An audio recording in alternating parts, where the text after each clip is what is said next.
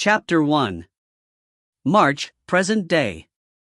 We sat side by side on white sand, gentle waves sliding onto the beach with just a whisper in the sun low, about to tuck itself behind the horizon. Pink, purple, and gold streaked the sky and reflected on the water. The mixed smell of salt and cocoa butter wafted on the warm air. I closed my eyes and inhaled deeply, trying to pull the whole scene in so it would become a part of me. His tangy sweet scent filled my senses. Fresh mangoes and papayas mixed with lime and sage and just a hint of man. I would never forget that smell. I opened my eyes to find his exquisite face only inches from mine.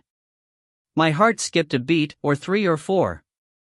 The gold flecks in his hazel eyes sparkled brightly. His full lips lifted at the corners in an enticing smile.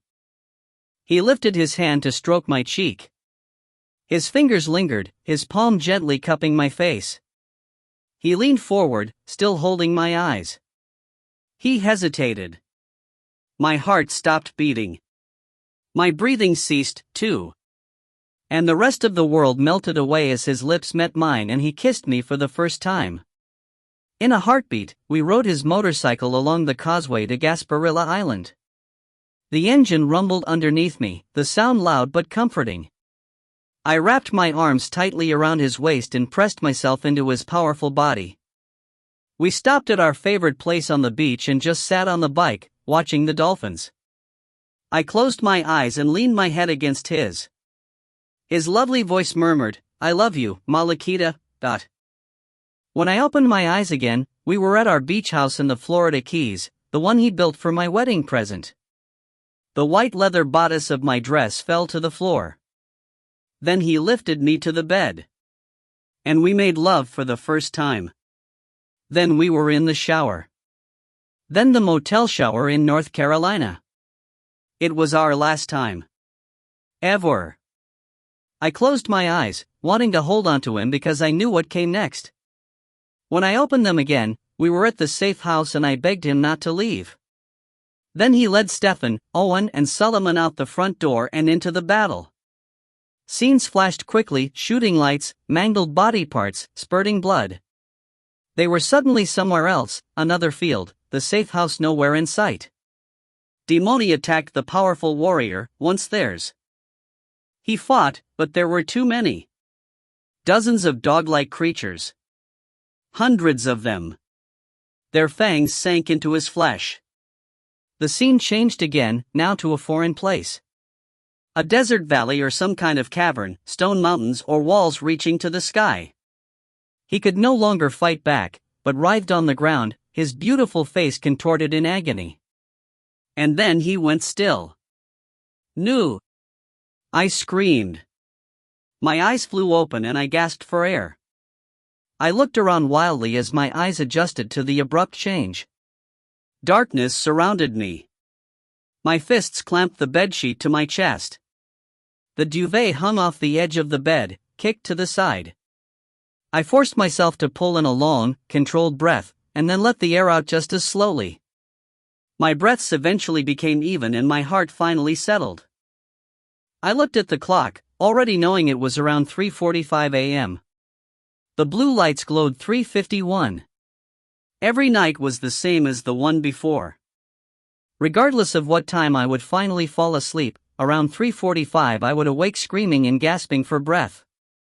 My imagination created the last part of the memory dream, but the rest was real and very precious. Some nights, when my subconscious knew my soul needed more, I relived some of our other times together. I threw myself back on the pillow and squeezed my eyes shut, trying to remember in my conscious mind what my subconscious could so easily play back. I struggled to pull the image of the beautiful face back into clarity. The edges blurred, as if an oily film coated the lens I looked through. I'm losing him. The image had become dim, faded with time. I can't forget. I can't forget, damn it. But remembering had become so hard. My dreams showed Tristan perfectly, but my waking mind had lost the clarity, unable to focus on the details. I tried to recreate the scenes, the good ones, in my mind, focusing on the background, the feels, the smells, hoping my wandering mind could bring his face into view naturally. My scheme began to work. The blurry edges started to sharpen, the light on his face grew brighter, the hazel eyes came into focus. My consciousness drifted off as I held onto his face. And then I heard his lovely voice, distant and muffled, "I'll come back. I promise." My dream self felt surprised and confused. "This is new." Then clear and close, "Alexis." It wasn't the same voice. Evil. Demoni. Evil. The alarms of my sixth sense rang in my head. The beautiful face disappeared as my heart nearly jumped out of my chest. I shot up and realized I sat on my bed again. I glanced around the darkness for the source of the gravelly voice. "Who's there?" I asked, my voice thundering through the silence. A shadow shifted in the corner. Two small, red lights glowed from about 2/3 up the wall. I realized they were eyes. It can't really be demoni, can it? We hadn't been bothered for over 7 years. Not a single visit or even a threat. Nothing at all. They had what they wanted. Don't you know? The shadow moved forward, just enough for the light from my clock to slightly illuminate a face pale, bluish-white in the clock's glare, glowing eyes and fangs. The light reflected off his glimmering teeth, bared in an evil grin, if that's what you could call it, and I knew for sure those were fangs. And I knew immediately what he was. From what I could see, he favored some of my characters, as if he'd stepped out of the pages of the books I wrote. Such a strange feeling, to feel as though I'd awakened in my usual way but no, I was dreaming again. I had to be. Monsters were real, but vampires were not. See, Claudius? My voice shook. I knew this dream was about to become a terrible nightmare. With his dark hair floating around the sides of his face, this visitor looked similar to my Claudius, leader of the evilest vampire nest in my make-believe world. Ha! The shadow barked. So you do see the resemblance. I didn't respond. I stared wide-eyed at the barely visible face, wondering what would come next. My heart pounded in my ears and my lungs seemed unable to pull in any air. I wanted to scream myself awake. But I couldn't. I was frozen. The vampire came closer, almost near enough to touch, if I dared to reach out. "I am not your dim-witted Claudius," he growled, "but my world and my ways are very similar. In fact, too similar. You are bold and foolish, to tell the humans." In a strange way, the dream made him more real. More frightening than any of my characters, even Claudius. The timbre of his voice held promises of horror, the sound more terrifying than I ever imagined when I wrote. But his words made no sense. I don't understand. I am not stupid, woman, and I know you are not entirely ignorant. I know who you are. You know what I am. You have crossed the line in revealing our truths. You must stop writing and exposing us, Alexis. Or we will stop you ourselves. The flaming red eyes narrowed. The nostrils flared. The vampire cocked his head and growled again. "No more, Alexis, or we will come for you." Pop. The overhead light suddenly flooded the bedroom with brightness. I was sitting bolt upright in my bed, my heart hammering again, wide awake with the sound and light. I blinked at Mom's figure standing at the foot of my bed. "Are you okay?" she demanded. My eyes adjusted and now I could see her looking anything but vulnerable, though she only wore a short, baby doll nightgown. Petite, but tough. She stood with her body tense, coiled and ready to fight, as her narrowed eyes scanned the room. Then she rushed to my side and braced her hands on each side of my face. She seemed to appraise every inch of me. "I'm fine," I muttered, pulling my face from her grip. "You don't sound or look fine. You scared the crap out of me." I lay back down and closed my eyes. And I had a bad dream. That's all. She stood there for a long moment and I could feel her eyes still on me. I never heard her footsteps, but the light switched off and the door clicked softly in the latch when she left. Mom was used to me having bad dreams. She had no need to question me. When I awoke again, sunlight streamed under the blinds, creating narrow lines of light on the boring beige carpet by my bed. I lay on my stomach and stared at the floor for a while, not wanting to be awake. Then I remembered the dream, not the usual memory dream, but the new one. I turned over and looked around the room. Of course, no evidence of the vampire. He was just a dream, but it had felt so real and was just so uncharacteristic. Last night was the first time I dreamt of anything but those memories since the day my husband disappeared into enemy hands. Then I remembered the other anomaly of the night. The whispered promise. But neither the lovely voice nor the memory dream had returned the rest of the night. Damn vampire. I closed my eyes and tried to pull the face I wanted to see into my vision. A pointless effort. Only a vague image appeared. I was forgetting. As time had passed on, as the conscious memories faded, the feeling Tristan was still alive weakened. For the first few years, I'd felt his presence and the grief of living without him nearly consumed me. Eventually, a fog drifted in and settled, dulling the pain and the memories. Foggy Alexis arrived and I liked her. She kept me numb during the day, allowing memories only at night, when I slept. But now the dullness seemed to be permanently obscuring my conscious memories and dissolving our connection. Forcing myself to let it go, I focused my mind on the only things I'd been able to focus on for the last 7 years, my son and my writing. Dorian served as the bright spot in my otherwise black life. He lit my path, keeping me from straying away into the complete darkness of insanity. If his father hadn't already set precedents, it would be hard to believe I could love anyone as much as I loved Dorian. I sighed heavily and made myself stand up. I already felt today was not a good day. I felt all wrong. Something inside ticked, like a time bomb. I had a warped sense of time, but I was sure it had been a while since I'd had a really bad day. Since Psycho Alexis had made an appearance. Perhaps those 2 new dreams had something to do with my mood. Or maybe I had too many pent-up emotions, making me ready to blow.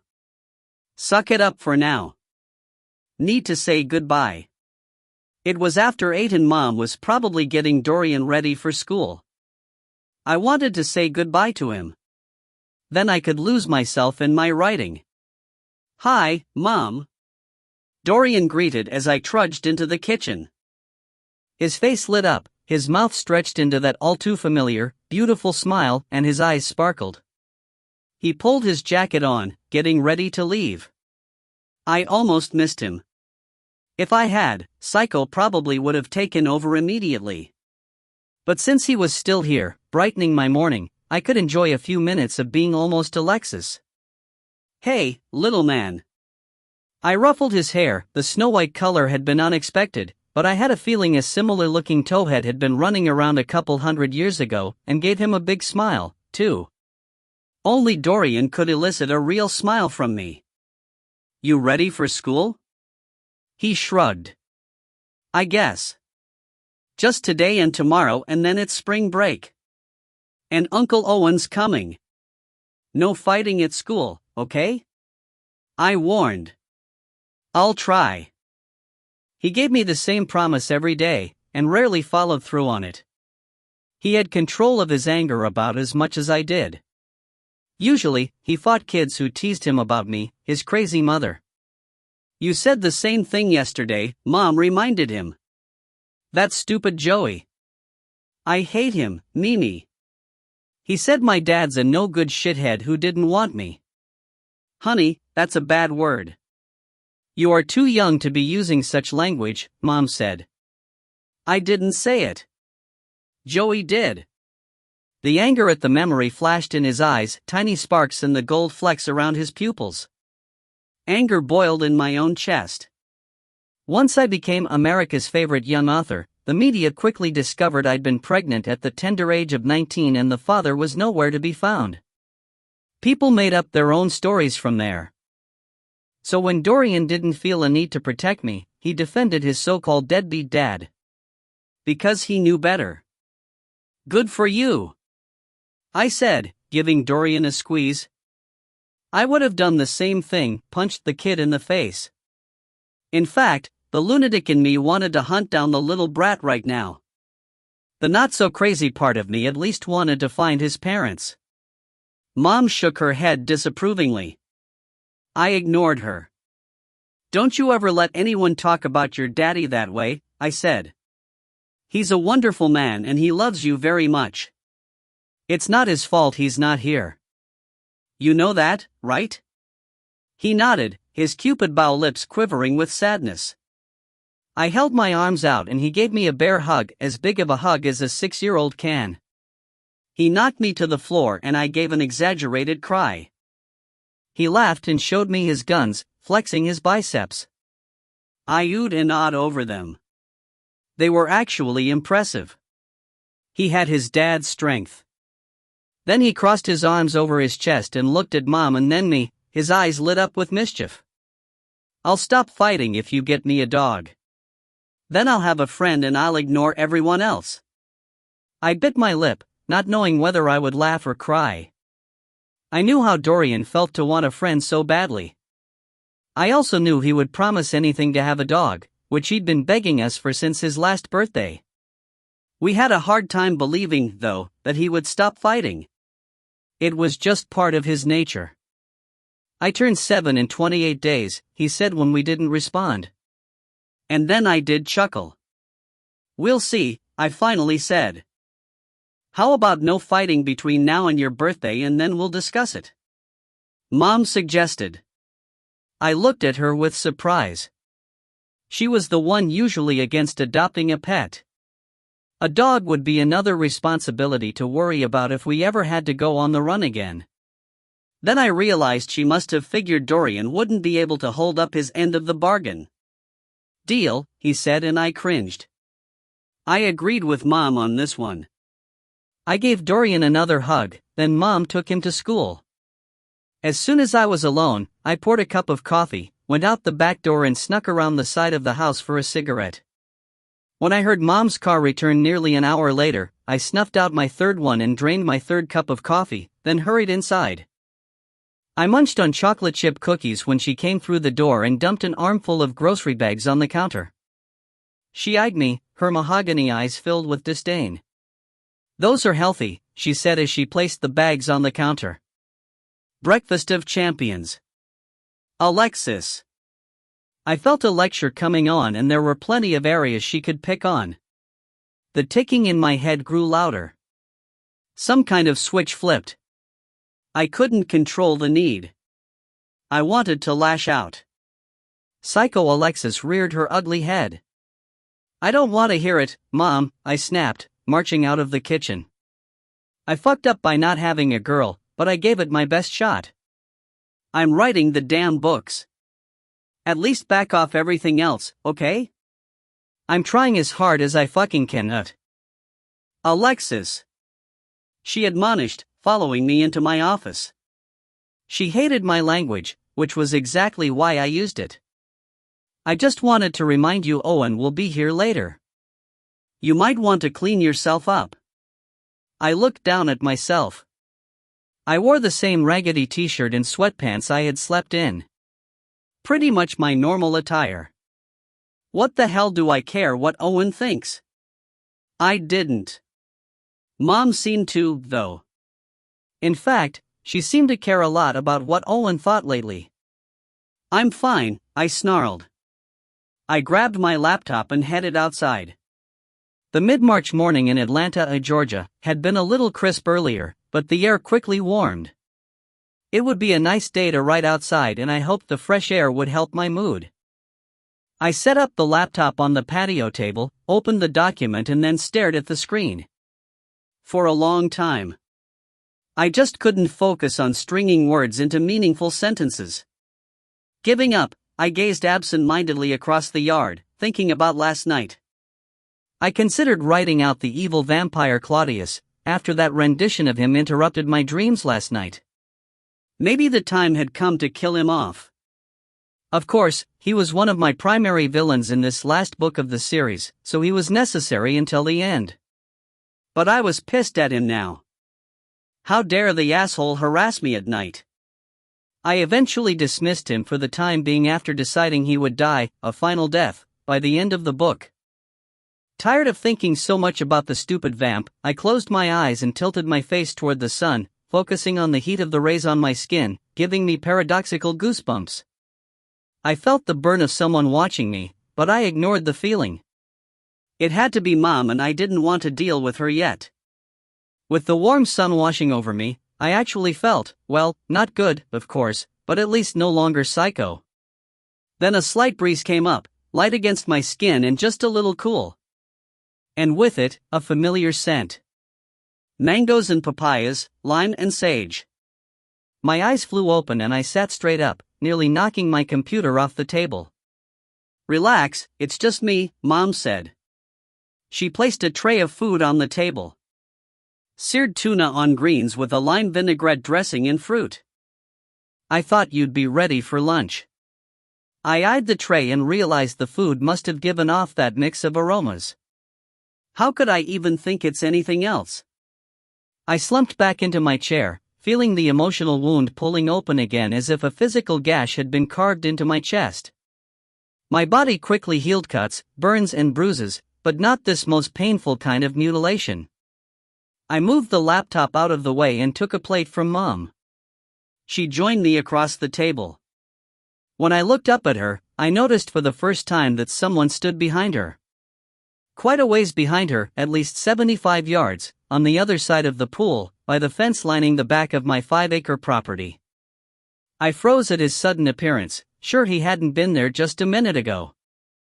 Something fluttered in my stomach and I couldn't tear my eyes away from him. I stood up and took a couple steps toward him, not able to control myself. He just watched me, his arms folded across his chest. Could it be? I had a sudden need to see his face. I slowly moved another step or two toward him, frightened and curious and hopeful. Who are you? Alexis? Mom startled me out of my trance. I turned back to look at her as if I'd forgotten she was there. She had twisted in her seat to see what had me ogling. Who is that? I asked, raising my arm toward the man. She brushed her chestnut hair from her face and peered behind me with her inhumanly sharp eyes. Who? I don't see anyone. I turned back to him. He was gone. I thought, what the hell? Did he flash? Was it him? Or a protector? Or just my imagination? Probably one of the landscaping guys, Mom finally said. They have a different crew out today. No Amadis? Not until Owen comes later. Oh. He just kind of disappeared. And he was staring at me. Mom raised her eyebrows. There would be many reasons for that, my dear. I looked at her for meaning. She just shrugged. I tried to see the stranger's face in my mind, but he'd been too far away. His build, though, his height, the way he stood, so familiar. I slumped back into my chair and stared at my hands in my lap, fighting back tears. It's not him. It's not him. It's not him. I tried to convince myself. I'd had other instances of mistaken identities, but because this was in my own backyard, it felt different. Worse. Especially because the stranger had simply disappeared, as if he hadn't existed in the first place. As if I'd been seeing things. It doesn't hurt. Just losing my mind is all. I shoved my plate away and stood up. I had to get out of here. Because it did hurt. It hurt like hell, actually. For some stupid reason, something inside me had soared high with the tiniest glint of hope, then dive-bombed into the pavement of reality. All the pieces inside shattered into even smaller ones, if that were even possible, cutting open old wounds and making them throb and bleed again. I clutched at the pendant, my gift for our one and only Christmas together, as if it could soothe the pain. You didn't eat anything. Mom pointed to my plate, then gestured at me. You eat all that junk food and look what it's done to you. I give you something healthy and delicious and you don't even touch it. The last tick of the bomb sounded. Psycho Alexis could be suppressed no longer, and a switch didn't just flip this time. The whole bomb exploded. I'm not hungry, okay? I roared. Why can't you just leave me the hell alone? The pain shock on her face stabbed me in the gut. I fled to my bedroom. Who is he? Why did he stare at me? And what did Mom mean? I went straight into my bathroom and, for the first time in, what? Probably months, I looked in the full-length mirror and really studied myself. My mouth dropped. How'd I get so old? I demanded of my reflection, moving closer in, staring at a face that appeared to be 55 years old. Dark puffy circles surrounded my bloodshot eyes that were once a deep mahogany, just like Mom's, but were now a flat brown. Deep lines permanently etched my forehead, between my eyebrows and around the corners of my mouth, which drew down into a permafrown. My skin was pale and sickly looking, blotchy and aged. My hair, a dull reddish brown, hung lifeless down my back in strings. Holy shit! Grays! I looked closer at my head and stopped counting at 10. I'm not even 30. I stepped back to see if my body looked just as bad. It was worse. How'd I get so fat? A round pooch protruded in front. Where did these huge hips come from? And my ass? No wonder I preferred sweatpants and elastic waist shorts. My breasts were the only part that looked smaller and saggier. I crumpled to the floor, wailing a mix of sobs and screams. What's happened to me? What did I do to myself? I'm fat and ugly and old. And alone. All alone. I literally looked twice my age and I never noticed I was getting older. For me, life stopped at 19. I knew time had passed. Dorian's birthdays were the biggest marker. Another year went by. Plenty had happened, but I hadn't lived it. I'd just been going through the motions, barely existing in the fog. Over 7 years gone that I'll never have again. And I looked like 27 years had gone by. I'd let all that stress take a toll on me and my body while never realizing that the essence of me, was aging. Images of the last 7 years flashed through my mind like a slideshow while I lay on the bathroom floor with my eyes closed, tears still seeping. Pictures of Dorian, his first smile, his first steps, his birthdays, his first days of school, were bright. Others were dim book launches, signing tours, buying my first house with my own money. Those experiences should have been remarkable, but I'd let them slip by, barely noticed, like water through a sieve, as I wallowed in my pain and loss and loneliness instead. How could I be so stupid? So wasteful? So fucking miserable? I cried for some time. Then I grew mad. Mad at myself. Then mad at Tristan. The anger boiled up and exploded again. How could you do this to me? My voice came raw and scratchy as I screamed at the top of my lungs to ensure the one who left me behind heard me, wherever he was. I pounded my fists on the floor, breaking the tiles. How could you leave me? Why haven't you come back? It hurts so much. I am so alone. I broke down in hard sobs again. Where are you? Come back to me. Save me from this emptiness. I cried until my chest and stomach hurt. Then I curled into a ball on the bathroom floor, closed my eyes and pulled out every single memory I could possibly grasp, forcing their clarity, no matter how much they felt like daggers piercing my soul. That first night of class, when we met. The first time he smiled that angelic grin at me. Looking into those hazel, sparkly eyes, full of love. The first time he touched me and the unusual spark. Our first kiss as the sun set that fall evening. Cooking together. Motorcycle rides. Christmas, when he gave me the pendant, explaining it was a piece of his heart. His warm laugh. The night he proposed. His strong hands and powerful arms holding me close against his hard body, feeling so safe and so loved. And our wedding on the beach. Our wedding night. Darkness overcame me. Mom knocked once and I told her to go away. She didn't come back until much later. I didn't move from my fetal position on the bathroom floor. I no longer cried. I physically hurt from the sobs and didn't think I had any more in me. I barely acknowledged her as she helped me up into my bed. But I hugged her fiercely as she tucked me in, as if I were 6 again. "It's okay, honey," she murmured in my hair as I held her tightly. "It will get better. I can feel it." "Mom?" Dorian squeaked from the doorway, his stuffed shark tucked under one arm. "Are you okay?" I propped up on an elbow and held my other arm out to him. He crawled onto my bed, squirmed under the covers and snuggled against me. "I'm okay now," I said as I wrapped my arms around him. Mom laughed, turning off the light and shutting the door behind her. "Please don't be mad at Dad," Dorian whispered in the darkness. "Don't yell at him for leaving. You said it's not his fault.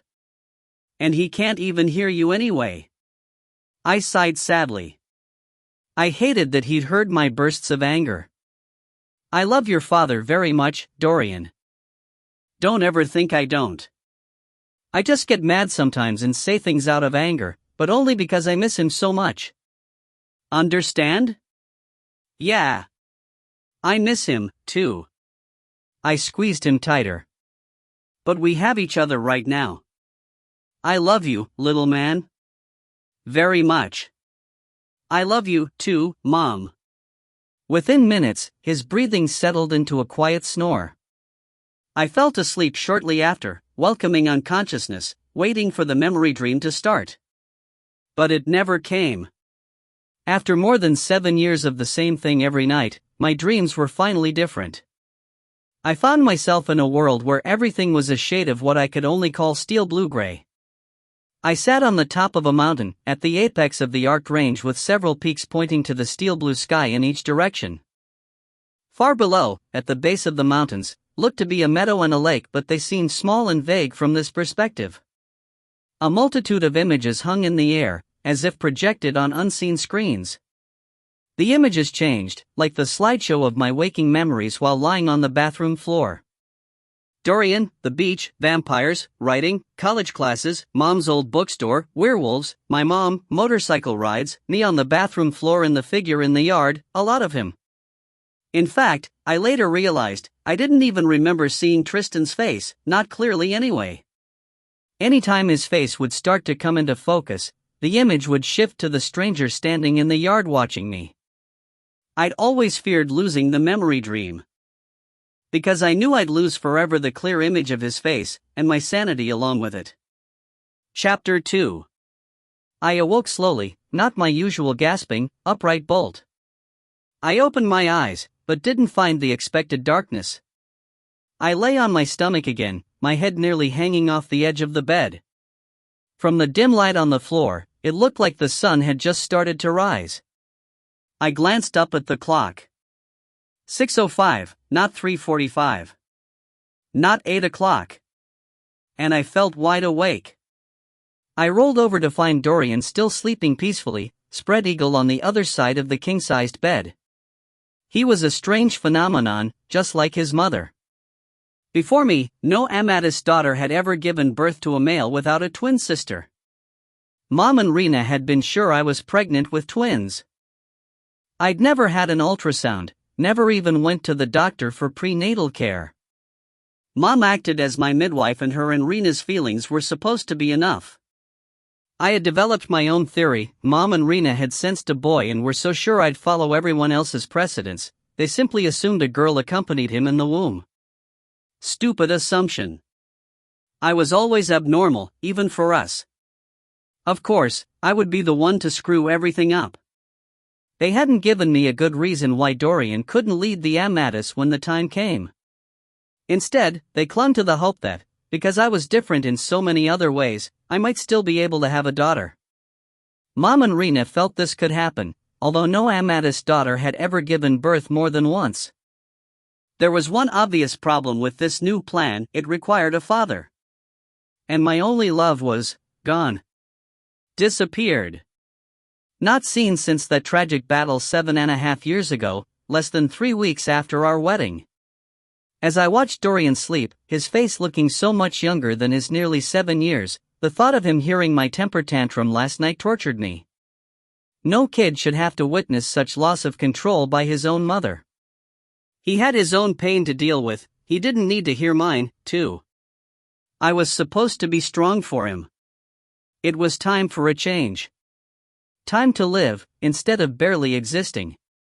Time to discover the real Alexis. I couldn't entirely let go, that was out of the question, but I could surely move forward with some things. Right? I needed to, for me and for Dorian. I owed him. He deserved more than almost Alexis. But how? I thought I could start with my writing. I needed to get back on track with it. I hadn't written for nearly 2 days, finding it difficult to write the final chapters of the last book of the series I'd started 6 years ago. The series was a wildly successful, although dark, love story bringing together the worlds of humans, vampires, and other creatures. I stayed out of the talks of movie deals, so they hadn't come very far. I didn't care. Shortly after Dorian's first birthday, my agent started harassing me for another book, since the first one did fairly well. She reminded me of my contract, but I didn't care. Writing was a part of my old life, I told her. That's not who I was anymore. Who are you, then, Alexis? She'd asked. You're barely alive. Your characters are more alive than you. At least they do something. I finally promised her I would try, just to get her off my back. And Mom and Rena, too, who insisted I start on the new idea I had before my world fell apart. I had decided I could use writer's block as an easily acceptable excuse when asked why I never produced anything. But no one ever had to ask. I discovered, once I forced myself to sit down at the computer, I did still enjoy writing, and the stories came effortlessly, as if they'd been given to me by some other force and I simply served as a tool. As time went on, I found the escape to be even better than my dreams. Apparently, I'd created a welcomed escape for my readers, too. As the normal world came into its own dark times, people looked for a fictional world in which to lose themselves. The world I'd invented became one of the most popular choices. Knowing I'd given this to readers, a little escape from their miserable lives, was one of the reasons I enjoyed writing. Because I knew exactly how they felt. Now that I'd almost completed the entire story, however, I struggled to bring it to an end. Just 2 days ago, my fingers flew across the keyboard, barely able to keep up with my thoughts. But as soon as I ended the chapter and started a new page for the next one, the flow of words ceased, as if turned off at the source. I knew how the story ended. I just couldn't put the words together. Yesterday, I'd blamed it on the vampire dream. But I knew the real reason. I had no ideas for the next story, which meant no other world to throw myself into. Then all I would be left with was my own life of nothingness. Perhaps knowing how close I was to that abyss sparked yesterday's meltdown. I needed to push past this obstacle, though. I needed to do it for Dorian. Perhaps ending this series would allow me to end this chapter of my life. Perhaps Dorian and I could move forward with a fresh start at a new story. Perhaps the new dream was my subconscious trying to tell me something. Or, perhaps Swirly Alexis had stepped in overnight, mixing my thoughts into a mass of confusion. I hated Swirly Alexis almost as much as Psycho. Nothing made sense with her. I often had a hard time distinguishing between fact and fiction when she ruled my brain. Today will be another doozy, I thought with a sigh as I crept out of bed, leaving Dorian to sleep for another hour.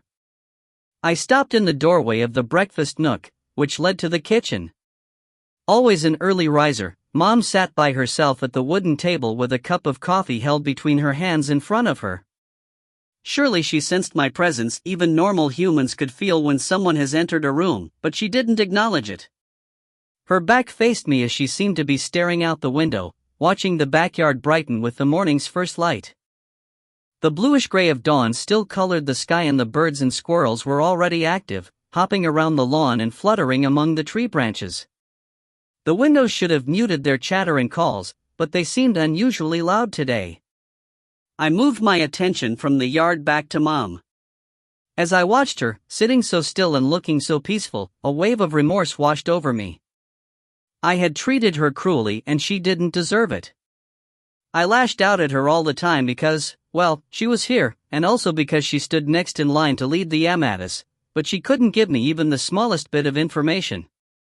I held a certain amount of resentment for that, but I knew she had no control over it.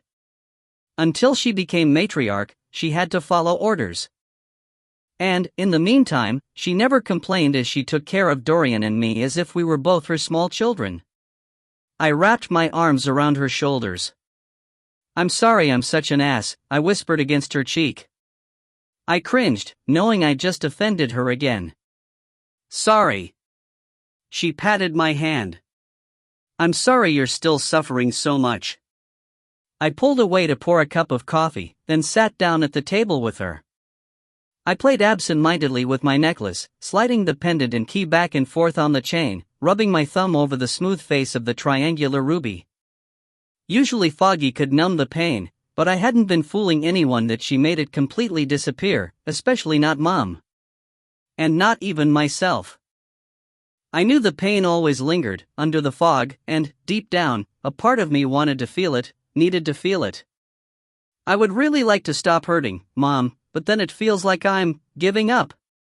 "Nobody would blame you, honey," she said quietly. I stared into my coffee cup. I know. They'd probably be glad I was finally coming back to reality. 7 years is a long time. Not really. Not for us, she said, waving her hand to dismiss the idea. I still mourn for Stefan. My breath caught at Stefan's name. I still mourned for him, too, but he was a protector. I mean, not a boyfriend or real love or anything. It's not the same. Yes, but we were very close. We even talked about dating, but were afraid we'd ruin our friendship. I miss him very much. Mom sighed. And I still mourn for my true love. I looked up at her with wonder. She'd never mentioned her true love before. Yes, honey, I've lost my own true love. Many years ago. It was 1910, a very different time, before either of the world wars. Oliver was an Englishman visiting Italy, where I was born and raised. We fell in love at first sight. I followed him back to England and we married almost immediately. Barely more than a year later, he died. He'd become terribly sick and no one knew why. He probably had cancer, but we didn't know back then. I couldn't save him. A single tear slid down her cheek. She brushed at it with the tips of her fingers and then wiped at her eyes before any more fell. Mom, I had no idea. He was my soulmate, Alexis. And just like you, I had such a short time with him. As you can see, I still grieve for him. But life goes on and so do we. She smiled, just a turn of her lips that didn't reach her eyes. So, it's not how long it's been that bothers me, honey. I understand. But you mourn for their deaths. Tristan isn't dead. I can't believe that. I don't mourn. I hang on. Look how miserable you are, honey. I know hanging on is part of who you are. Ever since Stefan left when you were little, breaking your heart, I realized you were given the capacity to love more intensely than even me. Once you allow yourself to even trust enough, you become so attached. But, do you really think Tristan would want you to live like this? Tears pooled in my eyes. This wasn't the first time she'd brought this up, so it wasn't the first time I'd thought about what he would want for me. He would want me to be happy. I knew that with my brain, but my heart didn't care. I had to hang on and wait for him, regardless of how much his absence hurt. She was right. That's just how I was. If I don't live like this, if I don't feel the pain, I'm afraid I'll forget. And I can't forget. She took me in her arms and I cried on her shoulder. He's already so dim, fading in my mind. What if I lose his face? What if I can't remember anymore? Very quietly, she said, maybe it's time to let go, honey. I felt like Mom had just slapped me. Swirly Alexis jumbled my thoughts, but Psycho pushed her away, and the insane anger from yesterday returned. No! I yelled, slamming my fist on the table, startling her.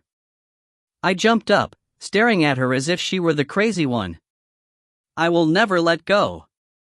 I grabbed my coffee cup and stormed outside. A tumult of emotions battered at me, a hurricane raging in my mind. How could I make any changes, move forward, if I refused to let go of the pain? Letting go of the pain, of the misery, of exactly what caused days like yesterday, meant letting go of Tristan. And I absolutely refused to do that. Did that mean changing would be impossible? Did I have to live like this until he returned?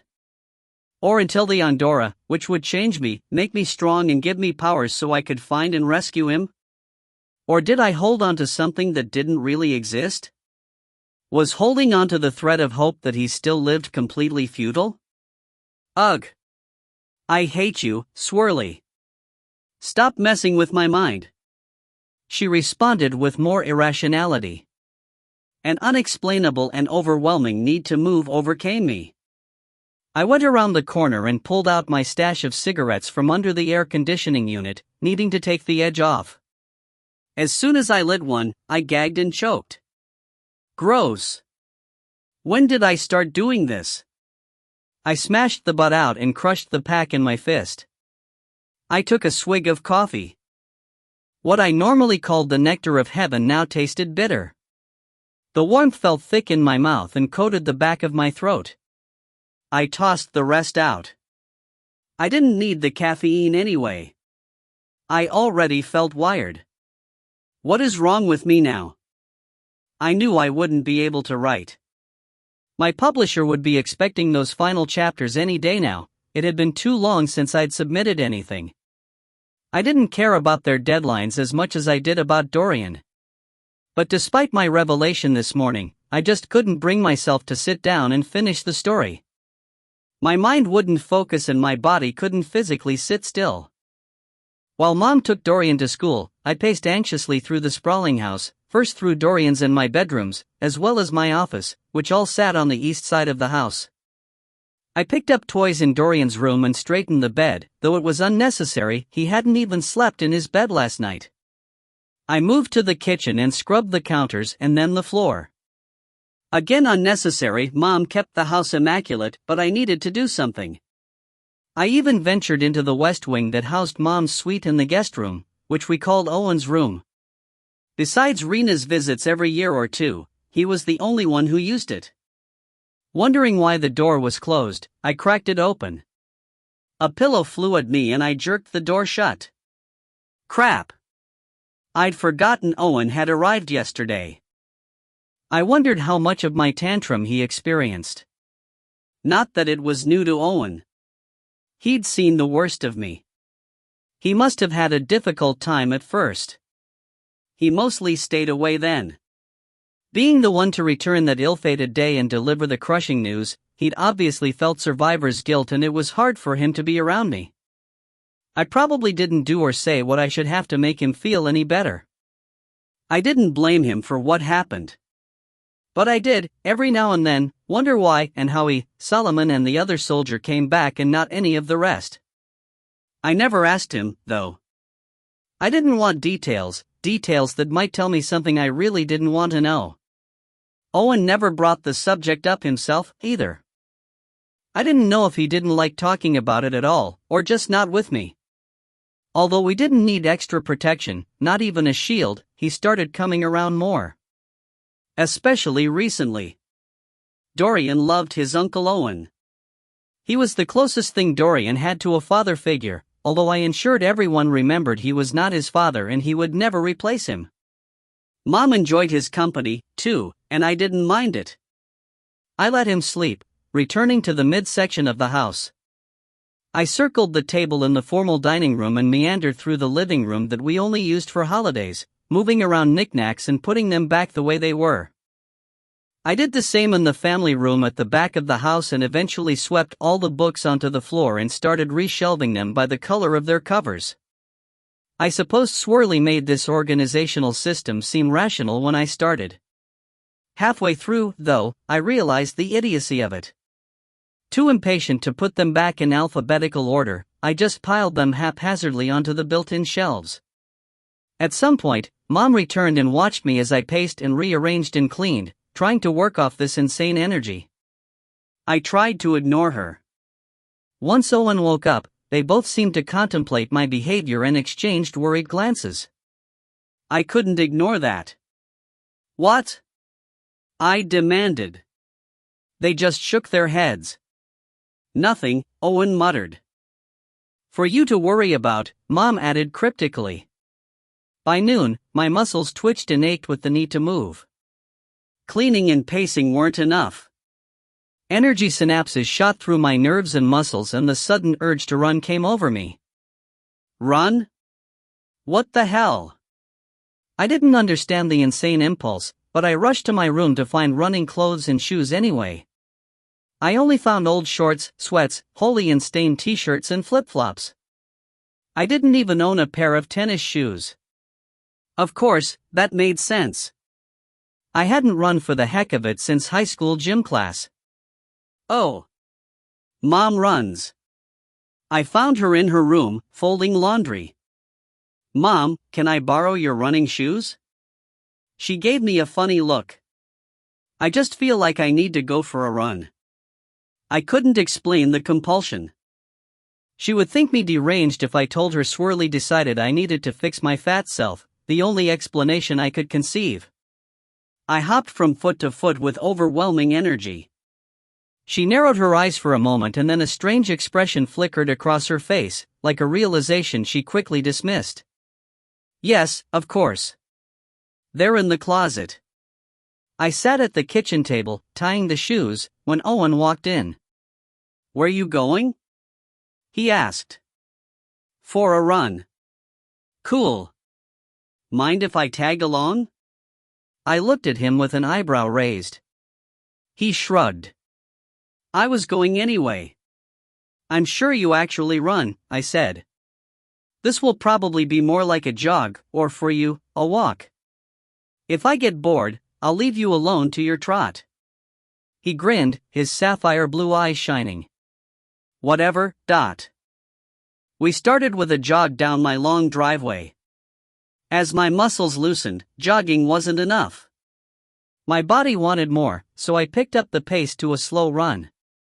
Then a faster run. "When'd you start running?" Owen asked as we picked up speed for the third time, neither of us breathing heavily. "Now." He looked down at me, his blonde hair falling across his face. He wore it long now, past his ears but not quite to his shoulders. He gave me a strange look. "Really?" "Really. I'm wearing Mom's shoes because I don't even own any." Ha! He didn't seem to know what else to say and let the subject drop. Once off my property, we'd taken a right and ran down the middle of the quiet, residential street for several blocks. All the homes on the street sat on a minimum of 2 acres, most with gates at the driveways and hedges at least 6 feet high lining the street. The neighborhood featured privacy and the people who lived here could afford to pay for it. We moved here nearly 3 years ago, when my books really started taking off and the media started paying attention. We'd stayed in the safe house in Northern Virginia until a few months after Dorian's birth, when Mom deemed us healthy enough to move. The safe house was supposed to serve as a place of refuge for Amadis people needing to escape or who were newly converted. With me there, Rena refused to let anyone else come. So my presence created a few issues and we couldn't stay permanently. We moved to a house near Virginia Beach. I liked life there more than Atlanta, but we'd lived in a small town. Small towns weren't always conducive for the famous or semi-famous, anyway. Especially when they're loony. Atlanta and this neighborhood provided a better environment for me and my insanity. There were really just a couple of incidents that indicated to the world I wasn't quite right in the head. But they were enough. The first time occurred several years ago at a book signing in New York City. I sat by the bookstore's window and out of the corner of my eye, I saw a tall man with sandy brown hair walk by the store. I ran outside and took off after him, leaving a line of fans awaiting my signature. When he turned the corner and I saw the unfamiliar profile, I collapsed to the sidewalk bawling. The second time, Mom and I were eating lunch with my publishing team when someone made a remark about the absence of my son's father and suggested I start dating. I flew off the handle. Finally, during a televised interview, my mouth open in mid-sentence, I caught a glimpse of someone standing in the shadows offset. For a moment, I thought I'd seen Tristan, that he'd made his homecoming a surprise. Then I realized someone had set down a life-sized, cardboard cutout of a young Brad Pitt. I remembered the conversation of the actor's character in Legends of the Fall the night of my first ever kiss and burst into hysterical laughter. I couldn't stop chortling, though the tears streaming down my face were those of grief. Someone finally dragged me off the set. The first incident happened before I became too famous and the luncheon was private, so they were easily covered up. But the last one took place on live television, aired nationally. The country woke up that morning to quite a show. That was 2 books ago. The publisher took me off the circuit and I didn't have to make any public appearances for the most recent book. Fine by me. I hated them anyway. I preferred this private life. We would have to move again soon. People would notice Mom wasn't aging. But, then again, maybe we could just switch places. She looked like how I should at my age, 27, rather than her true 123 years. And I didn't look exactly 100 years older, but I did look old enough to be her mother. As I ran, I thought about mentioning this idea to her. It would at least make her chuckle. I owed her that. Owen indicated a left turn at the intersection we approached and I followed his command. What the hell? I don't really care where I go. I just want to run. Though the sudden urge made no sense, the actual activity seemed like a positive action. It was probably swirly messing with my mind, but I really felt like running was a rightness among all my wrongness. But then Owen had to blow it and almost make me regret the whole thing. Rough night last night? He asked once we turned the corner. You heard? Yeah.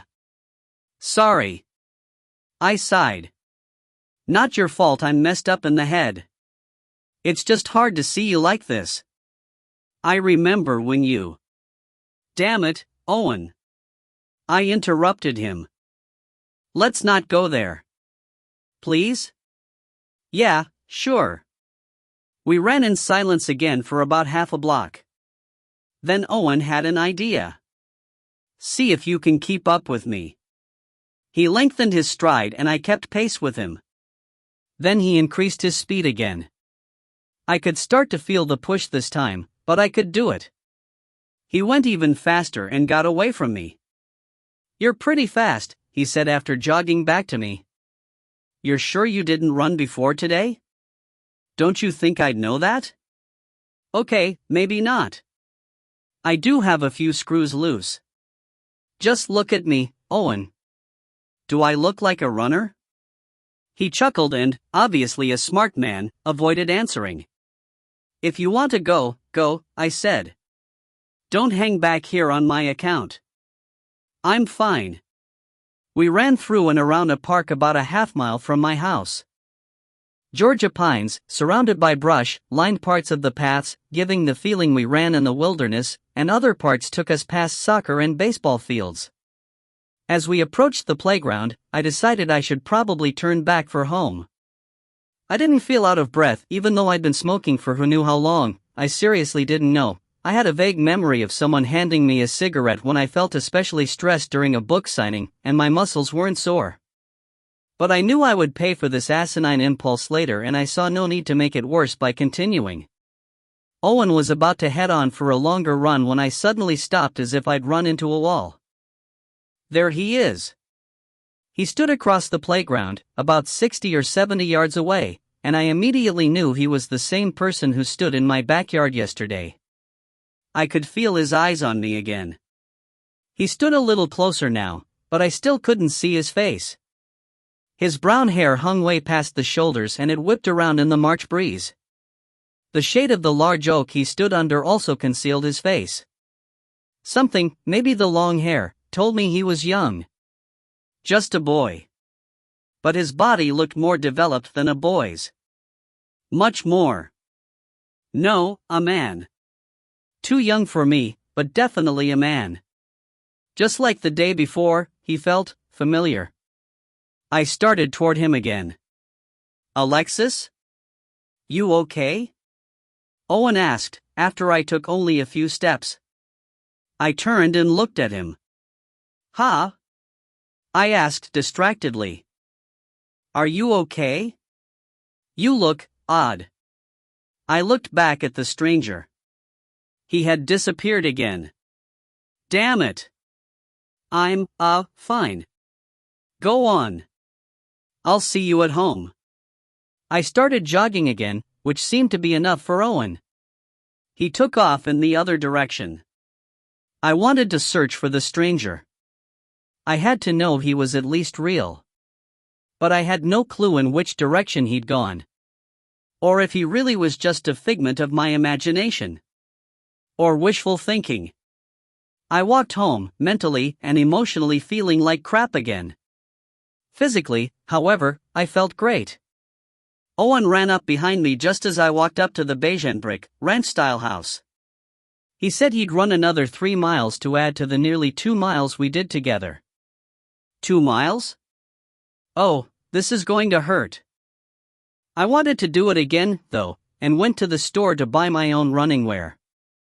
Of course, I would probably be over this idiotic impulse by tomorrow and would never run again, but right now, it made perfect sense that I needed my own running shoes. Which was how Swirly operated, making the most irrational thoughts seem logical. You're sure you want running shoes? The pock-faced kid at the sporting goods store asked, his nose slightly crinkling. I mean, we have walking shoes. Or my mom really likes these cross-trainers. He pointed to a pair of plain white shoes that looked like they belonged on a grandma whose idea of exercise was walking around the Walmart. Are they good for running? I asked, my annoyance clear. I run. He gave me a doubtful look, but led me over to the running shoes. I couldn't blame him, except for the part of making me feel as old as his mother. Stupid kid. What does he know? He couldn't have been more than 5 or 6 years younger than me. There you go, he said a while later, handing me a bag full of shoes, socks, shorts and sports bras. Good luck with your, running. Maybe he was being polite. Maybe a genuine smile stretched across his face. I didn't know. With my deranged frame of mind at the moment, the grin looked like a smug smirk to me and his tone dripped with sarcasm. The switch flipped again. I leaned over the counter, my face only inches from his. Who the fuck do you think you are, treating me like a worthless bag of shit? You don't even know who I am, not. He stared at me, his eyes bugged and his mouth wide open. I stared back. Did I really just do that? A couple of customers who'd walked in the door just in time to hear me stopped and gawked. Yeah. I did. I opened my mouth again and then shut it. Thankfully, I wasn't so far gone to make sure they knew exactly who I was as I went completely wacko on the kid. I grabbed my bag and stomped out of the store before I could make a bigger fool of myself. I stood on the gas, taking my anger out on my car, which felt bulky and sluggish. I forced myself to back off the accelerator because I already soared way above the speed limit. I aimlessly roamed the surface streets, first on the main roads, and then through a park-like residential neighborhood, but the urge to go faster overwhelmed me. As I sat at the red light blocking my turn to the highway, my phone beeped with a text message from Mom. She worried about my uncharacteristic absence. Where are you? Where did you go? I laughed out loud, a high-pitched sound that was just a little frightening, as I typed into my phone, crazy. Where else? I tossed the phone on the passenger seat, ignoring Mom's replies. Once on the highway, I moved over to the far left lane and floored the pedal. Speed. The faster, the better. That's what I wanted. That's what I needed. The speedometer held at 90. It felt like a crawl. The loss of control at such high speeds usually scared the hell out of me, but I couldn't go fast enough now.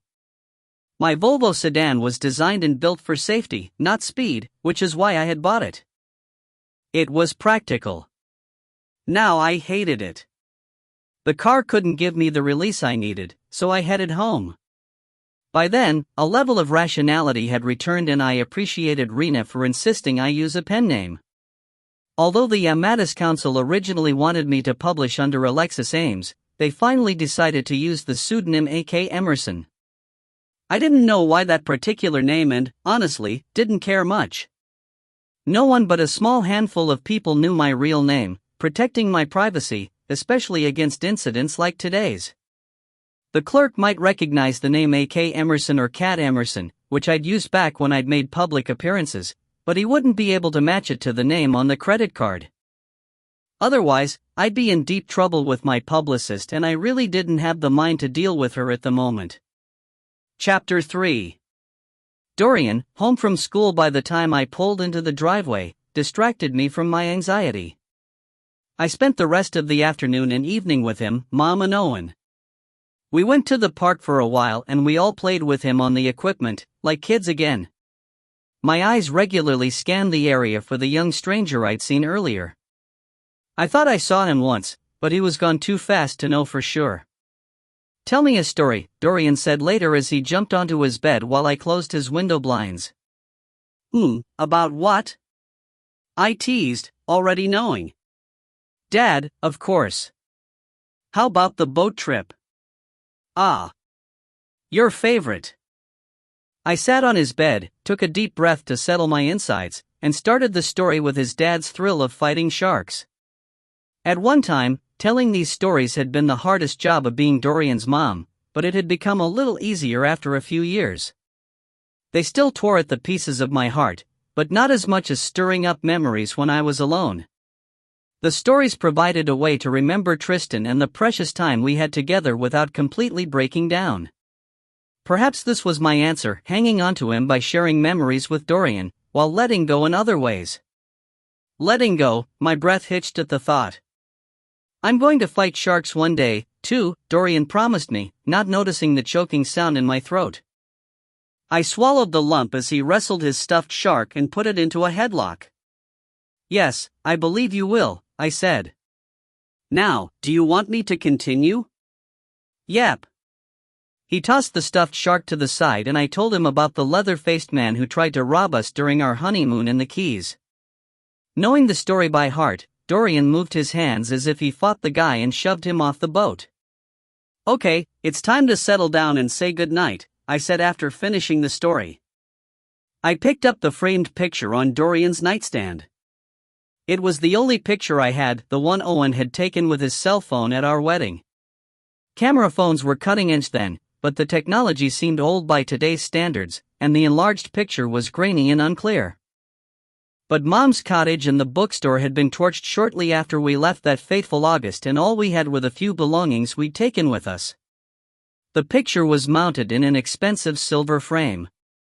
I had one just like it, lying in my nightstand drawer. If I left it out, on top of the nightstand, I could stay up all night staring at it and not get any sleep.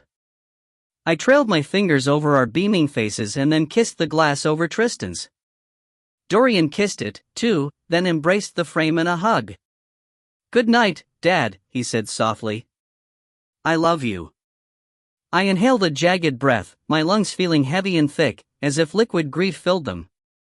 He loves you, too, little man, I whispered. And so do I very much. I held him until he fell asleep. I knew I should let him fall asleep on his own at his age, but holding him like this was the closest thing I had to holding his father. I would probably keep doing this as long as he let me. Exhausted from playing all afternoon, he fell asleep quickly. As I headed for the door, two small lights in the window caught my eye. At first, I thought I saw a reflection. No, they're outside. Two little fires. The dream from the other night flashed in my mind, the vampire and his red eyes. A chill ran up my spine. Then my pendant suddenly heated against my skin. I picked it up between my thumb and forefinger and glanced at it, then back up. The lights were gone. I stared at the window. I had closed the blinds earlier. I thought. Had I done both windows? Surely, I had. So how was one open now? I rushed to the window, my heartbeat spiking. I peered outside. Nothing there, but Owen's truck in the driveway. Not a creature stirred. No tree branches even waved in the air. I let out the breath I'd been holding, checked the window's lock and closed the blinds. I watched them for what felt like several minutes. They didn't move, of course. You're imagining things, is all. Of course, that was all. No big deal to be seeing things. That wasn't weird at all. Not irrational or anything. I shook my head to clear it. The lights were probably just a bizarre reflection of headlights ricocheting off Owen's truck and other surfaces. The blinds, I probably just forgot to close them. I held on to those sane explanations, feeling swirly trying to creep in.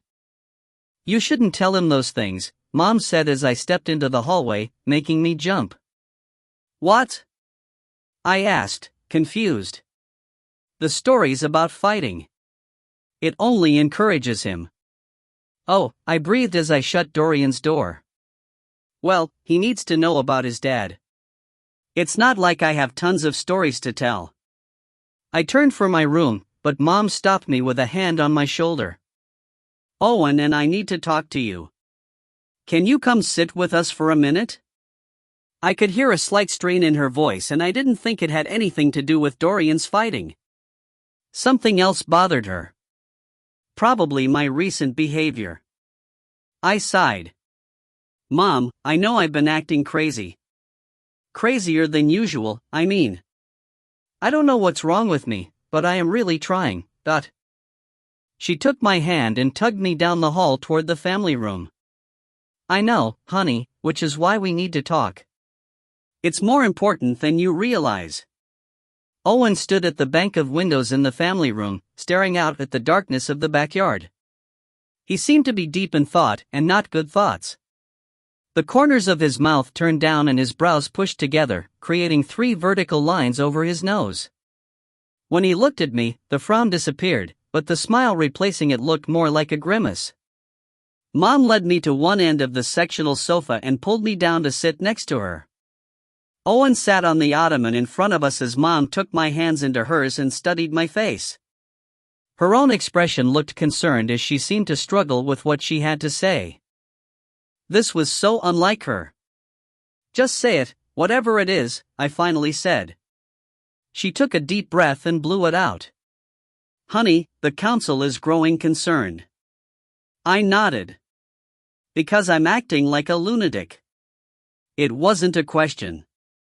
I was well aware of my demented behavior and now, apparently, so was the Amadis council. Did that kid at the store figure it out and go to the media? What are you talking about? I haven't heard anything. Mom narrowed her eyes. Did you do something? No. Not really. I was just a little rude. I didn't feel like giving a full account. I was embarrassed by my actions, but right now I felt too much on the defensive. Something about their attitudes and their expressions bothered me. Then did you and Owen tell the council about my insanity being worse than usual? Mom shook her head. No, honey. We haven't said anything. Not even to Rena. We know you're going through something right now, but like I said the other night, I can feel the truth that things will get better. Sometimes they have to get worse before they get better, though.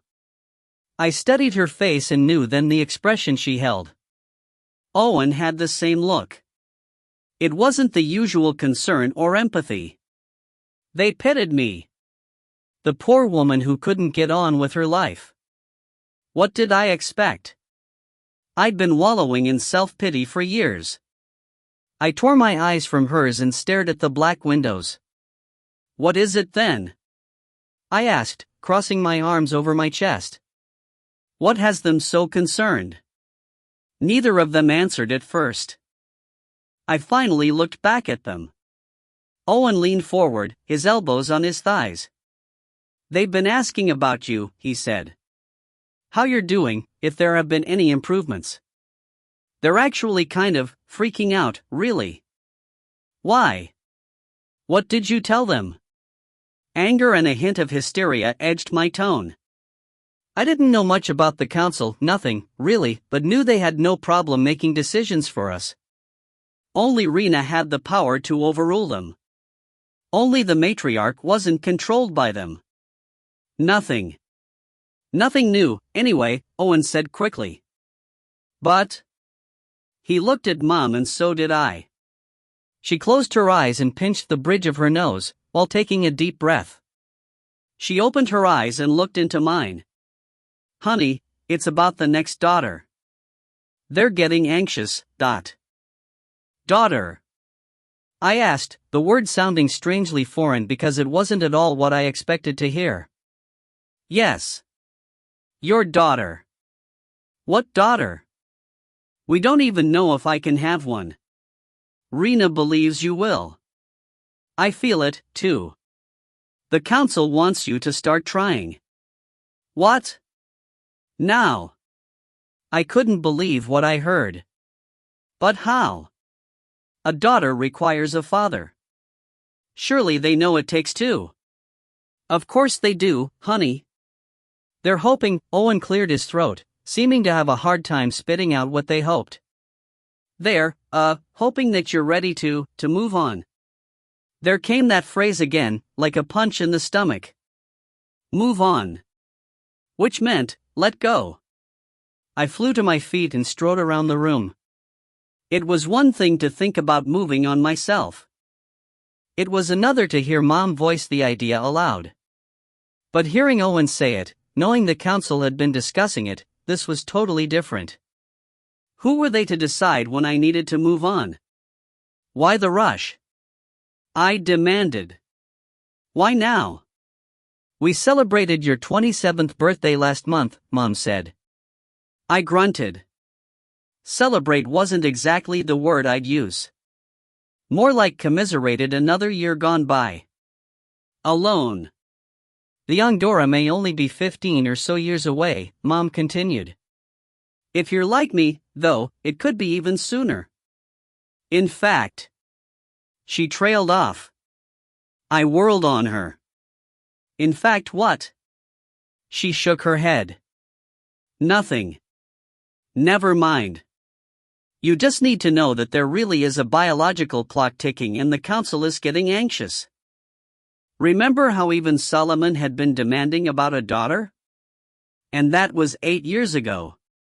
They would calm down if they at least knew something was being done. I threw my hands in the air. Like what? What am I supposed to do? Do they have some kind of in vitro clinic set up? Because that's the only way anything's going to happen. I won't be unfaithful. Mom sighed. Just be thinking about it right now, honey. We don't expect you to do anything. In fact, you should know that Rena and I, and some others, don't support any of this. If you are meant to have a daughter, if the Amadis is meant to continue under our rule, it will happen when and how it is supposed to. We just thought you should know what's going on, Owen added. I stopped pacing and leaned my forehead against the window, staring out at the backyard bathed in silver from the moon's light. I appreciated their candor. They still had to protect their secrets until I went through the Andorra, so I hadn't learned anything over the years. I hadn't even asked, since the day I realized my feeble human mind couldn't comprehend anyway. The day my world fell apart. But at least they shared this. Thank you, I whispered. Alexis, you do need to remember something, though, Mom said. You need to understand this won't go away. They will eventually increase the pressure. You are royalty, honey. You have responsibilities. Her words burned my ears, their meaning slowly washing over me, hot lava scorching my soul. I would have to choose.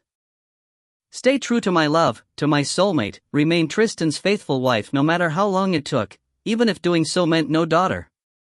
Or assume my responsibilities to a society that depended on me for its future, on the daughter I needed to have, even if it meant breaking my vows, letting go, moving on. The liquid fire scalded the edges of my wounds, making them throb with pain. Regardless of how much I'd been trying to convince myself that I needed to, I just couldn't move on. I couldn't let go of the hope that we would be together again.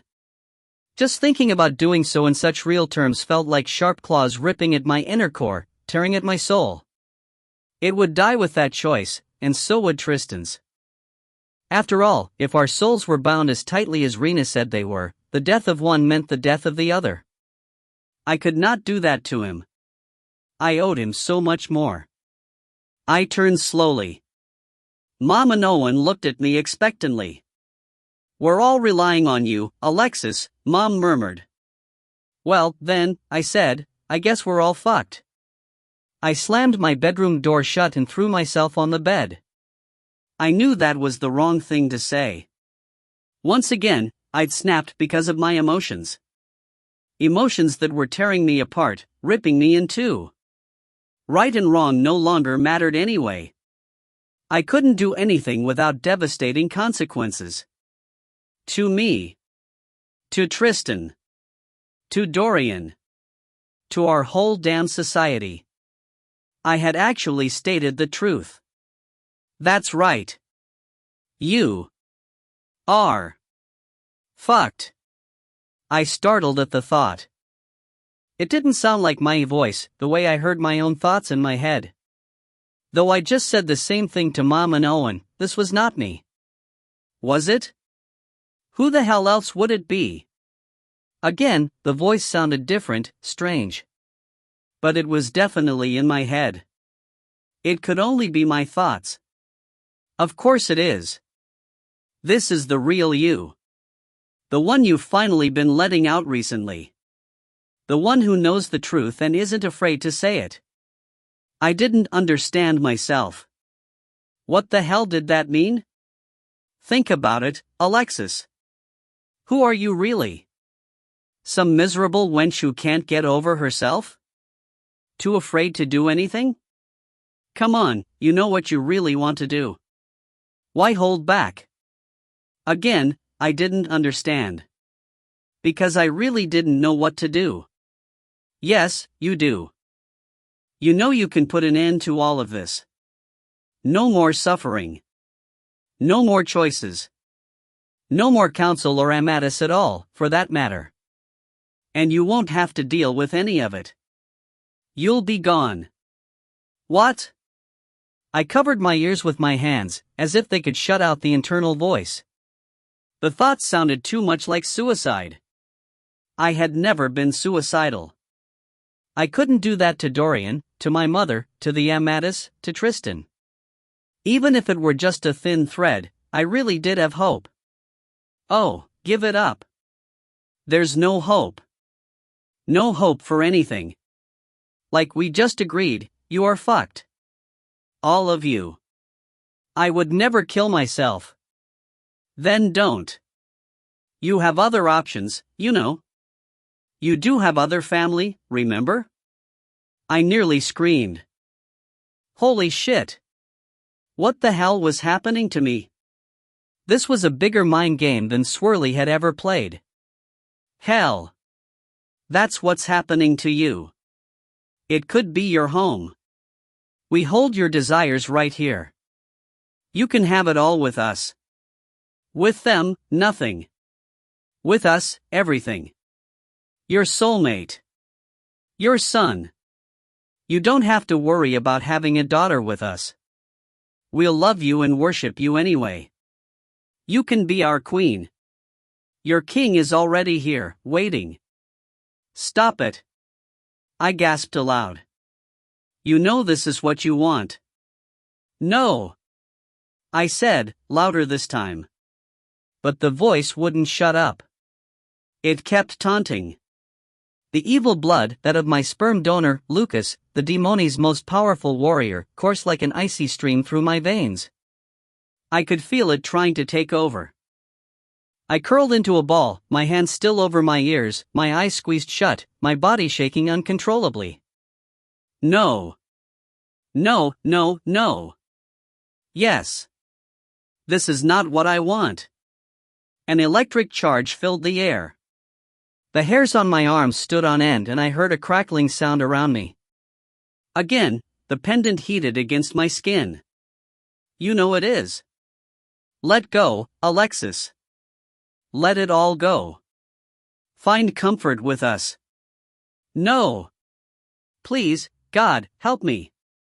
The voice fell silent. I trembled so hard, the bed shook under me. My pulse thudded in my ears, but at least I heard nothing else.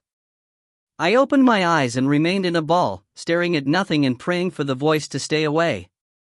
The energy in the room settled, as did the pounding in my chest. My blood finally warmed and the shivering stopped. But fear still wrapped itself around me. Nothing like this had ever happened before. I was half demony, but not evil. Rena assessed me every time she saw me and said the evil was repressed, virtually non-existent. So what the hell just happened? Was the state of my mind bringing out the worst of me? That was certainly possible, I supposed. I suddenly remembered the lights in Dorian's window, the two little fires. Had those been my own eyes? I shuddered again. This afternoon and evening with Dorian had been good. Too good. Almost as if I'd swung into a maniacal state from the chaos earlier in the day. And now I had to pay for it. The conversation with Mom and Owen, the realization of just how bad everything was, and evil Alexis trying to push her way out. I would really lose it at this rate, if I hadn't already. I just hoped the good side would win, that Mom would lock me up before I did anything bad. I couldn't move. I felt drained of all energy. I lay there, with the light still on, and squeezed my eyes shut. I needed to see the beautiful face. I just wanted to go back to the way things were, when I could count on the same dream, seeing him every night. I had my miserable moments then, but I was mostly just foggy and I missed the fog. If I never found real Alexis again, I preferred Foggy, who was 100 times better than all these other alter egos. The memory dream tried to replay, but even my subconscious mind couldn't focus, couldn't make his face clear. I woke up at 3:39 sobbing and my body burning. It didn't ache with soreness from the running. It actually burned as the muscles repaired themselves from the strain I'd put them through. When I finally fell back to sleep, the memory dream didn't start again. The slideshow on the mountain played instead, and every time Tristan's face started to surface, Owen's pushed it away. And the images of Owen weren't really memories. They looked more like possibilities. No, no, no. I'm not only forgetting. Oh, hell no. He can't be replaced. Awake at 5:28. I lay in bed, though, the aberration of last night still frightening me. The state of my mind seemed to be deteriorating and the council's demands had apparently been too much for my fragile psyche. I felt even closer to the edge of that abyss, my toes curling over its lip, my body leaning forward for the fall. Only Dorian and that wispy thread, frayed and in danger of snapping, kept me from the plunge. That tiny bit of hope. Please, baby, I need you. I need you, not anyone else. What if they... I couldn't bear to complete the thought, but then I couldn't help it. Would they force me to mate with someone else? Could I do that? Could I ever be able to tuck this part of me away and force myself? I didn't think so. Not without undeniable proof that Tristan was gone, really gone. But what if proof never came? Time alone seemed to be enough proof for the Amadis. When Rena joined our souls, though, during our wedding ceremony, she said nothing and no one could ever sever our union. Not distance, space, or time. The more I thought about everything, the less any of it made sense. Rena said we were made for each other. The angels had specifically created our souls to unite with each other. How could there ever be anyone else? Such an idea went against everything the Amadis had been banking on since I was born. Were they wrong? Were our souls not really one? Physical pain shot through my chest, taking my breath away. The pain answered my questions.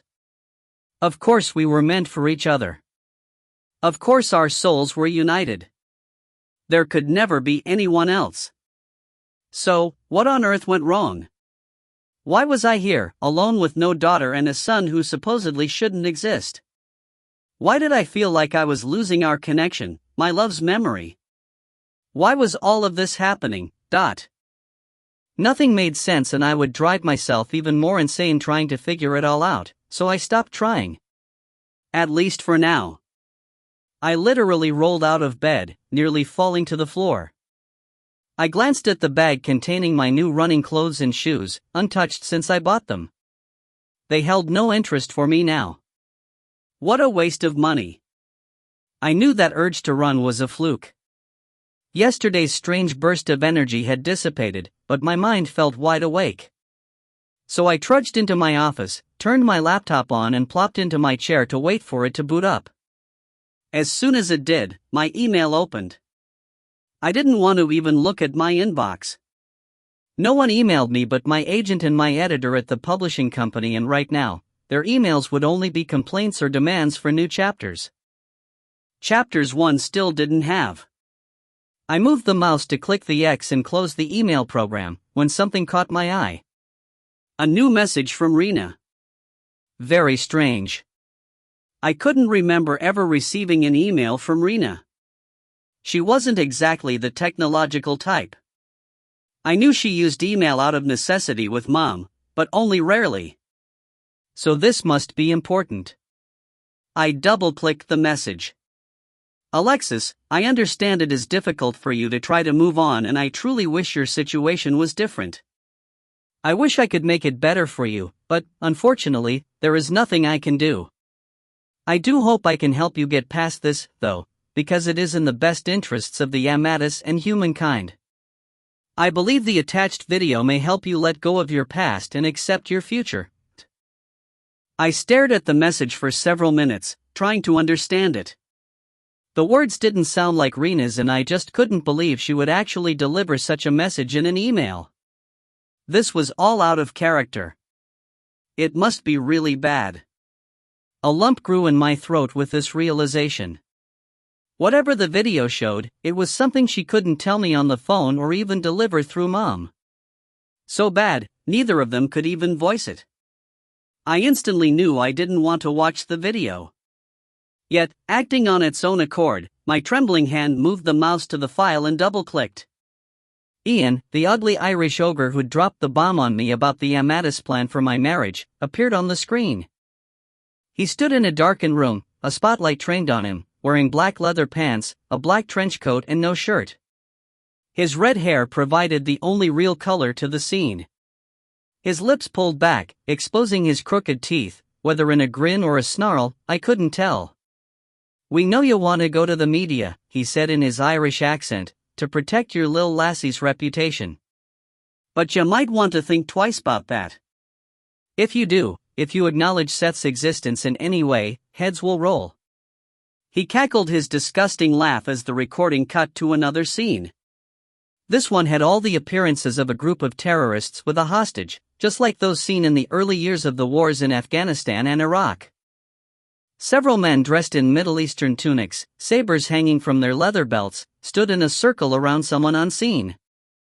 Those in front of the camera moved to the side. My breath caught. "Oh, no," I gasped. The shirtless hostage knelt on his knees, a burlap sack over his head. One of the terrorists, a demoni, I assumed, held his saber to the hostage's neck. I had no way of knowing for sure without seeing the face, but the build seemed close to right, too close, from what I could remember. And then I saw it. My hands flew to my mouth. The blood drained from my head, coagulating into a ball in the pit of my stomach. Just below the curve of the knife, on the hostage's chest, barely visible over his heart, a darker pigmentation against the rest of his pale skin. When our souls were joined in marriage, it had burned bright red. The Amadis mark. Choking, gasping sounds gnarled in my throat, the scream unable to pass the huge lump. You tell the world anything, we show them this, Ian spoke in a voiceover. Alexis! A voice screamed. A very familiar voice. One I had heard only in my dreams for over 7 years. It careened into a wail of tortured agony. Then the demoni with the saber jerked his arm. The camera's view dropped, but unlike the news producers who cut away from the gore at this point, it angled in on the burlap sack, now rolling on the floor in a pool of blood. Chapter 4. I felt completely numb. I sat completely still, only my finger moving on the mouse to click the play button over and over and over again. My brain refused to register what I saw as I watched it replay, as if I watched some amateur video staged in Hollywood, fake blood and all. But slowly, the reality of it slithered its way into my mind. And all I could think was, it's not him. Mom? Dorian asked, running into my office sometime later and making me jump. I slammed the laptop shut. I couldn't let him see that. He couldn't know about the video at all. Because it wasn't real. And that hostage wasn't his father. I opened my arms and he climbed into my lap. I held him tightly against my chest, the pressure of his body like a catalyst to keep me breathing. Alexis, Mom called from down the hall. I could tell she rushed toward us with each syllable sounding closer. Rena's email account's been hacked. Don't open. She cut herself off as she charged into my office and saw me. Something on my face must have told her I'd seen the video because her own face crumpled with what should have been my pain. I simply shook my head. She pulled in a deep breath and rearranged her expression. Come on, Dorian, honey, Uncle Owen's making you breakfast, Mom said. My arms fell numbly to my sides as she pulled Dorian off my lap. He ran off for the kitchen. It's not him, I whispered. Mom closed the door, came over to me and swiveled my chair around to face her. She squatted in front of me, her hands on my knees. Honey, she started. It's not him, I repeated, louder now. We don't know. I said it's not him. I threw my hands to my face. My body began trembling again. My head shook back and forth. It's not him. I don't know how I know. I just do. It's not him, Mom. It can't be. She rubbed her hands against my thighs. I know, honey. I mean, I don't know. I just know what you're feeling. I know it's hard to believe. I don't believe. I know. I cried into my hands. Don't you? Can't you feel the truth? She sighed. You know I haven't been able to feel anything at all. And we haven't been able to find anything. We've tried to send soldiers in, but, if the demoni do still have him, we have no idea where. I stopped shaking as I listened. She'd never given me so many details. They lie so much, we never know what to believe. And Rena's heard nothing from her other sources about any of this. She sighed again. And this video, we've never been able to figure out if it's him or not. Our people examined every frame and couldn't determine if it was even real, let alone who the hostage was. I dropped my hands from my face. What do you mean? You've seen this before? You've known about this? She grimaced. Yes, honey. We've had this video for a few years. A few years? My jaw dropped with disbelief. When the media did that whole character bashing about your having Dorian so young and out of wedlock, we were going to make an official statement. But then the demoni sent this video, threatening to send it to the media worldwide if we said anything at all. We decided it best for you and Dorian that we just keep quiet. Ignore the rumors and let them run their course. She paused, then added quietly, no one wanted you to see this. Until now. We don't know who sent it or why. It's obvious why. The council wants me to move on and they thought this would convince me. Well, they're wrong. It doesn't mean a damn thing to me. The next thing I knew, I sat at the head of my bed, my arms wrapped around our wedding picture and my knees drawn up in a ball. I didn't remember if I had walked here purposely or had fled to the refuge of my room. I didn't even know how long I'd been sitting here, rocking back and forth, whispering, no, no, no. Before this, I'd already worked through the first 4 steps of the grieving process, getting stuck on the depression part, and sometimes moving backward. I had never reached acceptance, though. The council, at least one person, thought they could rush me into it with this video. But the idea backfired. It pushed me back. All the way back to denial. Because I absolutely refused to believe my husband was beheaded in the video. In fact, with the way the camera cut away from the hostage and then the angle of the view, I couldn't be certain there was even a head in the sack rolling on the floor. The scene really could have been staged, just theatrics, as Mom seemed to imply. But someone obviously wanted me to see it, and to believe it. How stupid could they be? Did they really think I would be so easily convinced? Our connection was too strong. Or is it? I froze at this thought. I'd been losing him in my memory and now even in my dreams. Our connection had actually been quite weak lately. Mom knew that. Owen had probably figured it out. They said they hadn't told anyone, but now someone on the council knew and tried to take advantage of my weakness. Tried to shred my hope, as if slashing that grotesque saber right through my thread. I squeezed my eyes shut and saw the images in the video. It could be convincing, actually. Quite convincing. Especially with the Amadis mark on the hostage's chest. And his voice, beautiful and horrible at the same time, screaming my name. It's not him, I whispered again. Even I could hear the doubt in my voice. I shook my head. No. It's not him. I won't believe it. I felt something inside me start to crack, about to break. Probably break me down for good. Psycho Alexis tried to work her way in, blackening my heart and my thoughts with grief and anger. Then a rough growl in the back of my mind marked evil Alexis also wanting to take control. I shook my head again, more violently this time. I just need to feel you again. I know you're there. Then a thought occurred to me, rushing me to the back of my walk-in closet. I pulled out his bag, tore open the zipper and stuffed my face inside, inhaling deeply, trying to smell him, to bring back his memory, to feel him and know he still lived. The scent was so faint. After wearing his shirts every night for over a year, I'd finally packed them in here, his scent washed out of them. Feeling his physical presence with each touch of his belongings, I rummaged through the contents. Papers and keys for the beach house lay at the bottom of the bag. The letters I'd written every year on our anniversary were in there, too. Letters where I reminded him of his promise and where I made my own promise that I would come for him after the Andorra if he didn't come back first. Letters I could never send.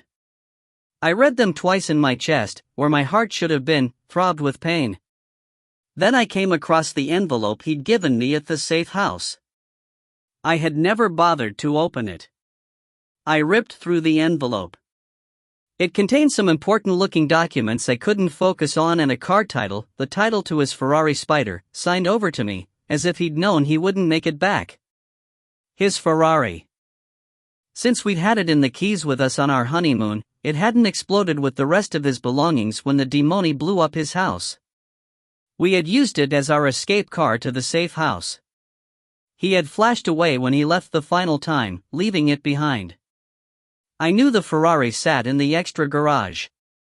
Not knowing I even had the title to it, I'd never done anything with the ostentatious sports car.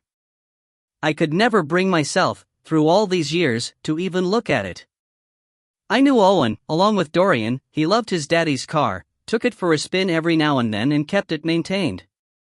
Mom kept the tags and insurance up to date. I dashed to the extra garage. There it sat, red and shiny like new, obnoxious and beautiful as ever. Owen had taken good care of it. I circled the car, running my fingers over the horse emblem just as I had the first time I'd seen it, and stopped at the driver's side door. This was not my side. I'd never driven the thing. I took a deep breath, popped the door open and slid inside. My hands caressed the tan leather seat and steering wheel, trying to feel Tristan's presence. I leaned back in the seat and closed my eyes, imagining that I could feel him sitting here right where I sat, his warmth and power surrounding me. And I felt even more convinced he was not in that video. His voice was edited in. They did not kill him years ago. I leaned forward and pressed my forehead against the steering wheel, my arm crossed against my stomach, focusing on the conviction. It's not him. Then I suddenly had the incredible urge to go again. The need overwhelmed me. I frantically searched the workshop bench in the garage and finally found the key in a drawer. I left, peeling out of the driveway. Driving felt good. Driving fast felt amazing. I sped down the highway, wondering if I drove as fast as he did. My senses felt so keen, so alert, I didn't feel like the car moved very fast as I weaved around traffic on the interstate. The needle on the speedometer hovered at 110. I drove for nearly an hour and headed home when the gas gauge fell to a quarter tank, and only then because I hadn't brought my purse. What is wrong with me? Insane impulses were taking over my life. I'd been bad before, really bad, but never like this. The messed up dreams, the anger and irritability, the impulses, the physical urges, the hallucinations, the voices, and now the fake video. Everything crashed down on me at once. I considered again that I was finally losing it. Mom must have thought the same thing. Maybe you need some time away, she said when I returned. A change of scenery. And where do you suggest I go? I snarled. The demons are inside my head, Mom.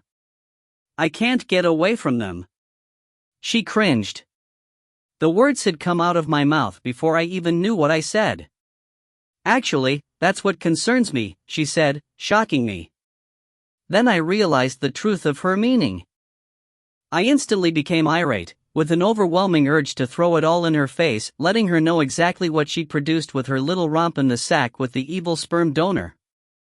Her intentions may have been to save him, but she lost him, and now she might possibly be losing me. Oh, are you afraid the demoni inside of me is finally coming out? I sneered. Maybe your little miracle isn't so good after all. Alexis. What does it matter anyway? They've totally mind-fucked us. The demoni, even the Amadis. They just use us. And now look. They've destroyed us instead. Him. Me. We're useless. Alexis Katerina. You really need to get yourself under control. I will not talk to you until you become rational. I burst into laughter. Rational? I asked between chortles. That's a good one, Mom. She narrowed her eyes, turned on her heel and stomped away. The urge to run away from it all, came over me. So I did. I threw on my new clothes and shoes and ran for miles. I didn't know how my body survived. Just a few days ago it was a lump of old, tired lard that hadn't moved more than necessary from bed to chair to bed again.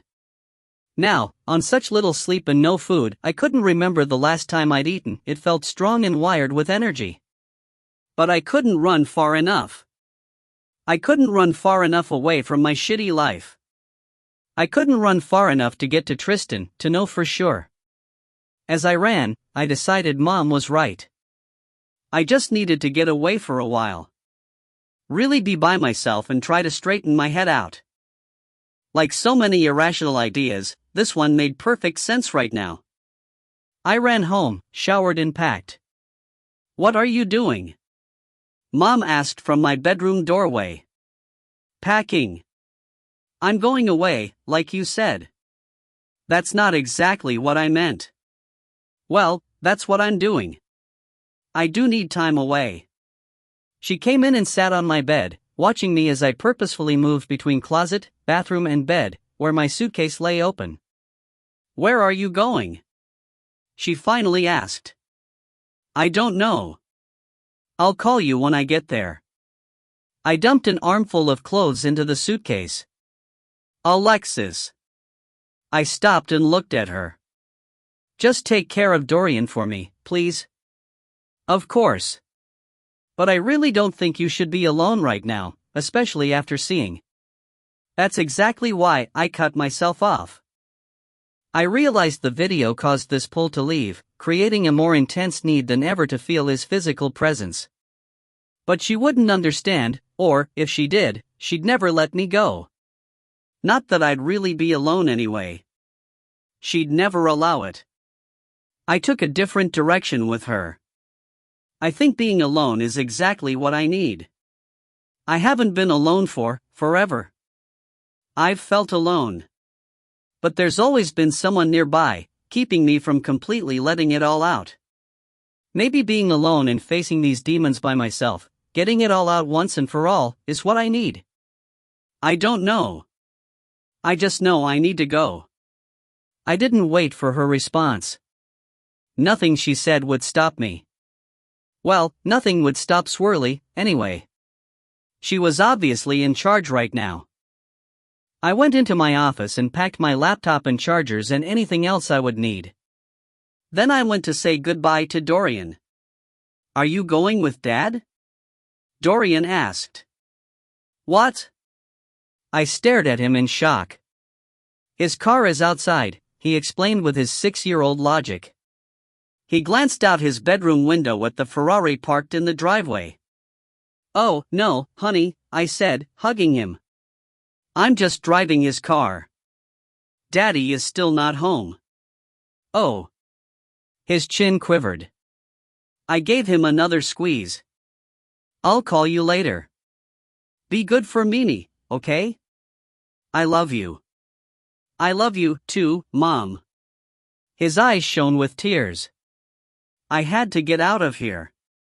I grabbed my laptop bag, my suitcase, and the other bag, Tristan's bag. I didn't know why I felt the need to bring it, but I did. Maybe I'll just burn everything and be done with it. Maybe that would bring the closure I need. No, I could never do such a thing.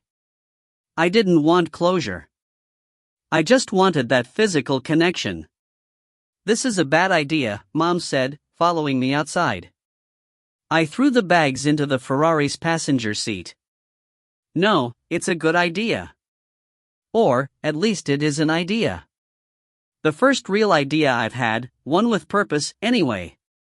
What kind of purpose, Alexis? You don't even know where you're going. I didn't answer her. I got in the car and left. Deep down inside, I did know my destination. After filling up with gas, the direction came automatically. Without a thought, I jumped on I-75 and sped south, then east, and then south again. As far south as the highway would go, as fast as I could go. Driving the Ferrari induced a rush of adrenaline through my veins. It purred at 120 miles per hour and it felt like no more than 70. My senses were so highly tuned, I couldn't even believe the possibility of losing control. I would come up behind someone creeping along at 80 in the left lane and smoothly move to the right, then slip back to the left. As if I was dancing, the car as my partner, and simply gliding around another couple. Instead of the blur of green and brown streaming by, I could see every pine tree, palm and palmetto bush individually. Possibly even every needle and palm frond. I even had some kind of sense for cops, because I automatically slowed down long before I saw the marked cars. I felt so liberated. And crazy, and maniacal, but I tried to ignore those theories. The farther I put Atlanta behind me, the more this decision felt absolutely right. Perhaps because I felt a sense of release with the idea of being free to do what I wanted to do, without watching, measuring eyes. Or maybe it felt right because I headed for a place where Tristan had once been, a place with real memories, a place with his presence. Then again, perhaps I just knew I needed to remove myself from the people I loved, before I hurt them any more than I already had, especially with this new evil Alexis, who was even worse than Psycho and Swirly. That thought brought Dorian's face to mind and the urge to turn around and run back to him. But something inside me knew this was more important right now. I needed to do this for him, for all of us. Whatever was going on with me right now surely couldn't last forever. Mom said things would get better, even if they became worse first. And Dorian didn't need to be around if and when things got worse. Yes, this is exactly what we all need. The drive should have taken over 12 hours. I approached Miami within 5. By 8:30 in the evening, I came to the turnoff to our little key. I slowed down, but, although I'd made this trip specifically to face the beach house and its memories, I couldn't bring myself to make the turn. Not tonight. Can't handle it yet. I drove 50 miles farther, to the end, to Key West. My hotel suite's window looked down on Duval Street, crowded with tourists hopping from bar to bar. I envied their normal lives and their ability to relax and have fun. I wanted to let go of my screwed-up life and pretend I was one of them. I only ventured as far as the hotel's bar and sipped some kind of frozen, fruity concoction. The outdoor bar faced the street and the passing crowds provided limitless opportunities for people watching. I felt bad vibes off some of the revelers. And a few set off my evil alarms. Both Tristan and Stefan had once said this was one of the demoni's favorite stomping grounds. I felt their eyes on me. They surely had to recognize me. They could capture me if they wanted. I tried to ignore my senses' command to run, telling myself I wasn't the frightened young girl I used to be. What's the worst they could do to me? I wondered as I stirred the pixie straw around my slushy drink. Would they torture me or just outright kill me? Maybe they'll bring me to my love.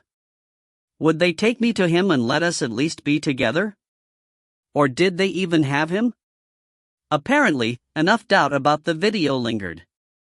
And then I wondered if they would decapitate me, too, and send the video to the Amadis. My stomach clenched. But then Psycho Alexis told me even that would be okay.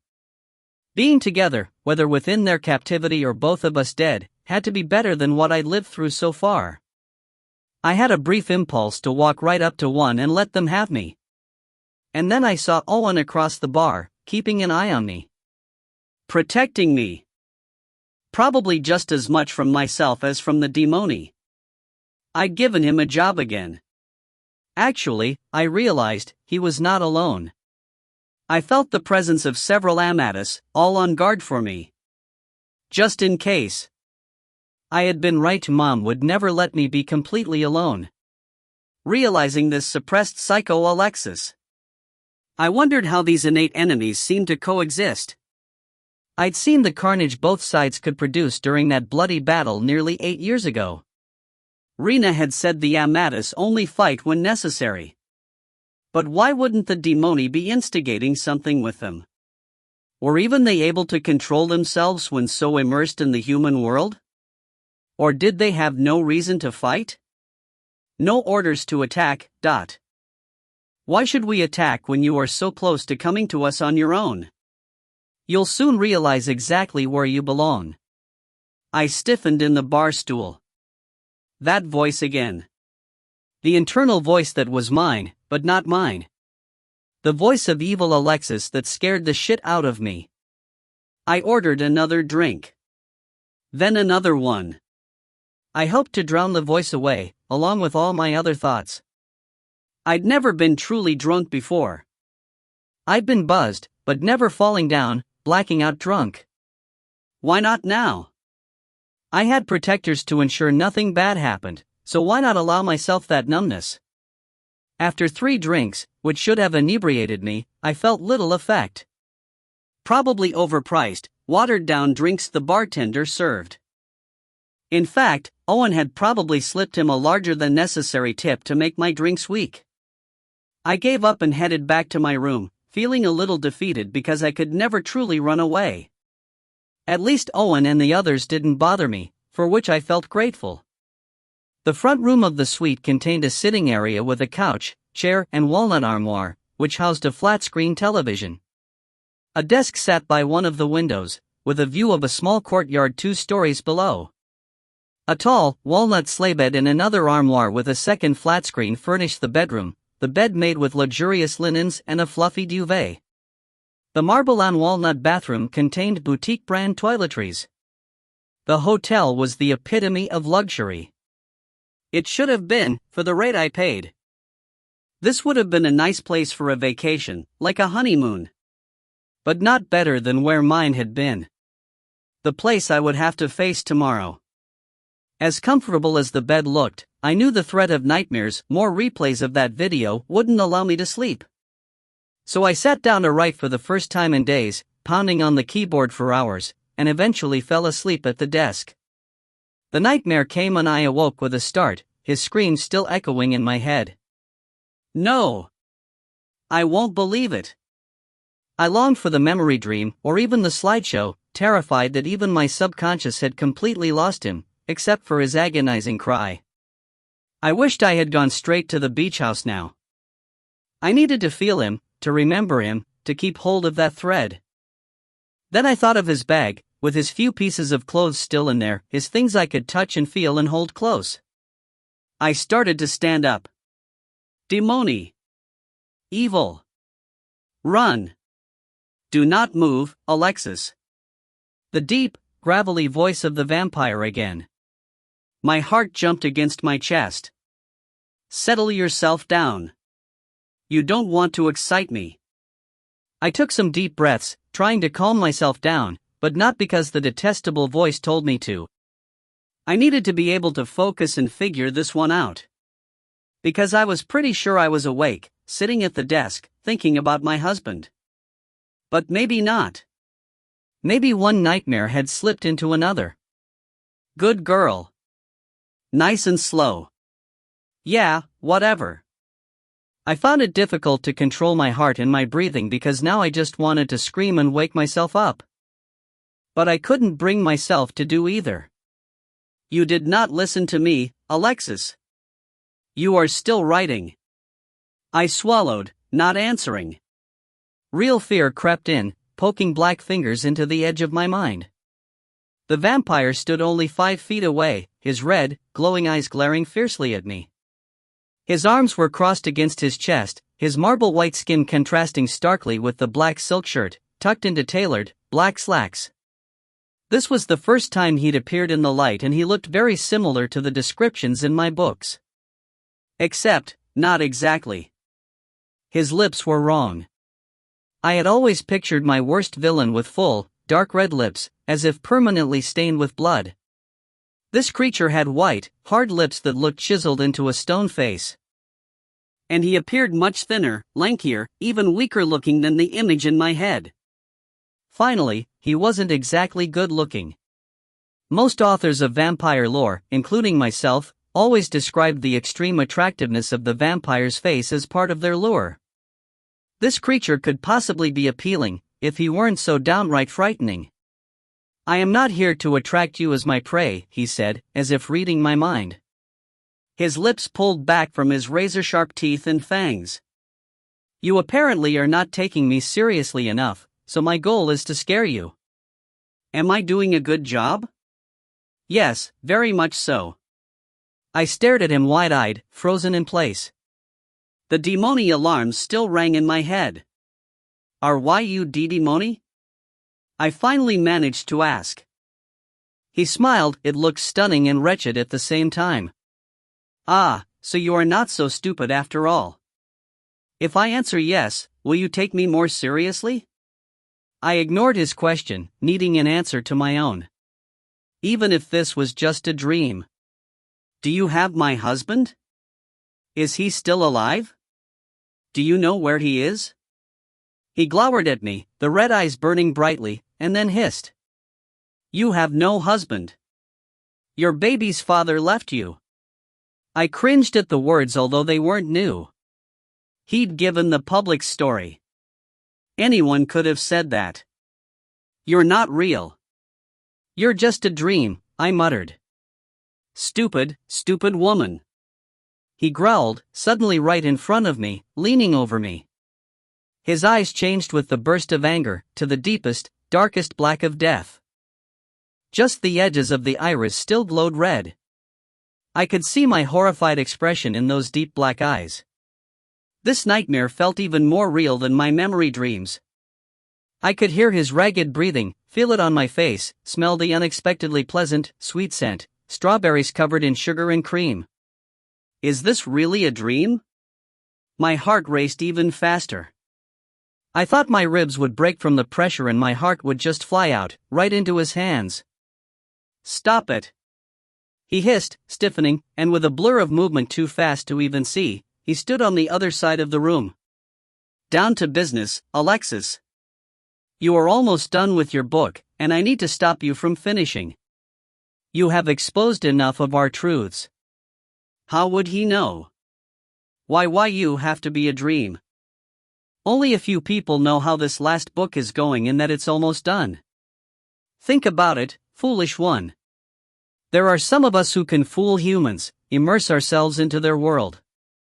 You have met a few. So even you can see we could have someone working at a certain publishing company? I stared at him, shaking my head, trying to make it all go away. This was nonsense, swirly screwing even with my dreams now. Wake up! This is my last warning, Alexis. Our last warning. Not one more word. Do you understand? I shook my head slightly. I didn't really mean to contradict him. The movement was more about denying this whole situation. You're not real, I whispered. Again, not to challenge him. I was trying to convince myself.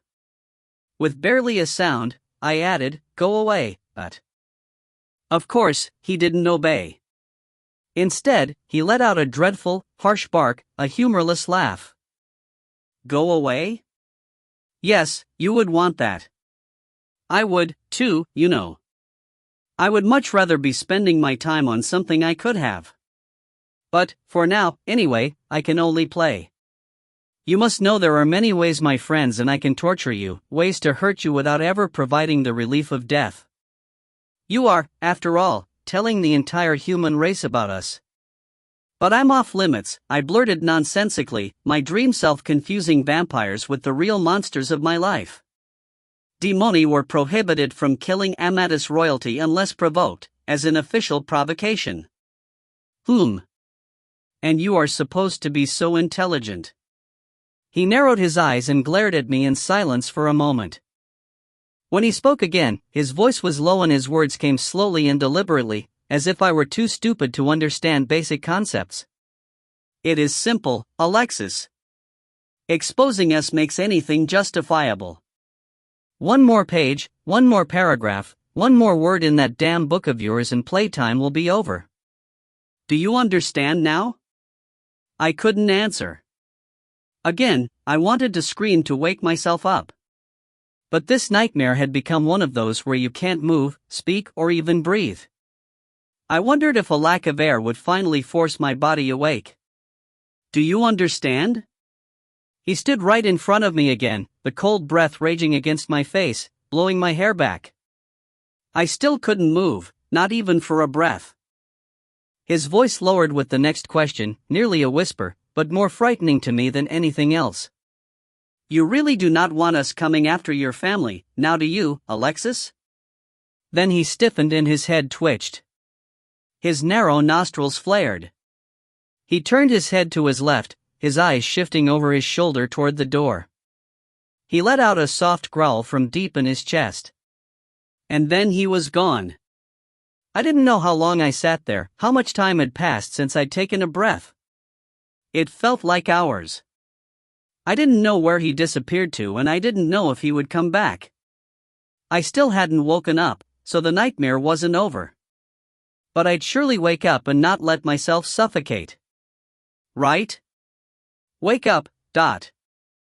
I decided to take a short, shallow breath, trying not to move too much, in case even the slightest movement brought him back.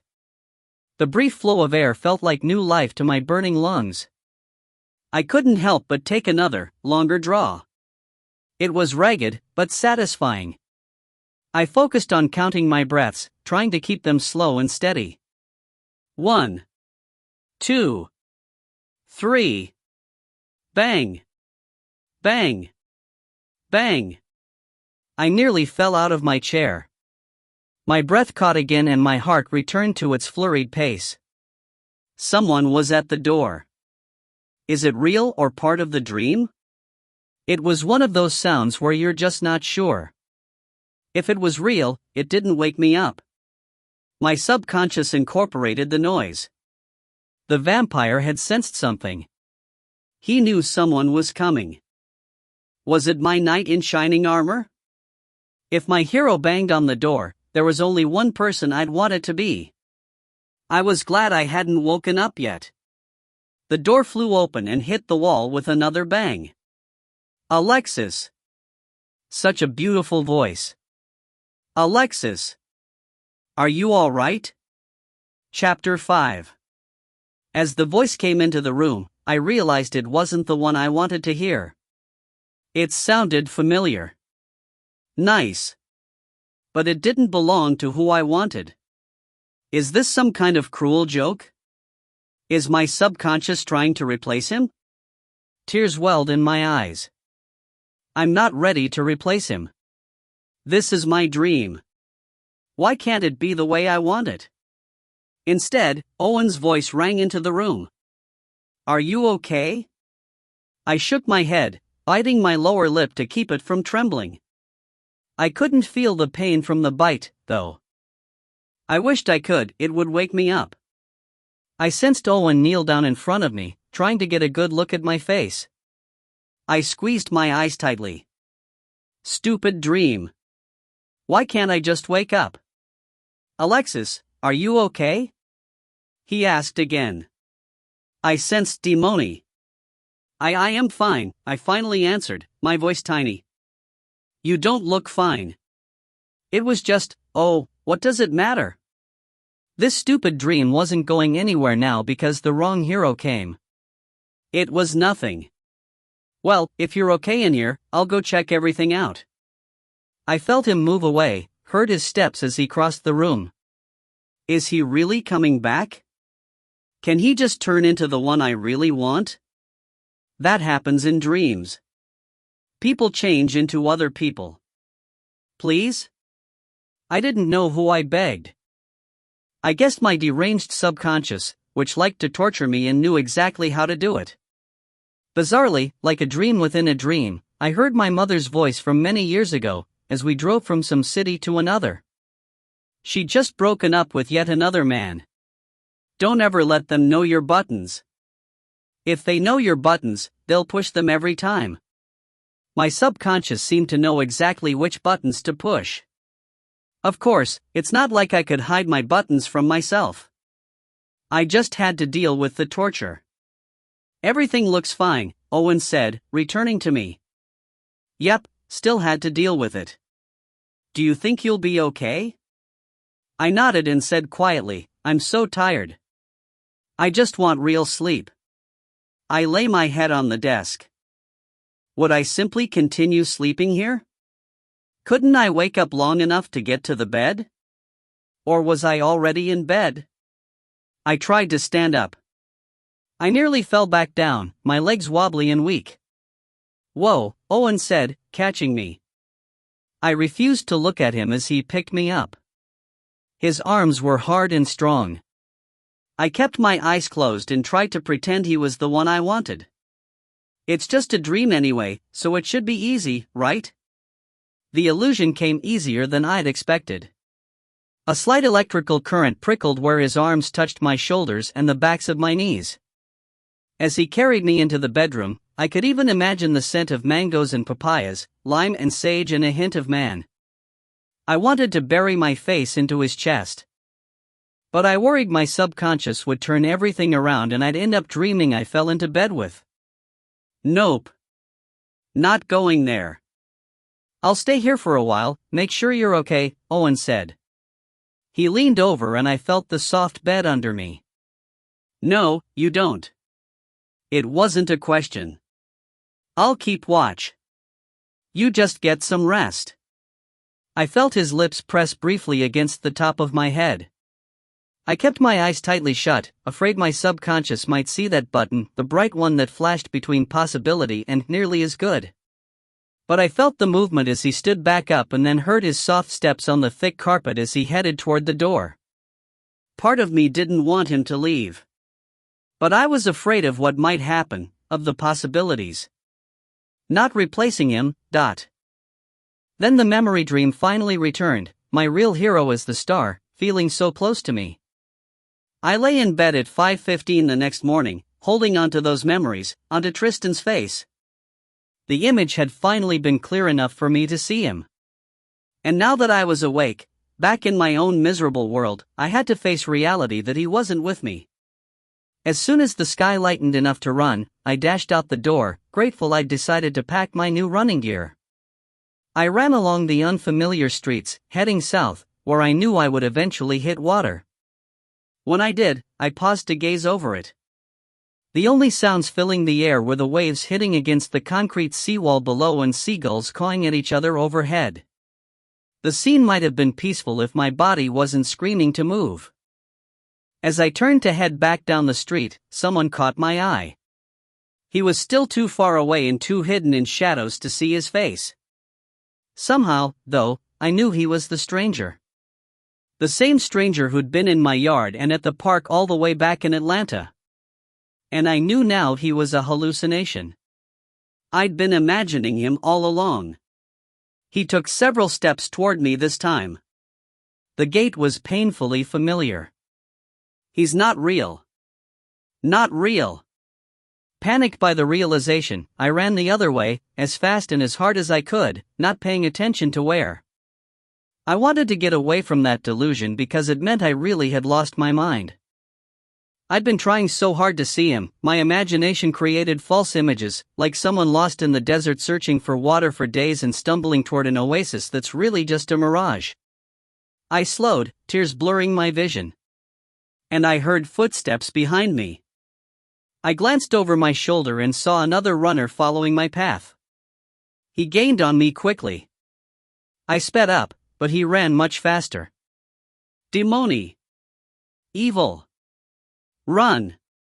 Go. Faster. Shit. Shit, shit, shit. He wasn't following me, he chased me. I cranked my legs as fast as they could go, digging into the ground and springing forward. A beast-like growl rumbled behind me, way too close.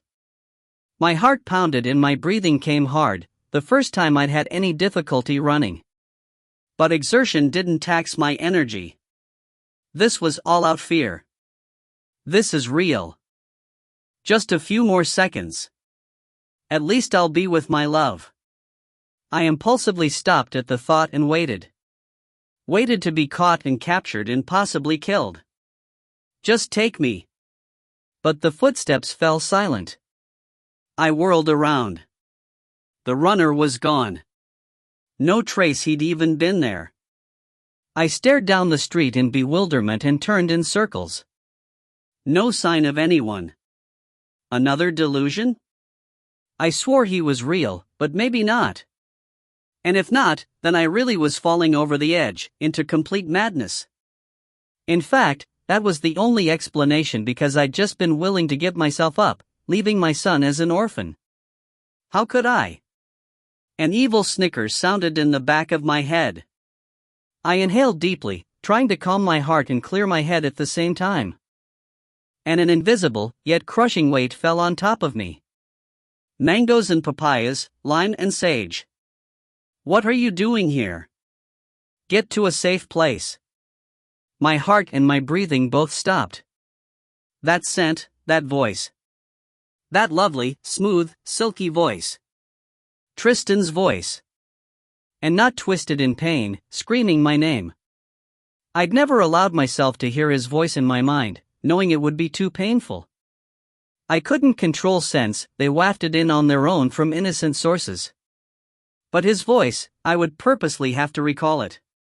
My subconscious did it for me in my dreams, just to hear his last 5 words I clung to so desperately. But I wouldn't allow my conscious mind to do it. I could hardly believe it still could. The smell and the sound overwhelmed my sharp senses and crushed my fragile soul. I broke down in the middle of the street, crying, turning round and round to try to find a source. The street was residential, with big houses, old trees, and fences surrounding the yards. Nobody around. Holy hell, I'm going out of my freaking mind. As I continued turning in slow circles, something caught my eye. It was so obvious. A mango tree stood not too far away, baby fruit hanging from its branches over the fence it stood behind. I took a deep, ragged breath and exhaled slowly. At least there's a partial explanation. Calming myself with that thought, I began walking down the street slowly, trying to get my bearings so I could head back to the hotel. I focused on the street sign 30 yards away and almost didn't notice the runner coming from the cross street. My heart stuttered when I saw him, thinking he was the demoni runner again. And then I realized who he was. He turned down the street I walked on, running away from me. He wore black running pants and a black t-shirt, and his brown hair hung down past his shoulders in a ponytail. It's not who I want. Why would I see him so different than my memory? But I couldn't help it. Even knowing he wasn't real, knowing he wasn't my love, I impulsively chased after him, running as hard as I could. Though I gained some speed over the last couple days, I couldn't catch up to him. Wait! I yelled. Please. Wait. He disappeared down the street. I kept running, tears flowing, not able to see where I ran. So it was easy to get knocked off my feet. Someone grabbed me from behind. Are you crazy? Owen seethed, his mouth close to my ear. Ugh! I moaned. He held me tightly and I let loose on him. Yes, I am. Actually, I'm beyond crazy. I've totally lost my fucking mind, Owen. I'm a basket case. Call the white coats. Tell them to bring the straitjacket and lock me up in a padded cell. That's where I belong. He kept his arms around me as I threw my temper tantrum. When I calmed down, he set me back on my feet and stepped around so he could look at me. Are you done? I dropped my face into my hands, pressing the heels of my palms against my eyes. When the pulsing in my ears quieted, I sighed and looked at him. For the moment. I guess. He shook his head slowly. Come on. We need to get out of here. This is really the worst place you can be, especially by yourself. He led me back to the hotel and waited in the front room of my suite while I showered, dressed, and packed my laptop and the few items I'd taken out. He apparently wouldn't leave me alone. I'm going to the beach house, I said when I was ready to leave. He nodded. It's better than here. It's something I need to do alone, Owen. He gave me a kind smile. I understand. I'll get out when we get close. For now, I can make sure no one sees you leave or follows you there. You can shield cars? Yeah, but you need more than a shield. I have to get you out of here without anyone even seeing you leave, and flashing with you is impossible, so, he rubbed his hands against each other, then quickly turned them palm out at me. His eyes traveled down to my feet and back up again. There. Perfect. I looked down at myself. As far as I could tell, nothing had changed. What? He reached out and clumsily grabbed my shoulders, then led me over to a mirror on the wall. My jaw dropped with an audible gasp. Owen stood behind me, but the mirror reflected only him, his whole body, as if nothing obstructed it, as if I weren't there. I cloaked you, he said with a big grin. I smiled with relief, although he couldn't see it. I didn't know how he cloaked me, but it was perfect. The thought had already occurred to me that I could have led Demoni right to our safe place and I'd had no ideas for how to prevent it. They were apparently aware of my presence and would have followed. I was grateful Owen had followed me to the keys. He picked up all my bags and led me out of the room and down the hallway. A man and woman stood at the elevators, holding hands. "Stay very close so they don't bump into you and don't make a sound," Owen said, his voice barely a whisper. As we reached the Ferrari, Owen went to the front to drop my bags into the cargo space and I naturally went to the driver's side door. He walked right into me. "Ow. What are you doing?" I asked. "What are you doing?" he echoed. Getting in the car." He lifted an eyebrow. "And what happens if you pass by a cop and it looks like the car is driving itself?" "Oh. Right. I'd already forgotten I was invisible to everyone else. Owen would have to drive me." "I'll stop once we're out of sight of the highway," he promised. Owen's plan worked. No one paid any attention to us, except a few guys who gawked at the car and a couple of women who smiled warmly at Owen while we sat at a stoplight. My sense felt they were plain human, not demoni. Either the demoni didn't care about me, didn't recognize the car, or figured Owen was leaving by himself or just running errands or something. Or maybe we just got lucky and none were even out when we left. Neither of us felt anyone following us as we traveled the 50 miles to the beach house. "Thank you, Owen," I said as he made the turn off the highway. He drove about 40 feet, then stopped the car. From the highway, our little key, which we shared with only 4 other homes, was barely noticeable by passing drivers, hidden in what looked like a wild overgrowth of natural vegetation. "That's what I'm here for," he said. He waved his hand toward me, presumably to lift the cloak, but I paid no attention. Instead, I stared down the sandy road that led to the beach house. A lump started forming in my throat, growing larger with each heartbeat until I thought it might suffocate me. "Are you sure you want to do this?" Owen asked. I didn't answer, not able to talk with that boulder stuck in my throat. I finally nodded. "I'll be close," he said, and then he disappeared, leaving me alone to my task that would either show me the way out of my insanity or push me down into the utter blackness of no return. I heaved myself out of the car and walked to the driver's side on wobbly legs, feeling like one of Dorian's toys, the rubbery kind that could be pulled and twisted and bent into odd shapes. I folded myself into the driver's seat, took a deep breath and put the transmission into first gear. As I turned into the driveway and the house came into view, grief slammed down on me. I hadn't been back since Tristan and I had left together. This was our place. I didn't want memories here without him. Yet here I was. Completely alone. When I stopped the car at the house, I couldn't move. Memories of pulling into the driveway the first time flooded my vision. The moon provided the only light then and our conversation had been strained. It was easy to remember I'd been so nervous, not about losing my virginity, but about doing it right for him. The emotion was still clear, but now felt from a more experienced, older perspective. That was an innocent time, a time full of joy and love and hope. We'd been looking forward to years, centuries, even eternity, of being together. And we'd been given only a couple of weeks. The sobs finally subsided and I wiped my face with my hands, staring at the house with trepidation.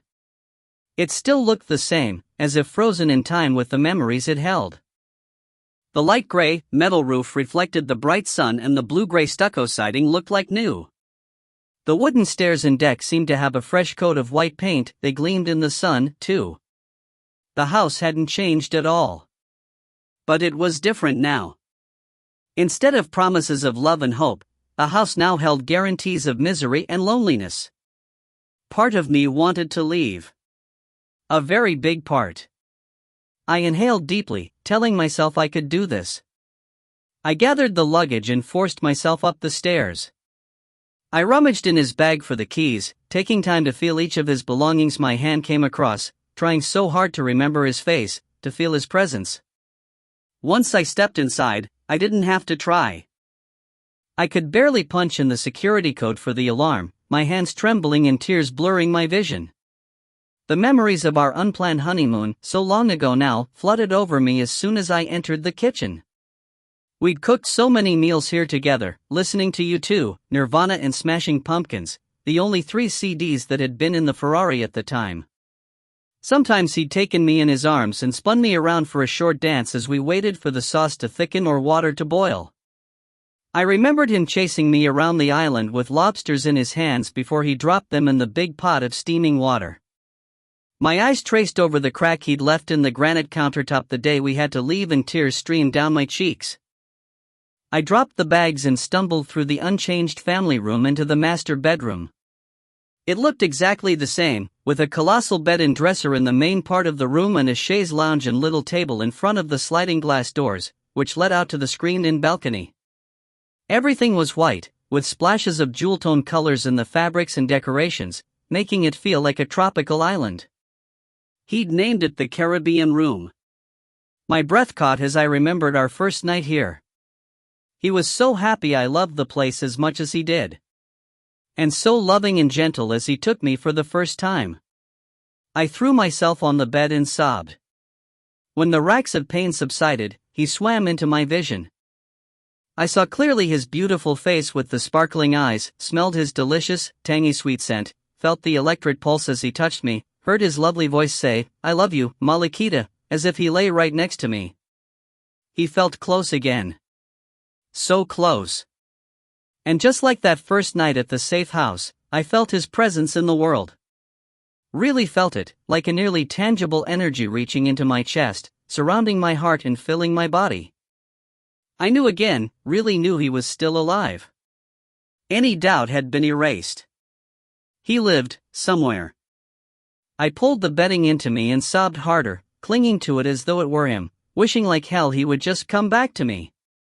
When I felt like I had no more tears, I pulled myself out of the bed and examined the house.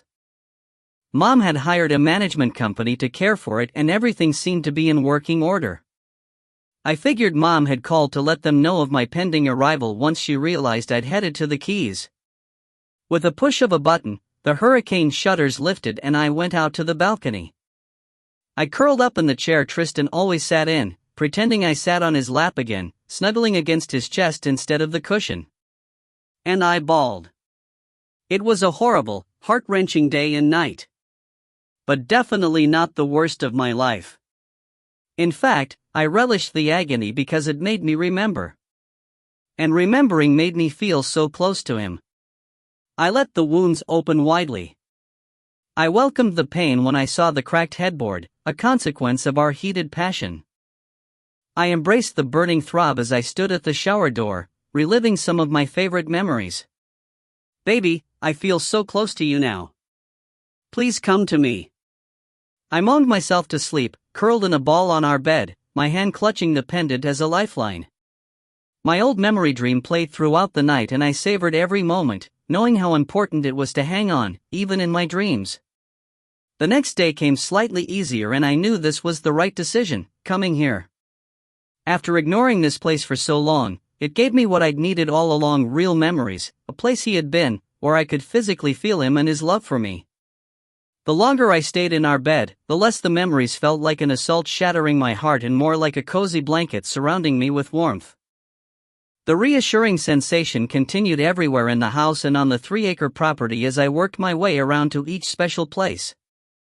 I sat on the little beach for a long time, just gazing out over the water, remembering how we'd swam and snorkeled and skinny dipped in the moonlight.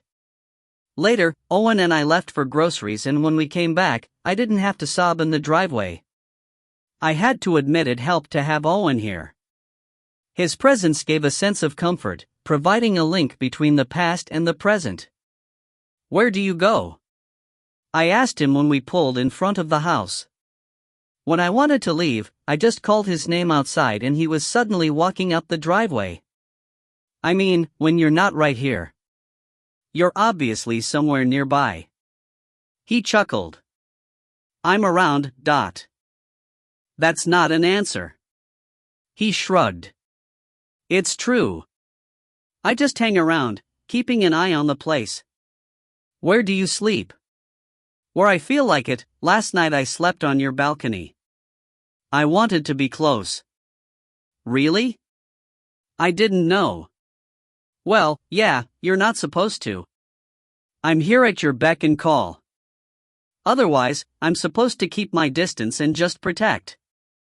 But I've always been there, through everything, behind the scenes, protecting you, except when you were when I knew you were safe. I knew who he was about to say.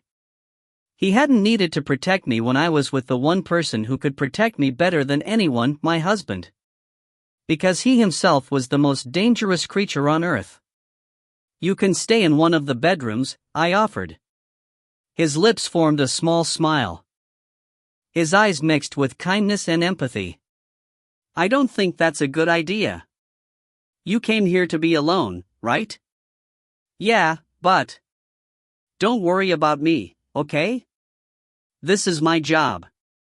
And, really, I love it. You're a lot more interesting to protect than Rena or Sophia. I snorted. Glad I keep you entertained. You probably heard all of my sleep talking and screaming. Actually, not last night. You slept peacefully. Boring for me, but good for you. Thanks, Owen, I said quietly.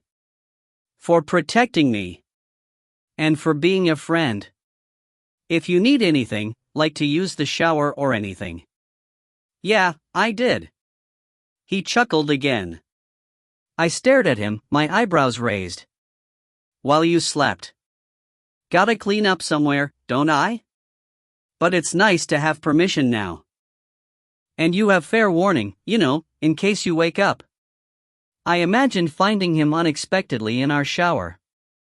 You are using the second bathroom, right? Yep, but that big shower of yours is sick. I narrowed my eyes. It's off limits. He threw his hands in the air. Understood. I noticed you don't even use it. Your soap and shampoo are in the other one. Yeah, well, I couldn't tell him about the memories the shower held for me. It's just too big to get warm. No need to explain yourself to me. He was too kind. Thanks again, Owen. See ya around. Holler if you need anything. He disappeared. I went inside and dealt with the memories again. Like this morning, it was easier, because I felt my love there with me. I didn't want to admit feeling his presence meant I was getting worse, not better. Because I just didn't feel like I was worsening. In fact, the anger and insanity seemed to be receding. Yeah, that's a good sign I've fallen into the abyss. Or, I'd finally found my way out. I wasn't sure which was right. Chapter 6. Are you sure you're okay there? Mom asked me when I checked in with a phone call before heading to bed. No. I cried. I took a deep breath. But I will be. I don't like you there alone, Alexis. I need to be, Mom. I'm sure I'm fine. Besides, Owen's been around. She ignored the as if you didn't know that tone to my voice. How are you doing physically? Are you eating and sleeping? No, not exactly. I shrugged, though she couldn't see it. But I physically feel great. Like what? She almost sounded alarmed. Tell me what you're feeling. I don't know, just energetic, I guess. I feel like I need to move a lot. Like your sudden interest in running? Yeah, exactly. It's exhilarating. Anything else? I debated whether to tell her how the intensity of my senses seemed to have increased exponentially. I decided not to. It seemed weird, but not my normal freakiness. Weird as in maniacal. No. Why? She kept silent for a moment. I'm sure it's nothing, she finally said. You've been under a lot of emotional stress and I'm sure your body is just reacting to it. Finally, in a good way, I guess. My pooch is almost gone. I rubbed my hand over my stomach. It was much smaller already. Just take care of yourself, Alexis. And please tell me anything that's going on. I need to know these things. I can help you through them, you know. Sure, Mom. So how's Dorian? I got her to change the subject and heard all about their days without me. She handed Dorian the phone so he could tell me he loved and missed me. Grief hit me again when I hung up and remembered I was still alone. The only other time I'd ever been alone overnight in my entire life was when Mom went out of town that one weekend, that one glorious weekend, when we became a couple. Remembering that extraordinary chapter of my life, I made my rounds to the special places in the house and let myself cry it out.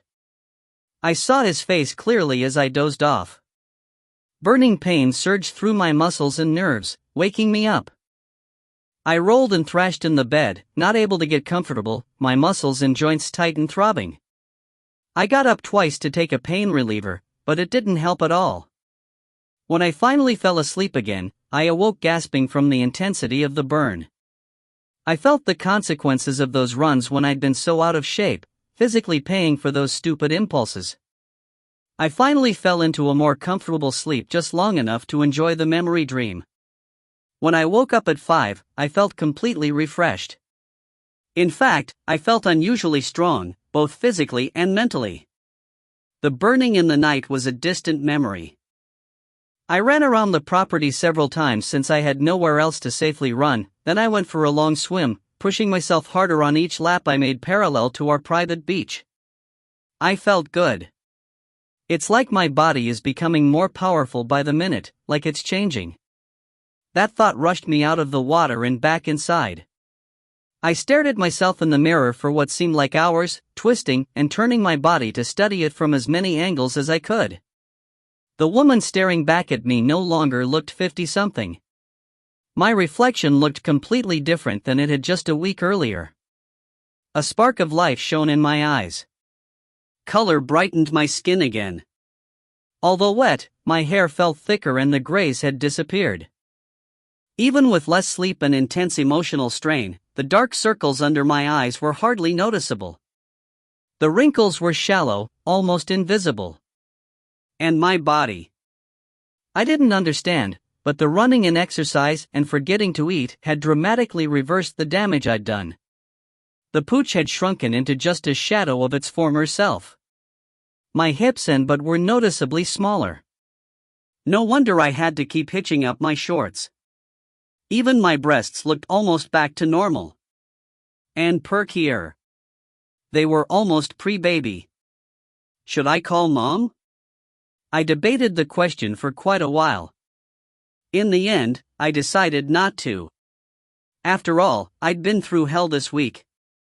My body just reacted in an unusual way, as my body tended to do. It was probably just healing itself from the long-term damage once I decided to let it. These may not be permanent changes. Not the Andorra.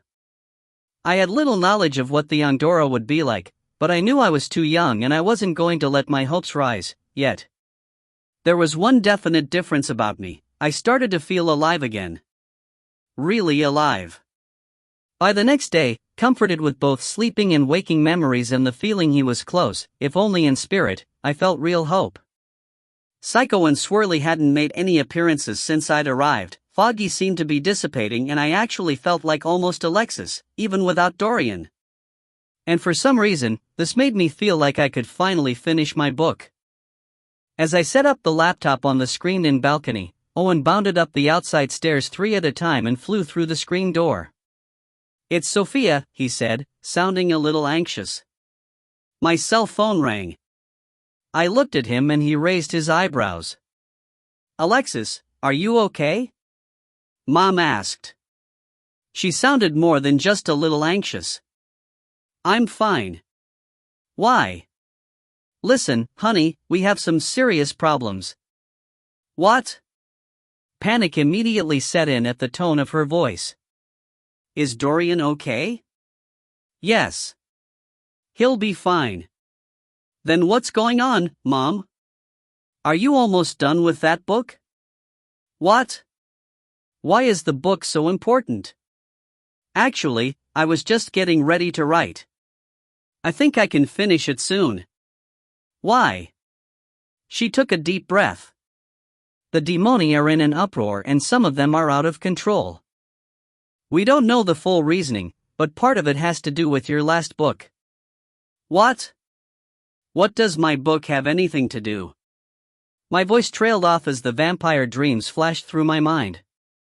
Honey, your books have to do with a lot of things. I don't have time to explain it all now, but suffice it to say that not all you've been writing is fiction. The phone shook in my hand and I nearly dropped it with shock. What does that mean? She sighed heavily. The characters, Alexis. You know these creatures because of who you are, a connection you have. They're not myths. I couldn't say anything at first. I felt as if the wind had been knocked out of me. Mom, you're saying they're real? Vampires and witches and wizards and werewolves, they're all real? I began to wonder if I was really having this conversation or if I had gone completely off the deep end. Either option was downright frightening. I really don't have time to explain right now, but a short answer is yes, they're real. Demons take many shapes and forms.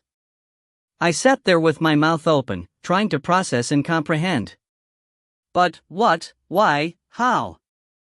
Demoni, Alexis. That's what the demoni are. Some are like us, closer to human than anything else, but most are the same types of creatures you write about. My breath caught. The question came out in a whisper. The vampire in my room, are you saying he was real, too? Owen whipped his head at me, a strange look on his face. Yes, honey, Mom said. That's why Owen came the next day, to shield the house. I swallowed hard as I remembered the vampire and thinking I was only dreaming. And in the hotel room. My voice trailed off. I wasn't sure I wanted to know. I knew it, Owen muttered. I stared at him, my eyes bugging. Hold on, Mom, I said distantly as I held the phone away from my head. Owen, the other night in Key West, were you in my hotel room? Yeah, I sensed demoni. Remember? Holy hell, that was real? My heart skipped erratically. I heard Mom yelling my name in the phone. Mom, what the hell is going on? There was a vampire in my room. Twice. I know, honey. You know? Why didn't you say anything? I didn't want to frighten you and you were protected. Protected? A vampire, demoni, was in my room. How is that being protected? Owen answered, sounding defensive. It's kind of hard protecting you in a place like Key West, with demoni everywhere. It's too crowded to put a shield up and useless anyway when the enemy is already inside. I came as soon as I sensed him near you. Mom must have heard him. She added, Owen said you were fine. Just tired and groggy. Because I thought it was a dream, Mother. I didn't know there were real, live vampires roaming around. You should have said something. I couldn't, Mom stammered. I could hear her take a breath and when she spoke again, she sounded calmer. More like her usual, unshakable self. I can't get into it right now. I really need to get going. I'm trying to get Dorian packed. Dorian packed? Where are you taking him? That's why I called. We have to leave for safety. The demoni claim they have provocation because the books are exposing them. I don't think that's the whole reason for their upheaval, but Dorian and I need to get out of here.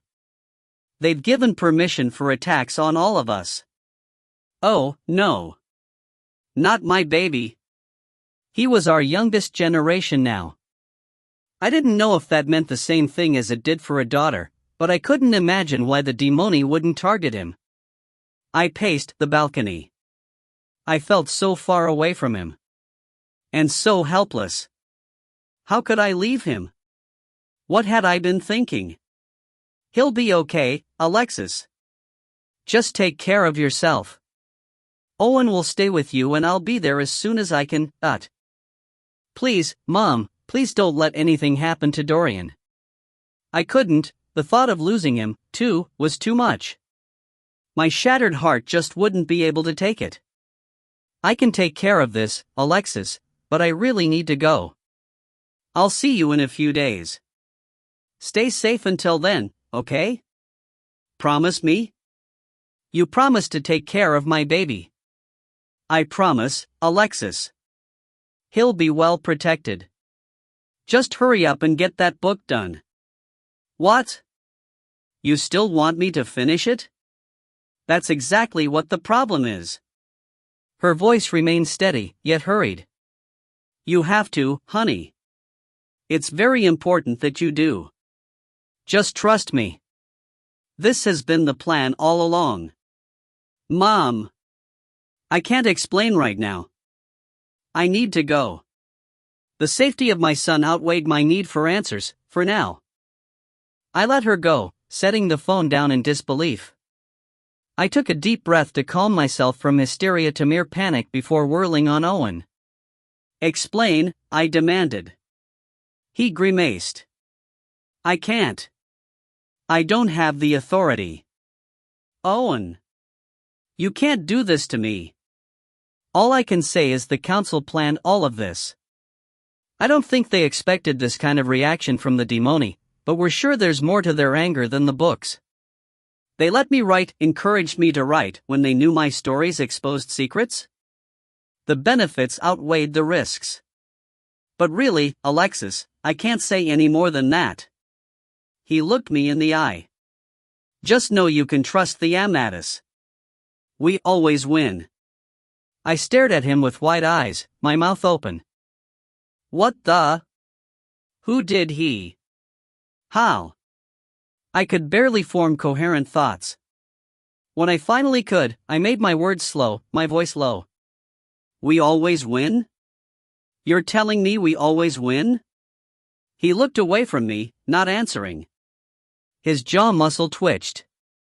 I know firsthand we don't always win, Owen. In fact, I think I've lost nearly everything. My voice rose in volume and octaves, barely recognizable as the last words came out in a shriek. He finally looked at me, his sapphire eyes intense. I was there, Alexis. Don't forget that. I was there, right in the middle of it all. I know. But in the end, we do always win. Get out. Get the hell out of my house. I yelled. I looked around wildly for something to throw at him. Something that would hurt as much as he'd just hurt me. I picked up a chair, but he was already gone. I paced the house angrily while trying to keep myself under control. I really didn't want to destroy anything. It was all too precious to me. I pounded on the granite countertops, thinking they were sturdy enough to take my rage. I added a crack to the one left so long ago. Damn it! Questions flew through my head and I had no one to answer. The only one close by said he couldn't tell me. And I just kicked him out of the house anyway. For good reason. But pacing and thinking my own thoughts, probably throwing things way out of proportion from my ignorance, didn't help. Owen! I finally yelled outside. I couldn't take it any longer. He quickly appeared at the bottom of the steps. You are going to give me answers. I can give you authority, can't I? His face twisted in a grimace. Not really. Especially while you're still, before the young Dora. But I talked to Rena and Solomon. Ask me questions and I'll answer what I can. I gave him a nasty look, but took what I could get. I led him on the balcony and we sat across from each other at the table. I leaned in and looked him in the eye. Why hasn't anyone said anything before? About the truth of my books? He nodded slightly. If you'd known the creatures were real, you wouldn't have accomplished what you did. There's a purpose for it all, Alexis. I can't tell you that purpose, but Rena or Sophia will soon. Just know it's a good purpose. We're good, Alexis. So even though it's putting everyone's lives in danger, they want me to finish it? I just don't understand. He pushed his hand through his hair and squinted his eyes, seeming to organize his thoughts. The demoni are throwing a fit, but we really think they're using the books as an excuse to push their limits. They do that sometimes, and right now they're upset about something. We just don't know what yet. So they're using the books as a way to get something they want. And would that something they want possibly be me? He cringed. Probably. I inhaled deeply as I let my mind process the meaning. I was the one they wanted more than anything. They probably wanted their matched set. But it was me, not Mom or Dorian, that they were truly after now. I let out the air, feeling almost relieved. Is that why I'm left here alone? I mean, no one is taking me to safety. Is it because I'll put them in danger? First of all, as long as you stay on this property, you are safe. It's protected just as well as any safe house. But, yes, it's better you're kept away from the others. At least for now. My brows furrowed. What does that mean? At least for now? He answered with his own question. You've noticed how you're changing recently? Who couldn't notice? I'm a mess. I'm talking about the physical changes.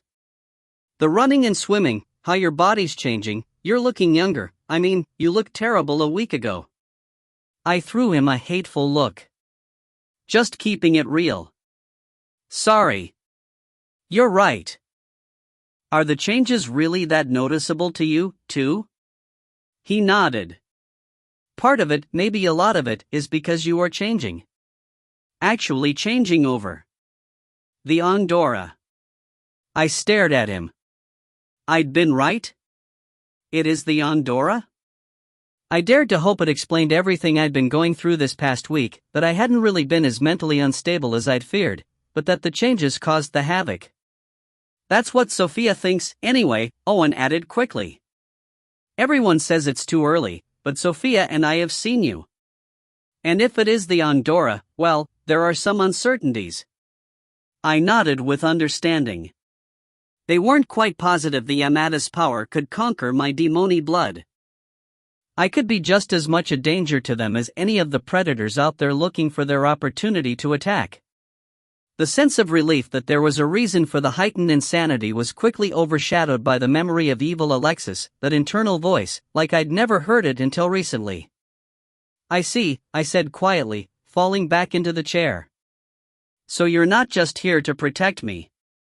You're also here to kill me, if necessary. His eyes widened with horror. Alexis, I could never. I leaned forward again and looked him directly in the eye. You have to, Owen. You can't let me hurt anyone. But we only kill if absolutely necessary. That's part of being Amadis. Every soul can be saved. Rena told me they would have killed me when I was a baby if they thought the demoni blood would overpower. Only if there'd been no hope. You can't let me hurt anyone, I repeated. The corners of his mouth twitched, as if he fought a smile. Except demoni. Right. I sighed. I rose from the chair and walked over to the railing, looking across the yard and over the water. I prayed none of this became an issue, but knew the truth in it better than anyone. No one else knew about the evil already trying to brandish its ugly self inside me. I realized then I had to do what I could for the Amadis, even when it made no sense to me now. I had to trust them. Although I knew we didn't always win. Thanks, Owen. I'm here for you, no matter what. He stood right behind me and wrapped his arms around me, strong and warm. I pulled on the Amadis power emanating from his body, absorbing it into my own. His power didn't feel strong, not like Rena's or Mom's or even Stefan's had been, but it helped. And I'm sorry if what I said hurt you. You know, he was my best friend. I miss him, too. I stiffened in his arms. We had never, ever discussed Tristan and that horrible day he disappeared. Owen's voice came out husky as he remembered. We hung out a lot, before we had to focus on you. We were pretty close, more than anyone knows. Those years he roamed alone, when you were still a kid, well, we would meet up every now and then. We both had to mainstream, but when we were together, we could be more ourselves. You know? No, I didn't know. I shook my head. My own voice was thick. Do you really think he's dead, Owen? He blew out a sigh, fluttering my hair. I don't know. I really don't. Nobody does. But that video. I cut him off. I don't really care about the video. I know why they sent it, but I also know what I feel. No, there's something else you should know. He paused. See, we still don't know who hacked Rena's account, but they don't think it was Amadis. It's too difficult to believe a council member, or any Amadis, would go behind Rena's back like this. They think it might have been the demoni. I blinked with surprise as I considered this possibility. Based on the conversation of the other night, the most obvious answer had been the Amadis Council. The timing was too perfect. But Ian's mocking laugh when he told me about the arranged marriage resurfaced in my memory. He certainly enjoyed watching my pain, so it was easy to believe the rest of the demoni would, too. They probably wished they could have watched me as I viewed the video. They obviously didn't know anything about me. Or the connection I had with Tristan. The Amadis Council, on the other hand, did. They should have known the video wouldn't have forced me into acceptance. They would know that, if anything, the video would have pushed me into the abyss. And, from the little I did know, the council, Rena's advisors, should be the most loyal to her of all. The demoni must have sent it. Why now? I finally asked. There's been nothing from them in so long. Why would they do this now? Owen's arms jerked against me in what I assumed was a shrug. I don't know. They don't tell me everything. But he hesitated. But what? But the demoni might be sending a message. He paused again, drawing in a deep breath. Before I could press him again, though, he finished. That if they hadn't actually done it before, they have now. I froze. I didn't even breathe as I let this sink in, let its meaning reach into my soul. My heart thumped several times as I tried to determine what I felt. But I already knew. The feeling that he was still alive strengthened when I arrived at the beach house, after they sent the video. I still don't believe it, I said. I didn't think you would, he murmured. We stood in silence for a long moment. Do you think I'm foolish for hanging on? I whispered. He didn't answer at first and I tried to ignore the interpretation I made of his silence. I told myself it didn't matter what he thought. Only my own beliefs mattered and I knew what I had felt all these years. Especially these last few days. I admire your loyalty, he finally said. You do what you need to do for you. That's what he would want. I nodded, the back of my head rubbing against his chest. I knew the truth in his statement. Tristan had once told me the same thing, a long time ago. Owen kissed the top of my head and then he was gone. I continued standing at the rail, thinking about Owen and what he put up with as my protector. He said he enjoyed his job, but was there more to it? I remembered how Mom had thought about setting us up, thinking he'd be a good match for me.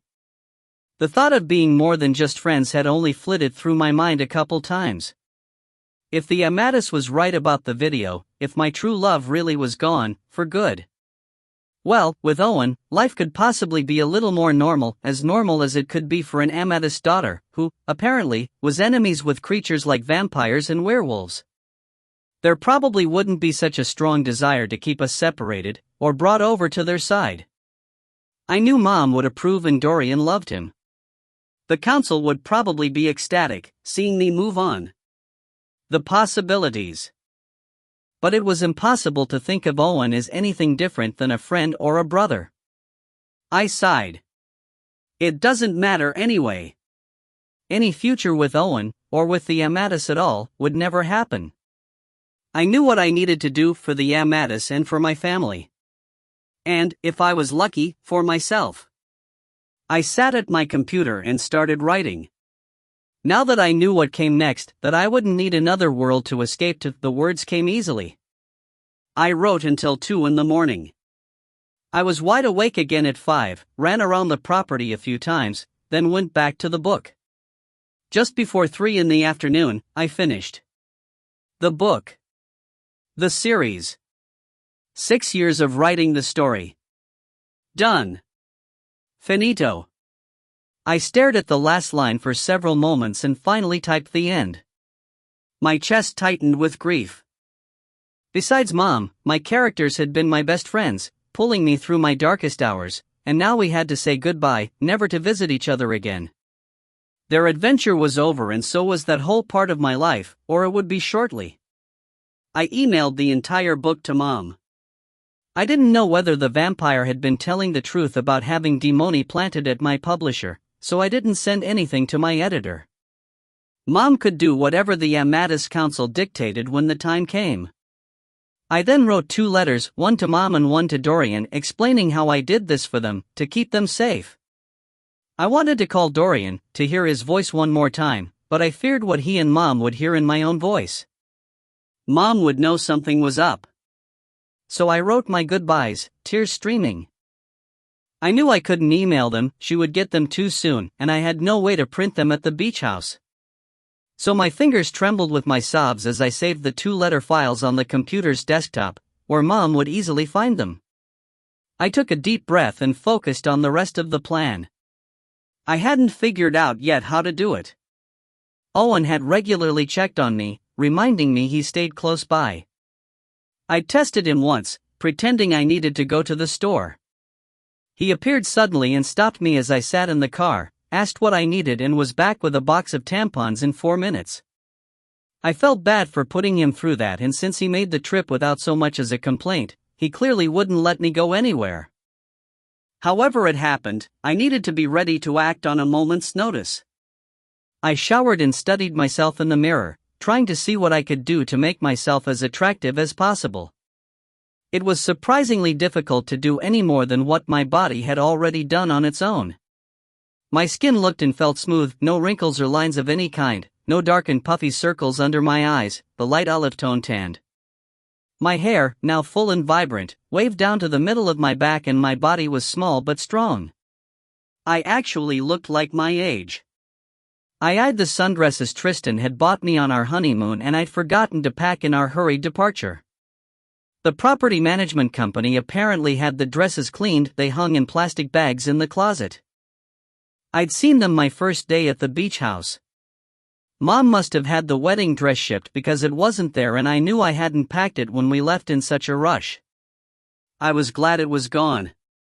Seeing it would have been too much for my fragile self of a couple days ago. I chose a black dress with purple flowers, spaghetti straps that crossed over my back, and a full skirt that ended about 3 inches above my knees. It was probably out of style, but I didn't care. Almost all the clothes I'd brought were dirty, and the dress was better than baggy shorts and a holey t-shirt anyway. I checked myself in the mirror, the dress did the job. Wow, you look. Owen was caught off guard when I called for him. I flashed him my best smile. He narrowed his eyes and said flatly, "You're not going anywhere." I tried to act casual. Of course not. I was just tired of looking like a frump. I feel good. I finished the book. He smiled. Great.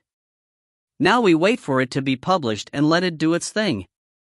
But we can celebrate now, I said suggestively. He looked surprised, the sapphire eyes wide, eyebrows raised. You and me? That's all we have right now, right? Why not? If you get some steaks and the trimmings, I'll cook. And we need some wine, of course. His brows pushed together, creating those 3 vertical lines between them. I don't think that's a good idea. We need to be completely alert. I fluttered my eyelashes and stuck out my lower lip in a pretend pout. Just a glass. Just for a toast to the Amadis and whatever it is they have planned. He studied my face. I really wasn't trying to seduce him. Honestly. I just needed him to disappear for a while, just long enough. I smiled warmly at him. Okay, he finally agreed. You stay here.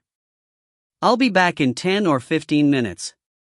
I followed him out the door and watched him walk down the driveway, into the brush and disappear. As soon as he was gone, I jumped into the Ferrari and took off, my heart pounding with anxiety and fear. I'd left the keys in there earlier, knowing I needed every second I could get when the opportunity arose. I sped down the highway, clearing as much distance as possible before Owen returned and found me gone. Guilt pierced my conscience when I thought of him searching for me. But I had to do this. At least he wouldn't be left heartbroken and helpless like I'd been when I was left behind. I just hoped he wouldn't immediately guess where I headed, but would think I went after my family. Because once he knew, he would be there in a flash. Chapter 7. I made the 50-mile drive to Key West in 20 minutes. I barely remembered any of it, just the gray pavement passing under the car, my mind first on Owen and then on Dorian. My son's face swam in my vision, so much like his father's. I ached to hold him one last time. I'm so sorry, little man. Please forgive me. I love you so much. As the tears pooled in my eyes again, making it difficult to focus on the road, I reminded myself, though now with no parents, he had Mom and the Amadis. He would be well taken care of. And he would be safe.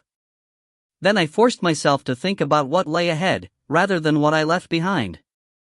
My heart picked up speed the closer I came. My chest squeezed with panic, making proper breathing difficult, and my stomach rolled with anxiety. What the hell am I doing? This was probably the stupidest thing I'd ever done, second only to letting Tristan leave me at the safe house. But I had to do this, if it was the last thing I did for the Amadis. My hand banged on the steering wheel restlessly and my left leg bounced with nerves as I made my way to the west side of Key West, to the old part where the tourists partied and the demoni hunted. Come on, come on, come on. If this didn't happen quickly, Owen would eventually figure out where I headed. And, even if he didn't, I was afraid I would lose my nerve. I didn't know what to expect. I thought maybe they would be on top of me as soon as they sensed me. Then I remembered they couldn't read my thoughts, so they probably didn't know I'd entered their hunting grounds. It wasn't like they expected me to walk right into their hands. Not like the last time they got what they wanted. But this was the only way I knew how to solve the problem. I didn't have the ability to recognize the best solution.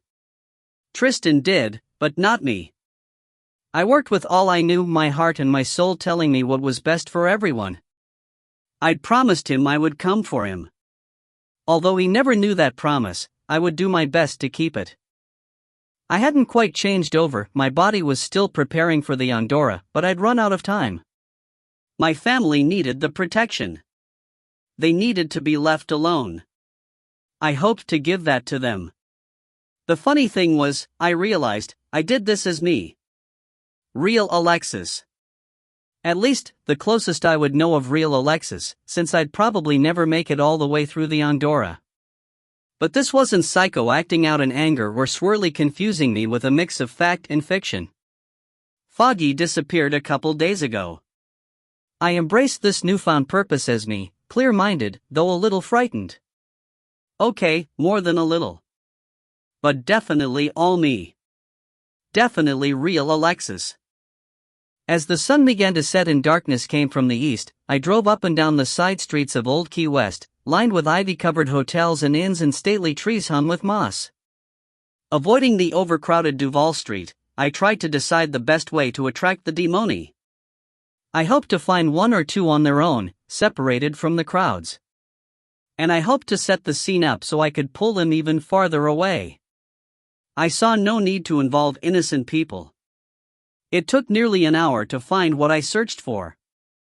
I glanced down an alley as I slowly passed it and saw two men, a woman and a college-aged girl walking my way.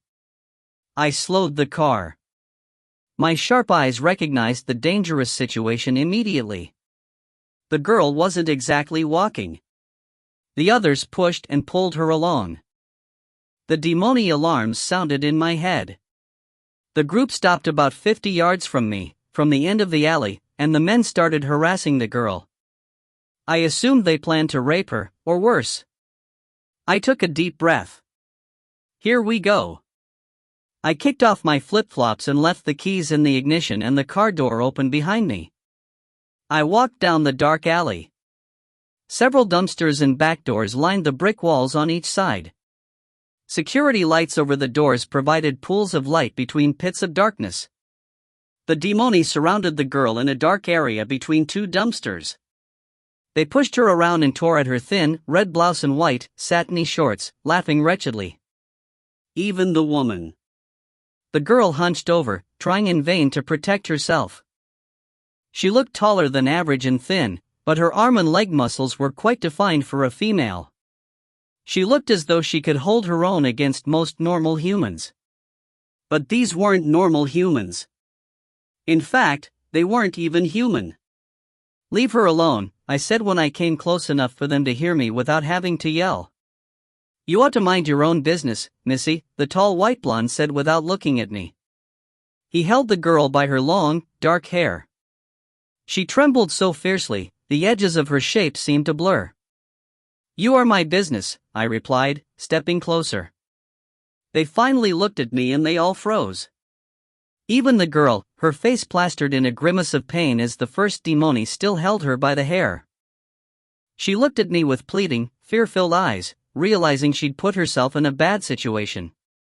I could see why she willingly left her friends and went with them. The two men were quite attractive, dressed in silk shirts and dress pants, and they smelled nice of vanilla, freesia, rain, citrus, cinnamon. Their looks and even their scents pulled her in.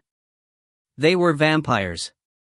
Although subtle, they projected themselves as bait, not predators. I saw the unusually pale skin, the red tint to the irises, and the slightly longer, pointy-eye teeth I knew were fangs. I wondered how she couldn't see any of it, and then remembered I was specially tuned to them. The process of the Angora had already sharpened my senses beyond her human abilities. My resolve tightened when I realized what they would have done to her. Well, what do we have here?" One sang. "How original." The female vampire sauntered away from the girl and closer to me, a smile spreading across her face. She looked surprisingly unattractive for a vampire, with a head of dull, pink hair that had the texture of a baby doll's, obviously a wig, and very masculine features. And she stood quite tall, nearly as tall as the white blonde, her legs long and muscular under her miniskirt. Her shoulders were nearly as wide as his, too, her tank top stretching across a flat chest. Oh! She wasn't a she. She was a he. Ha! A transvestite vampire. I hid my mild shock behind a stoic face, trying to maintain a calm demeanor. The third one moved toward me, also checking me out. He was shorter than the other two and not as muscular. But he was still dangerous, still a vampire. The first one, the white blonde, still held the girl by her hair but had no interest in her. His red-tinted, ice-blue eyes studied me with curiosity, his full lips twitching with a smile. "I think you know exactly what you have," I said. My heart sped, as if trying to run away, as if it knew how much the vampires wanted it. The frantic pace probably excited them. But I acted as bravely as I possibly could, still trying to keep control of the situation. "So let her go and take me." The blonde let go of the girl's hair and seemed to pat her shoulder. She fell to the ground in a heap, as if shoved down by a great force. She looked up at me, her eyes wide and wild. Streaks ran down her cheeks as tears turned her makeup into little black rivers. I momentarily wondered what she would tell her friends, if she got back to them. Which was up to me. "Are you insane?" she whispered to me. I chuckled to myself at her choice of words. If she only knew. Probably, I said. But you can go. I glanced at the vampires. They paid her no attention, their eyes never leaving me. They walked slowly toward me, seemingly hesitant. They had to know something was coming. They surely weren't expecting Amadis royalty to simply hand herself over. No, there are probably only two of us stupid enough to do that. And I was the more ignorant one because I didn't even know what I was getting myself into. I looked back at the girl and she crouched on the street, still shaking uncontrollably. If they really were anything like my vampires, they could feed off her fear. I had to make a move. Now! I yelled. Run!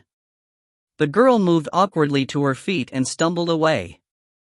I needed to keep the vamps interested in me, so I took off the opposite way, toward the car. My scheme worked.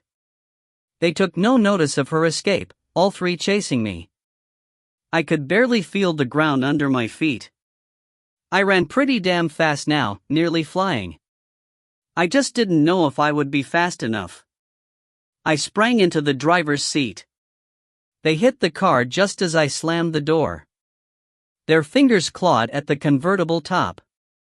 I flattened the gas pedal to the floor and peeled out. Game on, Dot. The demoni kept pace with the car as I raced through the streets, pulling them into a darker area of town. I tried to get away from the residential area, but couldn't find a way out. Every street I turned down was lined with more houses. I rounded a corner. A brick wall rushed toward me. Oh, shit.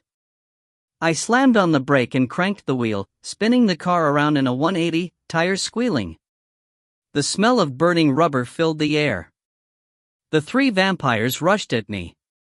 I could see and hear people, innocent bystanders, not too far away. This isn't good enough. I jumped out of the car, bounded on the back and hurdled the 6-foot brick wall. I landed in the backyard of someone who wasn't home. No light shone through the house windows, dark rectangles staring vacantly at nothing. But I wasn't alone. I straightened up from my crouch. I first noticed white legs that seemed to never end in a black leather miniskirt that would have been a belt on anyone else. Her perfect breasts practically burst out of the black leather halter, barely covering any of her pale white skin. Her long hair was white blonde, like the other vampires, framing a striking face with red-tinted, ice-blue eyes that narrowed at me. This familiar blonde beauty stood there as if she'd been waiting for me. I remembered her from the pub in Cape Heron the night I met Ian, and from the attack in the Arlington Street the night before we moved to Florida, when I was only 18. She glanced up, behind me, at the other three standing on the wall, then made a face of disgust, revealing her fangs, as she looked me over. This? She spat, looking at me but obviously talking to the others. This is what he left me for. I stood frozen as she sauntered around me, studying me from every angle. I tried to make my heart slow down, knowing its frenzied pace didn't help matters. I couldn't comprehend at first what she said. You're the little cunt Seth has been dying for? I flinched at her vulgarity. But then I realized the meaning behind her words. She used his old name, his demoni name, and she knew where he was. And she used present tense, not died, but dying. My heart sped even faster, but now with hope. And the hope gave me courage. I narrowed my eyes. You know where he is? Are you the cold-hearted leech who's been keeping him away from me? She laughed, the silvery chime both appealing and frightening at the same time. Her face was serious, her voice mocking. If I had my way, I would be home with him right now, doing everything I've always fantasized about. Instead, I have to deal with you. Her hands suddenly gripped my throat. Vanessa! The transvestite admonished. Lucas wants her alive. To hell with Lucas, she hissed. I've been waiting to tear her throat out since before she was born, when that whore of a mother of hers took my Seth. Oh, ho, ho. Now you pissed me off. Something horrible washed over me, penetrating into my very core. A sick, cold, hard feeling. One I'd never felt before in my life. My blood boiled with it. My head throbbed with it. My eyes saw red through it. Hatred. Murderous hatred. It wasn't jealousy. I knew who he loved. The feeling came from knowing she was the epitome of the demoni, the whole concept of everything I hated about my life, everything that had destroyed the normal life I so much desired, everything that had taken my love, my heart, my soul away, everything wrapped up in this white blonde beauty. I hated her, and all I wanted to do was kick her ass into non-existence. One of the others, the blonde, chortled, the maniacal sound echoing my own madness. He was never yours. You've never been right in the head, sis. But, hey, if you want to take her, I won't stop you. Vanessa laughed again as her hand tightened around my neck. You're damn right I do, I don't think so, bitch. I grasped her arm with both hands and yanked her hand away from my neck as I kicked her in the stomach, launching her back several feet. She landed with an assplant on the grass, astonishment quickly turning to outrage. I turned to the others. I'll go with you, but you keep her off of me. She sprang from the ground and lunged at me, shoving me into the brick wall. My head and back smacked hard against it. She pinned me with her hand on my neck again. I pulled my legs to my chest and pushed out, driving her back. I ran for the middle of the yard to avoid being cornered against the wall.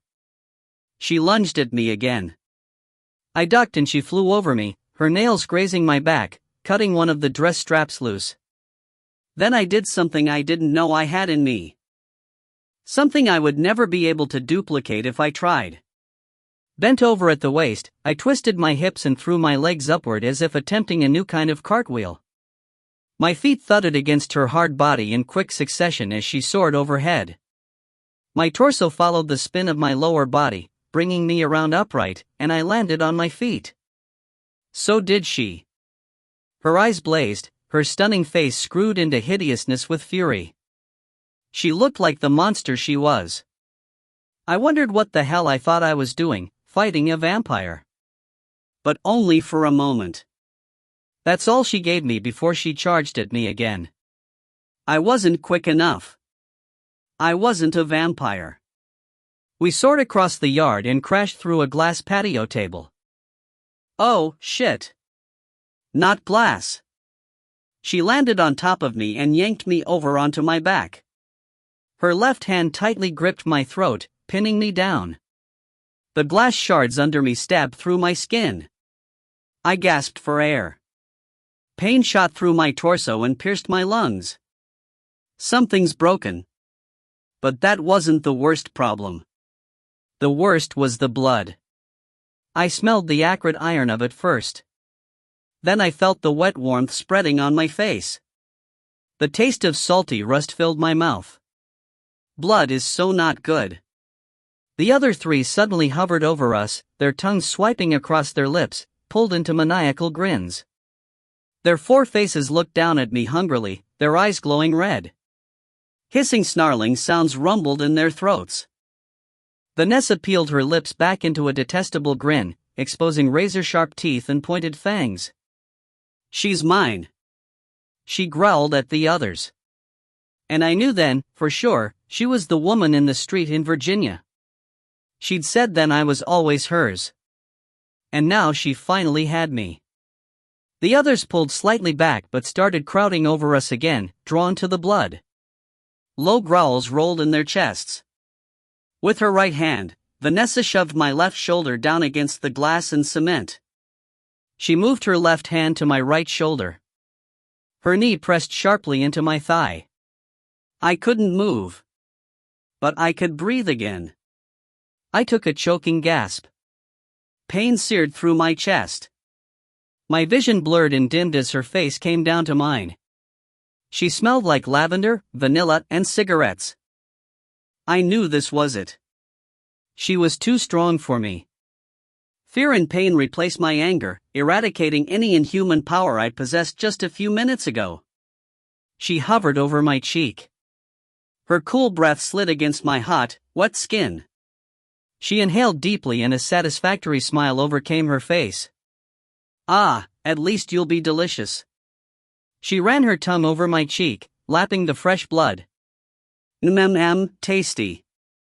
Ready to join your man in hell?" "If that's where he is," I whispered, my voice gurgling with blood. She bent her head lower, to my throat, her hair feeling like wisps of silk as it fell on my face. I closed my eyes, hoping it would be fast.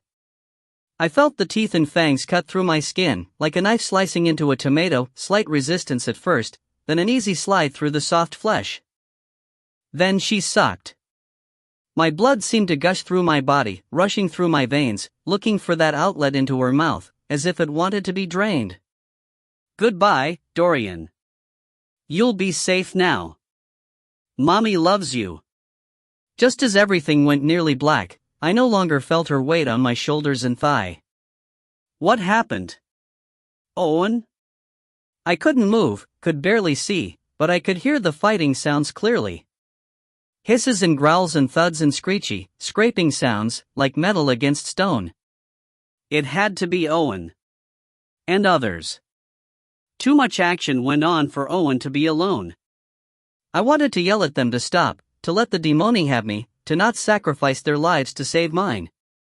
That this was what I wanted and what they all needed. But I couldn't do anything but lay there and listen. Then the sounds and movements suddenly ceased. All I could hear was heavy breathing. I tried to move, to see what was going on, but I couldn't. My body felt numb, lifeless.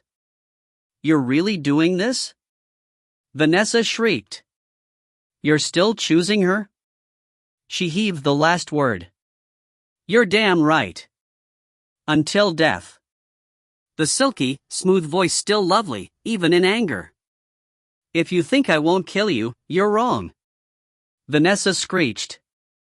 More fighting sounds. All I saw were flashes of darker black against the gray of my vision. "Get them both!" One of the male vampires yelled. "I can't. He's too strong." Several pops. And then silence. Except for my raspy, gurgled breaths. It was over. They were gone. I was left here to die. And I welcomed it. I welcomed the final darkness so I would never have to feel the pain again. I was ready to sink into it, looking for the relief of death. Blood filled my lungs and throat. My vision blurred and darkened. It went black. And there he was. My knight in shining armor, my hero. I'd never seen anything so beautiful. "Alexis," he said softly, his voice more sublime than I remembered. His hand lightly brushed the hair out of my face. Tiny grains of glass scratched across my skin. "My beautiful Alexis." He bent closer, his face filling my dim vision. Through the dark blur, I saw my sweet love. The hazel eyes had the same gold sparkle, even in the anxious expression. He picked glass off my face and each time he touched me, ever so gently, I felt a small electrical pulse. Then he carefully slid his arms under me and lifted me off the ground. Everything went black. I felt a sudden change around me. I heard the water nearby and crunching of feet on gravel. We seemed to be going up steps and then the light shone brightly. The air smelled like our beach house, or heaven. And I knew. This was it. I'd been wrong all along. He was dead. And now I had joined him. We were finally together again. He'd carried me up the stairway to heaven. But wait. Something wasn't right. It wasn't exactly his face. This one was distorted. Wouldn't he be perfect in heaven? And the pain. Excruciating pain shot through my ribs and back. How come there's so much pain in death? Am I not dead? But if I'm not. I tried so hard to not let the pain overcome me again as I looked into the scarred face for my answer. But I fought a losing battle. I could barely breathe through the fluid in my lungs. I let my eyes close, unconsciousness tugging at me, but I wouldn't go yet. As he carried me, he bent his head down to mine, his lips in my hair. "Ah, Lexi," he murmured. "Ma Lakita." My eyes flew open and I gasped loudly, painfully. "No. Oh, no, no, no." I tried to fight the blackness. "I have to know." My mind screamed, but I couldn't get any more out than a weak whisper. "Tristan? Shoo. It's okay. I've got you now, my love." Blackness overcame me. The last thing I remembered was the smell of a summer's day, mangoes and papayas, lime and sage, and a hint of man. Chapter 8. I ran through a golden meadow, the grass as high as my waist, the sun bright and warm on my skin. I didn't know this place and I didn't care. Snow-capped mountains surrounded me and a lake spread out before me. My body felt light as happiness filled every cell. I burst through the meadow's edge and my feet sunk into soft sand. And I couldn't stop laughing. As the image faded, one word floated lazily in my head like a feather drifting on the air: happy. When the image disappeared completely and consciousness returned, I couldn't bring myself to open my eyes. The soft and plump pillows cradled my head. The sheets felt smooth and satiny against my skin. I felt so comfortable and relaxed, I was sure my body, feeling nearly numb and weightless, still slept. Or, perhaps, it just no longer existed. I sensed bright light on the other side of my eyelids. I heard waves in the distance. I also heard someone breathing close, very close. The scent of mangoes and papayas, lime and sage, and a hint of man filled my head, coating the back of my throat. I smiled in my mind. Am I still dreaming or am I in heaven? I sensed someone watching me. Mom? Owen? Angels? Jesus? I shifted slightly, wishing the feeling would go away. Son of a witch. Ouch. So lying still felt very good, but moving did not. And the pain confirmed I was, indeed, awake. And alive. Then the events of last night flooded into my consciousness. The scene played out against the back of my eyelids. Walking up to the demoni, handing myself over to them. The beautiful, blonde vampire. Crashing through the glass table. The bite. My hand flew to my neck. Am I a vampire? I asked aloud, my voice husky so it sounded more like a croak. If I'd been turned, I wanted to be prepared. The world would be a different place for me. A familiar chuckle nearby.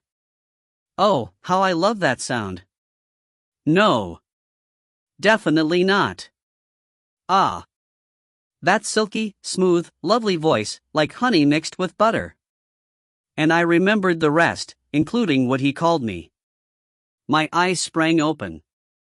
And there he lay. Looking like an angel. Perhaps he was. Right in front of me, on the pillow next to mine, rested the face I'd been dreaming about. The one I'd nearly forgotten and held onto so tightly so I never would. Even more sublime than I ever allowed myself to remember. But, not exactly the same. Ugly scars marred the perfection. Yet still breathtaking. The most beautiful sight I'd ever seen. He couldn't possibly be real. I squeezed my eyes shut, mentally cussing out Swirly for pulling this ultimate head job on me. Just when I thought I'd finally pulled myself away from the edge of the abyss, that I was safe from falling in, I had apparently plunged all the way to the bottom. And Swirly ruled this place, creating impossible aberrations that hit all of my senses. But why? Had my mind created a safe place because what truly existed was too horrible for me to handle, being held captive by the demoni? Or had they brainwashed me? Or was I right about Swirly playing her most cruel game ever? I shook my head, denying it all. I have to face this. Whatever it is, I chose it. This is what I wanted. I inhaled deeply and slowly, ignoring the protest from my ribs, and slowly peeked out of one eye. Nothing had changed. Still in my bed in the Caribbean room. still the beautiful face watching me. Those hazel eyes, green on the outside, gold flecks around the pupils, staring into mine with the deepest love. He lifted an eyebrow. My own eyes widened. Could it possibly be? My heart skipped an unnatural rhythm as I swallowed the lump in my throat. I lifted my shaking hand, hesitated with the thought that this would kill me if I was wrong, and then finally reached for his face. I barely touched his cheek with my fingertips. Electricity sparked. My heart jumped. Tears sprang to my eyes. My whole body started trembling. Tristan. I barely caught his wide grin as he pulled me into his strong arms, pressing me against his hard body. My own body ached, but I didn't care. It felt unreal to be close to him again. To smell his scent, to feel his strength and warmth, to be in his arms when I thought I never would be again. Tristan, my sweet Tristan?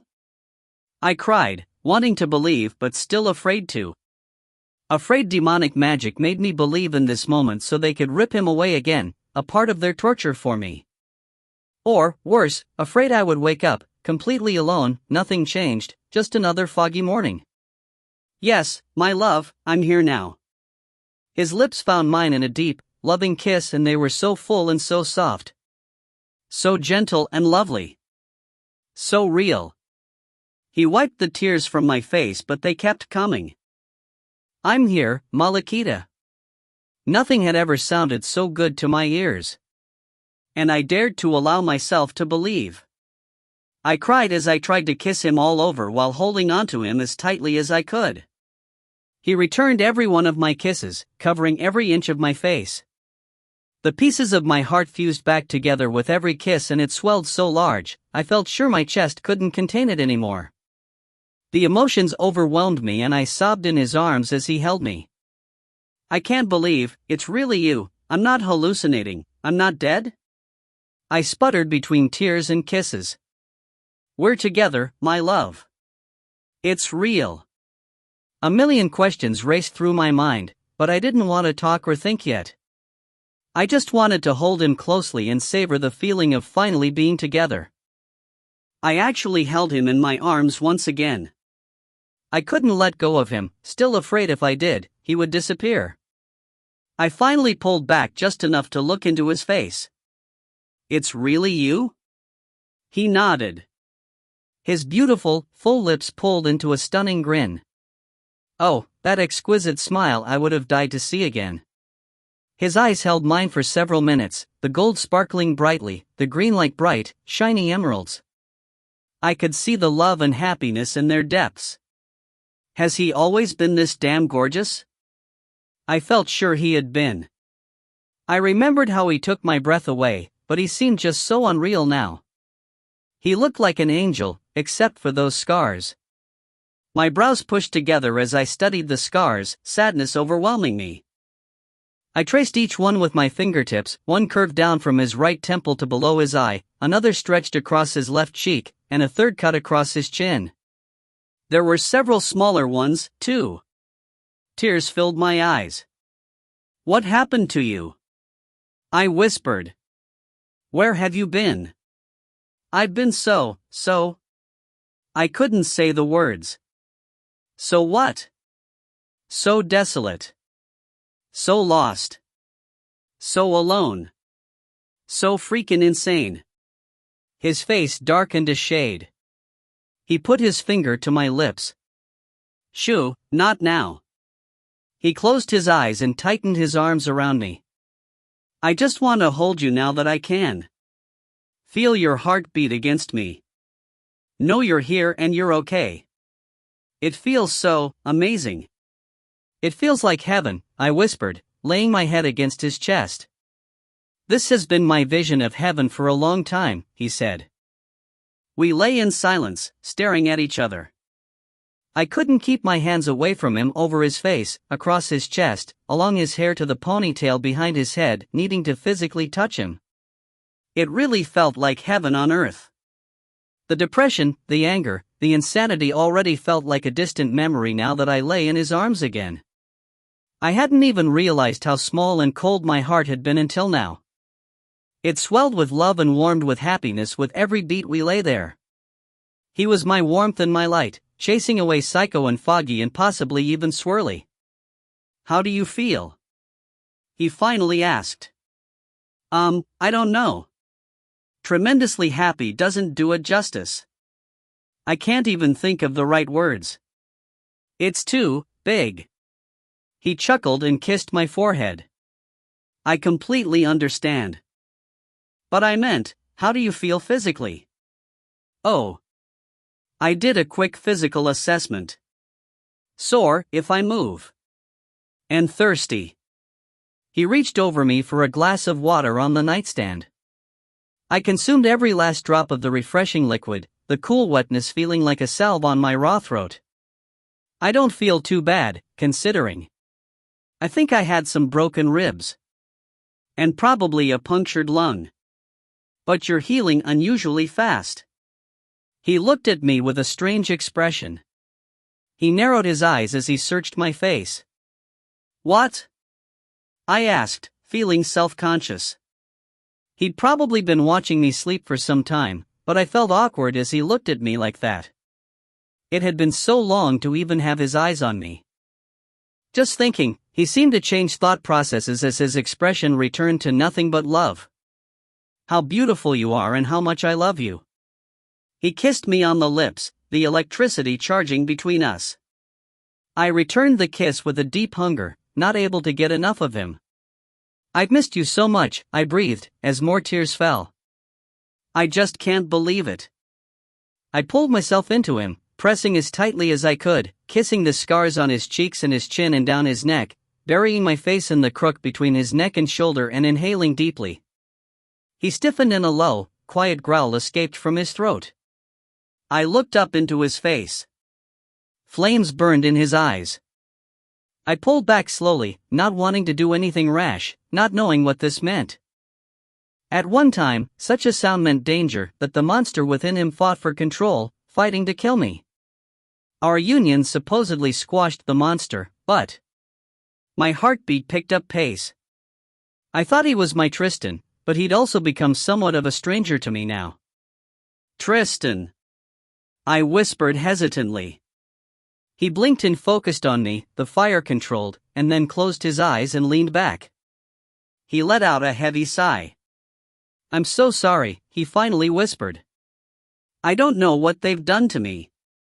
"Shoo, it's okay," I told him as much as myself. "We've been through this before. We can do it again. I had nearly 20 years to prepare myself to be around you last time. But you are still Amadis. And you know you have our love. You have my trust. That's what it takes. We can do this. He cupped my face in his hand and looked at me with desperation in his eyes. "God, I love you, Alexis. I love you so much. I held on to you like a life rope. Only you, my love for you, could pull me through." My own suffering suddenly felt insignificant. The excruciating pain I'd felt couldn't possibly equate to all he'd gone through. I knew this even without knowing the story. I heard this truth in his voice. I saw it in the scars. My heart squeezed with love and guilt and compassion and grief. He'd endured so much, for us. I held on to the other end of the rope, pulling from here, I whispered. He stroked my cheek and brushed my hair back. "They told me so many different lies. You found someone else, they'd killed you, you'd killed yourself. But I just had to hang on anyway, and if any of it were true, I would die at my own hand, not theirs." "Tristan, don't ever say," I shook my head. I told myself such talk didn't matter because none of what they'd told him was true. I never gave up on you. I never have and never will stop loving you. I am yours. You and me together forever. Nothing can change that. You don't know how good it is to hear that." He kissed me on the mouth again and our lips moved together with a desperate longing built over 7.5 years. His tangy sweetness filled my mouth and I didn't think I could ever get enough of the delicious taste. My body wanted to melt into his and I needed to feel his skin next to mine. I tugged his shirt off and pressed tightly against him, kissing his shoulder and neck. I felt the scars on his back, rigid under my fingertips. My heart contracted again.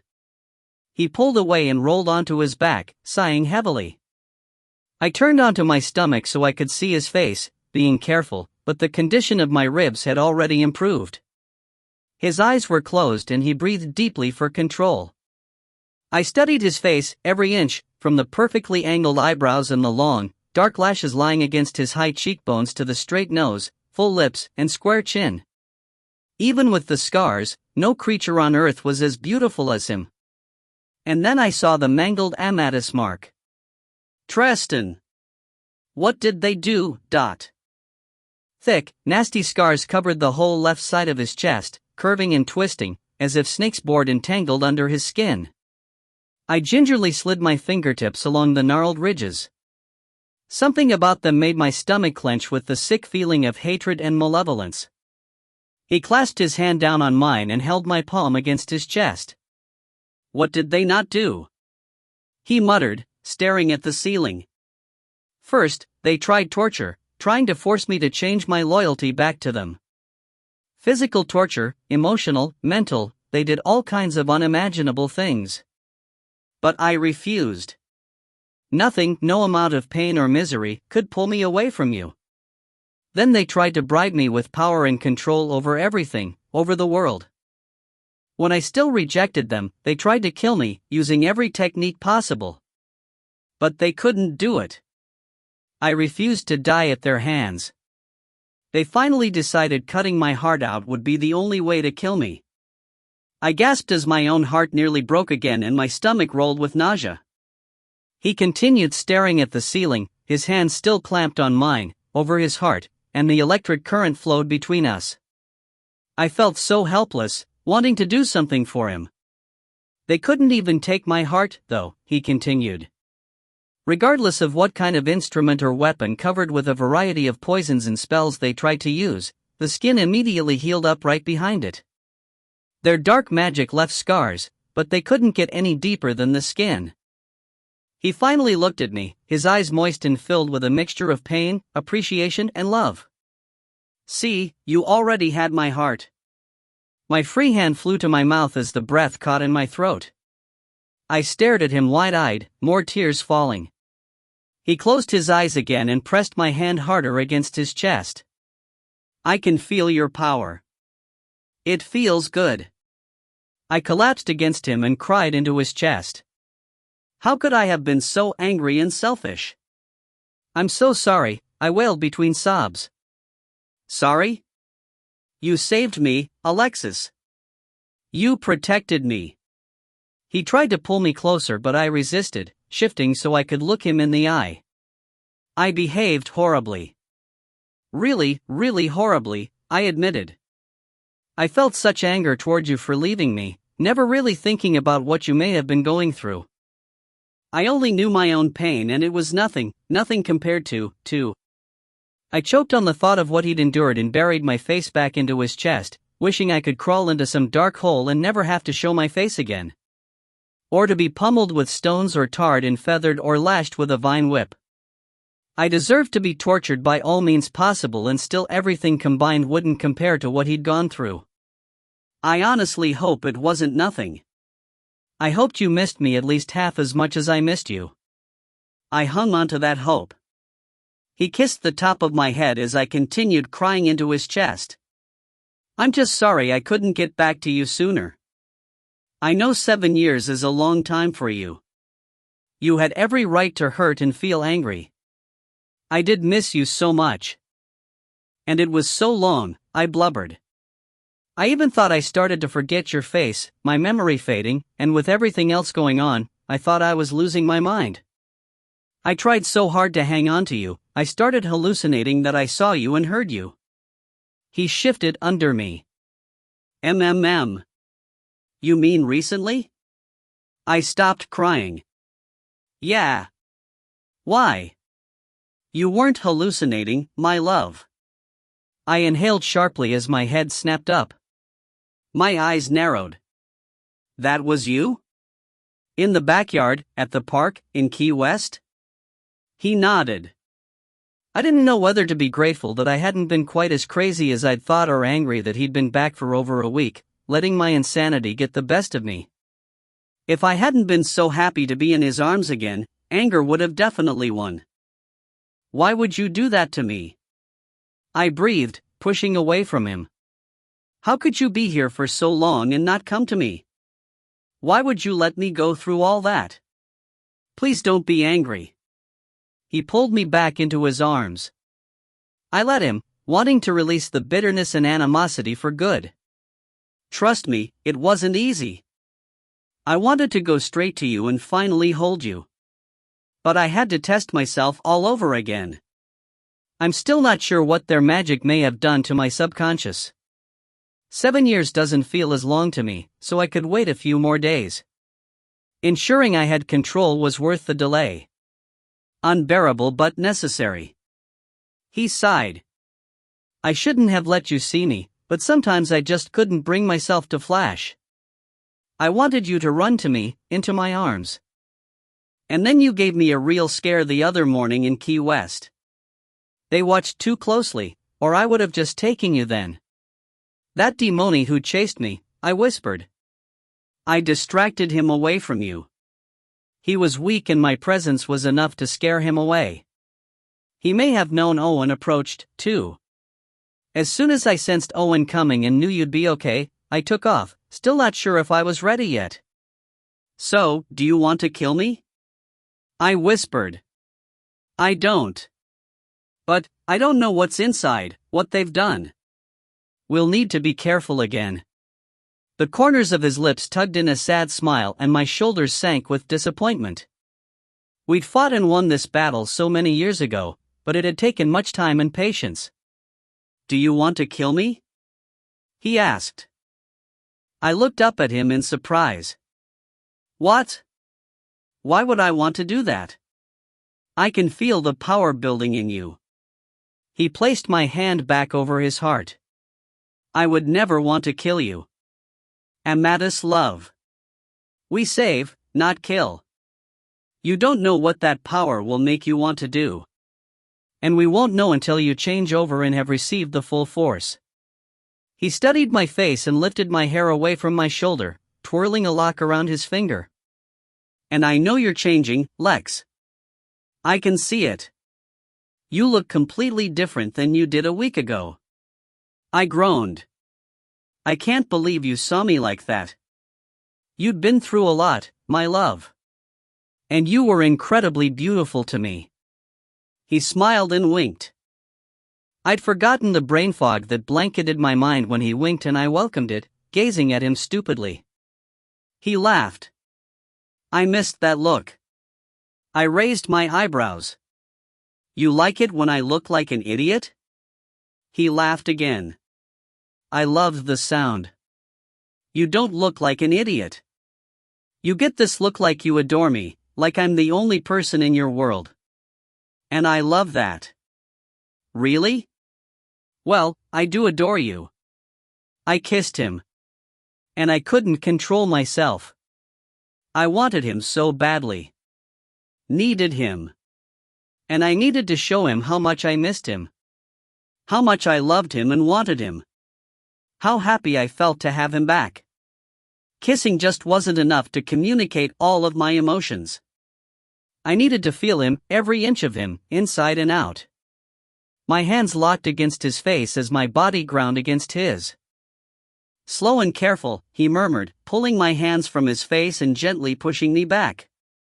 The fire in his eyes looked controlled. I knew the look. Whatever happened to him over the years, he was my Tristan and he still loved me. I trusted he wouldn't do anything to me. You underestimate yourself, I muttered. Maybe. But I'm not taking any chances. I'm stronger now. And if you hurt me, I'll just heal. You know it's not about just hurting you. We know we can handle that. Remember? The gold flecks in his eyes sparkled as he remembered our honeymoon and our few times together. We'd both had bruises from the supernatural force of our passion, even in the beginning, when I was relatively normal. I couldn't help but smile. And want him even more. I was ready to die last night anyway, I said with a shrug. At least now it'd be while making love to you one last time. He glared at me. That's not funny. I rolled my eyes. I've waited too long to see you and hold you again for it to come to such a gruesome ending, he said, making an effort to keep the mood light.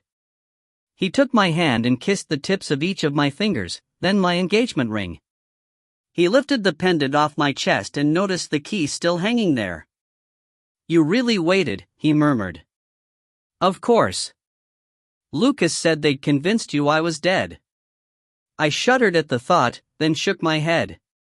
The only news I ever heard was just a couple days ago. A video sent to convince me, but I just couldn't believe it. I knew I still needed to hang on to the hope for you. Thank you, he whispered as he let go of the pendant, his fingers brushing lightly against my neck. Did a vampire really bite me? I asked, his touch on my throat reminding me. His face went dark and he frowned. I'm sorry I didn't get there in time. You were just in time. I remembered the blonde bending over, her mouth at my throat, and shuddered. So how come I'm not a vampire now? You have Amadis blood and demoni blood. Vampires are nothing compared to that combination. Besides, it takes more than just a bite. Oh. I shivered, remembering the hatred I'd felt for the blonde. Who is she?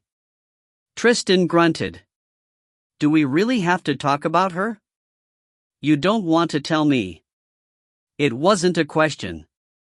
History apparently existed between them, history he didn't want me to know about. Possibly even recent history. My heart shrunk at the thought. Did he faithfully wait for me as I had for him? Did he have a choice? These were unknowns I wasn't sure I wanted the answers to. I just wanted to be happy he came back to my side, that he wanted to be here with me and nowhere else. But still. He rolled over on his side and sighed heavily with resignation. Here it comes. Vanessa is just a spoiled brat who somehow got the idea in her head a long time ago that she and I should be together and she won't give up. My throat worked overtime as I tried to swallow the disappointment. So you and her. He lifted my chin with his thumb to look into my eyes. Never. I blew out a sigh of relief. I hadn't even realized I held my breath. She doesn't seem to think so. And she certainly doesn't like me. He chuckled. She's used to getting everything she wants and doesn't like to be told no. I've told her no many times. In fact, given the choice, you are my only yes. So no others I should be worried about? I don't think so. My stomach rolled. You don't think so? His voice came soft and low. Alexis, I've been around a long time. You know I had a past, but no one else has pursued me anything like Vanessa. I bit my lower lip and nodded. So no one, my breath hitched as I forced the words out. More recently? He braced my face in his hands. Absolutely not. Only you, my love. You have my heart, my soul, my everything. I would have let them kill me before betraying my love for you. I searched his eyes and only saw sincerity. And deep-rooted, soul-bound love. Feeling guilty for even doubting him, I cupped my hand around his face and brushed my thumb over his cheek. I love you, my sweet Tristan. And I love only you, Malakita. Always. I remembered her from a long time ago, when she and the others attacked me before we moved to Florida. That whole night came back to me with perfect clarity and I remembered being attacked with a certainty I'd never had about it before. I had been right. I hadn't mixed up the details or confused the real events with a dream, as I had thought, as Mom had made me believe. There had been a witch and a werewolf and Vanessa the vampire. Holy hell! That was you and Owen who saved me. He chuckled. I wondered if you ever figured that out. I'd been watching you that night. Owen was hanging out with me. So what took you so long? They would have killed me. We would have never let it get that far, but first, we had to see just how far they would go. If we stepped in unnecessarily, Sophia would have killed us for breaching the secrecy. But when Vanessa showed up, I made Owen go in. And then, I just couldn't help it. I couldn't just watch without helping him. It was reckless on my part, not knowing if I'd want to hurt them or you. His voice trailed off at the thought, but then picked up again. I'm sorry I couldn't tell you before. Sophia said you couldn't know. In fact, Owen was supposed to erase the details from your mind, but he couldn't bring himself to do the job completely. He didn't think it right, and I thought you deserved to know enough to be aware and alert. But Sophia disagreed. She insisted that you at least thought the attack was a dream, until now, I suppose.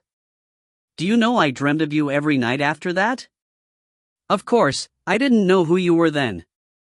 And then the dreams stopped. Oh. I smiled. They stopped the night I met you, when we actually met, that first night of college. Do you remember that night? How could I forget? He smiled at the memory. I thought converting to the Amadis changed my life forever, but I still lived in the shadows. My own shadows, not theirs anymore, but still a darkness as deep as the night.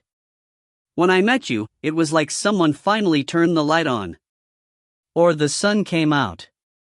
For months, I could feel something out there, an energy I felt pulled to. But I wanted to resist the draw, not knowing what it was. My darkness blinded me to the truth. It was you, your life and hope and love, pulling me, and I didn't know it until that night. We exchanged grins, along with the feeling of knowing something magical had already been in the works, long before we actually met. He kissed me and I returned it. And the passionate desire rose again. Damn it! Damn them! Before I got carried away, only to be disappointed, I pulled back and reluctantly rolled out of bed. I really didn't want to leave his side, part of me still afraid he would be gone when I returned, but I couldn't put some things off any longer. I can't believe you left me in this disgusting dress, I said as I headed into the bathroom. I didn't trust myself to undress you. He paused, then added lightly, I might have taken advantage of you. Yeah, right. I looked at myself in the mirror. He'd left the blood-stained dress on me, but it looked like he'd removed all the glass, no lumps under my skin, and cleaned up the cuts. They were completely healed now, and only a few specks of dried blood remained. I wondered if he had healed me. At one time, that had freaked me out, his ability to heal other people, because he had to suck my blood. Not for nourishment, like a vampire, but to clean the wound because it couldn't heal itself. Now, though, I didn't care if he'd healed the cuts and didn't even ask. I drew in some deep breaths and I felt healed. Pulling the dress over my head didn't hurt at all. I tossed the ruined dress into the trash. I stood under the hot shower, our shower, it felt natural to be in here now, and let the water flow over my body. It felt remarkably good, washing away years of crusted-on pain and darkness. All of my anger flowed away and swirled down the drain. I wanted to stand there forever, but I also wanted to hurry, to be back in Tristan's arms. When I turned around, though, I saw him watching me from the bathroom door. A minute later, he stepped in to join me, my soap and shampoo in his hands. His hair hung loose now onto his shoulders, falling in his face. I brushed it away and his eyes smoldered. Are you sure? I asked. He smiled. I'm sure I can't stand it any longer. He pulled me into his arms and we were finally flesh against flesh. The electricity jolted between us and it had never felt so good. Every touch shocked me. Every kiss on my neck, my chest, my breast sent a current through my nerves, making my body throb desperately in anticipation. I was so hungry for him. It had been so long. So agonizingly long. I wanted to devour him, to pull him into me, to sink into him. To be one with him again.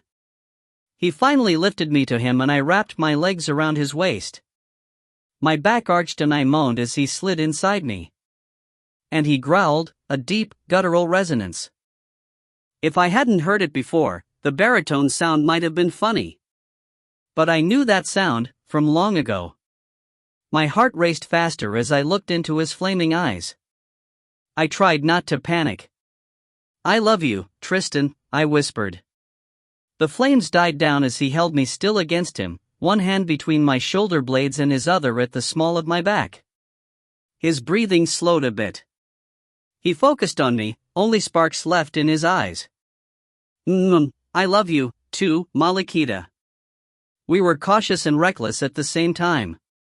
Slow at first, like swimmers testing the water, making sure no danger lurked below. Then quickly giving in to our urgent hunger. Our physical needs were so great, our bodies so desperate, the motions became fast and fervent and frenzied.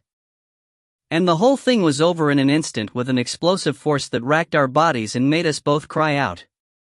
We crumpled to the floor of the shower, holding each other and panting. Our hearts pounded like bass drums, not realizing we'd already reached the crescendo. "That was necessary," Tristan muttered, and we burst into giddy laughter. Chapter 9. When I came out of the bathroom wrapped in a towel, I found a pile of sheets on the floor and Tristan, a towel around his waist, sitting on the freshly made bed. I had to pinch my arm, just to be sure. As he rummaged through his old bag, I picked up the sheets and took them to the washer, knowing the sooner I soaked them in cold water, the more likely the blood from my injuries would wash out. I didn't get my hopes up, though. I probably should have washed clothes first, but I thought we might need clean sheets before I needed clothes. I would get my hopes up about that. I came back to the room and recognized my lavender stationery in Tristan's hand, his head bent over as he read the letters I'd written to him over the years. His hair hung in curtains, hiding his face. Sadness swept over me again. The letters, one for each of our wedding anniversaries, provided glimpses into my and Dorian's lives each year. They also begged for his return, full of raw emotion. Tucking them into his bag had been my way of delivering them, though I never really expected him to actually read them. I wasn't sure now I wanted him to know how wretched I'd been. I crawled across the bed and knelt behind him, rubbing his shoulders as he read the last one. He didn't say anything at first. I draped my arms around him and lay my head against his shoulder. When he finally spoke, his voice came thick and heavy. "You know, it felt like a long time only because I couldn't be with you. But 7 years really isn't that long to me, feels like a year to most people. But for you," he trailed off. "It was painfully long," I finished quietly. "And our son, I missed so much," he whispered. I should have been there for him. I moved around to sit in his lap and wrapped my arms around him. I didn't even know what to say, so I just held him. I felt his tears on my shoulder. "I don't know if it'll make you feel any better, but I really don't remember much until I was 5 or so," I finally said. "You'll be there from now on and you're just in time for the good part. You missed the middle of the night feedings, diapers and potty training. Now he's really becoming a little person." "I would have loved every minute," he said quietly, and I knew he would have. "The first chance I had to get to a computer, I did a search on you. I saw how the media tore you up over your so-called teen pregnancy. I almost went on a murderous rampage." I shrugged. I knew the truth. The people most important to me knew the truth. Including Dorian. "Tell me about him." I smiled automatically, my heart warming. "Well, he looks just like you, but he has quite an attitude, like me." "Well, you, too. I think he got the worst of us both, but in a good way. He won't take crap from anyone. He's unusually fast and strong for his age and size, and he never gets sick or hurt, even with all the fights he's been in. Mom says it's to be expected, with who his parents are. Otherwise, he shows no signs of abilities or powers, but every once in a while he gets this look on his face as if he knows something the rest of us don't." I jabbered nonstop about Dorian, and Tristan's face lit up like the sun. He asked me all kinds of questions and laughed at the stories I shared. A bittersweet conversation for us both. I can't wait for you to get to know him. And he'll be so excited to finally meet you. I sighed as I realized how much I missed him. And then there was the bad news. He already knew, but I had to say the words. We had to discuss the subject. I hung my head in shame and the words came out as barely more than a whisper. As you can see, we don't have a daughter. He pulled me against him and grief filled his voice, too. I'm so sorry. I've tried to forget the time I was away, pushing each day out of my mind as the next one started, but I'll never forget the day Dorian came into the world. The demonies celebrated. That's how they tortured me that day, celebrating that the Amadis would end with you. And it was probably the worst torture of the whole time they held me, because I needed you and I knew you needed me. It almost killed me to think of you suffering through that, and I couldn't hold you. I couldn't do anything for you. The tears spilled over the brims of my eyes. I failed them, I whispered. No, not you. I'm the one who failed them. I looked up at him in surprise. How can you say that? The father's genes determine the sex. I shook my head. I know, but we're different. According to Mom and Rena, our eggs can only accept female sperm. Once there's a forming embryo, we might drop another egg that would take a male sperm. Otherwise, males are rejected. Except for me, of course. Something happened to the female, or there just never was one and my egg took the male seed. I have to be abnormal in everything. He held me in silence for a while. Is there any hope? My breath caught as my mood suddenly brightened. The words gushed out. Oh. There is. Tristan, there is hope. I dismissed the idea because you weren't here, but now you are and it could still happen. Whoa, slow down. He took my face in his hands and looked into my eyes. Tell me. I told him about Mom and Rena's feelings that I may still be able to have a daughter. I suppressed that hope because you were gone and you are my only love. I couldn't. You would have forsaken an Amadis daughter to wait for me? He didn't sound happy. I frowned and dropped my head. Maybe not forever, I admitted. But I thought if it ever became necessary, in vitro fertilization would have been the answer. It just wasn't something I wanted to think about too much. The council has been growing restless about it lately, I guess, and were forcing me to think about it. Thank God you're here now. He lifted my chin with his thumb and looked into my eyes again. And there's still hope? Even with the Andorra? Right. The Andorra. My bubble burst. A whimpering sound escaped my throat as I dropped my shoulders with defeat. For the first time in years, I wished the Andorra wouldn't happen yet. And what would the council do now, if it was impossible for me to have a baby? With the Andorra, there were too many odds against us. I don't know. I'm not even supposed to change over yet, I'm supposed to be too young. Another anomaly to chalk under my name. Of course, Mom's the only one who had a baby after the change. But I guess it does mean there's precedence. So we can try. His lips twitched in a playful smile. Well, yeah, we can try all we want. I grinned back with understanding. Then we will do everything we can to give Dorian a little sister. He winked and I fogged over. He chuckled and nibbled my ear. The tickle cleared the fog. I need to call Dorian, I said. I haven't talked to him in so long. I wish he could be here. Tristan glanced at the clock. Give them another hour or so. I talked to Sophia before you woke up and they were between flights then. You talked to Mom? Where are they? She knows you're back? What did she say? He held his hand up to stop the barrage of questions. Your phone wouldn't stop ringing as soon as Owen saw me with you in my arms, so I finally answered it. Owen, I groaned. I bet he's pissed at me. Oof. Yeah, you could say that, and at me. He'll get over it. He shrugged. Sophia sounded hesitantly happy. She knows you're safe, but she's concerned. She thinks I might become evil. She thinks I am evil.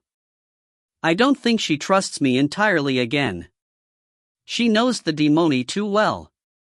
I looked into his beautiful eyes. I trust you. Good. That's all that matters to me. He sighed. Still, Sophia has every right to be concerned. I sighed, too, and leaned my head against his shoulder. I traced my fingers around the scars on his chest, careful not to touch them. What would you do if I did become evil? I mean, if the demoni blood wins. My allegiance is to the Amadis, so I would have to save your soul. I mulled over this for a few minutes. I don't think it'll be an issue. I think she primarily worried because I'd become so angry. I was pretty cruel, especially to her. I even thought the demoni was coming out in me. But the anger is gone. All I feel now is love and happiness. I just needed you. I put my hands around his face and looked into his eyes again. And you are not evil. You are Amadis, too. We'll be okay. No, we'll be more than okay. We're going to be great now. He smiled, but it didn't reach his eyes, and then he folded me into his arms. I hope you're right. We have a lot of challenges ahead of us. We can handle them, as long as we're together. Just don't leave me again, no matter what the reason. Never again. He sealed the promise with a kiss, and I remembered the last time he'd done the same thing, when he'd promised to come back. It had taken a while, way too long, but he'd made good on that one. I knew, however, there were no guarantees in our bizarre world. I leaned my head back against his shoulder. What happened? When you left, I mean? I asked quietly. Owen thought you were dead when he got away. They never gave me any details, and I never asked. I was afraid they'd tell me something that would confirm what Owen thought, and I couldn't let myself believe it. I didn't know if he would tell me. He never spoke of his past life, of the horrors when he was part of the demoni. He refused to dredge up those memories. Though this was a different situation and he didn't perform the evil acts, he probably didn't want to relive those memories. But, after years of wondering and imagining my own version of the events, I felt compelled to ask anyway. And he actually answered. With me still on his lap, he scooted back on the bed so he could lean against the headboard. The day I left, the day I made my worst mistake ever, he shook his head. I had to pull them away, from Rena and Sophia, from you. The Amadis had agreed to flash to a park in the Shenandoah Valley, away from the safe house, to protect you, if needed. So I flashed there, and the demoni followed my trail, just as planned. Followed your trail? I interrupted. When you flash? He looked down at me through his lashes. You really still haven't learned much, have you? I shook my head. When we flash, we leave a sort of trail. It's like an energy signature. It can't be seen, but it can be sensed. It disappears in a second or two, but if someone is close enough to catch the trail, they can go right where you went. He paused to make sure I understood, and I nodded. The Amadis followed, too, but more demoni kept appearing. Were there dog things? He lifted an eyebrow. Dog things? Like the creature Edmund had at your house. It had been just a few days before our wedding, the raging wind of a tropical storm, the bulky figure of Edmund and his creature that wasn't quite dog but definitely not human, either. The whole fight had firmly impressed itself into my memory. Until the battle at the safe house, I'd never been more terrified in my life. The dog thing had apparently left a lasting impression. I knew it was a stupid word, but I didn't know how else to describe the wretched creature. Ah, the Nora. The Nora? I asked. It took me a minute to make the connection. I held an unusual amount of knowledge about mythical creatures, knowing was part of my job, after all, but the Nora, bald men who ran on all fours and sucked breast milk, were rarely mentioned. I would have never thought the dog thing to be a Nora. I didn't know they were real, I mean, even less so than vampires or werewolves. That was a real Nora. And they don't just suck women's breasts. They like blood more than breast milk, but they do prefer women. He paused for a moment. That's been your image of the demoni, huh? I thought about it for a moment before answering.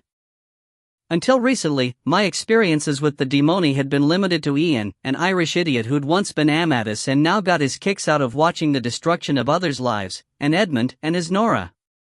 I guess the Nora scared me the most. Probably because I could see no humanity in it at all. He rested his cheek against my head and was silent long enough. I almost asked what he was thinking. But then he continued with his story. Well, they are pretty rare, but there were a hell of a lot of demoni, so there may have been a few Nora. They ambushed us.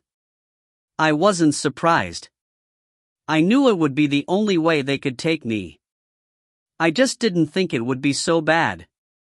I should have known better. Remorse filled his last statement. I looked up at him when he didn't continue. He leaned his head back against the headboard, his eyes closed.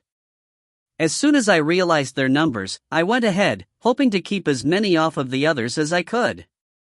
I knew they'd go after me. Most of them did, but not enough. Even while fighting, I kept aware of the others. They shouldn't have even been there. Stefan went down. I cringed and he paused. The image came clearly, very similar to the dream I used to have, the part my imagination had created of Stefan's death, followed by Tristan's disappearance. I shook my head to clear it and Tristan tightened his arms around me. His voice came even lower and quieter as he continued.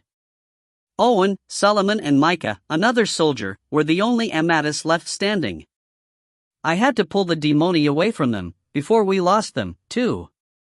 So I flashed again, but this time they didn't know where I went. The demoni closest to me followed, and then the rest followed their trails, like a domino effect. They paralyzed me with their magic long enough to take me to the ancients in Afghanistan. I sucked my breath loudly and blew it out with an, oh. He peered down at me. What? Weird, was all I could say at first. Then my thoughts all came out in a rush. Every night since you left, up until last week, I had pretty much the same dream replays of the few memories we had together. But it always ended with you in a field with Stefan and everyone, and then just you and the demoni, in a foreign desert, surrounded by stone mountains. I thought that part was a figment of my imagination, You didn't know where I was supposed to meet Lucas? I shook my head. No one would tell me. You know how they are. Right. That is interesting. He paused again, then continued. At first, I didn't fight. I knew as long as they had me, they'd stay away from you. I tried my first escape the day after Dorian was born and they had their celebration. Their compounds are shielded, so you can't flash out of them, but I thought I knew the location where they held me and the way out. But I was mistaken. They'd taken me somewhere new that they'd developed since I'd left them. So they recaptured me before I could get out, then took me to Siberia. Siberia? I asked, astonished. I planned to come find you, but I would have never guessed to look for you in Siberia. But what on earth had I been thinking? How would I have ever found him? And then, exactly, how would little me have helped him escape against all those demons? The idea sounded ludicrous now. Tristan's humorless chuckle told me he thought the same thing. Trust me, I will teach you everything you need to know now. I'm going to prepare you for everything, he said. For now, just picture a large network of tunnels and caves, under the Taimyr Peninsula in northern Siberia. An underground city. All of their cities are underground, and this one is their largest, their capital, in a sense. I'd spent a lot of time there in my past life, knew it well. But they'd expanded the caves, dug down deeper. They kept me in a new part, far below the surface of the earth. Oh, I breathed. You really were cut off from the entire world. With the darkest of tones, he answered, as far away as possible, and as close to the bowels of hell as you can get. He fell silent, providing no more details, but the image of a cold, dark cave blossomed in my mind. I envisioned him sitting alone on a dirt floor, the stone walls curving overhead. I could almost hear distant screams of terror and pain from other caves and tunnels. I felt his dread. The dread of knowing someone or something would be coming any time to deliver his own torture. Not knowing when or even if there would ever be an end to it all. My heart squeezed and I fought back a shudder. I could only imagine the loneliness he had felt. I, at least, had had Dorian and Mom and even Rena and Owen. He'd had no one. I reached my hand up and cradled the side of his face with it. He leaned his head into my hand as I stroked his cheekbone with my thumb. It felt like anything I did was so little, not enough for what he deserved. But he seemed to appreciate every little gesture. He'd been isolated from even the least bit of humanity, just when he'd learned the importance and joy of it, what it felt like to be touched and held by someone who loved him. He could only hold on to those memories, relive them in his mind. I wondered if perhaps we had been somehow connected, and that was why I had those same memory dreams every night for the entire time he was away, and then they all but stopped, about the same time he'd escaped. We had both needed those memories. Perhaps we even shared them at the same time. And that connection told me I just needed to hold on to him, wait for him, although everyone else thought of me as pathetic for doing so. I didn't know if the idea held any truth, but I had learned in the last couple days, anything was possible in our world. And it was really a nice thought to hold on to in the midst of all we'd been through. So I shared it with him. It's an interesting theory, he said. We sat in silence as he thought through it. I can see the possibility of it, especially since your blood runs through my veins. Like vampires? I asked with surprise. I mean, the connection vampires have with those whose blood they've sucked? Exactly. But my body wouldn't burn through it for energy like they do. So, your theory's a strong possibility, He just confirmed what I'd once believed to be fiction, the connection between vamps and their victims, and something about that nod at the back of my mind. I decided it was just lingering shock because nearly everything I'd been writing about was real. So, tell me the ending, I said, returning to his story. How did you escape this time? Chapter 10. Tristan grinned, but not his normal smile. This one took my breath for a different reason. It actually looked wicked. I'd been planning it for a while, ever since I first heard they were coming after you. They're slow to make such decisions, which they should be, of course, especially when their reasons aren't credible. I paid attention, analyzing everything, learning the new areas as they moved me around. I hid the fact that I'd become immune to the spells they used and let them believe they still controlled me completely. So they became relaxed with me, keeping me around as they discussed their plans, still absorbed with their own pride and believing I'd change my mind about them. I learned what I needed to know to escape, and when I heard they were executing their plan for you, I executed my own plan. I surprised the hell out of them. They created me, yet they still underestimate me. I took out a few of their strongest on my way. I quite enjoyed that. Now I understood the nefarious grin. Not actually evil, just vengeful. I didn't know what to say. He stayed with them to keep me safe and then escaped to protect me. Even while captured, sitting in the closest thing to hell, he worried about me. And I only thought about why he hadn't come back sooner. In other words, I worried about me, too. Even now, the only thoughts coming to mind were selfish or, at least, minimal. I wish you had come back sooner. I'm glad you're back? Thank you? What are you thinking?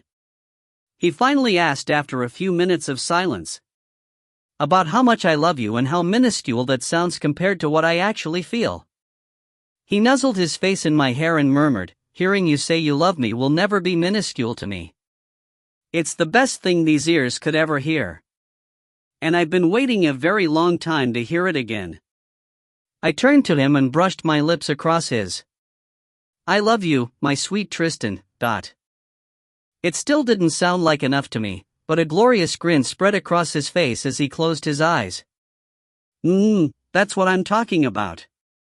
Every little gesture was important to him. I needed to remember that, to never discount anything. He pressed me tighter against him and I listened to his heart, strong and steady and comforting. I slid my hand up his chest and neck, around the contours of his face and into his hair. Your hair is so dark, I whispered. It used to be lighter, the color of sand. Dark sand, anyway. Now it's like caramel.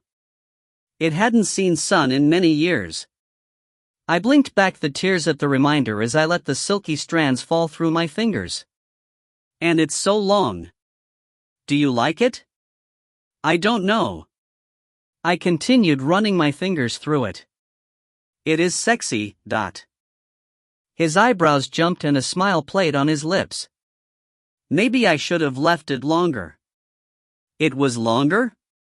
Then I remembered seeing him when I thought he was a delusion, standing in the park, long hair whipping in the breeze. I pulled it into a ponytail and cut it off to a more reasonable length. I hope you'll finish the job for me. I laughed. You want me to cut your hair? No way. So you do like it? That's not exactly what I meant. I mean, I guess I like it.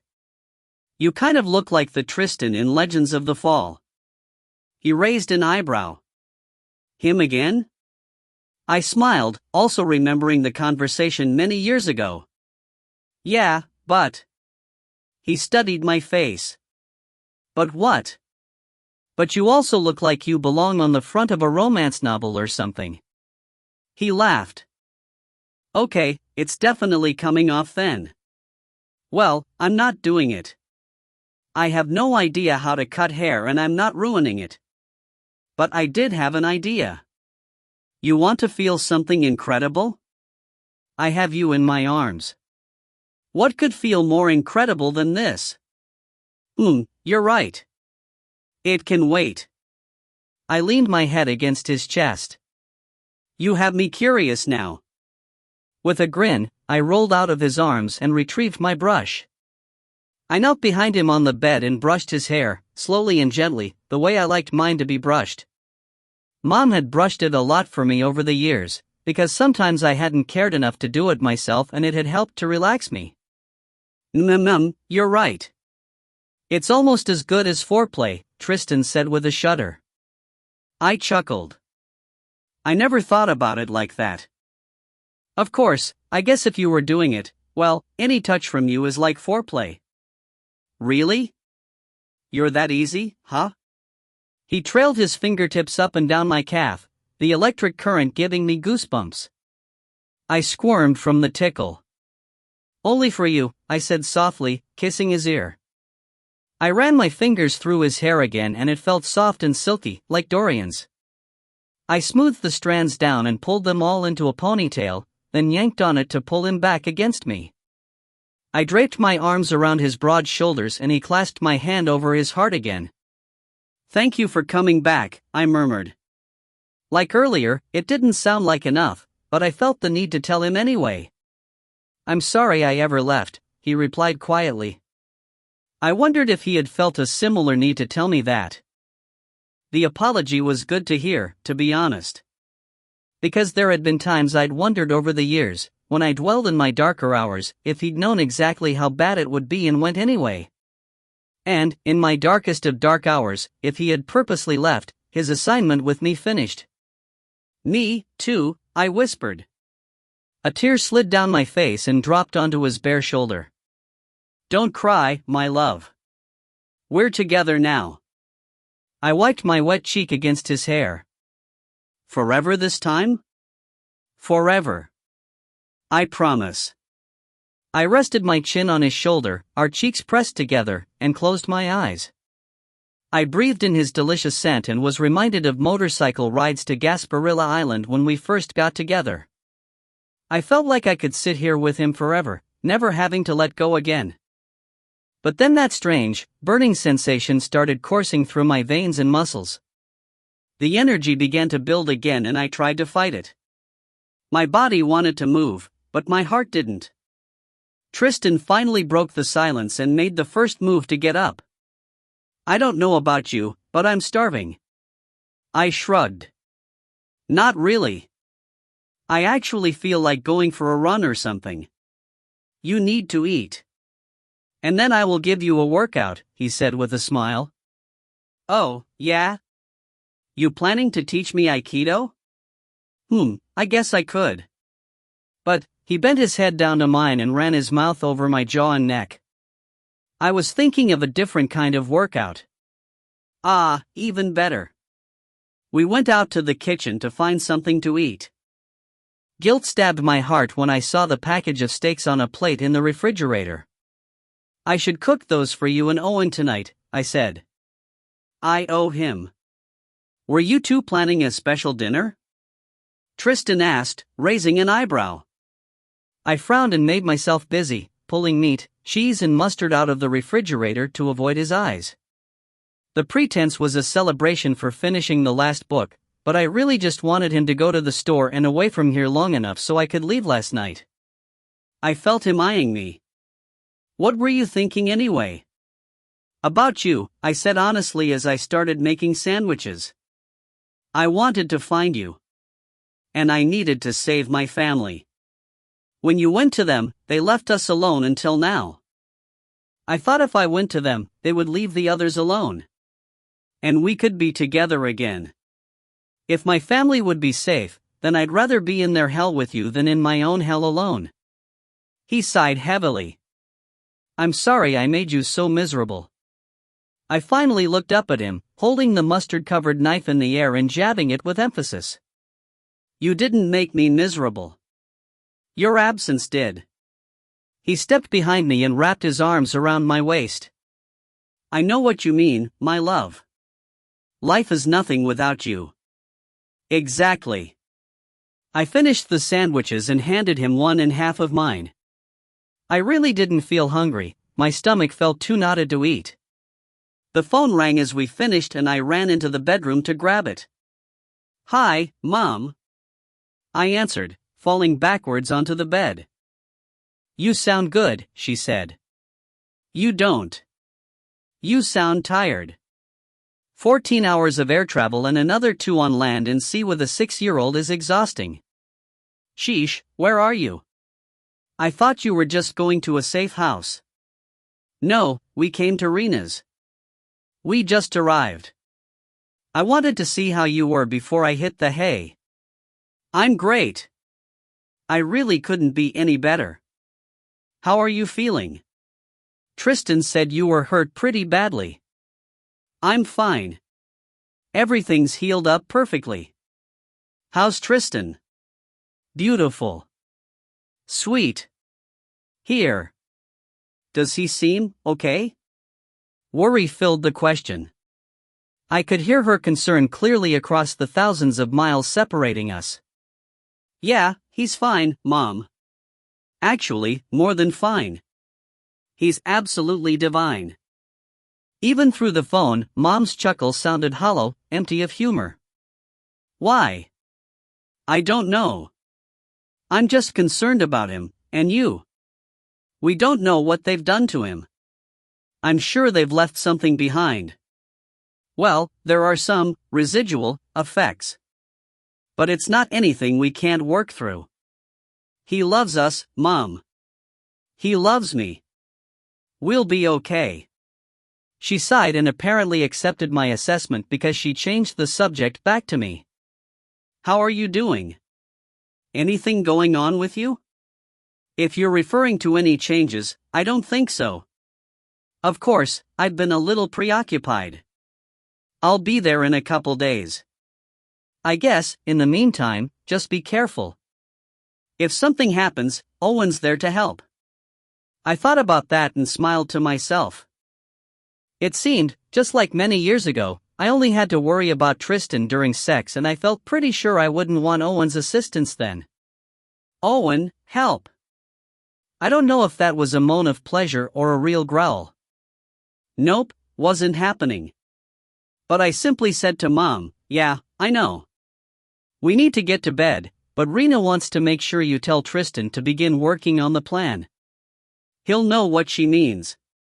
She paused and I heard what sounded like Rena speaking to her in the background. Dorian wants to talk to you. You didn't tell him about Tristan, did you? No, honey. That's your surprise. I wouldn't ruin it. Thanks, Mom. You're the best. I love you. I know you do. And it's nice to hear you so happy again. Hold on a sec while I get Dorian, I motioned to Tristan to come lay next to me, putting my finger to my mouth. We'd already agreed he shouldn't need Dorian on the phone, but he could listen. We lay on the bed, our heads close together, the phone between us. Hey, Mom. Dorian said. Tristan squeezed my hand as soon as he heard his son's voice. My own heart soared when I heard it. Just last night, I thought I never would again. Hey, little man. How are you? I'm great. Do you know where we are? He asked, wonder filling his voice, as if he'd never been anywhere so cool. Tell me, He told us all about Rena's ginormous rock house with the fires everywhere, even on the walls, and about the planes and the pretty flight attendants and the movies and everything else he could think of, moving from subject to subject without interruption, barely pausing to breathe. Tristan beamed by the time Dorian finished. Mom, when will I see you again? He asked, the enthusiasm replaced by longing. I miss you. A lot. I miss you so much, too, little man, I said. But I don't know when. Soon, though. And when you do, I'll have a really big surprise for you.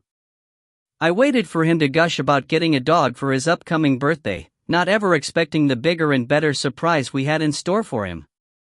Did you find Dad? What? Tristan and I stared at each other wide-eyed, mouths open. How does he know? Dorian, why would you say that? I finally asked.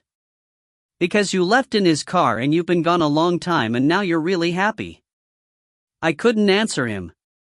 Tears filled my eyes and I thought even Tristan's eyes were moist.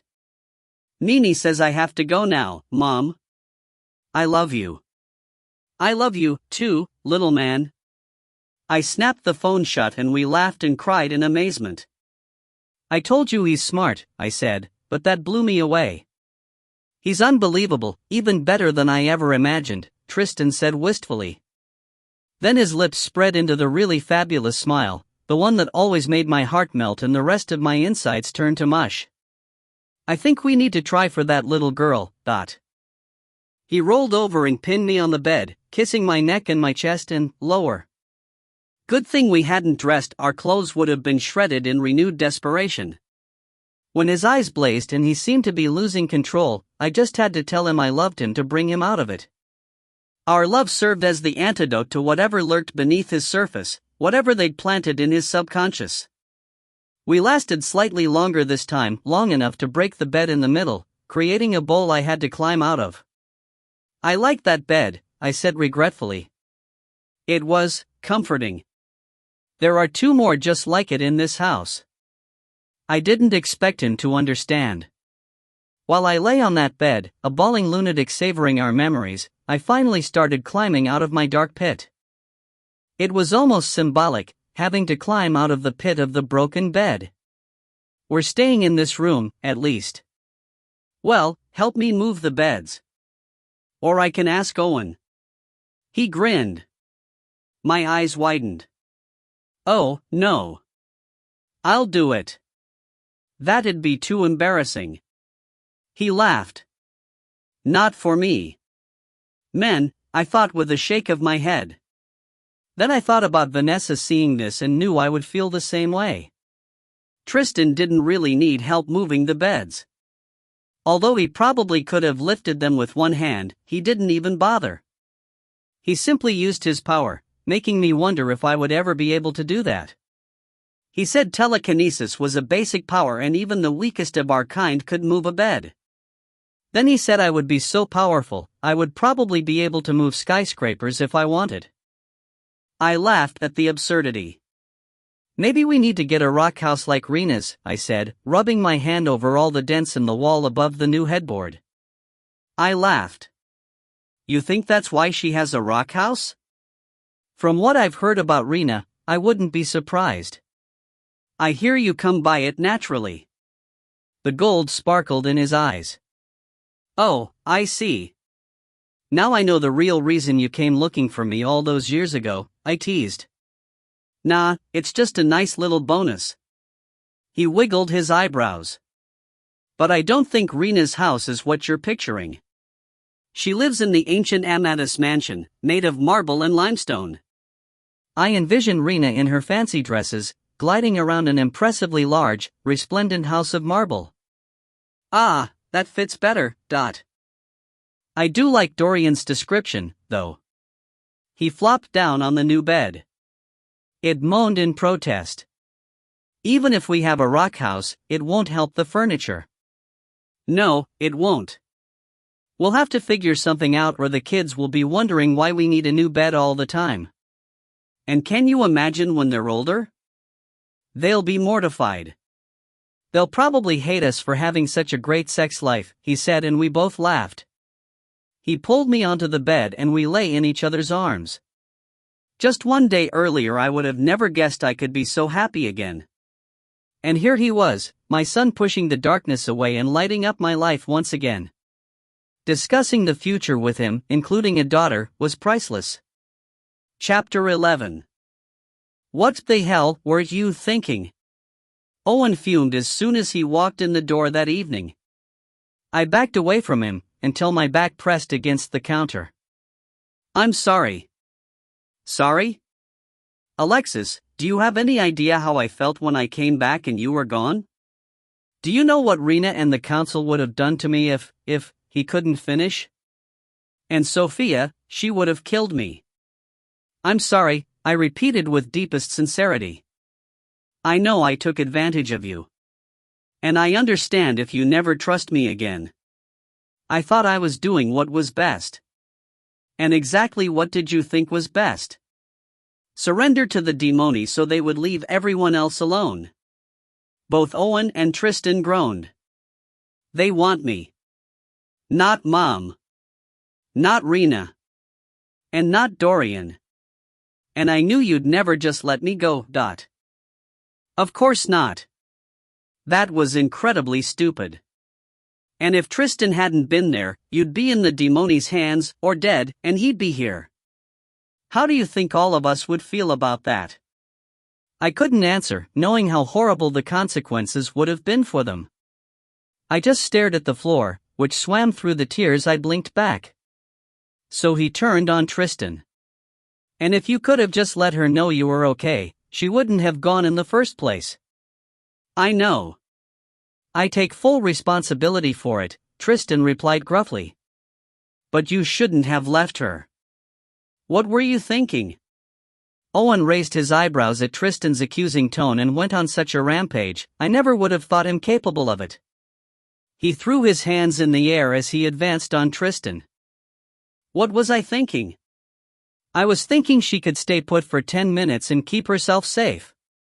I was thinking she'd been through hell the last 7.5 years and she actually wanted to celebrate something for the first time since. I was thinking I saw a glimpse of the old Alexis who no one has seen since that day we left her at the damn safe house begging you not to go. I was thinking I didn't want to disappoint her, even with such a little thing, after all the big disappointments she's had to suffer. Ah. Like me leaving her? Of not being able to get back because I sat in my own hell? Tristan leaned forward, their faces less than a foot apart. His voice rose. Say it, Owen. Say it like it is. It's my fault she suffered. Say what you're thinking, That's not what I'm thinking. Owen bellowed, his hands balling into fists at his sides. It's my fault. I didn't bring you back to her. I didn't keep you safe. I had to come back and tell her I thought you were dead. And ever since, I've had to see her misery, hear her screaming in her sleep from the other side of the house, watch her fall apart at the seams and know it's my fault. I've had to look at her and know she wished I'd been the one who didn't come back. I stared at him, my eyes wide with disbelief and confusion. How had he twisted it into this? Owen, stop it. I tried to put emotion behind the words so he would hear me and come to his senses, but my voice sounded small over the lump in my throat. He ignored me, still glaring at Tristan. You don't know what it's like to have her look at you and feel like you're the person who made her whole world fall apart. I do know what it's like. Tristan barked. I've watched it for the last week. Owen's jaw dropped. A week? You've been back a week and made her go through that? Do you have any idea just how bad this week has been for her? No, I don't fully know. But you have no idea what it's been like for me. To see you be the one who can take care of her, to see you at the park with my wife, playing with my son, because I don't know if I'll be overcome with the urge to kill them. Tristan pounded the counter, adding yet another crack to the granite. I felt like he'd hit me, like I'd been punched in the gut with his words. Stop it. Both of you. I finally yelled. This is nonsense. I'm standing right here. Stop talking about me like I'm not. And stop being so damn stupid. They both finally shut up and looked at me as if they just remembered I was even in the room. Owen, you're completely wrong. Yes, I was pissed off. I was pissed off at everyone, at Tristan, at Mom, at myself, at the Amadis, at the whole damn world. But I knew the blame was all on those bastard demoni who killed Stefan, who took Tristan, who took my whole life away. I swiped at the tears and drew in a ragged breath. But, really, I just want to be over it. Tristan's back. We'll be with Dorian soon. Just let me be happy. I'm happy now, okay? I stomped into the bedroom and threw myself on the bed. After a few minutes, Tristan sat next to me and pulled me into his arms as I continued to cry. You just said you were happy, he said quietly. I am happy, damn it. He chuckled. I did, too, through the tears. So why are you crying? Because I feel absolutely horrible for both of you. I never meant for Owen to feel like I blamed him. And I had no idea what you saw at the park and how that must have made you feel. The cold, hard feeling from last night started working its way in again. I hate them. I hate them for ruining our lives. I hate them for doing this to us. Malakita, he murmured, they haven't ruined our lives. Not as long as we don't let them. We've had to live through hell for a while, but we don't have to let that ruin everything. We have many years ahead of us still. Many more than what they've taken. We sat in silence for a minute or two. Well, he sat silently. I sniffled and pulled in noisy breaths, trying to stop the tears. How do you do it? I finally asked. Do what? Keep living through horrific shit like this and still be able to say that? Ah. He kissed the top of my head. Because it's been proven to me time and again that it can and does get better. After all, I have you. Again. I sighed heavily and caressed his cheek, trying not to let the anger well up again as my fingertips slid over the nasty scar. I love you. See? How can I hold on to anger when I get to hear that from your lips? I wiped the tears off my face, inhaled deeply and headed back to the kitchen. Owen still stood where he had been, his head bent over, looking at me through his lashes. He reminded me of Dorian when he had to tell Mom and me he'd been in another fight, guilty for disappointing us but not for the actual action. Sorry, Alex, he started, but I held my hand up to stop him. I'm sorry, Owen, I said. He opened his mouth to say something, but I went on, needing to relieve him of his unnecessary guilt. I'm sorry I ever made you feel that way. I admit I sometimes wondered how you made it back and not Tristan. But I didn't blame you for any of it. Of course I wished he'd come back, and probably more than any of the others. But he's my husband, Owen. He is my life. He'll always be my first concern. That's just how it is. But that doesn't mean I wished you'd never come back. You're like a brother to me. Stefan was like a dad. I wish none of you ever left in the first place, but you did and shit happened. It's done now. Over with. Tristan's here. You're here. I get 2 out of 3. Let's just put it behind us, okay? Owen studied my face for a moment, looked at Tristan and then back at me. He finally relaxed and slumped back against the counter. Okay. It's in the past. He pretended to pick up some imaginary object and throw it over his head, behind him. Then he looked at Tristan. We're good? We're good, bro, Tristan said. Owen showed Tristan the latest male bonding handshake, the fist bump. So, what's up, little sis from a different miss? Owen asked me, back to his normal self. A real celebration dinner? I offered. We have these beautiful steaks and all. He smiled. I'll accept that. I blew out a sigh of relief and got to work. Owen and Tristan stayed in the kitchen with me, Tristan helping me cook and Owen updating us on the consequences of my escapade last night. The demoni are really going ballistic now that the two of you are back together. I guess that blonde vampire chick went on a rampage. Apparently, your blood, Alexis, is like a super potent energy drink for vampires. It made her more powerful than usual and we had to do some damage control. I didn't really want to know what he meant and I appreciated that he didn't explain. Do they know we're here? Tristan asked. No, they still don't know about this house. But as soon as they can get to one or both of you, they will. And they know once they've got one of you, they've got the other now. Rena wants us to go to your house in Atlanta. It's probably safer there than here. Tristan stopped slicing onions. He'd always taken that job because they didn't make him cry like they did to me, and he'd naturally resumed it, just like old times, and stared at the counter for a few seconds. Apparently, he was exploring and weighing the options. Then he nodded. That'll work perfectly with the plan, he said, expertly moving the knife again. The plan Rena wants you to work on? I asked. I'd passed on the message earlier, but I'd been too distracted to ask him what plan. Yeah, he answered distractedly, focused on whatever he had brewing in his mind. There will be a fire.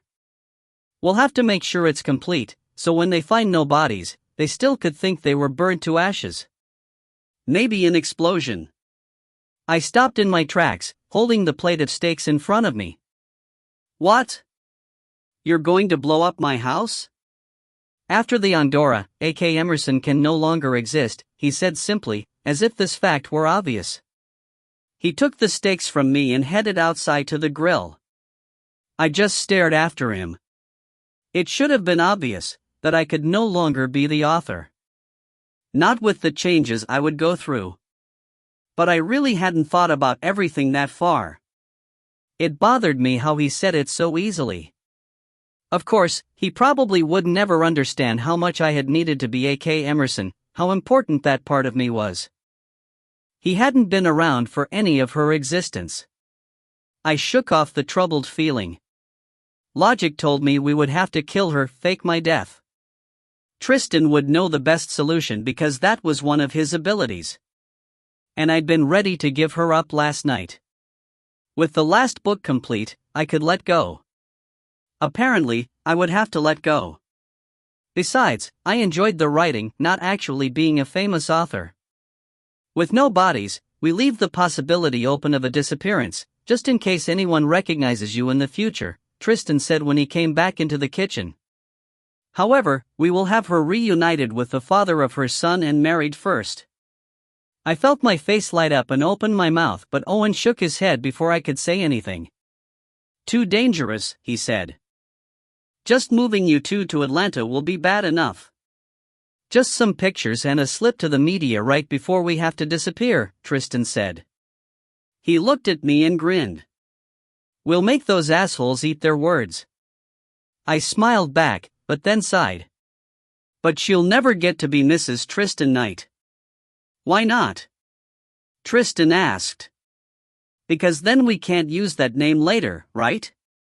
He shrugged. It's just a name. You know it doesn't mean anything. I picked it as a kind of tongue-in-cheek thing. Owen and I both looked at him expectantly, neither of us getting it. Tristan, the knight who fell in love with the one he could never have, Tristan said. Tristan and Isolde? I asked, stifling a laugh. That's where you got your name? Just the knight part. I chose Tristan for a reason, but the last names come and go. He lifted one shoulder in a half shrug. So if you want the author to be Mrs. Tristan Knight, then we'll do it. You will always be Alexis Ames, anyway. I can even be Tristan Ames. I laughed. I know that makes sense, since you really are an Ames anyway, but it's not happening. To me, you are Tristan Knight and I've waited forever to be your Mrs. I'll keep Alexis Knight for myself. So you'll need to be someone different for the author. He wrapped his arms around me and whispered in my ear, whatever you want, my love.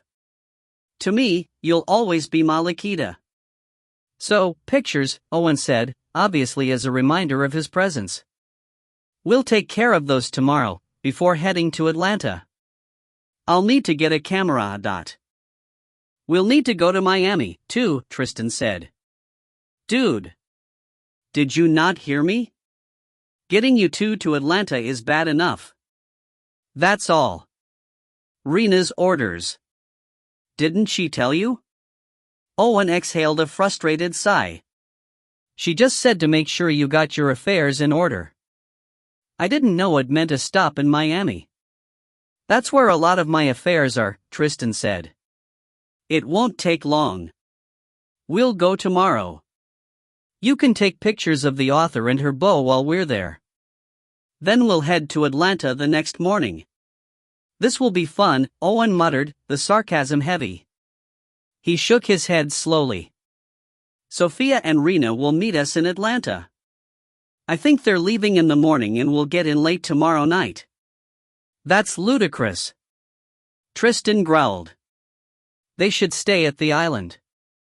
Do they realize how much danger they're putting themselves in? Owen nodded. I know, but they want to be here. And we're going to need all the help we can get, just in case. He glanced over at me. This is so absurd, I said.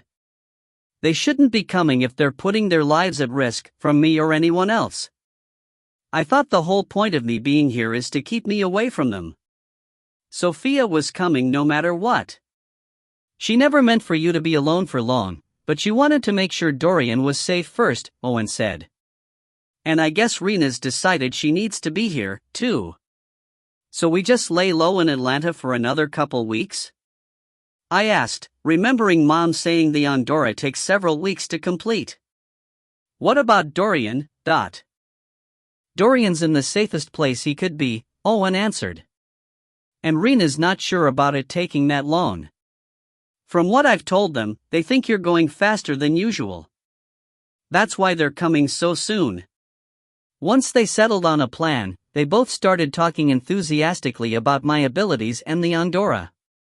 According to my ancestors' experiences, I should have been gaining power gradually, but as far as I knew, I couldn't do anything I couldn't do before, except see farther and run faster. You can flash, right? Owen asked. That's how you got back last night. Huh? I asked, confused. No, I brought her back by myself, Tristan said. You can flash with someone else? Owen sounded impressed. Tristan shrugged. Never have before, but I guess so. It was necessary and it just happened. Ha! Cool. Alexis, have you even tried? I looked at him as if he'd just asked me to fly. He may as well have, for me, flashing seemed nearly as impossible. I don't even know what to do. Just think of where you want to be and let yourself go. If the desire to be there is strong enough, it just happens. He nodded at the balcony. See if you can get out there. I thought the shield prevented flashing. We can flash within it, just not through it. No going in and out. I furrowed my brows and narrowed my eyes, concentrating hard on wanting to be on the balcony, but nothing happened. I felt like an idiot. Guess not, Tristan said with a chuckle. I shot a look at him. But you look adorable trying, Dot. He winked at me and I forgave him. I couldn't remember the problem. We'll try some things in the morning, Owen suggested. You might have powers you just don't know about yet, and it would be good to know before we go on this insane trip to Miami. Of course, we'll all have to go. I'm not leaving either of you alone. Neither Tristan nor I argued with his point. Only a major catastrophe could split us up right now. We weren't willing to take the chance of another long-term or permanent separation. Tristan retrieved the steaks from the grill while Owen and I gathered the rest of the food and took it out to the balcony. With plans made, Tristan and Owen slipped into a lighter conversation, discussing topics requiring a Y chromosome to understand, or at least, to care about. I couldn't keep my eyes off Tristan while they talked. I still couldn't believe he sat right here next to me. And Tristan constantly touched me, my hand, my leg, my back, somewhere, as if he, too, wanted to be sure I really sat by his side.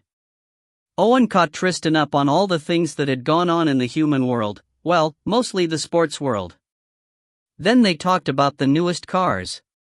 Tristan's eyes lit up when he discussed what he should get to replace the Ferrari. Owen had brought the car back from Key West this morning, he said, but the demoni had left it in ruins. I'll take the damaged goods, Owen offered. There's nothing I can't fix. I think we can work that out, Tristan said, glancing at me and back at Owen. It's the least I can do. I like that car, I protested. Tristan fingered the key on my necklace. As long as you have that key, we can get whatever you want. He winked again. He knew how to make me forget to argue with him. Cool. That car's a chick magnet, Owen said, grinning. Yes, it is. Tristan chuckled. He seemed to be remembering something that didn't include me because he gave me a guilty look. Although, I found motorcycles attract the best ones. We definitely need to get a new Harley, I said with a laugh. Owen shrugged. I think I can make do with the Ferrari. I looked at him and chuckled. Although I'd never considered him as attractive as Tristan, he was far from ugly. He could be pushing a shopping cart around as his only wheels and a number of girls would jump right in. He could probably get just about any girl simply by existing.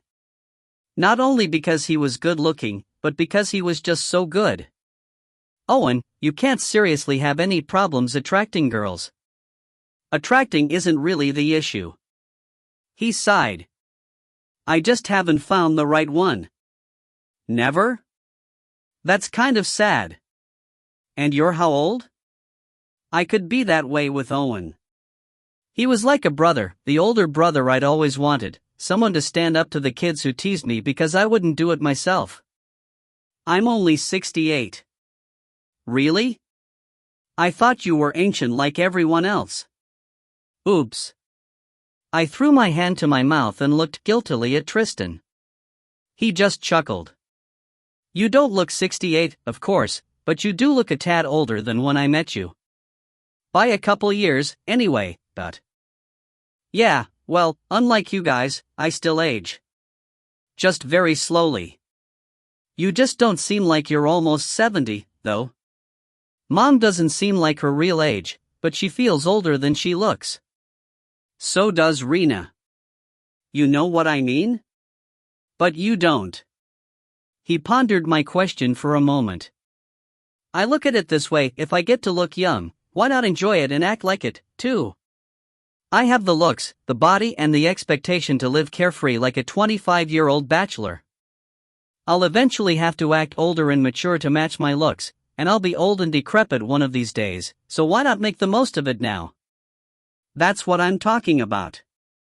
Tristan held his fist up and they bumped knuckles again. I rolled my eyes. You're not a bachelor, I reminded Tristan. And you have a family. You have to be mature now. Ah, just a little, and just for a few years. Then you and I can go back to living like young newlyweds. He grinned and gave me a squeeze. And that's when it hit me, the whole not aging thing. I was changing over and that meant I would look and feel like I was perpetually in my mid-20s, based on how I looked right now. Experience would develop my mind and my emotions, but my body would never change. I'd always thought I would be like Mom and Rena, mature yet timeless. Owen and Tristan had a great outlook on the situation, but they were male. What male ever wants to grow up? They had a life men dream about, to know what they do at 68, or even 268, but be allowed to live the life of a 22-year-old. Of course, I had a man every woman dreams about, worldly and wise, considerate and loving, yet forever young. And devastatingly gorgeous, of course. We don't ever have to stop living like newlyweds, I said, smiling impishly at him. And nearly forgetting Owen was even there. Okay, time for me to go, Owen said, pushing himself away from the table. Thanks for the steak, Alexis. I have to admit, I was a little worried. I'd forgotten you even knew how to cook. Tristan looked at me with his eyebrows raised. I just shrugged. I hadn't cooked anything except hot dogs, macaroni and cheese, and eggs since he had left. I'd been a little worried myself as I prepared the steaks and roasted potatoes, hoping I hadn't forgotten how to cook a real meal. What? Did you think I'd burn the house down or something? Nah. Just food poisoning. But I'm still alive. And it was even delicious. I threw my arms around his waist. Thank you, Owen. For everything. It's good to see you happy again, he said, hugging me back. Am I forgiven then? Yeah, I guess. He chuckled. It's not like I could hold a grudge against you. Just, do us all a favor, don't ever do that again. I frowned. Sorry, but I can't promise that. Considering the circumstances, I'd do it all over again, even if I knew the outcome would be different. Owen shook his head. You like making my life difficult? I thought I kept it interesting, I teased. I don't like that kind of interesting. Well, I might have saved an innocent girl from a horrific ending.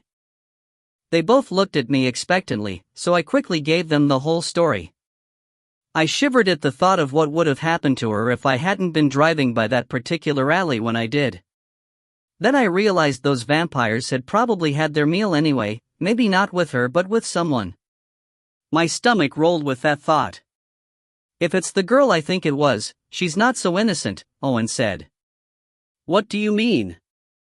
They were pushing her around, treating her like dinner. She was scared to death. Oh, she was scared, all right. But she was one of them. They were pissed at her for, Owen clamped his mouth shut, pursing his lips together. Then he shrugged and finished. For whatever reason they think they have. But she wasn't a vampire. I stopped to think about it, but now found it difficult to know for sure. After all, these things were still new to me. Maybe I hadn't seen her as clearly as the others. I don't think, anyway. Owen shook his head. No, not a bloodsucker. Oh, were. I inhaled sharply and blew the air out with an O. And then wow. Yeah. That rampage they all went on, they took most of it out on her. I stared at him, blinking several times. I didn't know whether to feel sorry for the girl now or not.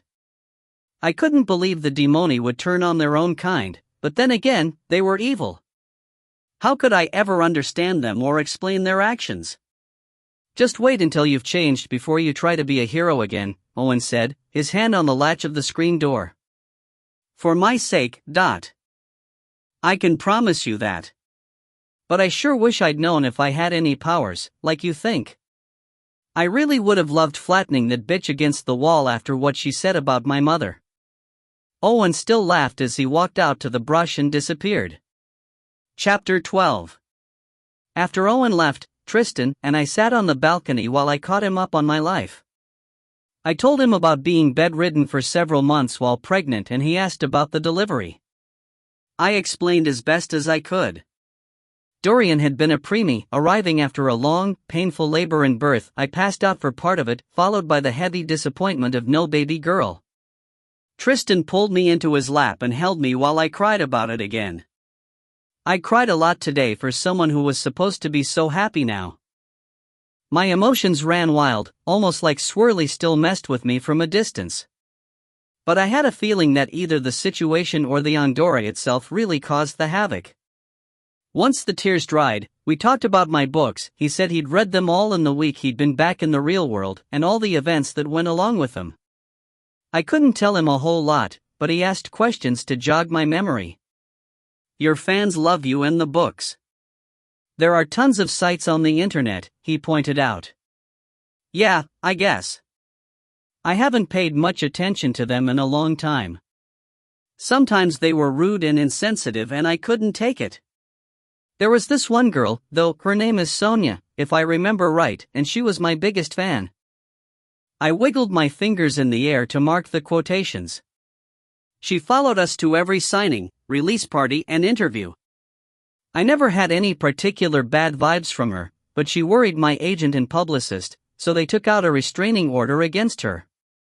I saw her posts online.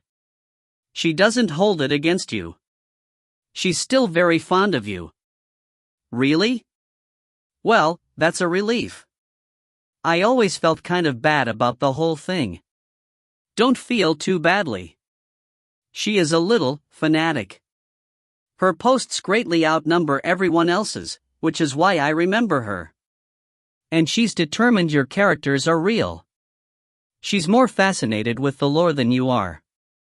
I groaned. "I hope she doesn't dig too deeply and find out just how right she is." He chuckled. "I wouldn't worry about it. People have been interested in vamps for centuries. The bloodsuckers tend to stay away from them." "Really? Why?" "I thought it would be the opposite, they'd want to get rid of the curious." He shrugged. "They can't get rid of them all and they tend to be friends. So as soon as there are signs one has been the victim of a vampire, there are humans out looking for them, either wanting to become one or wanting to kill them. They make life a little difficult for the vamps. The hunting is easier, but that just brings more attention." "Oh. Well, I guess that's good for Sonia." He nuzzled his face against my neck. "Can we change the subject back to you?" I thought for a minute. "I don't know what else to tell you. My memories are all pretty dim." "Then stop talking." He kissed me on the mouth to make his point, his lips warm and delicious, and I responded immediately. I moved around in his lap to straddle him. He took my face in his hands and crushed his lips to mine. I opened my mouth to let his tongue in, tasting his deliciousness with my own. My pelvis ground against his as his hands made an electric path down my sides, to the bottom of my dress. He lifted it over my head and dropped it on the ground. His hands circled my breasts, gently squeezing while his thumbs rolled my hard nipples. He leaned down and I arched my back as he took a nipple into his mouth, sucking a line of pleasure straight from my groin. I rocked my hips against his hardness, still imprisoned in his jeans. He finally stood and carried me inside. We made love throughout the night, not able to get enough of each other. The first 2 times, earlier in the day, were just pressure relievers, letting us release just enough pent-up energy by meeting our most primal needs before we both exploded. Now, with that edge off, we could truly get reacquainted. No, it was more than that. Having been newlyweds for only 2 weeks, we hadn't even had a chance to really get to know each other in the first place, not intimately. We'd been allowed to smell the bouquet, to taste the flavor, even to enjoy a full glass, only to have the bottle taken away. Now, another bottle was brought out, same year in vintage, but with time and separation, the flavor tasted new, yet at least recognizable. And more intense, so much more intense. We started slow, rediscovering places we'd been before but with new appreciation. Feeling at once familiar, yet unknown and exciting. It didn't take long to become more comfortable, less inhibited. We quickly moved on to explore and discover and learn with and from each other. And we made every effort to make up for those missing years. Well, at least one or two of them. Several times I had to tell Tristan how much I loved him when he seemed to be losing control. At one point, he downright frightened me. Using his paralyzing power, he pinned me against the wall, a couple of feet off the floor. It was an exciting game to see how long I could let him touch me without being able to move or respond with anything but my eyes or mouth. We'd only tried this experiment once before because it was a dangerous game. He had to maintain control or his power could literally crush me to death. The risk made it all the more thrilling. He placed his hands on each side of my head and started by kissing my lips, then my cheeks, then along my jaw, his loose hair trailing over my skin like a feather. His lips moved down my neck and, his hands still flat against the wall, to my breasts. He kissed and sucked and rolled my nipples with his tongue. I could do nothing but let him. I desperately wanted to reach out and slide my hands over his perfect chest or press my body against the full length of his. I shivered with the combined feeling of anticipation and helplessness as his hands finally caressed my body. Starting at my shoulders, they moved slowly down my arms and back up again while his lips and tongue trailed along my collarbone. Then he slid them down my torso, over every curve and every indent. They explored my breasts and my tummy and my hips. They ran down the outside of my legs and trailed electricity back up the inside. One came back up to my neck, while the other stayed in between my legs and a finger slid inside me. I could only respond with a moan of pleasure. Tristan's mouth came back to mine again and I looked into his eyes. They exploded with fire. A long, feral growl rumbled through him as he kissed and sucked on my neck, one hand squeezing my breast and the other still between my legs. "Tristan," I whispered breathily, "I love you, baby." He growled again in response. Then it seemed like his hands were suddenly everywhere, fervently rubbing all over my body. His lustful gropes became rough, not his usual, careful caresses. Every place his mouth landed, he sucked hard, as if trying to devour me. And then I felt his power intensifying, pressing in on me, squeezing me from the outside in. My heart, already racing with excitement, throbbed even harder, as I felt a loss of control. I was paralyzed, unable to reach out and grab his attention. The shivers changed to trembles of fear.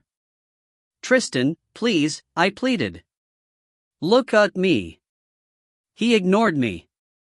He panted with desire as he yanked me off the wall and into his powerful arms, holding me firmly against his hard body. One hand gripped tightly at the back of my neck and the other pressed into the small of my back as he carried me to the bed. His power was released from me, but now he could have easily snapped my spine or neck with just one unintentional squeeze or twist, and I didn't know if I could heal from such an injury. I normally wouldn't have worried about him going so far, but I'd never seen him with such little control. His eyes burned brighter and panic rose in my chest as my heart tried to pound through it. I braced his head in my hands and forced him to stop and look at me. "I love you, Tristan. Please, baby. I love you." I sounded desperate and I didn't know if the distressed pleas would make the situation worse. But not knowing what else to do, I simply repeated the three-word sentence he'd been so eager to hear earlier and hoped it would get through to him before he did something rash. I continued staring into his eyes as the fire finally died down and his grip on me loosened. A look of horror spread across his face as he realized what he'd almost done, and his eyes darkened completely with regret as he sat on the bed with me still in his arms. He shook his head and opened his mouth to say something. "Shoo," I said. "It's okay. I love you. I trust you." He fell backward on the bed and closed his eyes. I leaned over him and kissed his mouth, pressing his arms to the bed with my hands. "Just let me do it now," I whispered. I didn't have the power to keep him still, but he lay there as if I did. His hands clawed at the bed, and only the bed, as I took over. I leaned down further, pressing my breasts against his chest, while I kissed his face. My mouth moved back to his and I pushed my tongue inside, tasting his tangy sweetness. I pulled on his lower lip with my teeth, then moved lower. I slid my hands and mouth over his neck and then his chest, kissing and licking and sucking. Continuing downward, I kissed and stroked every inch of him until he trembled with anticipation, just as he'd done to me. He didn't move until I straddled his waist and sunk down onto him. I was ripe and ready for him and I moaned as he filled me completely. He finally lifted his hands and rubbed his palms against my hard nipples, then gently squeezed my breasts. I leaned over again and planted my mouth on his. His hands slid down, over my butt, then to my hips and they gently rocked me, slow at first, getting into our rhythm, then faster and hotter and deeper. I cried out when that last stroke went deep, hitting just right. I squeezed him as every muscle in my body contracted and I plunged into oblivion. It had to be nearly dawn when we finally fell asleep from exhaustion. The end of my memory dream played, the one that wasn't a memory at all, just a figment of my semi-accurate imagination. Tristan in the desert mountains, writhing on the ground in front of the demoni. Then his face clearly filled my vision, the scars bright red in fire filling his eyes. He growled loudly and deeply and then dove for my throat. Oh! I sat up, gasping and wide-eyed. My breath came out raggedly as I looked around, trying to get my bearings. No desert. No mountains. Just a dream.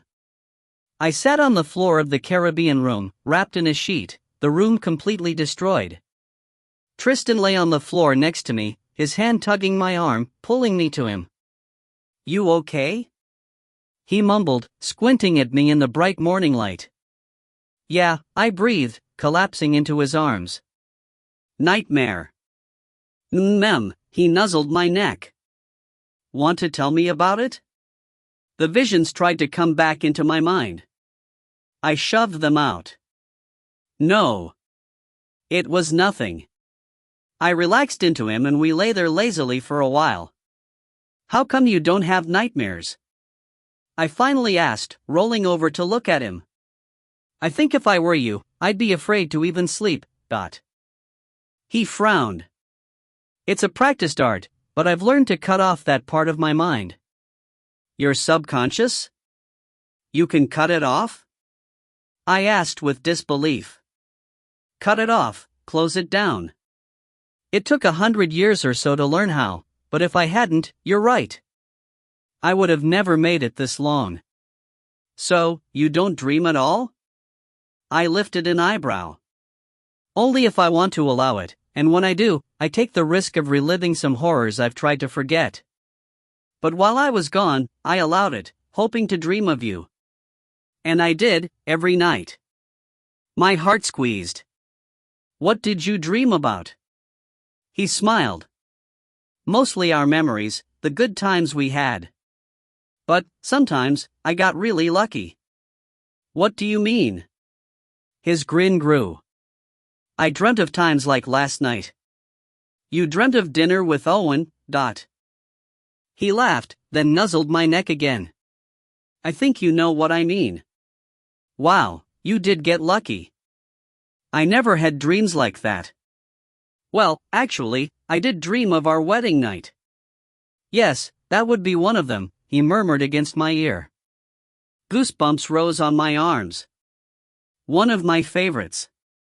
But if you allowed those dreams, didn't you open yourself up for the bad ones? He sighed. Yes, but it was worth it.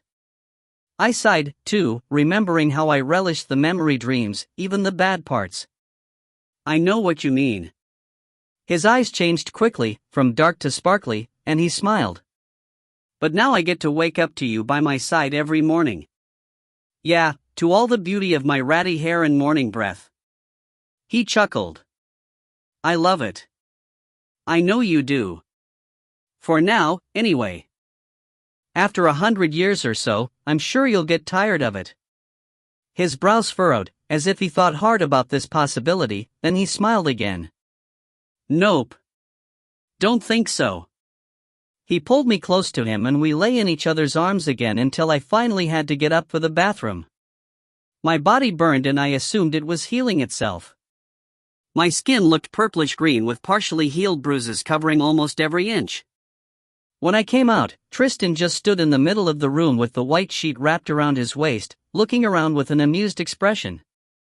His torso also appeared to be purple and green. And our room, the poor Caribbean room.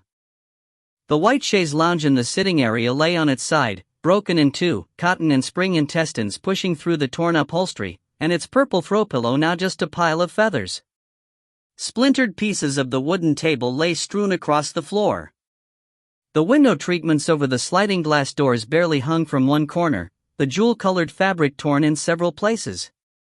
The bed stood as it should, but pillow-top stuffing exploded from the shredded mattress. Pieces of the headboard rested on the bed and surrounded the remains of a turquoise pillow. The walls looked like they'd been tattered by shrapnel and chunks of drywall littered the carpet. The dresser seemed to be the only piece to survive, although the mirror hanging over it now looked to be a puzzle of jagged pieces. I think Hurricane Alexis hit our Caribbean island. Tristan wrapped his arms around me and kissed the top of my head. Did you have fun? I smiled. Despite the results, yes. Last night was unbelievable. He chuckled. I agree. But it could have been Hurricane Tristan. Nope, first of the season. It has to be Alexis. I tilted my head to look up at him. So tonight will be Tristan? He grinned. Can you handle it? Because it'll be a Category 5. I laughed. You already blew me away last night. I don't know how much worse or better it can get. Ah. I love a challenge. We showered together, too sore to do anything but shower. He sat outside with a cup of coffee by the time I dressed in one of the sundresses. Owen knocked on the front door as I came out of the bedroom. He followed me through the kitchen and family room as we headed for the balcony. I yanked the bedroom door shut, but not before Owen caught a glimpse of the mess. He pulled me to the side and his eyes fell on the last of the bruises on my arms when I cringed from his grip. Are you sure you're okay with him? He whispered, as if Tristan couldn't hear him anyway. I rolled my eyes. I'm fine. Alexis, I saw your room. And the bruises. Did he do that to you? His eyes showed genuine concern. Don't worry about it. It's my job to worry about it. What happened? Did you two get in a fight?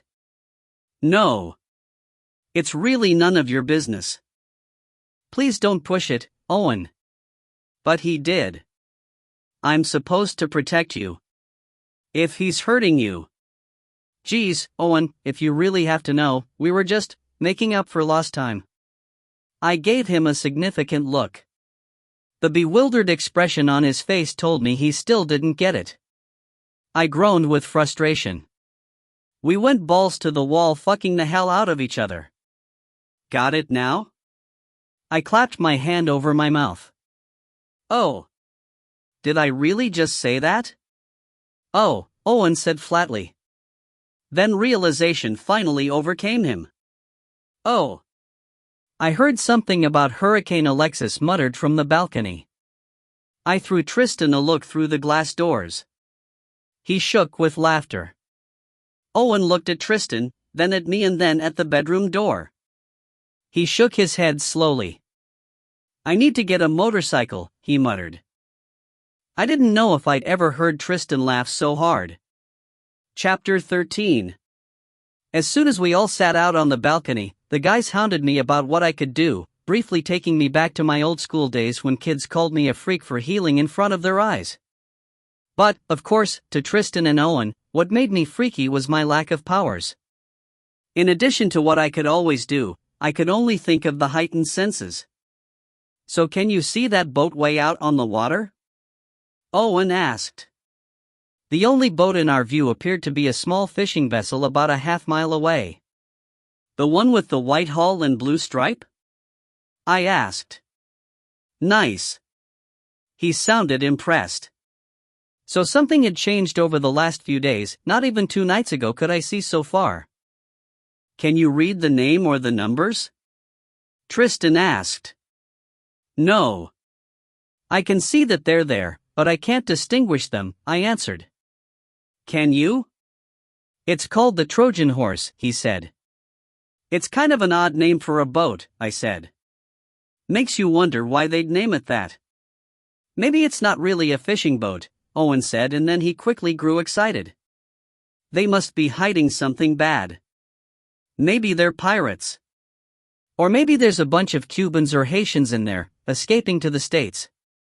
Or maybe they're drug traffickers. There you go, that's it. Tristan, you want to have some fun with a drug bust?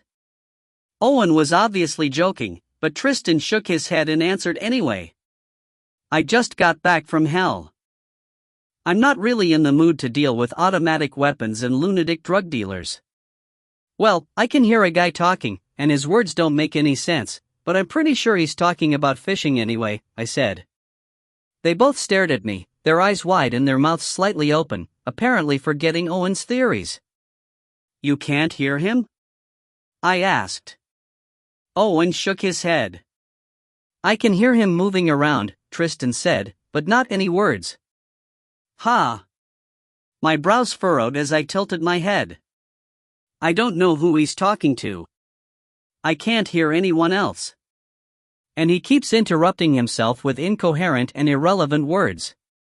It wasn't just what he said that seemed strange. The quality of his voice sounded odd. His words kind of echoed or reverberated, as if spoken through a wrapping paper tube. Tristan peered out at the boat. I only see one guy. I think he's alone. He paused, looking at me, then back at the fisherman and back at me. I wonder. It's a unique gift, but just maybe. What? I asked with trepidation, not liking his tone or the look in his eye. You might be hearing his thoughts. Nah, Owen guffawed, leaning back in his chair and lacing his fingers behind his head. Rena's the only one who can do that. Besides, how can she hear his and not ours? Maybe she's not trying and doesn't have control. There's no way, I said, shaking my head. Tristan continued to peer at me, his eyes full of curiosity. Try me. I raised an eyebrow at him. This is crazy. I can't read your thoughts, Tristan. Just try, he urged. You are unique. Of course I am, I muttered. Remember that connection you spoke of yesterday? He asked. I didn't hear your thoughts, though. If I did, well, life would have been quite different while he'd been gone. Our connection, if I was right about it in the first place, didn't exist through the mind, though. We were connected through our hearts or our souls, or our blood. No, it would have been too much of a distance. But it could be some kind of a precursor, he said. I glanced at Owen. He apparently dismissed Tristan's idea. He stared off into the distance, seemingly lost in his own world, not paying attention to us. Good thing our conversation had become a little too personal for comfort. I looked back at Tristan. Anticipation lit up his face. Fine, if it'll make you happy, I said with a sigh. How do I do it? I'm not exactly sure. Telepathy's an ability they couldn't give me, never theirs to give. My guess would be to open your mind and just listen. I closed my eyes and tried to clear my mind of all my own thoughts. That's harder than it sounds. As soon as you tell yourself to not think, you're still thinking. So I gave myself something to think about, a black, empty space, like a big cloud of nothingness. And then I grew that cloud so it seemed to expand beyond the confines of my own head. I pushed it out farther and let it spread out on its own, eventually drifting out to enshroud the guys. Thoughts of it not working started to poke into my cloud and I almost gave up. But then I heard Tristan's voice singing an old rock song loud and clear in my head, sounding almost like his real voice. Here I am, rocked you like a hurricane. Ere I burst out laughing. I thought I rocked him. Now he laughed.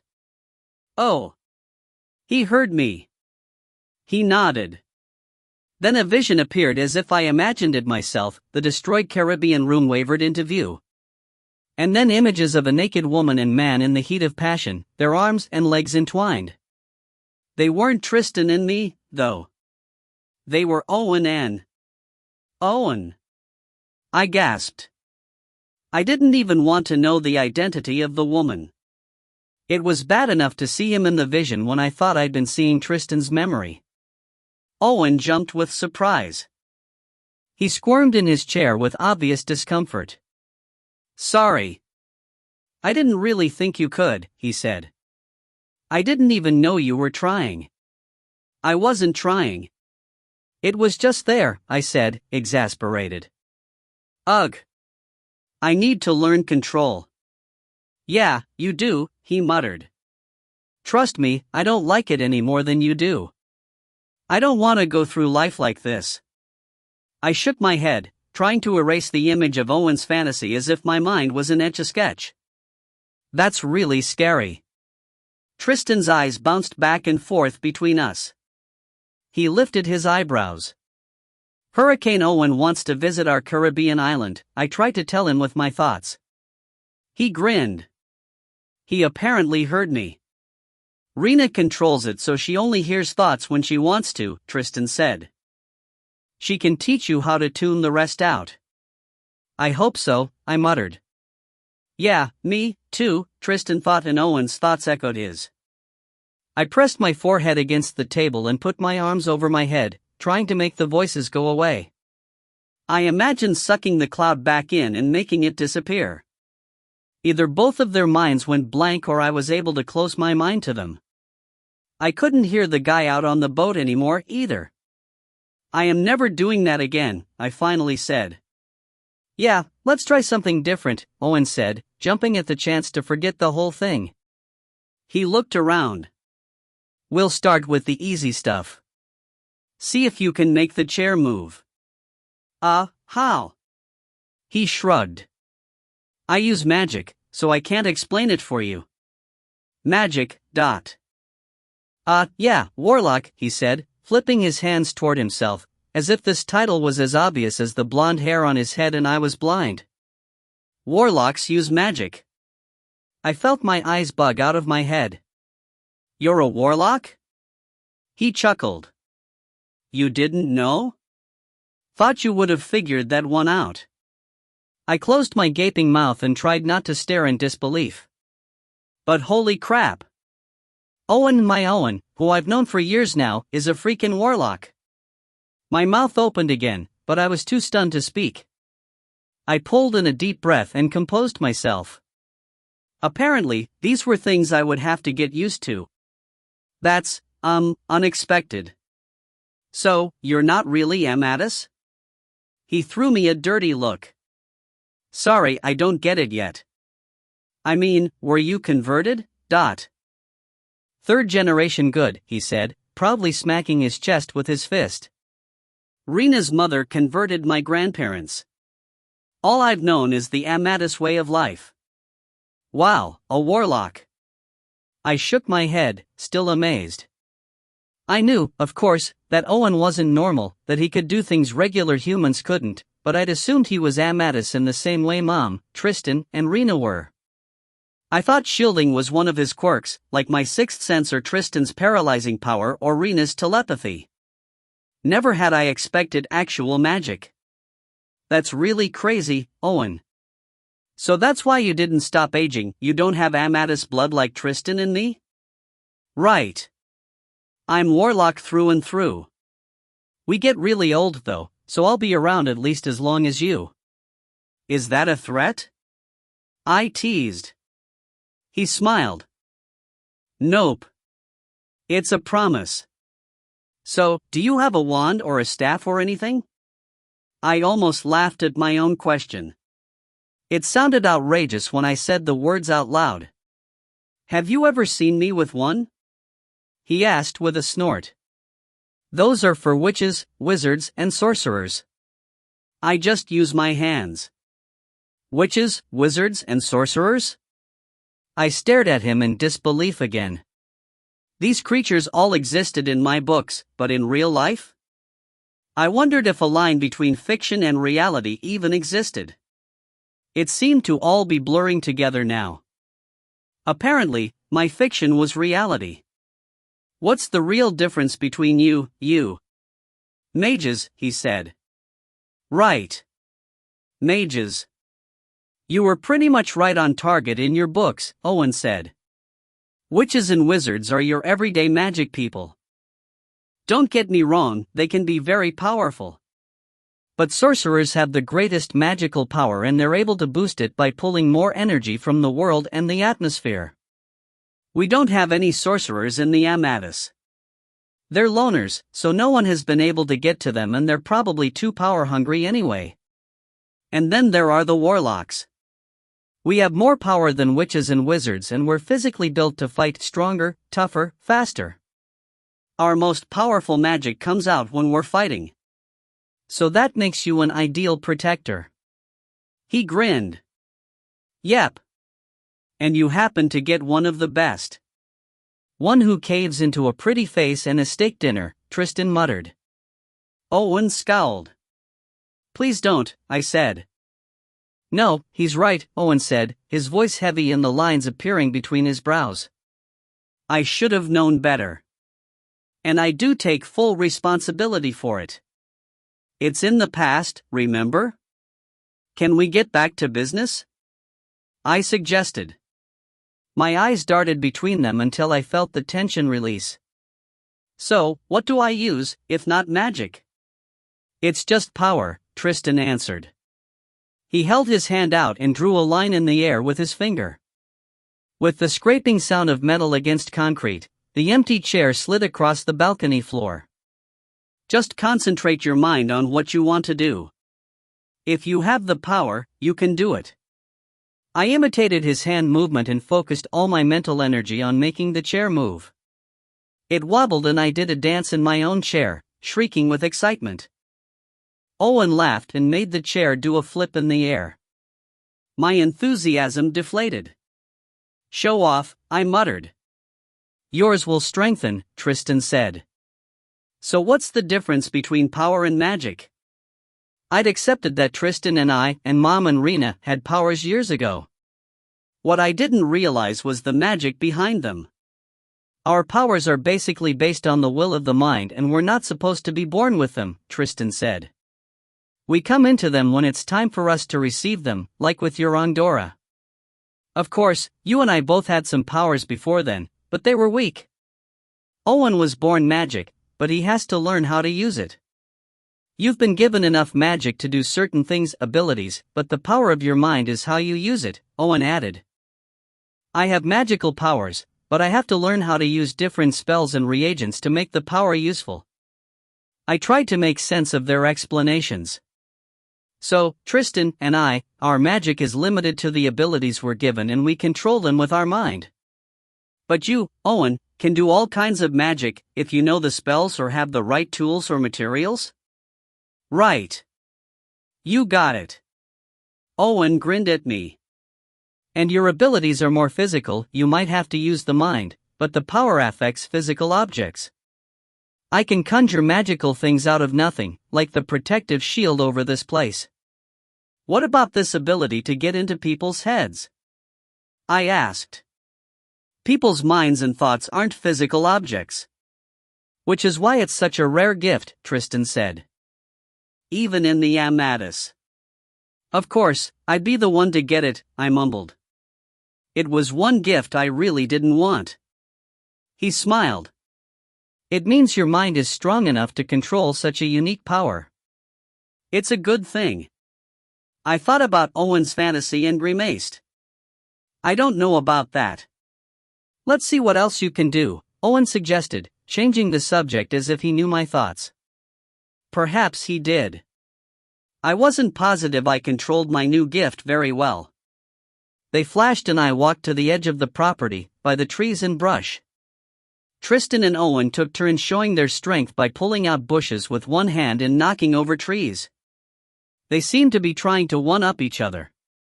Of course, Tristan won on all accounts. "All right, you've proven your point," I said. "Any more and you two will ruin our privacy." "You try," Owen said. "Here, start out small." He indicated a knee-high palmetto bush. I grabbed it at the base and tried to pull it out with both hands. The plant didn't budge. "Guess I still have to be pissed off," I said. "Or getting it on with my sweetie." I didn't have to hear Tristan's mind to know he thought the same thing. The small smile on his lips and the twinkle in his eyes told me. It was an inviting look and I so wanted to take him up on it. But we had things to do and places to go. I distracted myself by looking up at a tall coconut tree standing near us. I won't even try knocking over a palm tree, so don't ask. "I have an idea, though," Tristan said, following my gaze. He searched the ground and picked up a handful of small rocks, then looked up at the trees. "Try to hit the coconuts on that one." He pointed to another tree 30 yards away, the coconuts 20 feet high. I missed by several yards on the first try. Tristan stepped behind me and showed me how to aim properly. The electric pulse when he touched my hand brought back a memory, when he tried to show me how to shoot darts on our first date. Unlike those of the last 7 years, this memory came bright and clear. I wondered if he remembered. "I thought you weren't going to do that anymore," he reminded me, his voice in my head. I looked at him guiltily. "Sorry. It's a nice memory I wanted to share." "Thank you for it." He raised his eyebrows.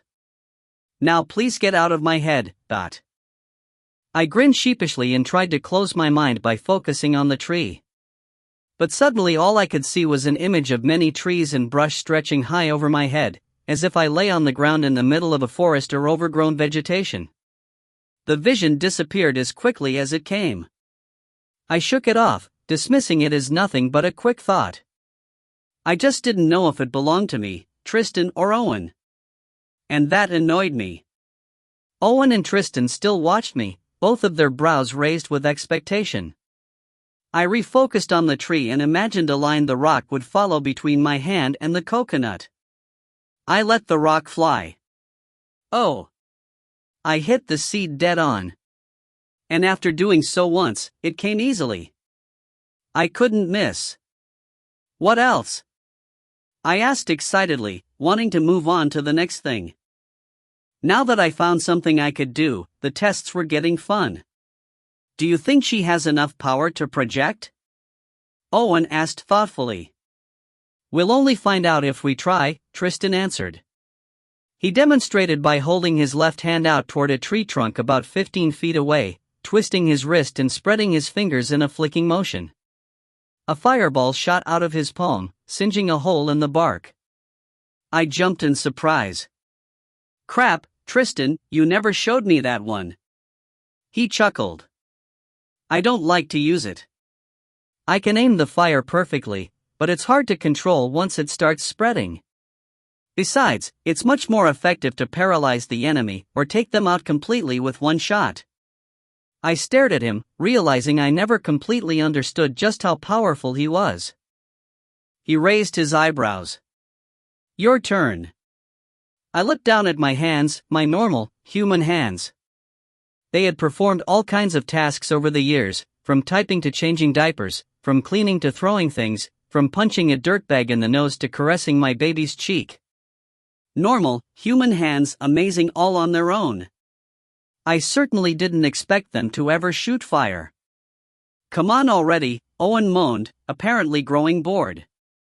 I lifted my left hand and made the same motion as Tristan had. I felt a strange tug, as if a thin thread was being drawn through my veins and out the center of my palm, pulling toward the tree.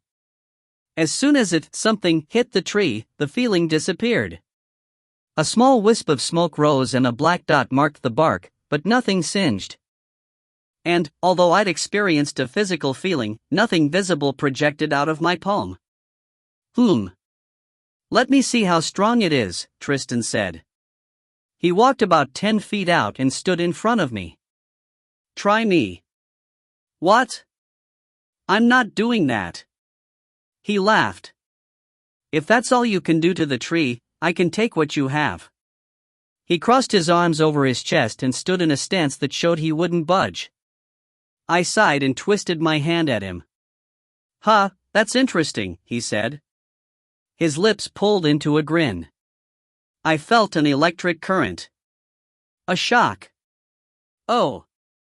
It was always me? I stared at my palm as if it had turned into some mutant shape, but it still looked the same. Tristan laughed again.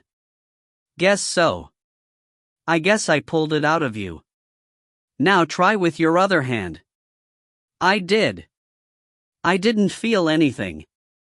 I felt a little warmth, Tristan said. Try again, but with your palm straight out. He demonstrated by holding his arm out and his hand up, as if motioning me to stop.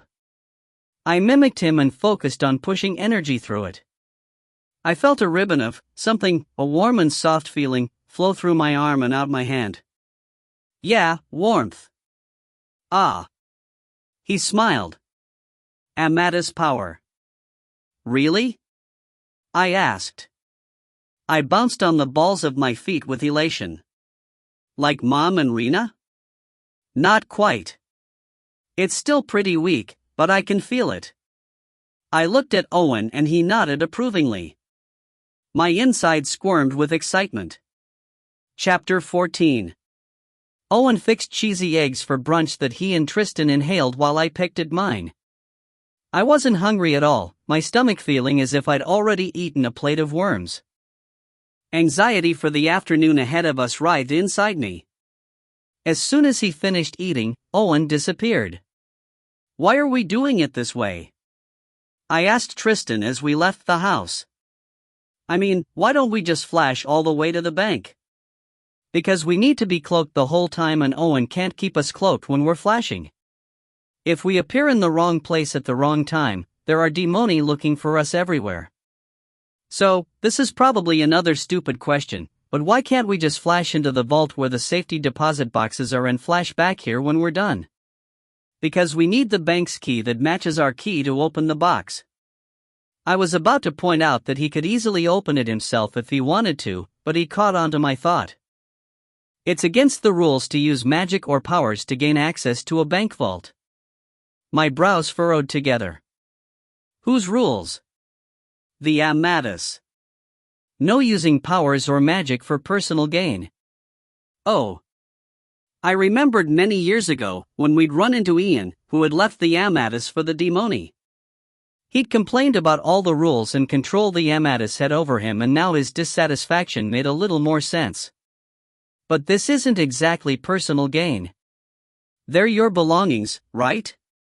It's not like we're breaking in to steal a pile of gold bars or someone else's money. We're not allowed. That's how it is. He abruptly stopped in the brush and lifted my hand in front of me. The air itself seemed to waver, like it does when heat rises from a hot asphalt road. That's the shield. Can you see it? Can you feel it? I nodded, though I only saw it because the air vacillated when I touched it and I felt nothing. As soon we cross it, we have to flash immediately. I need to concentrate, since I've only done this once before. The worms in my stomach wriggled again. The memory of Vanessa and the others flashed in my mind, followed by the pseudo-memory of Tristan writhing on the ground in a foreign land. We had been safely confined within Owen's shield around the beach house. The estate had served as our refuge. Now we were about to leave its safety, risking our lives or separation again. I felt sick and imagined throwing up worms. Sweat beads popped out on my forehead. It's okay, Malikita. We'll be okay. Tristan lifted me into his arms. Just don't let them separate us, Tristan, I whispered. I don't think I could live through it again. Never, my love. But we'll be fine. We're just going to the bank. He winked at me, calming my fears. It's hard to be scared when your mind goes blank. Ready? I nodded and tucked my face against his chest. He took 2 steps, then flashed us both. The air was sucked out of my lungs, as if a vacuum mask had been applied to my face. In a second, everything changed around us, the feeling of the air, the smells, the sounds. I automatically inhaled deeply, trying to fill my lungs again. "You did it!" Owen said with a note of triumph. He stood next to a black Mercedes sedan with tinted windows, parked behind a small, brick building. I could see the words Key Largo Christian Church hand-lettered on a sign by the street. Owen had come ahead of us to lease the car because the Ferrari was too small for the 3 of us and too beat up anyway, and because the demoni knew to watch for the conspicuous sports car. Tristan set me on my feet and Owen started rubbing his hands together. "Wait," Tristan said, and Owen stopped, lifting an eyebrow. Tristan took my necklace off, fished the key off the chain, then returned the necklace to my neck. He handed the key to Owen, who stuffed it into his jeans pocket. Then Owen rubbed his hands together again and thrust them at us. If Tristan still hadn't been holding my hand, I would have assumed he had flashed. I could see myself perfectly, but there seemed to be nothing but air where Tristan just stood, although the sandy ground indented where his feet were planted. Owen had cloaked us. He ushered us into the back of the car, then jumped in the driver's seat and drove us farther north. The key I'd been wearing with my pendant all these years opened a safety deposit box at a bank in Miami. Owen pulled the car into a parking garage beneath the building. We followed him inside, staying close to Owen to prevent anyone from bumping into us. The stiff, commercial-grade carpet inside didn't register our footsteps. As long as we remained silent, no one would know we were there. I felt uneasy, though. My sixth sense, the one that told me whether a person's overall intentions were good or bad, didn't seem to be working. Nobody registered, not even the neutral people. Instead, a low humming sound filled my head. I hoped the Andorra wasn't removing that sense. I'd come to rely on it, especially the alarms the demoni set off. Now I felt as if I'd lost one of my connections to the outside world, almost as bad as losing my sight or hearing.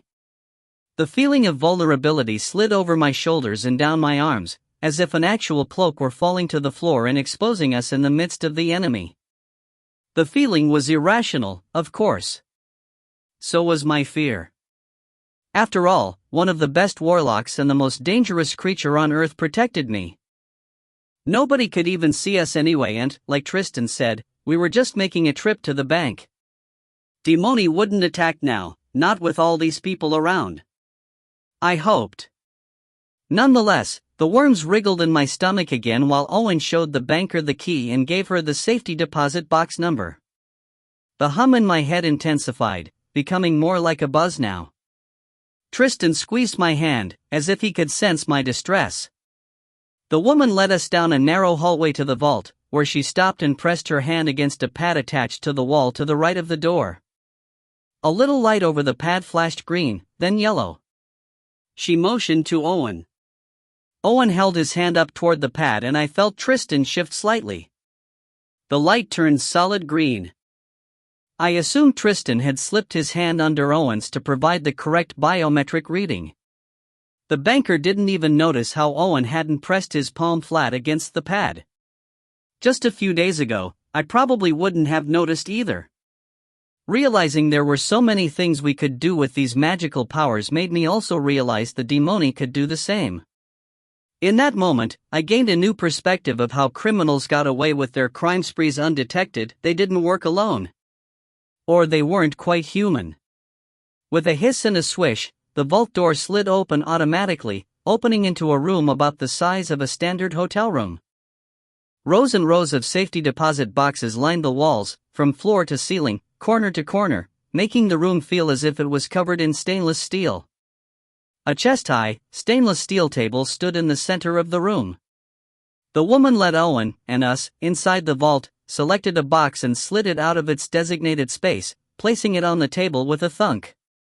She and Owen both stuck their keys into the end of the box and it made a clicking sound. She slid the lid just a hair's width to ensure it was unlocked. Then she stepped outside and closed the door to the vault to give Owen privacy. Owen waved his hands at us and there Tristan stood, right next to me, already reaching for the box.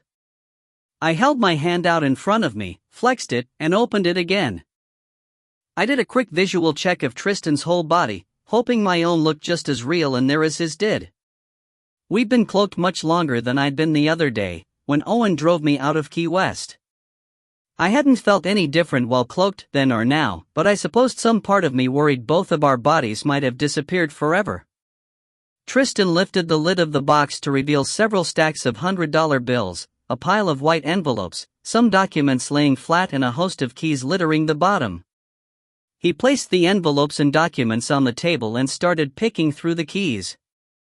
London, Athens, Hong Kong, he muttered under his breath as he chose specific keys, each approximately the same size as the one that had hung on my necklace. He looked up at me. "Sydney? Sydney what?" I asked stupidly.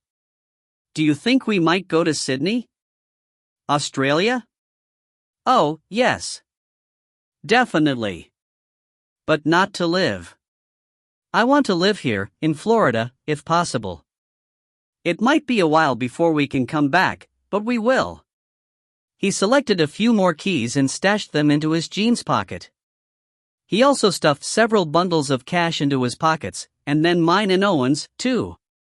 Then he picked up the stack of envelopes and started flipping through them. I peered over them, noticing the flaps weren't sealed. I could see passports and driver's licenses and realized they were various forms of identification. Tristan stopped at one. "How about Nikolai Skoversky? Is that the father of Ms. A.K. Emerson's son?" I lifted an eyebrow. "How would she meet a Russian, especially at 19? He shrugged and continued through the rest. He stopped on the second to last one and grinned mischievously. "Owen Albright." Owen grabbed the envelope and pulled out the documents. "You trying to steal my identity?" I looked at the identification pieces, a Montana driver's license with Tristan's picture and Owen's name. Tristan chuckled. "Just for an emergency. You never know. But, sorry, you're not marrying my wife." He snatched the papers back from Owen and stuck them back in the pile. He looked at the last one. "It looks like Jeffrey Wells. Does that work for you? A.K. Wells? As long as it's not Tristan Knight, Owen Albright, or some ridiculous name that makes no sense, I don't care. I just want to get out of here." My fingers pressed against my temples. I didn't know if the vault's stagnant air or the tension of the day caused it, but my head thrummed, creating a dull ache. Tristan put everything away and Owen cloaked us before calling for the banker. When she opened the door, she looked at Owen, then around the room, as if expecting to find someone else in here. She must have decided she'd been hearing things, because she turned on her heel and led us back to the lobby. The drone in my head increased and the sound itself multiplied, becoming several different buzzing sounds, each with its own quality and volume. It felt like bees actually flew around inside my head and grew agitated with no way to escape. The sounds grew louder and more intense. A panicked feeling started to rise in my chest with the onslaught, making it difficult to breathe. I fought the urge to cover my ears and shut my eyes, as if that would silence the ruckus. A moan that would likely become a scream lodged itself in my throat. I'd never had asthma, but I thought I knew what it felt like now. My chest burned as I tried to draw in a breath, but couldn't. I felt Tristan's arm slide around my waist and he pulled me against him. I didn't realize I'd been trembling until I stopped as he comforted me. We finally left the busy lobby and entered the garage. The hum quieted, leaving only the ache. Once in the backseat of the car, I leaned my head against Tristan and curled my body into his. I instinctively knew right where he was and how to fit myself within his contours, even when I couldn't see him. It had already become second nature again, as if we'd never been separated. His lovely scent and calming touch soothed away my anxiety. As Owen drove onto the highway, the headache dissipated. "I have no idea what came over me," I finally said. My head sounded like a beehive. And it kept getting louder, especially in the bank's lobby. Where there were more people, Tristan said, and then added, more thoughts. You think all that noise, I didn't finish. Of course, he was right. The buzzes, each with their own unique sound, or others' thoughts trying to enter my mind. My heart sank at the realization of what it meant. I can't ever be around people again. It's too painful. Tristan gave me a squeeze. You just need to get used to it and learn better control. Rena can do it. I know you'll be able to. It wasn't a question of whether I would be able to. I didn't know if I wanted to. Owen drove us back to Key Largo. He didn't drive as fast as Tristan did, and I could feel Tristan's impatience. He didn't say anything, though, and just held me, for which I was grateful. I felt a strange tension hovering just beyond us, as though waiting for Tristan to let go of me so it could seize control of my body. Before we separated so Tristan could flash us back to the beach house and Owen could return the car, we drove down a dead-end street, to a small beach in Key Largo. The sun hung in the western sky, still more than an hour from setting, providing a perfect backdrop for pictures of the author with her long-lost lover. Owen turned the car off and we all just sat there for several long moments. It's as good a place as any, Tristan finally said. Owen turned around in the seat and waved his hands at us. I felt relieved to see Tristan again. I decided I didn't particularly like this cloaking device. It was convenient and even necessary, but it had been too long since I'd seen my love's face for it to keep disappearing. I wished my sixth sense would fix itself or return or do whatever it needed to do so I could rely on it again and feel a little less vulnerable. It was near dinner time and the beach appeared to be deserted. A pier with a grass-roofed gazebo at its end jutted over the water, but no fishermen dangled rods from its edge. There was no one around to sense their intentions or for their thoughts to buzz into my head. Yet I felt exposed, as if someone or something watched from out of sight. They don't need to be good pictures, Tristan instructed Owen as we walked out to the sand. In fact, people should have to look closely and just assume that it's her. The vaguer and blurrier the photos are, the less likely they might recognize us in the future. Tristan and I walked up and down the small beach, Owen staying behind us to catch our profiles and nothing more with the camera. Though I hadn't made any public appearances for a few years, we didn't want to take any chances of recognition. Tristan and I held hands, walked arm in arm, kissed a couple times and even pretended to play at the edge of the water. It shouldn't have been hard to look like the reunited couple we really were, but my nerves were on edge and I couldn't completely play the role. When we finally turned to cross the 100 yards to the car, the beehive grew in my head again. Just a low hissing sound at first, but the noise quickly grew louder, into a hum and then a buzz. Him. Who? I looked up at Tristan. We'd been walking in silence. Why would he suddenly blurt that out? He peered down at me. What? I realized that though the word had come clearly, the voice was unrecognizable. Not Tristan's. They're here. Again clear, but an even different voice. My heart picked up speed as I looked around. I saw no one. But I knew we weren't alone. The buzz grew louder and I clamped my hands over my ears to block it out. It didn't do any good, of course. The sound came from within. Alexis, what's... Tristan didn't finish his sentence. He stiffened and his eyes scanned our surroundings. He sensed their presence. Owen. As soon as Tristan called out his name, the buzzing exploded into different voices and random words and phrases, as if that one word had broken some kind of dam holding everything back. I'll wait. Yes. She'll come. Maybe we should. No. Stupid moron. Ha! How lovely.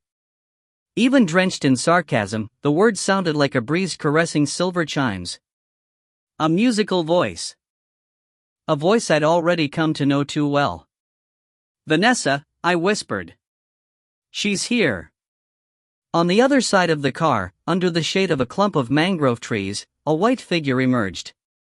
She remained in the shadows, but I could feel her evil eyes on us. Her stone-white lips stretched into a grin. Then I noticed the other figures behind her. Vanessa stayed in the cover of the trees, but the others started moving toward us. "Go!" Owen yelled. "Before they get too close." He thrust his hands out at the approaching demoni and one of them collapsed to the ground. Someone laughed.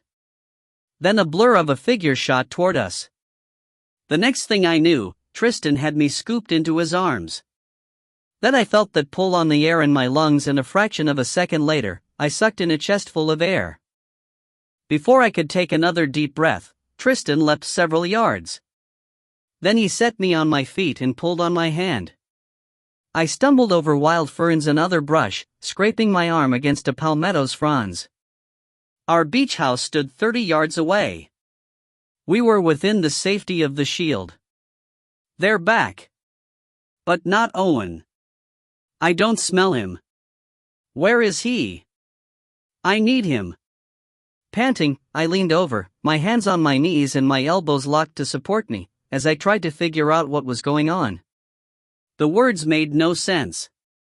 I didn't recognize the female.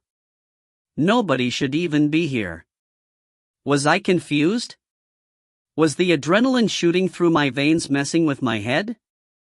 Had Swirly decided to return? If Owen doesn't get here, Seth will kill me. I shot up and stood perfectly straight, frozen in place. Only the demoni called him Seth. Chapter 15. A string of profanity flew out of Tristan's mouth. He didn't need to hear the female's thoughts. He knew she was there. His nostrils flared. His eyes sparked. He crouched in front of me, in a protective stance. I didn't know if my mind put up some kind of wall to block her thoughts out of fear, if her mind went blank or if she disappeared, but the female's thoughts fell silent. I opened my mouth to ask what happened to Owen, then clamped it shut when an unfamiliar scent wafted below my nose, the odd mixture of honey, mesquite, and dirt. Then I saw movement in the brush about 10 yards away and froze. The top of a sapling wavered. Something snapped, the sound of a thick branch breaking under a heavy weight. Then a face appeared next to the rough bark of a palm tree. My heart sputtered. I blinked several times. The figure wasn't human. It wasn't even an animal that belonged on this continent, except in a zoo. Large, yellow cat eyes stared back at us, framed with black and white stripes. A long, orangish-tan nose ended in a rounded muzzle with whiskers poking out of the sides. Round, black ears, pointed backward, twitched and then rotated forward. The huge feline head dipped down, but the eyes never ceased their careful watch on us. An orange paw as big as my head moved forward. Tristan soared at it. Tristan!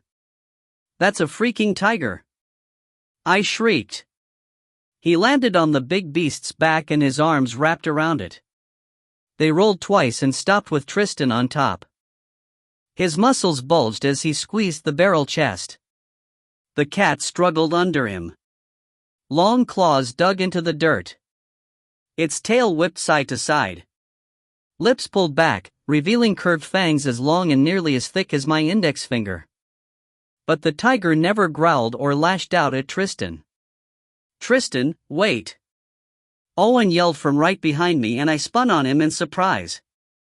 I hadn't even noticed his return, too worried about Tristan. His blonde hair stuck out everywhere and black smudges marked his face. A slash in his jeans gaped open just above his knee. I turned back to Tristan and the beast, just in time to see the big cat begin to shrink. The orange, black and white fur appeared to retract into its skin. The limbs narrowed and transformed. The claws became fingers. Tristan jumped to his feet, landing 15 feet away, his palm faced toward the morphing shape. Easy, Tristan, Owen said, taking a few steps toward them. It's okay.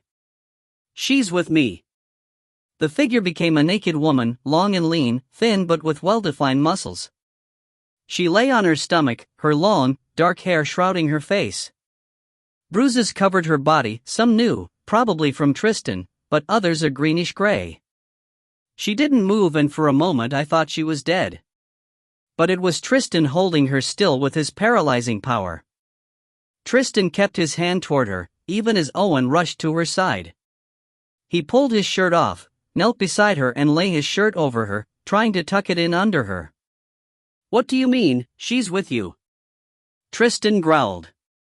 "She's a fucking demoni, dot." The woman whimpered. "Can you at least let her sit up?" Owen asked. Tristan's eyes blazed, but he must have let up. The woman rolled into a sitting position and tucked herself into a protective ball. She slowly lifted her head to look up at us, and I recognized the young woman's face. Her brown eyes were full of the same fear I'd seen in them the other night in Key West, when the vampires were threatening her. But then she froze and I assumed Tristan paralyzed her again. Her head twitched, as if she'd tried to move but couldn't against Tristan's power. "She wants to convert," Owen said. "She doesn't want to be one of them." Another growl rumbled in Tristan's chest. "Please help me," she whispered, her eyes pleading with us. "It's a trick, Owen." Tristan barked. "What the hell are you thinking?" "No," she said, her eyes looking wild with protest. "Please. I don't want to be them. I never did. What they did to me, I hate that life. You have to know, of all people." Tristan's hand never moved, but his eyes exploded in flames. "Of all people, I know the trick of pretending to want to change." "And you did want to change, Tristan," Owen reminded him. "She's not me." Owen stood to his full height, only a couple of inches shorter than Tristan. His eyes looked hard as sapphires as he glared at his best friend. "You're not the only one who hates that life. We've converted many who never wanted to be like them, but were forced against their wills." They stared at each other, as if in a standoff. I couldn't take my eyes off of the woman. Her stringy hair draped around a dirt-smudged face. Her high cheekbones and angular jaw might have given the impression of strength at any other time, but right now she looked scared and weak. Actually, she looked downright pitiful. I could hardly believe that just a minute ago she'd been a deadly beast. "This is what we're supposed to do," Owen finally said to Tristan, breaking the silence. "This is part of being Amadis. It's our obligation to help her, to save her soul." "It's not what we do, Owen," Tristan bellowed, making me jump and pulling my attention away from the girl. "Not you or me. That's what Renat and Sophia and some of the others do. Not us. We can't do it. And you're putting Alexis's life on the line. Your job is to protect Alexis, dot." Owen's eyes darted to me, to the woman and then back to Tristan. "She's been here since yesterday morning. She's had plenty of opportunity if she wanted to do anything." Tristan's eyes narrowed as he leaned toward Owen. "I don't know what you're trying to pull here, but I would have sensed her. I had her under a separate shield, blocked from you. But I couldn't guarantee both shields would hold while I was gone, so I put her under this one right before I left." Tristan responded with a long growl deep in his chest. His anger frightened me. If he lost control, he might do something he would regret later. He had every right to be angry with Owen, of course. This worst presence could have posed a danger to us if she weren't so damn pathetic looking. Tristan rocked back on his heels. "You could have warned us," he finally said to Owen, anger still in his voice but not as heated as it had been. "I still think it's a trap. He'll never believe me. Night's coming. They'll come looking for me. I'd rather him kill me than go back to them." I continued watching the young woman as she trembled on the ground, Owen's light blue shirt fluttering around her. Her eyes turned to me and focused on mine. She seemed to plead with me for understanding. "Tristan, I think she might be for real," I said quietly. "Yes. She'll do it. She can change me. Alexis." I held my hand up to stop him and tried to indicate with a lift of my eyebrow that I heard more than our spoken words. I wanted nothing more than to block out this woman's thoughts. I was already tired of people entering my brain, with no way to control it. I didn't know why some thoughts were so loud and clear and others were annoying hums and buzzes. I really wished it would all go away, that I could at least turn the ruckus off at will. But I couldn't. And this woman didn't know I could read her mind. She wouldn't be trying to get to me through telepathic lies. Her thoughts were real. "Please help me," she whispered, her eyes still holding mine. "Please say she believes me. Please, please, please. We're supposed to help her, right?" I asked, looking at Owen. I knew little about the Amadis, but Rena once said the demoni tried to destroy human souls and our job was to protect them, to save them. Owen nodded. "How?" His body noticeably relaxed. "I hoped you could." "Are you crazy?" Tristan growled. "She can't do anything. She's not ready." My eyes went wide and I shook my head. "Owen, I can't." I didn't know what he expected me to do. I had no idea how to convert souls. I knew Mom used her power of persuasion and I also knew the physical actions she used to lead people to do as she said. But I didn't know how she actually persuaded them. I didn't have that power. At least, I didn't think I did. "She just needs Amadis' power right now, to keep her subdued," Owen said. "I'll call for Amadis' help when we leave for Atlanta in the morning. For now, just share your power." I stared at him with disbelief. The girl's eyes jumped back and forth between us, her expression mixed with hope and fear. I felt bad for her and wanted to help her. But what Owen asked, I didn't know if I could do it. "She's not strong enough," Tristan said, and I looked at him. "You said you could feel it," I reminded him. He shook his head. "Not enough to do what this thing needs." "Please," the girl said. "Just try. Anything." I looked at Owen and he nodded. Then I looked at Tristan. The fire in his eyes had died down to just sparks. He was coming around. "She's not a thing. She might not be exactly human, but she's evil," Tristan said. "Which is why I have to try," I said to him, and then I looked at the girl. "What's your name?" "SHSH Sherry." "I make no promises, Sherry," I said. "I have no idea what I'm doing. And if you try anything, these two will stop you in an instant. Understand?" Her head twitched again, but she still couldn't move it. I wasn't willing to take the chance of asking Tristan to lift his power. He might be right. This could truly be a trick. I just took the twitch as a nod of understanding. I raised my right arm and turned my palm toward her, pushing that warm energy out of it. "Aya!" She screamed.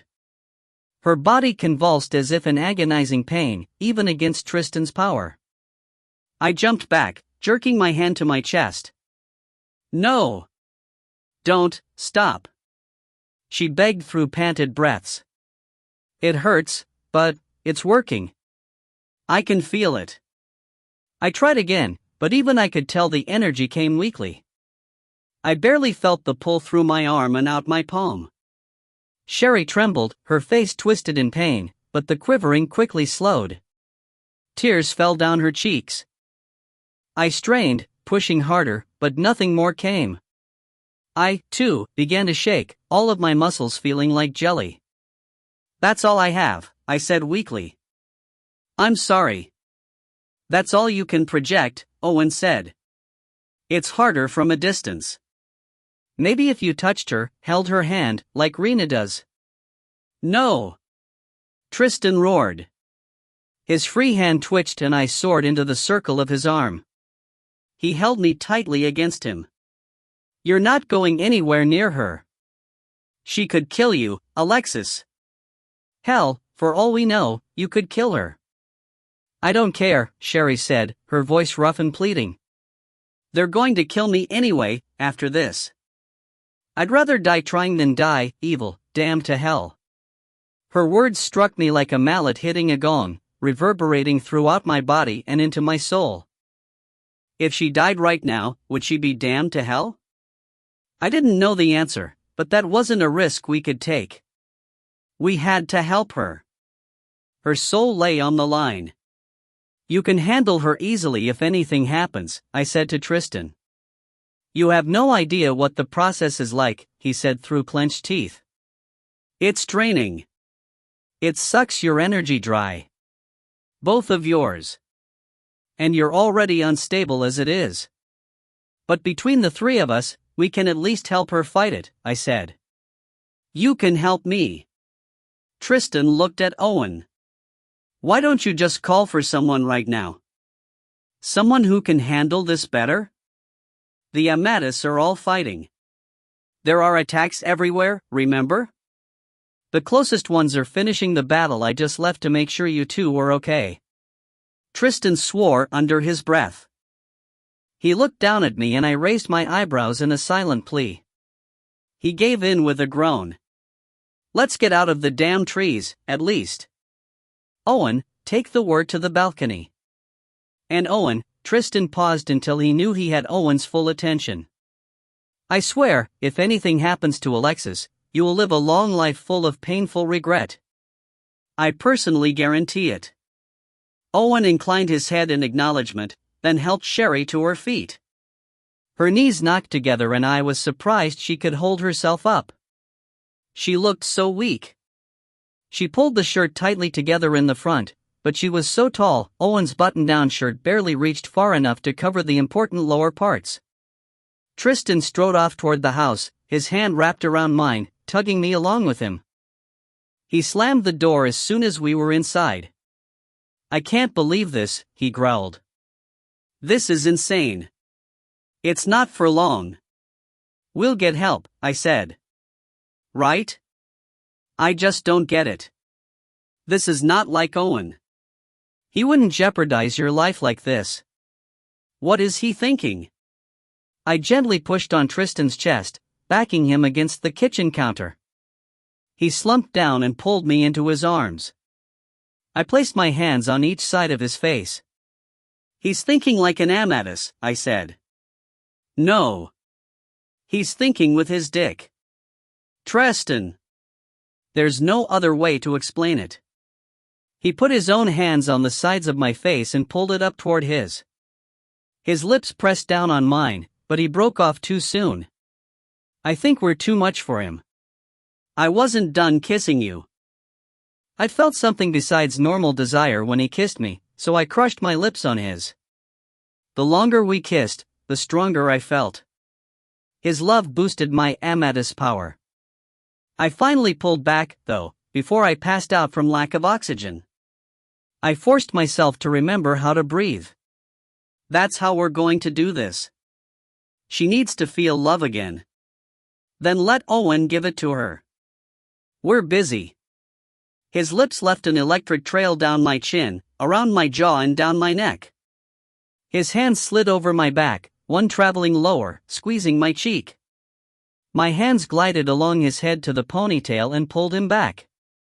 I don't think it works like that, I murmured over the pounding of my heart. She needs love. Not lust. It makes me feel better.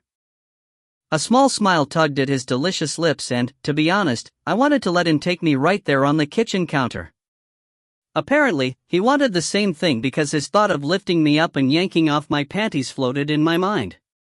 But Owen paced the balcony outside, making impatient sounds with each turn.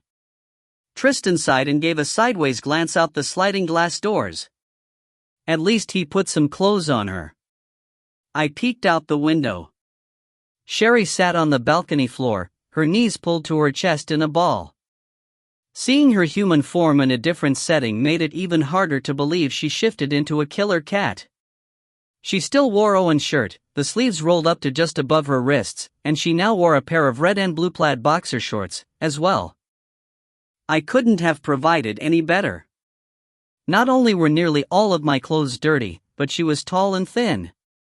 I was short and, at least when I came here, fat.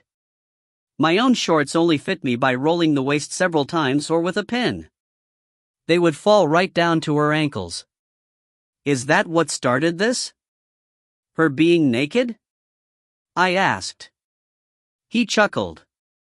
No, my love. Seeing your naked body through that little dress is what started this. I raised my eyebrows. Is that another power you haven't told me about? X-ray vision? No. I don't need X-ray vision to know what you look like under there. He tapped his temple with his forefinger. I have the memory firmly locked in right here. A very nice memory. A very distracting memory. He shrugged in concession. I moved to break free of his embrace, but he tightened his arm around me. With his other hand, he lifted my chin to look me in the eye. The green of his eyes was clear and deep, but the gold sparked, on the verge of flames. You don't have to do this, he murmured. In fact, I really prefer that you didn't. Tristan, what would you have done if you had decided to leave them, but my mom hadn't been there for you right away? You'd already made the move, they knew what you were doing, but you were there with no immediate options. I would have fought them when they came. Exactly. And you would have crushed them. Don't you see she can't do that? You can see how weak she is. And all those bruises, they've already beat the hell out of her. She thinks they'll come looking for her, but if they're all fighting right now, she's the least of their worries. He sighed and leaned his forehead against mine. I guess that means it's the best time to do this. But you must know I won't hesitate to kill her if she does anything to you. I know. I kissed the tip of his nose. I'm counting on that. I took his hand and led him to the glass doors. But only if there's no hope for her, I added. He sighed with resignation. Chapter 16. As soon as I opened the doors and stepped onto the balcony, a wave of cold air blew over me, causing a chill to run down my spine. It wasn't because the air temperature had become nippy. Early April in the Keys provided ideal temperatures with highs in the low 80s, and even now, with the sun beginning to set, it had to be at least 78 degrees. That cold blast came from Sherry. This was the closest I'd been to her yet, and I felt the evil energy surrounding her. The feeling wasn't my sixth sense sounding my demoni alarms, either. This was a physical feeling, as if malevolence emanated from her every cell and froze the air around us. Owen sat next to the young woman, their backs against the railing bars, his arm around her shoulders. I almost thought Tristan might have been right about Owen's motivations, but the look on Owen's face told me he didn't hold her out of sexual want. His eyes were filled with sorrow and his nose wrinkled in disgust. His mouth twisted, as if he were suffering deep internal pain. He looked like he wanted nothing better than to let go and flee from her as far as possible. Sherry's body quaked uncontrollably with more than just the loud sobs, groans, and growls escaping her throat. Her eyes were squeezed shut and her face puckered in concentration, like someone does when they're trying hard not to physically lash out at someone else. I didn't know if she fought the demoni power or the Amadis power Owen tried to give her. Will she shift if she loses control? I asked. The words in my books would, and since I'd been right on so many other things, I had to know. Possibly, Tristan said. My heart pounded with the thought of a tiger bursting out of her body in this small area. Even if she didn't mean to, a wild paw could severely injure any of us. Tristan and I would probably be okay, though it might slow our ability to fight back while we healed. But not Owen. He didn't have the same level of healing ability we did. I'm ready if she does, Tristan added, his palm already facing Sherry. I nodded and took a deep breath, thinking about exactly what to do. I remembered how Rena could just take my hand and I would feel her Amadis power wash through me. Mom could do the same, though her power wasn't quite as strong as Rena's. Mine was still very weak, but it might be enough to at least get Sherry through the night. I sat down in front of her and started to reach out for her hand. Pop. Pop. The sounds were muffled, but unmistakable. Owen jumped to his feet. Sherry's body slackened, as if released from some unendurable agony. She pulled in a deep breath, her first in a long time, and exhaled with relief. Until the musical voice rang across the property. Vanessa's voice. We both started shaking. Tristan and Owen just stood there, at attention, their eyes scanning the landscape. There, Tristan said quietly, lifting his chin toward a giant entanglement of bushes, vines and mangrove roots near the water's edge, but not on our property. Two white figures stood in the dark shadows. They can't get in, Owen said. They're here for me, Sherry said, her hoarse voice full of terror. Don't flatter yourself, Tristan muttered. But thanks for bringing them. There's no way they'd know, Owen said. I'd been careful with the shields. Then how did they find us? Tristan seethed through clenched teeth. I knew this was a bad idea. It's stupid, Owen. You should have never brought her here. Owen dropped his head and his shoulders sagged. He crossed his arms over his chest. His body language contradicted itself, as if he acknowledged Tristan was right but still defended his actions. He remained silent, his mouth drawn into a scowl. We need to leave now, before more come, Tristan said. Morning will be too late. Owen lifted his head and opened his mouth, but before he could speak, his pocket rang. He dug the cell phone out and flipped it open, walking toward the other end of the balcony as he spoke. Tristan stared at Sherry, his normally full lips pressed into a hard line. Please don't make me go back to them. Kill me first, she pleaded. Just don't send me back. Tristan's eyes narrowed. You don't know how tempting that is. You'd be a nice distraction for them while we attempt to leave, but it's not going to happen. I'm Amadis now. Only they would do something so despicable. Is it even safe to leave? I asked. We're protected in here, right? Can't we just stay? Looks like we'll have to, Owen said, returning to us, his phone already put away. That was Julia. Atlanta's not safe. The house is surrounded. Who's Julia? I asked, momentarily distracted by the unfamiliar name. One of Rena's council members, her closest advisor after Solomon. She went ahead of Rena and Sophia to check security. Good thing, too. Movement in the brush caught all of our eyes. All four of our heads twisted at once.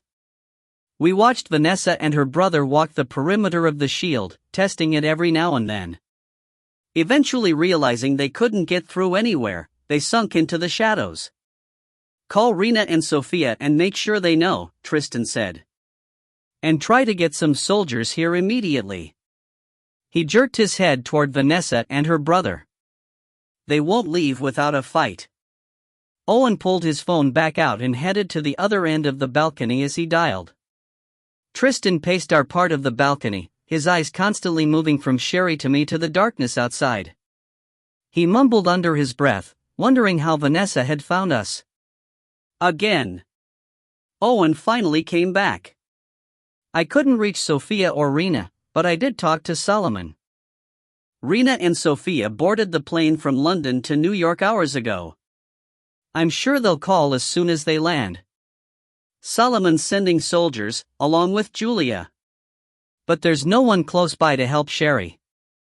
Not until Rena and Sophia get here. They can't come here. I shrieked.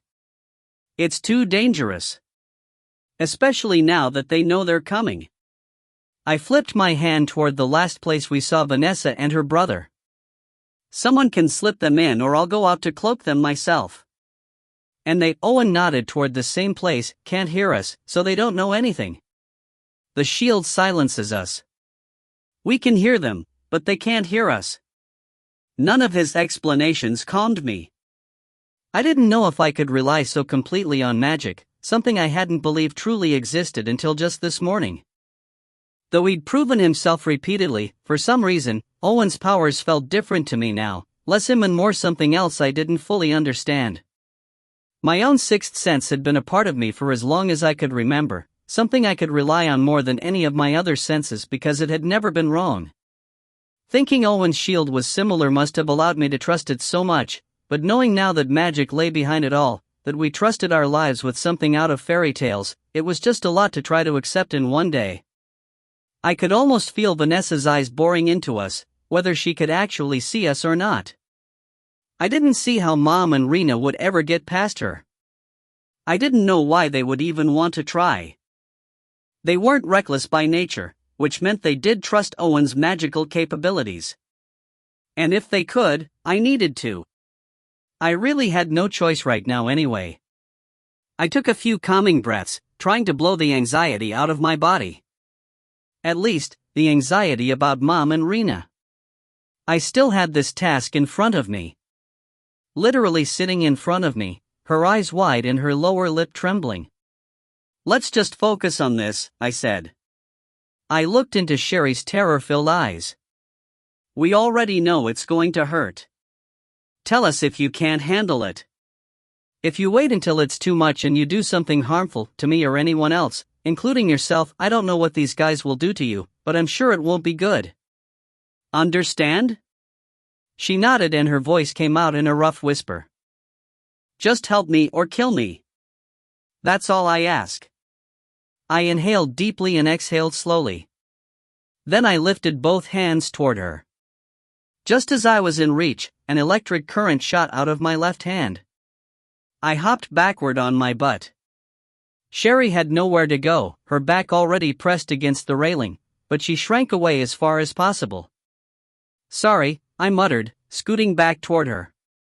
Tristan stepped right behind me, placing a foot on each side of my hips and standing over me. His forearm came into my vision, over my head, his palm facing Sherry. "This is a really bad idea."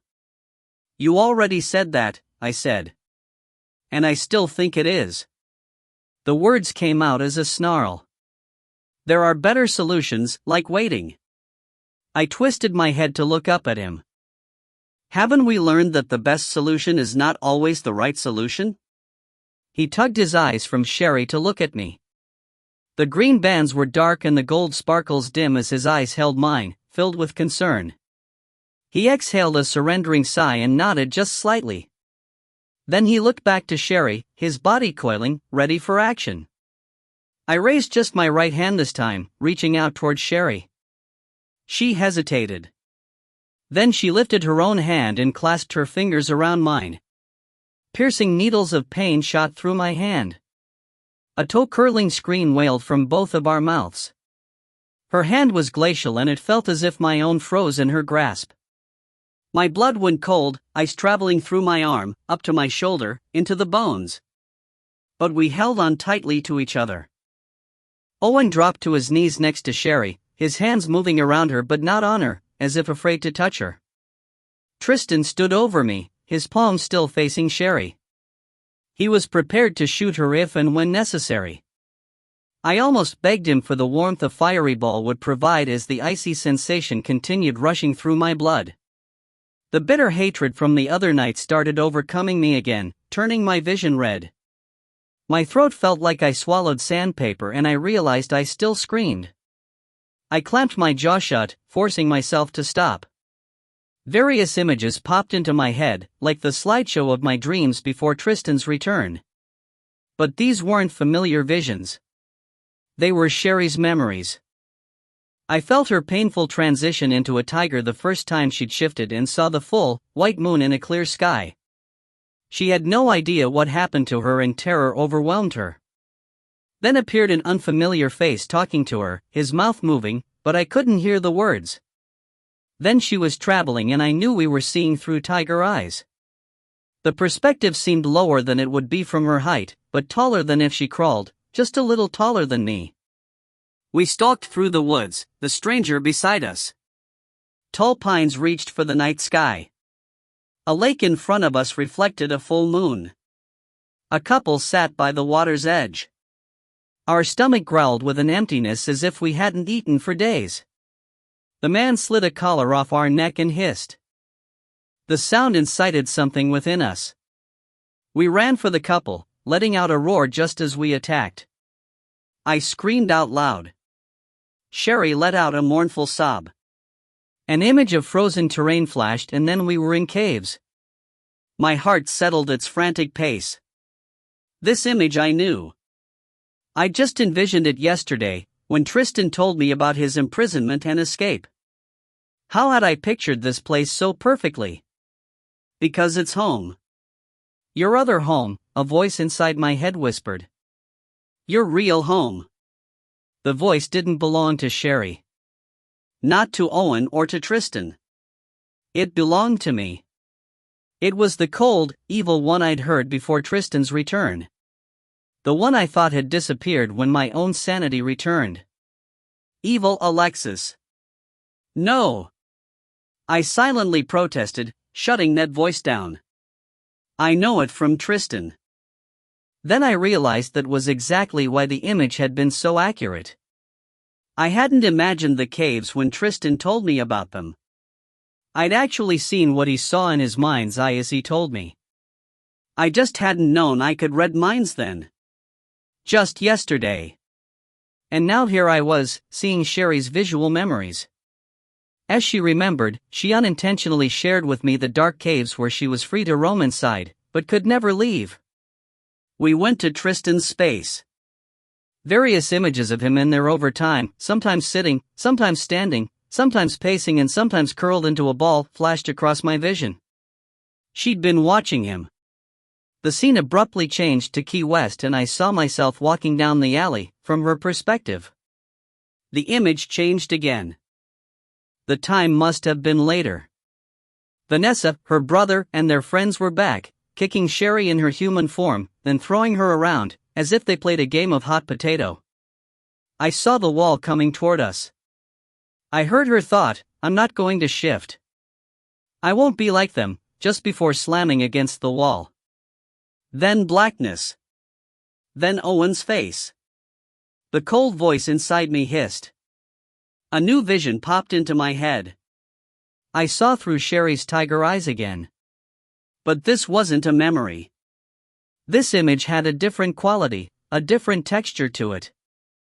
Her current thoughts flooded my mind and I almost pulled away from her. She stalked toward me in her mind, just as she'd done with that couple by the lake. And then she jumped at me. Her sharp claws dug diagonally across my face. No! I said aloud. Stop it. What? Sherry wailed. I can't stop anything. I want it. I want it so bad, she thought. I want to rip your throat out. I want to taste your sweet blood, devour your tender meat. But her hand remained tightly clasped around mine as she fought the urge. You want it, too. You know you do, my own cold voice said.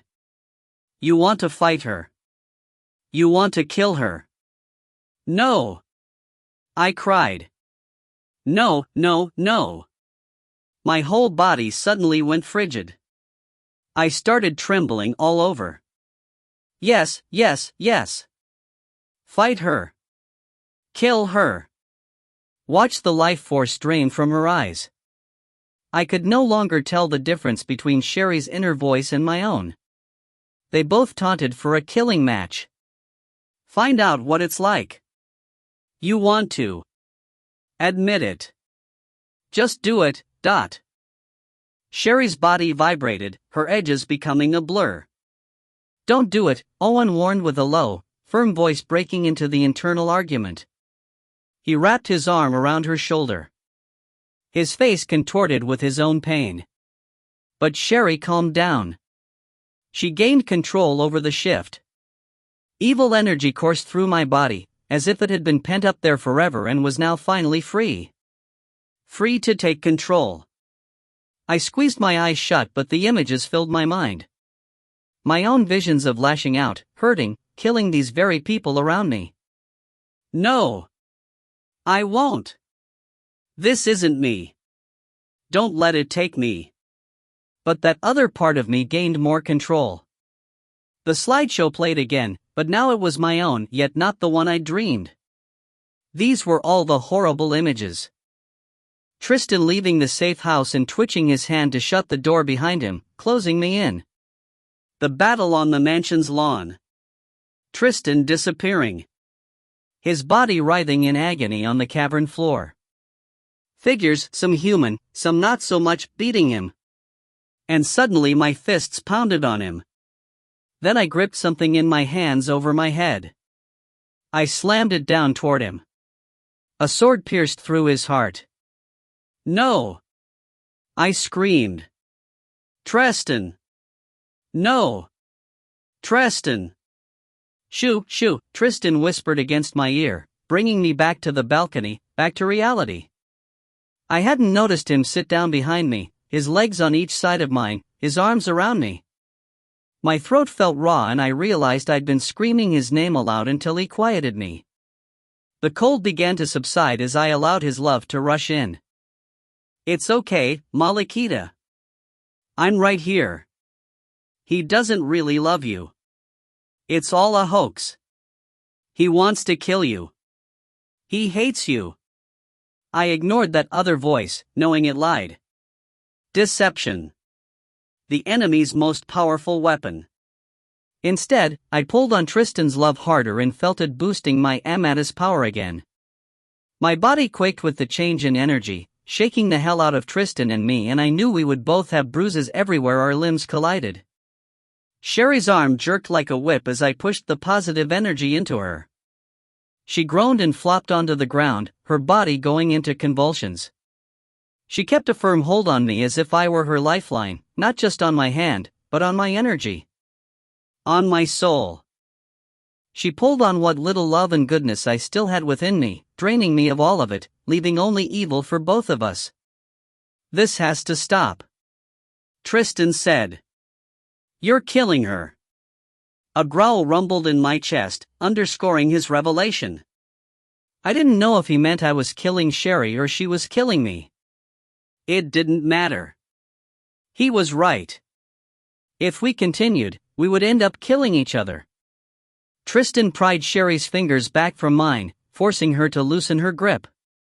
He yanked my hand away from hers and in one swift motion, had me in his lap in the far corner of the balcony, too far for her to reach. Owen tried to calm her, but her body still seized. I can take it, Alexis, Tristan said, and I felt another energy pull on my body. My blood frosted over and I shivered in his arms. I realized what he was doing. No, Tristan, I whispered. You're not stable enough. I can handle it. He continued pulling and his power was too strong for me to fight it. I fell limp in his arms as I felt the evil energy leaving my body. I no longer felt cold. I no longer felt anything. Numbness encircled my heart. I didn't even know if it continued beating. The feeling began to spread throughout my body and all I felt was overwhelming despair. Loss.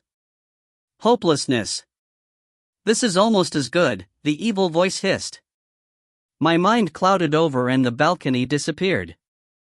I found myself standing in a meadow, mountains on each side of me, a lake reflecting more peaks lining its far shores. The waist-high grass made a muted whispering sound as it waved in a breeze I didn't feel. I thought this place might have been beautiful, if there had been any color. Instead, everything was in different shades of steel blue and gray, even the sunless sky and the wildflowers in the field. I noticed the flowers changing, wilting and shriveling. I smelled nothing but stale air, even with the breeze still stirring. I realized the mountains were the same ones I'd sat on while watching the slideshow of images in my dreams. And I now stood in the same meadow I'd run through in my dream the other night, after Tristan saved me. But this world had been bright and warm then. It had made me happy. Now I felt nothing, no concern for where I was or how I got here. Not even curiosity for the four bodies in front of me, lying under a gray tree whose leaves fell all around them. They were our bodies. They lay completely still with their eyes closed, but I could hear their heartbeats, very faint, very weak. I noticed how Tristan's hand held mine. I stared at our hands clasped together, waiting for something to stir within me. But it never did. The scene meant nothing. I felt nothing for any of them.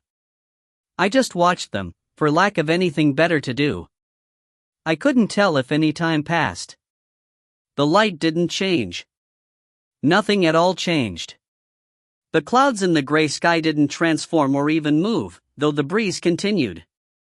The scene remained constant, making me think of a computer screensaver, with the waving grass and falling leaves the only action. Oh, dear God! Are they dying? The voice came from all around me, yet from nowhere. It should have echoed off the mountains, but it just fell flat. The voice was a familiar one and I thought I should know it, but I didn't look around for it.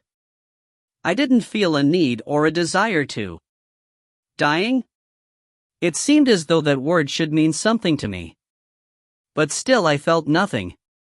Nothing at all. I was completely numb.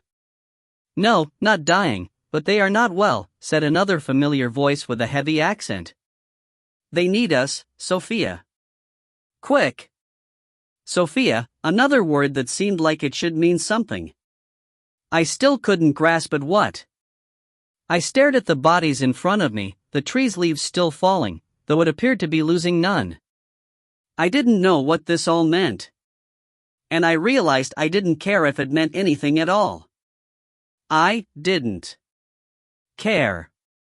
But I did wonder. What happens to a soul when all the goodness and badness are removed? Is anything left behind? Or does the soul die or disappear, leaving just a body with no humanity at all?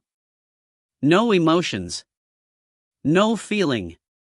Just some kind of soulless existence. Even evil and hatred means you feel something. That you have passion within you. That you still have a soul. I didn't even feel that. I felt absolutely nothing. Just an existence in this strange world that never changed. The scene suddenly flashed yellow, as if the sun had decided to make an appearance in the gray world, colorizing everything for a split second, then vanishing again. I even felt its momentary warmth. Then out of the corner of my eye, I saw something changing. Color slowly started bleeding into the grayness. A warm yellow seeped into the sky, as it does when a storm cloud moves away, revealing the sun a little at a time. The tall grass started turning green. The flowers reversed their earlier actions and bloomed across the field. I felt the breeze now, whispering across my cheek. I sucked the air in, as if I hadn't taken a breath since finding myself here. Perhaps I hadn't. Alexis, darling, said the accented voice. I could hear the relief in it. And I knew what relief was. An emotion. A feeling. It all meant something to me again. A powerful wave of warmth entered through my heart and washed over me, like a splash of warm water. Something inside me instinctively pulled at the warmth, drank it in with large, thirsty gulps. My body reacted immediately. Goodness and strength began to refill every cell. I could feel my heart again. My limbs tingled as the numbness lifted away. But I felt cold. So cold. I blinked several times, grateful to leave the gray, meaningless world and to find a gorgeous face hovering over me. Rena? I whispered as she pushed another wave of warmth into me. Do not worry.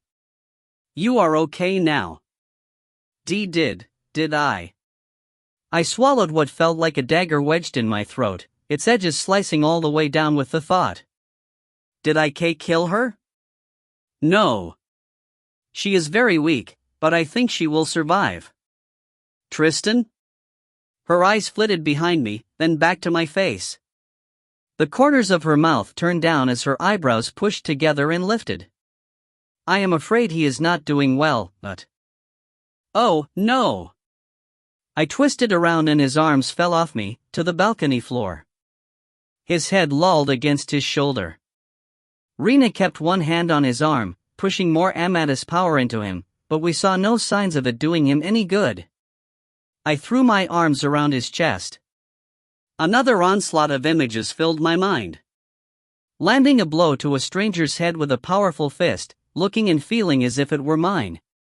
But it was too big.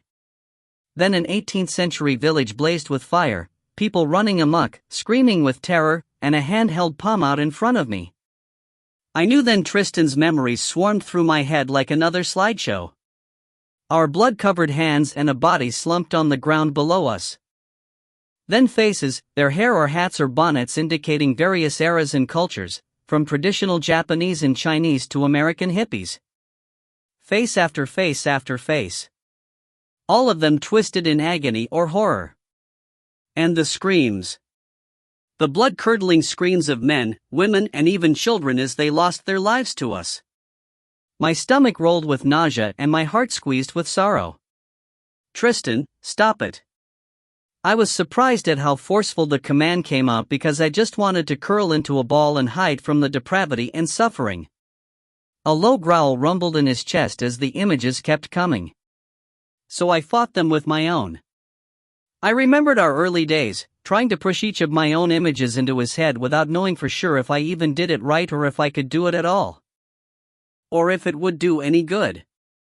But I had to try to replace his old, bad memories, the ones he would never talk about, never purposely share with me, with our good ones. I pictured us sitting on the beach for sunsets, our first kiss, riding on the motorcycle, our wedding, even the joy of waking up in his arms yesterday morning. I felt my own good energy rising with the thoughts. I love you, Tristan, I said. I tried to help Rena by pushing Amadis' power into him, but I was still too weak. I had too little to give. So I kissed him all over his face, thinking if I couldn't give him Amadis' power, I could at least give him love. It had to be at least as good. Then I couldn't see his memories anymore or even read his thoughts. My mind went blank. If I'm going to have this stupid gift, it could at least be reliable, I muttered. You have done well, Alexis, Rena said. He is coming around. I looked up at Tristan's face. His lips twitched into a small smile. His eyes opened. The gold sparked, but at least there were no flames. He seemed to drink me in with his eyes and the sparks died into just gold flecks. I told you it was a bad idea, he said. Chapter 17. I had no choice, I cried. I had to try. But you shouldn't have. I shouldn't have helped you? Tristan murmured. I should have let you fight that by yourself and watch the depravity consume everything I love about you? I had no choice either, my love. He swept a thumb across each of my cheeks, wiping away the wetness. I hadn't even realized I'd been crying. Then he folded me into his arms and I collapsed against his chest, his heart pounding a steady rhythm in my ear. You should have waited for us, Rena said, or at least for someone with more experience and power. I looked up. Her face puckered with concern. She needed us, Rena. Owen said. Owen needs to focus on his responsibilities. She shook her head. He never could resist a damsel in distress, though.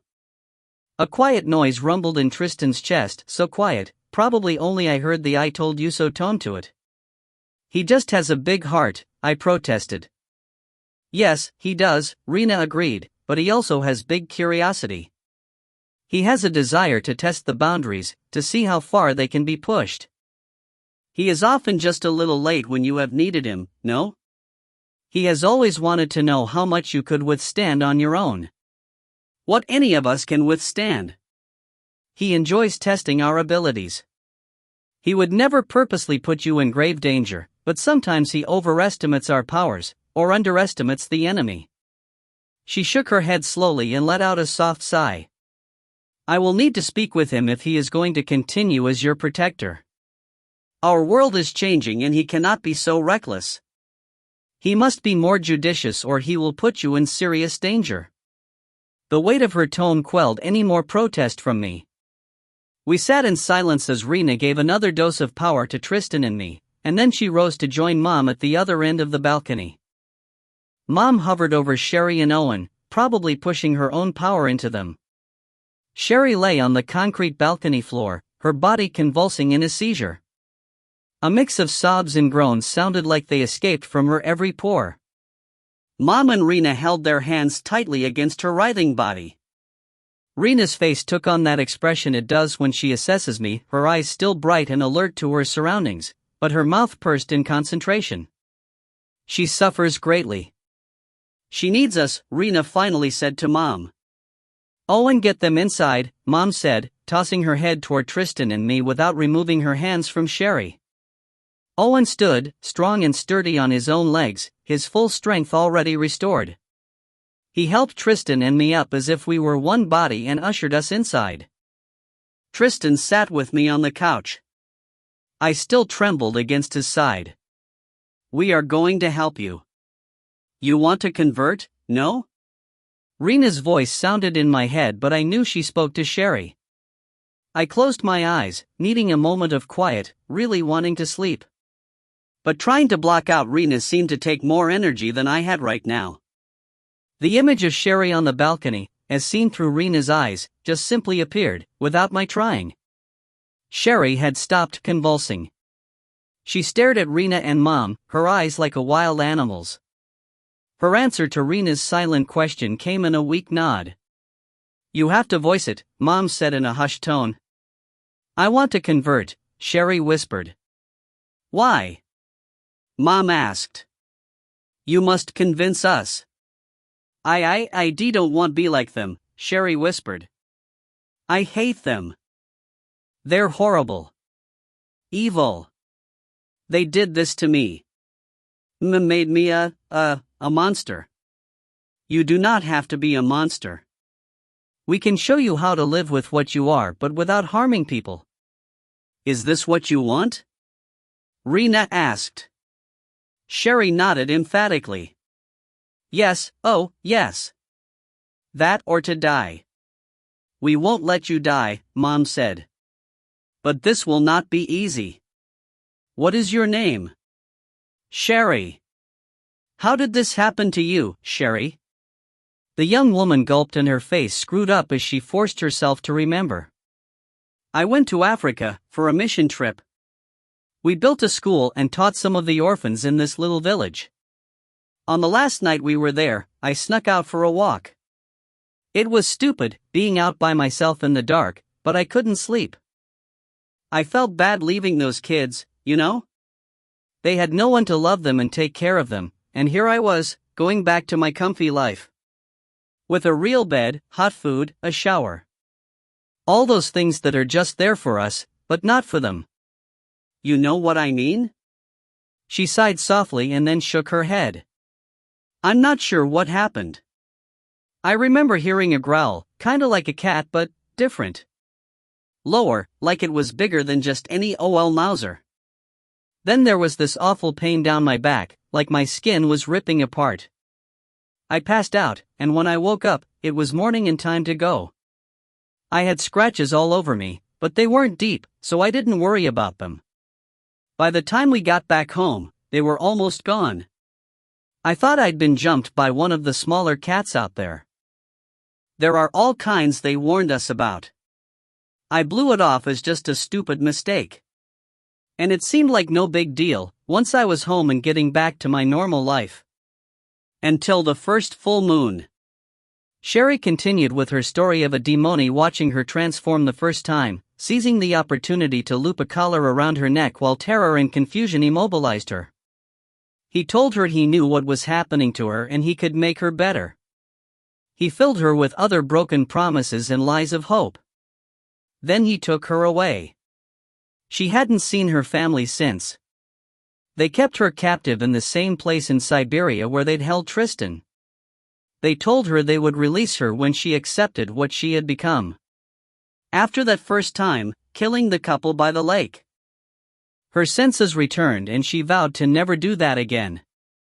She refused to shift for the demoni except when the full moon forced her, and then she wouldn't eat until the moon waned and she returned to human form. Because, for the 3 days of each month's full moon, they only provided human flesh. She figured they'd been holding her there for about 9 months before Tristan unknowingly helped her escape. They told me stories about Seth, she said. Tristan, Mom corrected. Through Rena's eyes, I saw Sherry's brows furrow with confusion. We call him Tristan, Rena said. You will call him Tristan now. Okay, stories about Tristan, the traitor who they got back and were torturing to death. That's what we do to those who try to leave, they said. They were trying to scare me, but it just gave me hope that there must be another way for this life, if that's what you call it. I heard him fighting them, trying to get out, and I snuck behind him, nobody noticing me in all the ruckus. I followed him all the way as he flashed back to the States, but I knew I couldn't go home. I am a nasty, horrible beast. What would I do to my family if I lost control? I thought Tristan, might help me, if he knew what I wanted, but I couldn't bring myself to get close to him. He's, kinda terrifying, you know? She explained how she continued following him, from Atlanta to Key West, always maintaining a safe distance. Then Vanessa and her friends found her. They were supposed to scare her into submission. I interrupted them the first time.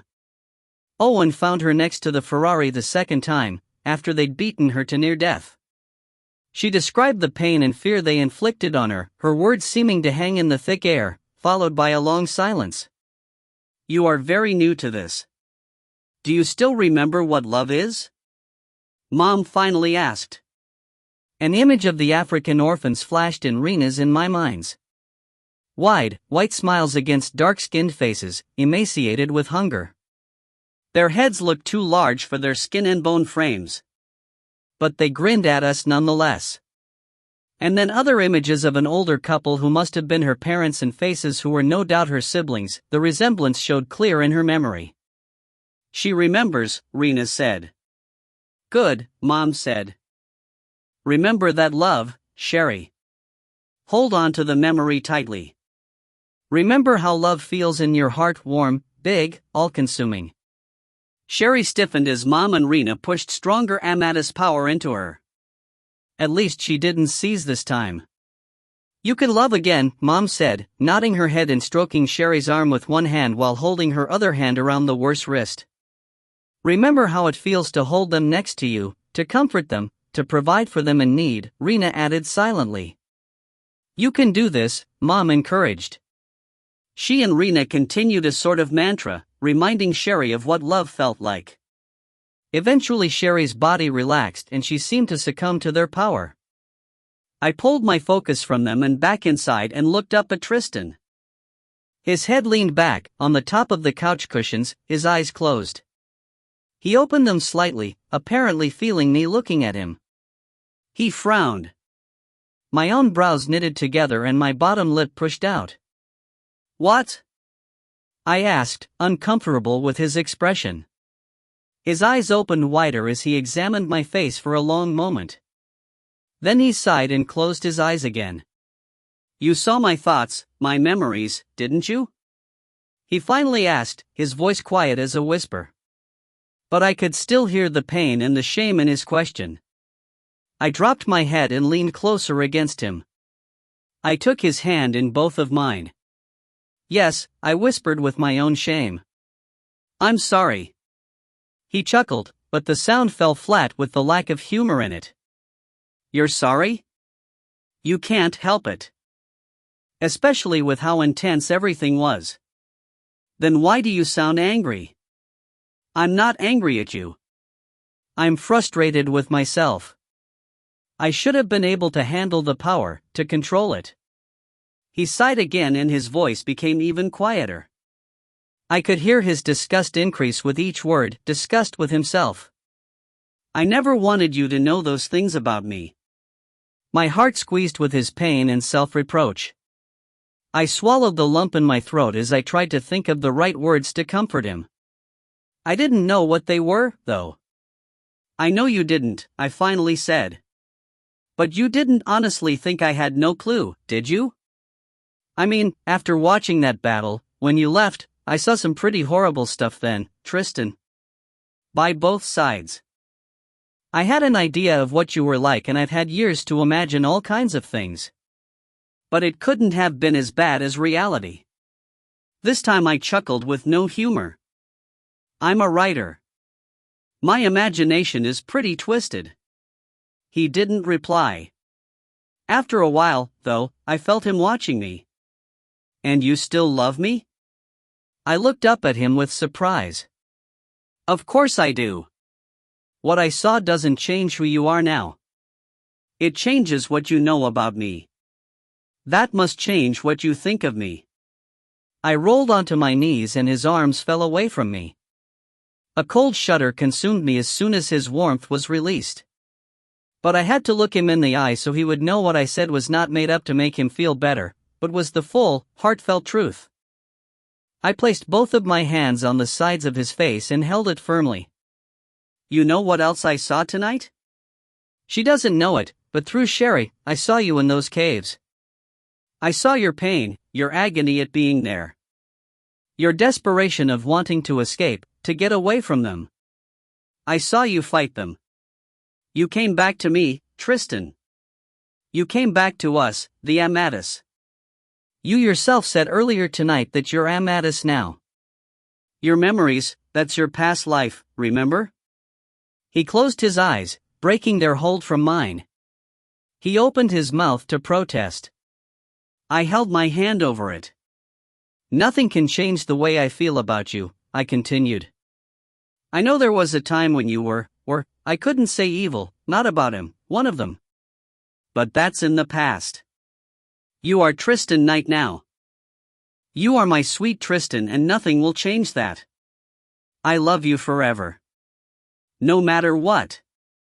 Understand? His eyes opened and searched mine, as if trying to find something besides honesty. After all this time, if you can't believe that, I started. But he didn't let me finish. His hands embraced my face and his lips crushed against mine. I love you, too, Malakita, he said after pulling back. I'm sorry I doubted you. You're forgiven. I kissed him again. At least, I forgive you. But, Tristan, somehow you need to find within you the ability to forgive yourself. If you don't, you'll never be able to completely let go of it all. His brows furrowed. Easier said than done. You've asked God for forgiveness, right? Of course.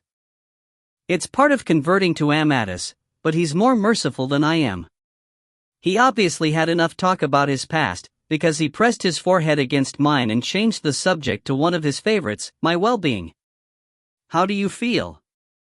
I turned and pressed against his side again. My mouth stretched into a wide yawn. Tired. Really tired. That's understandable. It's been a long day. His hand stroked my hair. You should sleep. I want to, but I don't think I can. Not until I know she's okay. That could be a while. He wrapped his arms around me and gave me a squeeze. You were great. So strong already. I snorted. I almost killed us all, or we all almost killed each other, or something like that. You held on for a long time, though. As long as you needed to. Barely. If Mom and Rena hadn't shown up, well, it's a good thing they did. How did they get here so fast anyway? Is it possible to flash off a plane? He chuckled. Yes, but I'm sure they flashed from New York. You fought it for a couple hours. My eyes opened wide. A couple hours? It didn't feel so long. You were in an alternate state of mind. I think, by the end, we all were. I told you the process is draining. He yawned, too, as if to emphasize his point. That's not even the entire process. She's not converted yet. No. It takes a long time. First, you have to remove the evil energy and the pain is excruciating. Rena and Sophia are finishing it, but you started it. Next time you'll be strong enough to finish it, too. I shook my head. There won't be a next time. I failed her and I'm never risking that again. I'll leave it to Mom and Rena from now on. His arms around me released their tight hold. He lifted my chin with his fingers and caught my eyes with his. This is what you're made to do, Malakita. Protecting and saving souls is your purpose for existence. His eyes held mine, conveying deep meaning to his words. He raised his eyebrows, as if questioning whether I understood. My own brows knit together. Because I didn't understand. I thought my purpose is to write these stories for whatever it is the Amadis have planned. And to have a daughter so the Amadis could continue. And to eventually lead them. Those are all part of your duties, part of your purpose. But your true reason for being here is to save and protect souls. There are only certain people who can convert others. When you have your full powers, you will be one of them. I tried to shake my head again, but Tristan held my chin. If this is what I'm meant to do, we're all in big trouble. His lips pushed into a small smile. You did fine, Malakita. You just don't have enough power yet. But you will. Not enough Amadis power, anyway. It seemed the demoni power in me had been plenty strong, almost strong enough. If Mom and Rena hadn't shown up when they did, I would either be dead or the demoni blood would have won. Then all hell could have broken loose. Literally. I would have rather been dead. And nobody knew if I would always have to fight that demoni power, even after the Andorra. The chance of the evil power winning next time wasn't worth taking. Sherry's was the first and last soul I would try to save. They would have to find something different for me to do. Surely there were other roles I could serve. How do you feel? I asked, taking the cue from Tristan and switching the focus from me and my shortcomings. Not great. But better than I was. Don't worry about me. But I did worry about him. His eyes should have returned to their normal beauty by now, but the gold still sparked and the green remained dark and disturbed, like a murky pond rather than bright emeralds. I'm fine, too, in case you were wondering, Owen piped up. He stood in the kitchen, munching on a handful of crackers. Yeah, I can tell, I said, and I lifted an eyebrow. But how can you eat? I'm refueling. You guys should eat, too. Food equals goodness. He grinned, his sapphire eyes shining brightly. My face twisted in a grimace. Right now, just the thought of food equaled sick stomach. When I glanced at the clock on the wall behind Owen, though, his hunger made sense. It was nearly 8 o'clock. We'd completely missed dinner. Mom slipped inside then and sat on the coffee table in front of Tristan and me. She took each of our hands and pushed more Amadis power into us. After about a minute, I pulled my hand from hers. He needs it more. Give it all to him, I told Mom. She wrapped both hands around Tristan's. The sparks in his eyes finally returned to just gold flecks. They didn't shine brightly yet, but he looked better. I still shivered next to him, but not quite as violently. That should help until we return, Mom said. Where are you going? I asked. We need to get Sherry to a safe house. She studied my face, but she mistook my fearful expression. We'll return as soon as possible. You'll be okay until then. But why do you have to leave?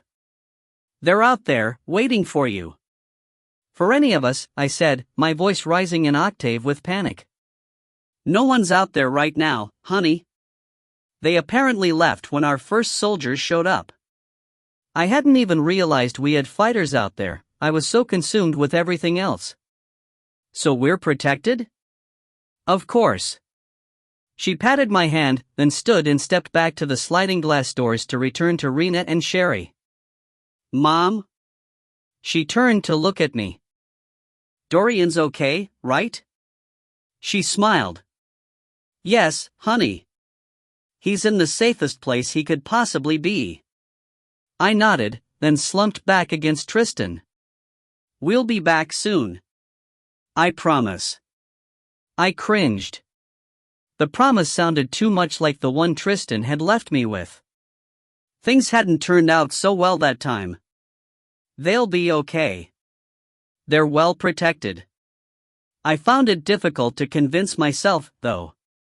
After all, there were real monsters out there, out in the world. And one monster right there with them. I watched through the glass doors as Rena lifted Sherry and placed her limp form in Mom's arms. Her heavy weight didn't affect their graceful movements. They glided toward the stairs and then disappeared out of sight. I said a silent prayer for all of them, for Sherry's successful conversion and for Mom and Rena's safe return. I knew I would need them. I just didn't realize how soon. Chapter 18. Tristan and I sat on the couch in silence for a while as Owen rummaged around the kitchen. I hadn't been to the market since the day after I arrived and hadn't purchased enough to feed me for more than a few days, let alone all of us. When I'd sent Owen the other night, he only bought steak and trimmings. So the cupboards and refrigerator were fairly empty. Not much here, Owen complained. I still didn't know how he could be hungry, my own stomach still in knots. Of course, he'd probably been through similar situations many times in the past. The experiences were all new and overwhelming to me, and add in the change of the Andorra that crept through my body, no wonder I felt so tense. Tristan had apparently recovered, too. He left me in the family room and joined Owen in the kitchen, in search of food. Can't you just conjure something? I teased Owen as I finally rose from the couch, too. Not food, not without something to start with, he said, as if there was absolutely nothing in the house. I knew better. Humph, a lot of good you are. Even if I didn't feel hungry, they obviously needed to be fed. Watch my magic. I started pulling ingredients out of the cabinets and fridge: leftover steak, a can of black beans, salsa, the last of the eggs, cheese and tortillas. In no time, I whipped up some breakfast burritos, while Tristan sliced a tomato and an apple for us all to share. They dove into their food with enough vigor you'd think they hadn't eaten for days. The drain of helping Sherry certainly left us feeling as empty as if we hadn't, but I had to force-feed myself a third of the apple. Even the tiniest bit felt like a boulder in my constricted throat, and my stomach was too tied up to make room. It didn't feel like it had earlier, as though worms filled it. Now it just felt tight and tiny, as if it had squeezed itself into the size of a walnut, too small for even a slice of apple. But that seemed to be all I needed, anyway. Renewed energy suddenly overtook my body. Those synapses ticked through my nerves again, making my muscles twitch with the need for exertion. I couldn't sit still. After cleaning the kitchen, I paced around the living room, wishing I could run. I felt imprisoned inside the house. Can we go for a swim? I asked. If we stay within the shield? I just needed to get out, to go. I didn't care what lurked beyond, as long as I could move. Owen and Tristan exchanged a glance, then Owen shrugged. It's just as safe now as it was this morning. I don't see why not, he said. I rushed into the destroyed Caribbean room and changed into my suit. We raced to the water's edge, all of us there in a split second, although they still managed to beat me. The water proved to be exactly what I needed. The tension washed off like a coat of grime and the waves carried it away. After swimming several laps, I lifted my legs and floated on my back, staring at the quarter moon. The moon's phase brought new meaning to me now, knowing Moors roamed the world out there, barely able to control themselves during a full moon. I wondered what they did during those 3 days each month. Did they hide? Did they go hunting? What did they hunt? I remembered Sherry's vision of the couple by the lake and a shudder overcame me. Then I wondered how she was doing. I didn't know what came next for her or even how close she was to being converted. It seemed Mom and Rena still had much work ahead of them, removing all of the evil energy. Then what? I didn't know. Yet. And I didn't want to think about it. If Tristan was right, if saving souls was my purpose, I would eventually have to learn. But not right now. Thinking about it only reminded me how much I'd failed, how close I'd come to ending our lives. Realizing the space around me had been quiet for some time, I uprighted myself and tread water, looking around for Tristan and Owen. Water dripped from my hair and into my eyes, and I wiped it away to be sure it wasn't blinding me. Nope. They were nowhere around. My heart stuttered. Where are they? Are they gone? I spun around in the water, my throat tightening with each pounding heartbeat. Even in the night's darkness, I could see almost perfectly, as if the moon shone nearly as brightly as the sun. But I couldn't see them. Several thoughts ran through my mind. Protectors are keeping watch out there. I could call for them. It's too quiet for them to be there, though, and why can't I see them? Can I just try to find their thoughts, if they're still here? If I only had control and could make real use of my power. The ideas raced too fast to even focus and settle on one as panic began to overwhelm me. Stupid. This was so stupid. Why had I even asked to do this? Then Owen's head popped out of the water right next to me, making me squeal. Holy crap! You scared the hell out of me. I shrieked. Where's Tristan? Owen lifted his hand out of the water and pointed. Down there. The breath whooshed out of me. Of course. He could hold his breath indefinitely. I was wondering how long you could go now, Owen said.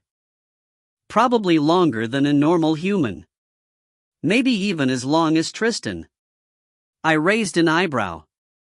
Owen gave me an encouraging grin. We're still safe, right? I asked. I'm not an idiot. You wouldn't be out here if you weren't. Okay. I took a deep breath and plunged downward. The salt water didn't bother my eyes at all, and I could see almost as clearly under the water as I could in the moonlight. Owen moved his hands beneath the surface and his head appeared in front of mine. He held his hands over his mouth for a few seconds and then he grinned, pointed ahead of us and led me a little farther out, where Tristan swam along the bottom. Owen must have used some kind of spell for himself, because he stayed under far beyond the minute or two an average human could tolerate. I could remain underwater for a lot longer than humanly possible, as well, but not nearly as long as they could. After about 15 minutes, I came up for a breath and dove down again. The guys were still at the bottom, apparently wrestling. I rolled my eyes and looked around for any fish life. Many years ago, Tristan and I had snorkeled here. There hadn't been a ton of life, but there had been some. More than there seemed to be now. I wondered if fish slept at night. Then I saw movement farther out. My heart leapt. The figure seemed to be at least as big as a human. But when it came a little closer, a long, rounded nose pointed at me, I realized what it was. Holy crap! A freaking dolphin! I took off after it, leaving the guys to their childish antics. I wanted to see how close the animal would let me get. I really wanted to touch it, to feel its skin, but I didn't expect it to let me. The creature didn't swim away, though. It seemed just as intrigued with me as I was with it, watching me as I approached. It turned slightly and I reached out my hand to touch its fin. Water rushed past me. Then cool air, as if I were in a wind tunnel. And then I stood on my feet in the sand, on our little beach. Owen leaned over beside me, his hands on his knees as he gasped for breath. Tristan appeared right next to us. Followed by a pop. And then a splash of water way out from the shore. A head emerged from the water, her wet, blonde hair shimmering like liquid silver in the moonlight. What the hell, Owen? I demanded. I thought we were safe, . We are, he panted. As long as you stay in the shield. I gulped. I hadn't realized I'd swam out so far. Vanessa tread water at least 2 football fields away, at the edge of the shield. Which meant I'd swam about 100 yards in only a few seconds, and Owen had taken less than 2 to bring me in from where Vanessa was now. I'm sorry, I said. I didn't realize. It's my fault, Owen said, having caught his breath. I'm supposed to be watching you. Not screwing around. It's not like you can control my every move. So I'm learning, he muttered. Exactly why I should be watching you more closely. Let's just get back to the house, Tristan said, taking my hand. He turned his head toward Vanessa and growled over his shoulder. I laughed under my breath. Petty, I knew, especially because she couldn't hear us behind the shield, yet still satisfying. Several pops sounded across the water and I turned to watch as Amadis protectors swarmed on her. She disappeared again. The Amadis stayed in the water, ensuring she didn't come back, as we returned to the house. By the time we climbed the stairs to the balcony, I could barely lift my legs or hold my own weight. My flesh and bones felt as though they turned into a leaden gel. That swim took a lot out of me, I said, falling into a balcony chair. More than I realized. More than it should have. You need to eat something, Tristan said. You didn't touch your dinner. No, Owen did for me. I yawned. That's not it, anyway. I still don't think I could eat right now. I just feel really tired again. I probably could have fallen asleep right in the chair, except my body wouldn't stop shivering. I went inside to change out of the wet bathing suit and thought a hot shower was exactly what I needed. I let the heat of the water and the rising steam envelop me. But when the water started running cold, even with the knob turned all the way to the H, I still shivered. I finally gave up. I dressed in sweatpants, an old, long-sleeve t-shirt and socks. I dragged the torn comforter and the only intact pillow out to the living room and curled up on the couch. My body felt heavy with exhaustion. I just wanted to sleep, but I couldn't stop shaking. You okay? Tristan asked when he and Owen came inside. I don't know. I'm freezing. My teeth rattled noisily against each other. Is it still from earlier? I shook my head. I don't think so. I felt a lot better when we were swimming. Now I feel like I'm getting sick. Tristan held his palm to my face and then wrapped it around my hand. It felt like a heating pad. You're like ice. Colder than you were with Sherry. He and Owen exchanged meaningful looks. I'll call Sophia and Rena, Owen said. He stepped outside and Tristan disappeared into our bedroom. He came out a few minutes later with wet hair and wearing khaki shorts, instead of swim trunks. He must have taken a quick shower. I felt bad, it had to have been freezing because I used all the hot water. Owen returned at the same time. I couldn't get either one of them but finally got a hold of Julia. She's with them at the safe house. They're still working on Sherry, but they want to know if anything happens with you and the Andorra, so Julia said she'd tell them. Is this normal? I asked. For the Andorra, I mean? Owen shrugged. You're asking the wrong person. But there's not exactly anything normal about you, Alexis. He was teasing, but absolutely right. I pulled the comforter tighter around me, closed my eyes and tried to focus on making the shivers go away. The attempt proved pointless. Tristan lifted my head and shoulders and sat down, laying me down in his lap and rubbing my arms and shoulders. If his shower had been cold, I couldn't feel it on him now. He felt nice and toasty.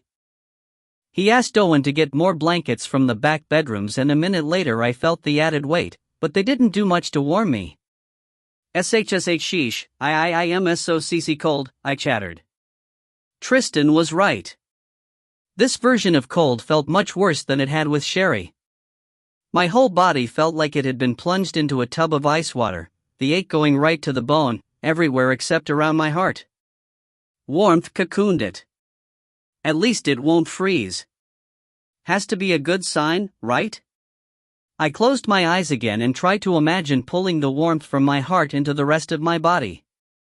Then I tried not to focus on how cold I felt at all, but on something different. I pictured Dorian's face. My heart warmed more, but nothing else. So I imagined being held in Tristan's warm arms, close to his warm body. The thought seemed to be working until a violent shudder racked my body. Tristan moved to get up. No, PP please DD don't leave. I'll be right back. When he returned, he placed a hot, wet washcloth around the back of my neck. Then he removed the back cushions from the couch and lay down behind me, wrapping his arms around me, the whole length of my body pressed against his. The shivering slowed and then finally stopped. I closed my eyes and deep sleep overcame me. I didn't remember dreaming, but I did remember a disembodied face staring at me. I thought it belonged to the man who'd taken Sherry, but I couldn't be positive. I'd only seen her kidnapper's face for a brief time and through the haze of her memories. The face watching me floated in front of me, his hair and a goatee white as snow, his eyes like blue ice. Though the hair gave the impression of old age, no wrinkles lined his face. His lips pulled into a devious grin, exposing icicles for teeth. The face observed me and I thought he might be patiently waiting for me to do something. Nothing ever happened, though. When I awoke much later, chills racked my body. Through the sliding glass doors, I saw the moon hanging low in the sky, as if strung on a necklace between the trees over our beach. I had no idea of the exact time, but I felt sure midnight had slipped by while I slept. Tristan had left my side. He came back when he saw me shaking and lay next to me again. Sorry, I said. I can now it's and not comfortable. He had to scrunch his legs up just to fit on the couch. Do you want to go to the bed? He asked. And no. And not now. I can't move.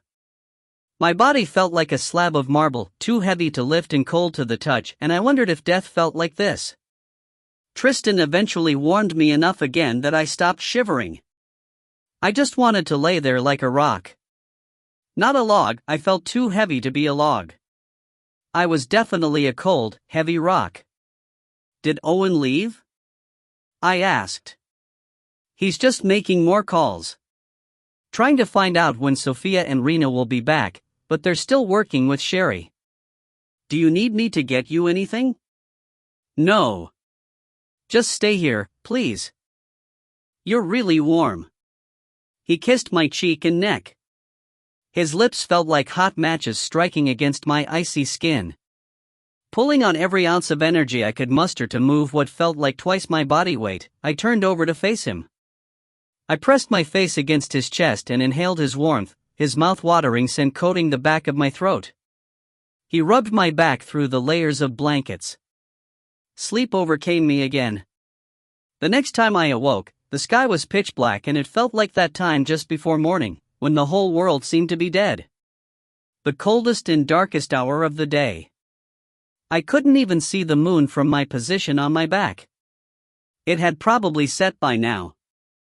There were no lights on inside and I should have been blind in the complete darkness, but I could see perfectly. Owen slept sideways in the chair, his legs dangling over the arm. Tristan slept next to me, his arm and leg thrown over me, pinning me down. My clothes stuck to my skin, making me realize they were drenched in sweat. I had the sudden need to escape from all the heavy blankets, feeling as though they were made of iron and weighing me down. I kicked and thrashed, not able to get Tristan and the blankets off of me fast enough. What's wrong? Tristan asked, quickly awake. Owen stirred in the chair and peered at me through slit eyes. I'm so hot now, I panted, finally unwrapping myself. I stood up and pinpricks of light danced in front of my eyes. My legs trembled, feeling like cooked noodles under my weight. Tristan held his hand to the small of my back before I toppled back on him. Once I steadied myself, I headed for the bedroom, peeling the sweat-soaked clothes off of me. I wanted to lay naked, spread eagle on the cool bed, but stuffing still bulged out of its shredded top. I took another shower instead, this time letting the cool water run over me. I had to change the pressure on the shower head to a gentle spray, anything else felt like thousands of needles piercing me. I felt every single drop patter against my skin, like the fat drops at the beginning of a rainstorm hitting me one by one, but these were small and thousands at a time. It was a strange feeling. Clean clothes at a minimum, I put on a tank top and pajama shorts, my only other choice being one of the fancy sundresses. The clothes rubbed harshly against my skin, feeling more like paper than cotton. The fabric even sounded like paper scraping and crinkling against itself. Tristan and Owen both eyed me when I came out of the bedroom. "How do you feel?" Tristan asked. I flinched and covered my ears with my hands. He sounded like he nearly yelled. "Except that everything feels, looks, and sounds so intense, a lot better," I whispered. "A little shaky, though.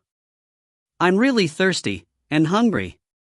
They both sighed with relief, and the rush of air sounded like 2 train whistles. Being thirsty and hungry must have been a good sign. I drank a big glass of ice water and it cooled my insides, but not enough to radiate outwards to my feverish skin. I fixed another glass, retrieved the last of the crackers, and sat next to Tristan on the couch. My muscles twitched, like they did when I wanted to run. "That was weird," I said, still whispering. I was so cold and tired. Now I feel really warm but energetic. I feel like I could go for a 10-mile run. Tristan chuckled quietly and, thankfully, kept his voice low. "I don't think so. You take it easy." Electricity pulsed through my body, though. I wasn't sure I could sit still. A cell phone rang shrilly. I jumped and covered my ears again. Owen muttered, finally, as he stepped outside, lifting the phone to his ear. I turned sideways on the couch and lay my legs over Tristan's lap. He brushed my cheek with his fingertips and his touch felt so soft, but pleasurably shocking. Goosebumps spread down my neck and arms. He smiled and he looked absolutely sublime, his features even more perfectly sculpted than I'd ever noticed, if at all possible, even with the scars.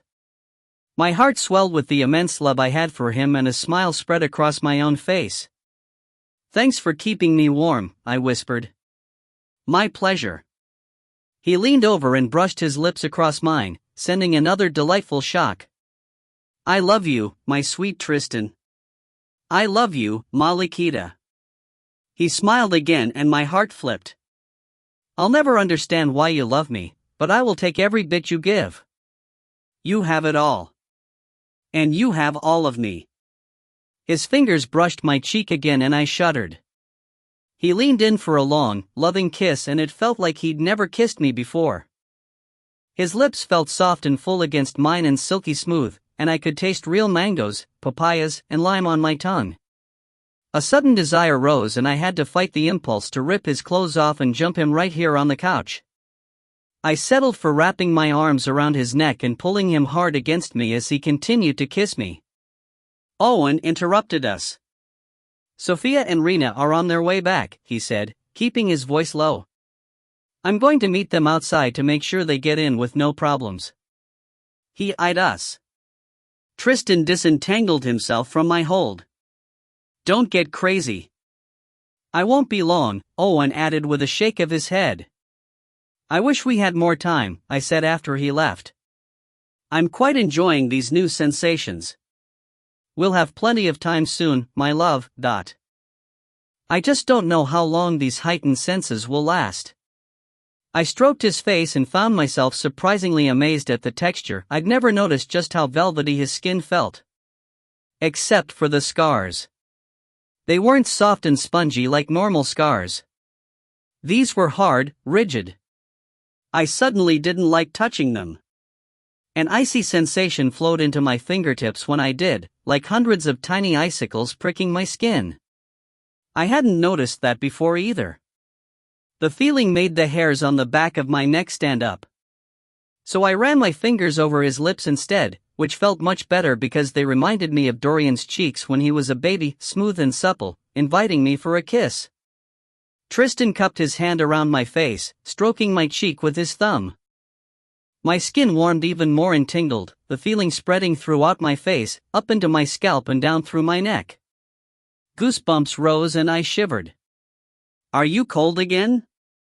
he asked, his brows furrowing with concern. "No, not at all. Just tingly." I shivered again. He smiled with understanding. I wish we had more time, too." He winked and I fell back against the arm of the couch, my insides softening so I couldn't hold myself up anymore. He leaned over and kissed me again, his hand trailing lightly down my neck and shoulder and arm, electricity spreading in a web across my skin. I instantly felt overheated. My blood simmered. I had to push him back. Okay, maybe not. That's too much, I breathed. I fanned myself with my hand. He blew lightly on my face, his cool, tangy sweet breath filling my nostrils and into my mouth, overwhelming me. My heart started racing and I thought my temperature shot up 3 degrees. My blood no longer simmered, it boiled. My skin crawled from my scalp to the tips of my fingers and toes. I jumped off the couch, panting. It's too much. I can't take it. I grabbed the glass of ice water and drained it. The liquid felt like hot tea by the time it hit my stomach. I went into the kitchen, filled the glass again and chugged it. I splashed cool water on my face and neck and then leaned over the sink, forcing myself to take slow, deep breaths. None of it helped. My heart continued to race and my skin prickled and burned. Son of a witch, I feel like I could jump out of my skin, I panted. Tristan came into the kitchen and my skin tingled and crawled with just the anticipation of his touch. I held my hand up when he came within 3 feet. I think you'll send me into cardiac arrest if you come any closer. Alexis, are you okay? You're so pale. He still whispered, but it sounded so loud. I turned to look at him. Not a light shone in the house, but I had to squint because the room looked so bright. All of my senses seemed to be crashing with overload. I don't know, I whispered. Then several things happened simultaneously. The front door flew open with what sounded like an explosion. Owen, Mom, Rena, and another woman appeared in the kitchen doorway. The air swooshed over me like a raging wind. I dropped the glass I held and it shattered shrilly on the floor. The sound pierced my eardrums. My heart contracted painfully and burned white-hot. No, not my heart burning. Above it. The skin of the Amadis mark scorched, like it had been pressed with the mean end of a branding iron. Pain ripped through my chest. I screamed in agony and my fingernails clawed into my breasts. Tristan's eyes burst into flames. He growled a terrifying, heart-stopping resonance and crouched as if preparing to lunge. And Owen flew across the kitchen. Tristan! No! He roared. Chapter 19. Julia, go. Rena ordered and the strange woman disappeared. My vision grayed out as I collapsed to the floor. The next thing I knew, Mom and Rena carried me into the back bedroom, to the only surviving bed. Their hands felt like iced braces as they held me tightly because I writhed uncontrollably. They lay me on the bed and my back arched against the hard, scraping sensation of the sheets and my clothes. Mom, what's happening? I screamed, the sound deafening to my own ears. It's okay, honey, it's okay, she soothed. Rena placed her hands on me, one on the burning Amadis mark and one on my forehead, and closed her eyes. I felt her energy flow into me and it calmed my nerves enough so I could lie still on the bed. The Amadis mark still felt white-hot, blistering and sending throbbing heat throughout my body. Mom took my hand and I gripped hers tightly. It's happening so fast, Mom said to Rena, unusual concern filling her voice. She can handle it. Rena remained calm as she kept her hands on me. We just need to keep her temperature moderated. We need some ice. Mom pulled away from me. Don't leave me. I cried. I'll be right back, honey. She returned in a second with towels, ice, and water. She slipped an ice cube into my mouth and rubbed water on my face with her hand. The cold on my skin and in my mouth contrasted sharply with the heat in the rest of my body, making me shudder. She placed a cool, wet towel over my forehead and eyes. It was comforting. I slipped in and out of consciousness. Every time I blacked out, the Iceman's face watched me again, and every time I came to, Mom and Rena sat right by my side, their hands directly on my skin. I felt new energy flowing through every cell of my body, twisting and turning and swirling through my veins and nerves. "Something's terribly wrong," Mom said to Rena one time when I came to. She sounded anxious, but relatively calm considering the statement. She looked at me, saw my eyes open and didn't say anything more. I blacked out again. "Where's Tristan?" I asked another time. "He's with Owen, honey," Mom said. "Why isn't he here?" "I need him." I blacked out again before hearing her answer. "Mom?" "I'm here, honey," she answered. "Tristan?" "He can't be here," she said. "I'm sorry, honey." I struggled against something holding me to the bed. I couldn't feel any straps or bindings, but I couldn't move either. I thought maybe the dead weight of my own body held me down. "Did he leave again?" I asked. She didn't answer me for a long moment. "No, honey, not exactly." "What does that mean?" I didn't have a chance to ask, though. I slipped out of consciousness again. "I think I've got him contained for now, but I don't know how long it'll hold," Owen said from the doorway another time. "Who? What's going on?" I asked. Panic rose in my mind. I heard the bedroom door close. Mom's face moved over me. "Shoo. Nothing for you to worry about." "How are you feeling, Alexis?" Rena asked. "I don't know. Scared." I tried to take an assessment, but I couldn't feel much. Every part of me just felt heavy and deadened, like my body had died but forgot to tell my brain.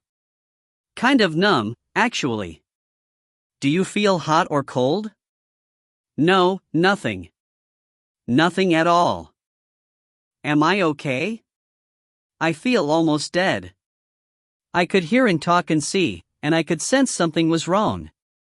It seemed as though I had no sense of touch anymore, no feeling. I consciously focused on trying to lift my hand, but if it even twitched, I felt nothing. Am I paralyzed? I wondered if and how such a thing could have happened. "I think your body is just resting, preparing for the next wave," Rena said. I blacked out again. When I came to, I first noticed the variety of intense smells. Freesia, lemon, and vanilla first. Mom's natural scent. Then orange blossoms and fresh rain. Rena. From farther away came pine and sea air, Owen. And then mangoes, papayas, lime and sage. I smiled inside, knowing Tristan was still here. The smells of coconuts, salt water, and stale sex also lingered on the air. Next, I noticed all the sounds. The blood and energy pounding and whirring through my head came loudest. I could hear the whispers of fabric rubbing against itself and 2 heartbeats, besides my own, in the room. From the background came a low, rumbling growl, like a faraway train, and heavy breathing from somewhere else.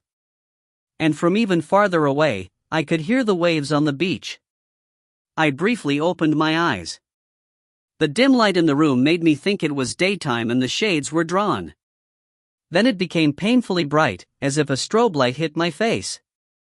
For one surreal moment, I thought someone had taken a picture with a flash to commemorate this horror I suffered. I squeezed my eyes shut. The reverse images of Mom and Rena's heads glowed on the backs of my eyelids. The sense of touch and feeling came last. My skin burned, everything against it feeling arctic, even the air. I felt each thread of wet terry cloth and each droplet of cold water on my arms, around my neck, across my face and forehead as Mom sponged me. Rena's hands felt like blocks of ice on my chest. Her breath felt cool on my face. The energy traveling through my body earlier began to build and separate at the same time. My muscles felt on fire and the nerves twitched under my skin. Electricity charged through my veins, currents jumping from cell to cell. The gradual coming on of my senses escalated to a high crescendo, everything, the smells, the sounds, the touches, intensifying to an unbearable level. My ears rang and throbbed. My heart pounded. My breathing became shallow. My body trembled from the onslaught. Something's happening, I gasped. Every single muscle, every tissue fiber tensed at once, pulling at each other in opposite directions. My body convulsed, every muscle pulled taut. Lightning shot through my veins and I felt as though I was being electrocuted from within. An angry, moaning sound ripped through the room. It came from me. Rena's icy hands pressed harder and I thought my skin would freeze and crack under them. Then I felt the two streams of power, fire and ice, flow up through my limbs and course through my body, both rushing to my chest. Two angry rivers raging toward each other. Agonizing pain exploded through my chest cavity as the two energetic powers crashed against each other. I screamed with the pain. My back arched uncontrollably, throwing Rena back. The two forces twisted and pushed at each other, tearing through my lungs, ribs and muscles as if splintering them into pieces. A warmth surrounded my heart, like a shield, while the energies clashed ferociously. The Amadis mark seared and blistered painfully. "Oh, my God, it hurts so much," I cried. "Make it stop." "What's happening?" Mom gasped. "It seems the two forces are battling," Rena answered. She sounded like she stood at the other end of a long tunnel. "We have to let this happen. There is nothing we can do." And then the bedroom vanished. Perhaps I passed out again. I didn't know what happened. I just knew I was no longer there. Not in mind and spirit anyway. I felt a sense of both familiarity and disorientation at my new surroundings. Where am I? I sat up and found myself in that strange meadow again, surrounded by mountains, and the lake in front of me. But the place looked and felt different once again. Not a warm, happy place, nor steel blue-gray and desolate. I slowly rose to my feet as I focused on the tree with the constantly falling leaves. But only half of it possessed actual leaves. Golden petals filled the branches on the right. They sparkled and glinted as some fluttered to the ground.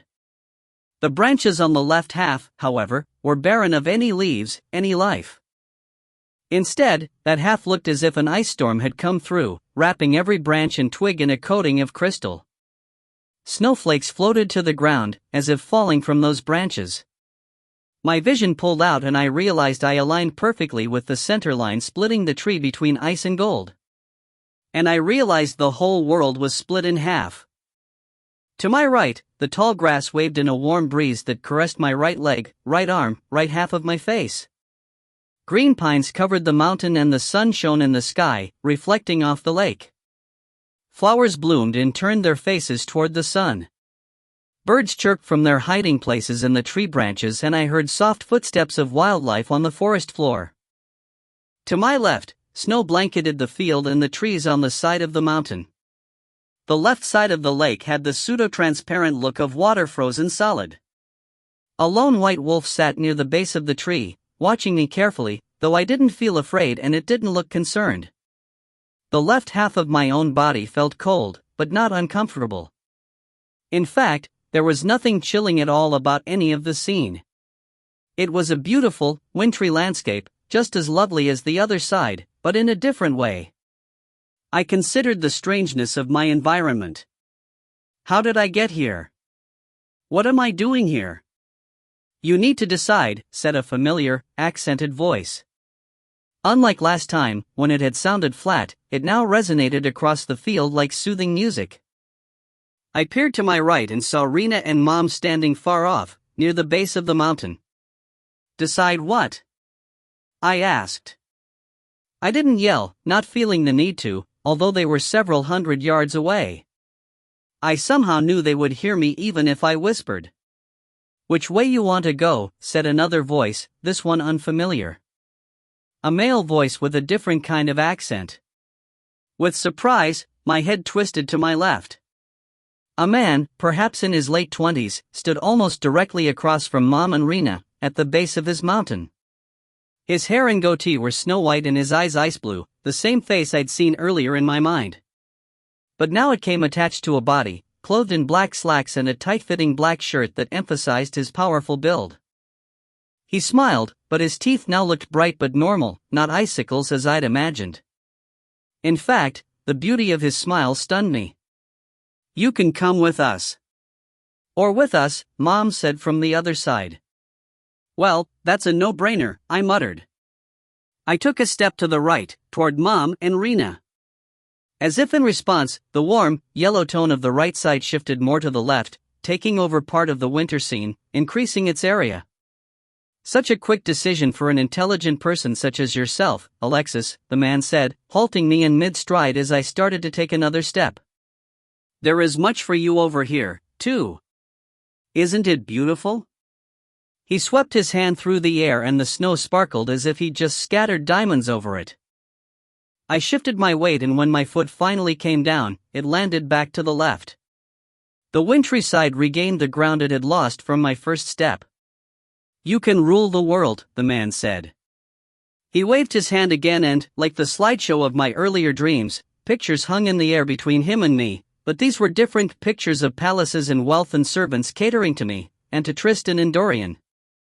I moved another step toward that side to get a better look. The scenes changed to even more people following us, worshipping us, then to Tristan and me standing at the top of stone steps, waving at a crowd of people that stretched farther than the eye could see. "Power or love, Alexis?" Rena called from the other side. I turned toward her and Mom. They waved their hands and more pictures hung in the air, of Dorian and Tristan, of Mom, Rena and Owen. They moved their hands again and warmth flowed over me. Again, the decision came easy. I had little use for power, but I needed love. I took several steps in their direction. "You can have it all over here," the man called out. "Power, love, wealth, everything you ever wanted. Everything." I glanced over there, his side much smaller now after the steps I'd taken to the right. "Lies, Alexis," Rena said. "Remember that they deceive. They do not know love." The man shrugged. "But isn't this what you want?" More pictures appeared, all filled with Tristan, Dorian and me, involved in different activities, all of us looking blissfully happy. "Only with us can you all be together, can you have it all," the man said. "Otherwise, you lose." He snapped his hand back, as if snatching something from the air. A small boy suddenly appeared in the crook of his left arm. "Dorian." "No." I started running toward them, feeling the cold side taking over the warmth, creeping closer to Mom and Rena. Every step pushed a ripple of frozen ground into their space, like a loose carpet being pushed back with the force of my feet. But I didn't care. He had my son. "Dorian is safe, Alexis." Mom yelled. "He's with us. He's safe. Don't believe their deception." "They lie, too, Alexis," the man said. "They can't give you everything you want." "We give life and love," Rena countered. "We give power and wealth and everything the heart desires," the man said. I continued running toward him as Dorian struggled in his clutch. Rena and Mom spoke of love, life and goodness, all those things I believed in so strongly. But I had to ignore them. Something told me that if I went to them, I would lose Dorian forever. "That's right," the man said, as if reading my mind. "Come with us and you can have those most important to you." Tristan suddenly appeared on his knees, in front of the man. He struggled, too, as if bound by something unseen. "No, Alexis. Come back to us," Mom cried out. "That's it, young one, come to us. We'll take care of you. You'll have it all," the man taunted. Though I kept running, I never reached them. It was like those dreams, where you keep running and running toward a door at the end of a hall, but the hallway grows longer with each step, so you never make it. I glanced over my shoulder. The snow had crept more than halfway to the other mountain. Mom and Rena stood their ground, though, waving their hands, trying to push warmth toward me. I felt just a slight movement of air. Their power was not enough. "They're pathetic," the man said. "They can't stand up to us. You're making the right decision. The best decision." Dorian and Tristan stopped struggling. In fact, now they suddenly seem to be perfectly fine, happy even on that side, smiling and waving me toward them. It can't be that bad. It's the best decision. I had no problem believing this to be true. I saw a glorious life with the three of us together, safe, because no one hunted us now. They already had us. Why had that seemed like such a bad thing before? Knowing they had us and what we could do for them, they would treat us like royalty. We wouldn't be prisoners. They wouldn't even care about another daughter. We could live life the way we wanted, spending our days together doing whatever we felt like. No more fear. No running from danger. If we were with them, we would have peace. We would be together forever. We would be happy. Everything I ever wanted. It made all the sense in the world. Right? Then another figure appeared next to the man. This one made my blood turn to ice. For the first time since arriving in the strange field, I felt cold. Freezing. And hateful. Vanessa. Demoni, my mind reminded me, as if I'd forgotten. Evil. They are evil. The urge to kill her overcame me. I envisioned lunging at her, wrapping my hands around her throat, even clawing and biting at it. I imagined tearing her to shreds and her blood spraying me. The taste of it filled my mouth and I liked it. I ran at her, my hands in front of me, already curled like claws in anticipation. I will kill you. The ground around me suddenly gave way to empty blackness, as if I'd stepped off the edge of the world. Air whipped and roared, spinning into a tornado, but instead of debris, pictures of faces swirled around me. Tristan. Dorian. Mom. Rena. The icy man. Vanessa. Owen. Sherry. Vampires. Werewolves. Other frightening creatures. You want to kill? The man's voice called. We'll let you. No, Alexis. Love. Rena yelled. Their words dwindled into chants of kill and love as visions of fighting, embracing, killing, and loving whirled around me. Fire and ice filled my body again. Churning. Swirling. Clashing.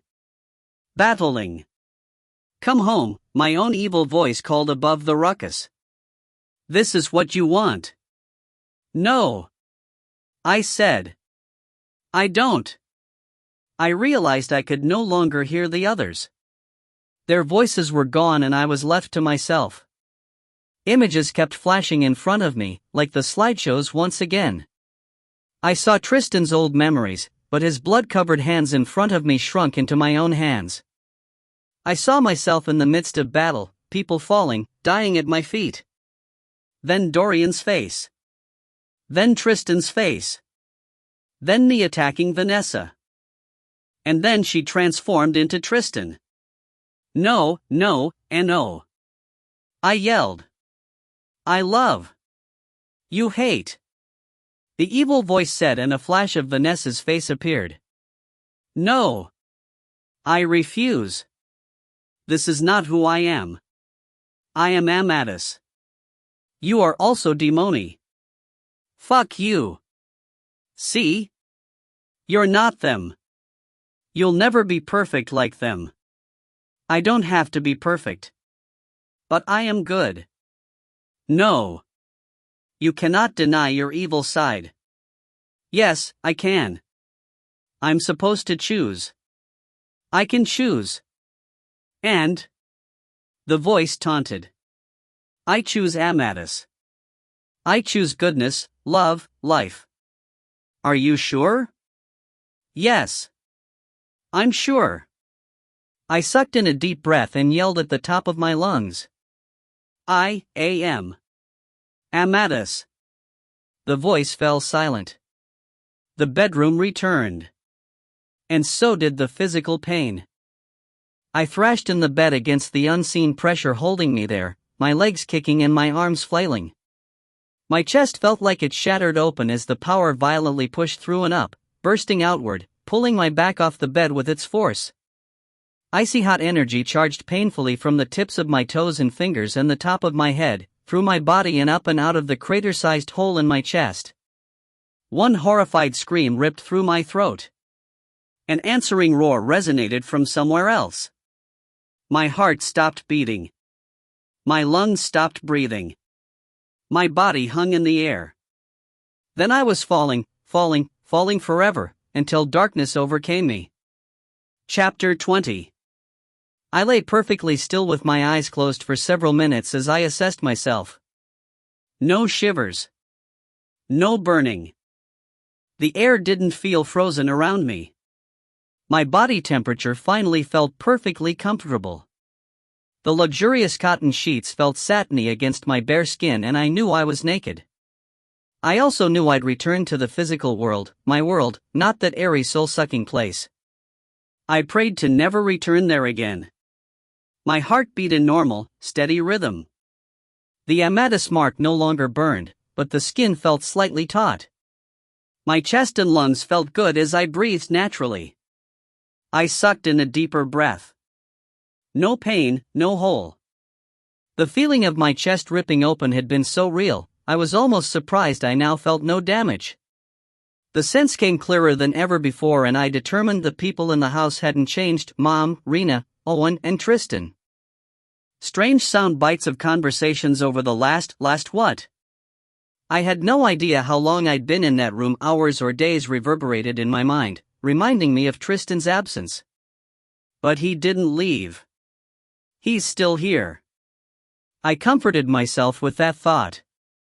My hearing was better, too, but the sounds were not painfully loud. Footsteps paced against hard tile in the kitchen. The two hearts close by beat steadily, while one in the kitchen pounded harder. The other out there raced, as if pushed to its physical limits. What are they doing out there? I could still hear the rumbling train, too, but it sounded deeper and faster now. What is that? I opened my eyes. The room seemed bright for an instant, but my eyes immediately adjusted. I stared at the ceiling and I could see every little swirl and divot in the textured paint as if looking through a magnifying glass. I looked around and the vibrant colors astounded me, colors I'd never seen before. Mom sat on the bed on my left, and I noticed how her hair was not simply auburn or chestnut, but a million different shades of browns and reds, each strand slightly different from all the others. It was breathtaking. On the far wall behind her hung an African safari painting, keeping with the theme of the room's decor. I saw each brush stroke and the tiny initials TK in the bottom corner. Tristan must have painted it many years ago. Now I noticed all the little details he had captured: the different colors of the desert sand, the ridges of giraffes' hooves, the pond's ripples. Had I not noticed before because I hadn't paid enough attention? Or because now I could see so much more clearly? The painful sensory overload had disappeared, leaving my senses exponentially more powerful. That potent energy still ran through my blood and muscles and nerves, but not the icy or burning forces. Just pleasant warmth. This is good energy. This is Amadis power. I had no doubt. And an odd but delightful feeling filled my entire body, every cell, deep into the very core of my being. Into my soul. Is it over? Yes, dear, it is over, Rena's voice answered in my mind. She sat on the bed to my right, looking majestic and glorious, although she didn't wear the usual formal gown, but a black shirt and black jeans, just like Mom. Only Mom wore a cotton scoop neck tee and Rena wore a shimmery silk tank. Rena took my hand and closed her eyes. I could feel her power, but not as strong as it used to be, at least, not relative to my own. I could tell she assessed me. Simply amazing, she said aloud. Magnificent, as you always said, Mom agreed, giving my other hand a squeeze. How do you feel, honey? Good. My voice surprised me. I expected the words to come out in a croak or even just a whisper after everything I'd been through, but my voice came clear and strong. Is Dorian okay? I had to be sure. Doubt lingered from the bizarre experience. Things might have changed since the last time I'd been fully aware of everything. Of course he is. He's at the Amadis mansion. He's in good hands, Mom said. I wanted to hold him and know for sure. And I couldn't wait for the three of us to be united, but I also knew he was safer there than here right now. What about Sherry? She's stable, Mom said. One of our best counselors is working with her now. So she's not converted yet? Conversion can take weeks or months, or longer, Rena said. Oh. I had no sense of how much time had passed, but it seemed it had already been a long time since they'd left. I felt as though I'd slept for days. How long was I out of it? We returned about 7 hours ago. Not long, Mom answered. That's it, Dot. It happened very fast, Rena confirmed. I sat up in the bed, holding the sheet to my chest to cover my nakedness. The door remained closed and only Mom and Rena were in the room, but their eyes stayed glued to me, making me self-conscious. What, exactly, happened? I asked. You've completed the Andorra, Mom answered simply. You want to see? She and Rena helped me out of bed, but I really didn't need any assistance. My body felt perfect, strong, healthy, full of power.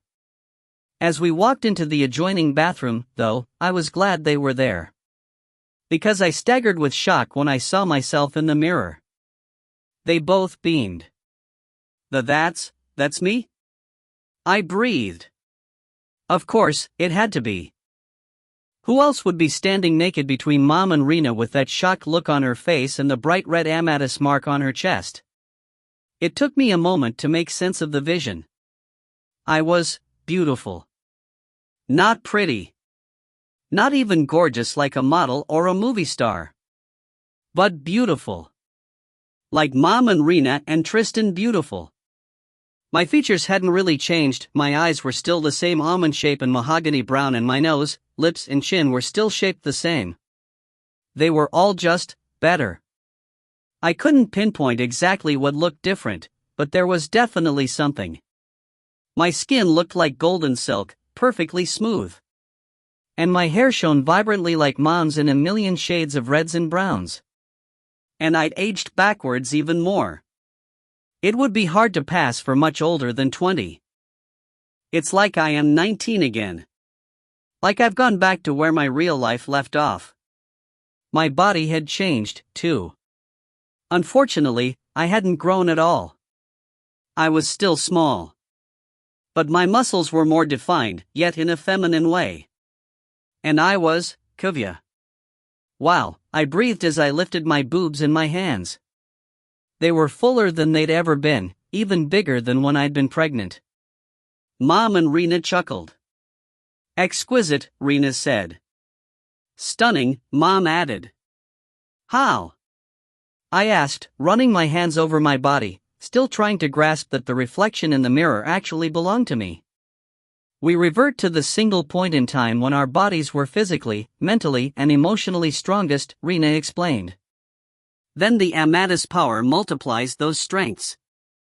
The beauty comes from within, our faith, hope and love shining through. Love. The pleasurable feeling I couldn't pinpoint earlier flowing through my body and soul. More love than I thought any person or being could possibly hold. In fact, it overflowed and I wanted to wrap Mom and Rena within it. If I weren't naked, I would have pulled them into me.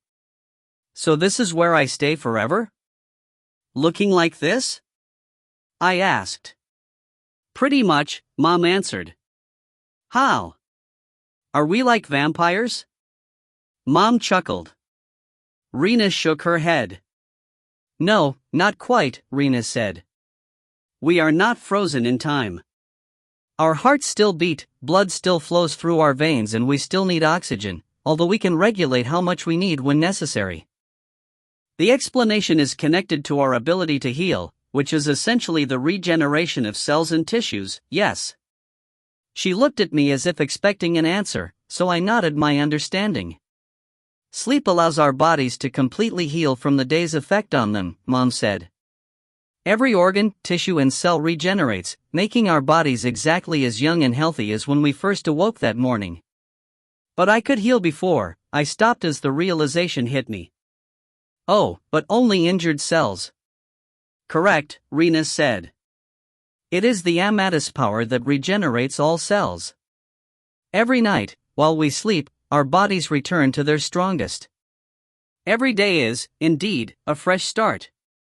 Because we heal quickly, we do not need as much sleep as normal humans. No wonder Mom and Tristan always seem to get more things done in one day than many people could accomplish in a week. I couldn't wait to start this new life. Although I didn't look like I'd been to hell and back, and I certainly didn't feel it now, I remembered enough of the phases of the young Dora, freezing, burning, sweating, to feel the need for a shower. The feeling of the water pouring down on my skin enraptured me, but I showered hurriedly. I wanted to see Tristan. Just the thought of him made my soul sing. I see you've been a little too busy to do laundry, Mom said as I dried myself off. You only have one outfit left. She laid the brightly colored sundress on the bed. It was my favorite one, which is why I hadn't worn it yet. Metallic gold outlined the abstract design in jewel tones: ruby, sapphire, amethyst, emerald and topaz against a black background. The dress seemed too showy for hanging around the house. Now I had no choice but to wear it. When I pulled it on, the silk slid softly against my skin, like the brush of soft, smooth lips. Where's Tristan? I couldn't wait to be in his arms again, now that I'd finally gone through the long-anticipated Dora. I'm finally more like him. Neither Mom nor Rena answered me, but they exchanged meaningful looks. Impatient with their silence, I headed to the door. No! They both cried, but not aloud. They were in my head, or I was in theirs. I turned around. What? I asked. Neither answered. But their faces said it all. Something was wrong. What's going on? I demanded. I dimly remembered those bits of conversation, but none made sense. And then the voices raged in my head all at once. He's going to kill her, Mom thought. She is strong enough. She can handle it. Rena's thought. I can't hold him much longer. I need reinforcements now. Owen. Kill the little bitch. A frightening, deep-throated growl. No mercy. Just kill her. The feeling, whosever it was, came so strong it filled my head until I thought my brain would explode. No images appeared except an angry swirl of reds and deep oranges, pulsing and growing until the mass pressed against my skull. I threw my arms over my head as if they could stop the onslaught. Go away! Make it stop! I shrieked. Alexis! Rena said sharply, grabbing my attention. My head snapped up and my arms fell to my side. Focus on my voice and nothing else. That's it, focus on me, on my words. I looked her in the eyes and listened specifically to her voice. The others' thoughts dimmed in my head, just background noise now. The colors faded away and the pressure ebbed back. She spoke slowly and softly, like a hypnotist. There you go. Just remain focused on me. Now, imagine a black wall in your head and the only sound on this side of the wall is my voice. Yes? I nodded. I closed my eyes and imagined pulling a wall up in my head, dividing that black space or cloud, separating her voice from the others. The jumble in the background went completely away. Now, can you hear me? Rena thought. Yes. Anyone else? No. I opened my eyes. Good. You are doing beautifully. You are very powerful. She smiled, then she said aloud, Sophia, think about something you want Alexis to hear. Mom nodded. Now push my voice behind the wall and focus on your mother's thoughts, Rena directed. I tried, but the wall fell. He's going to break loose. I can't hold him. Owen's thoughts roared. Kill. Her.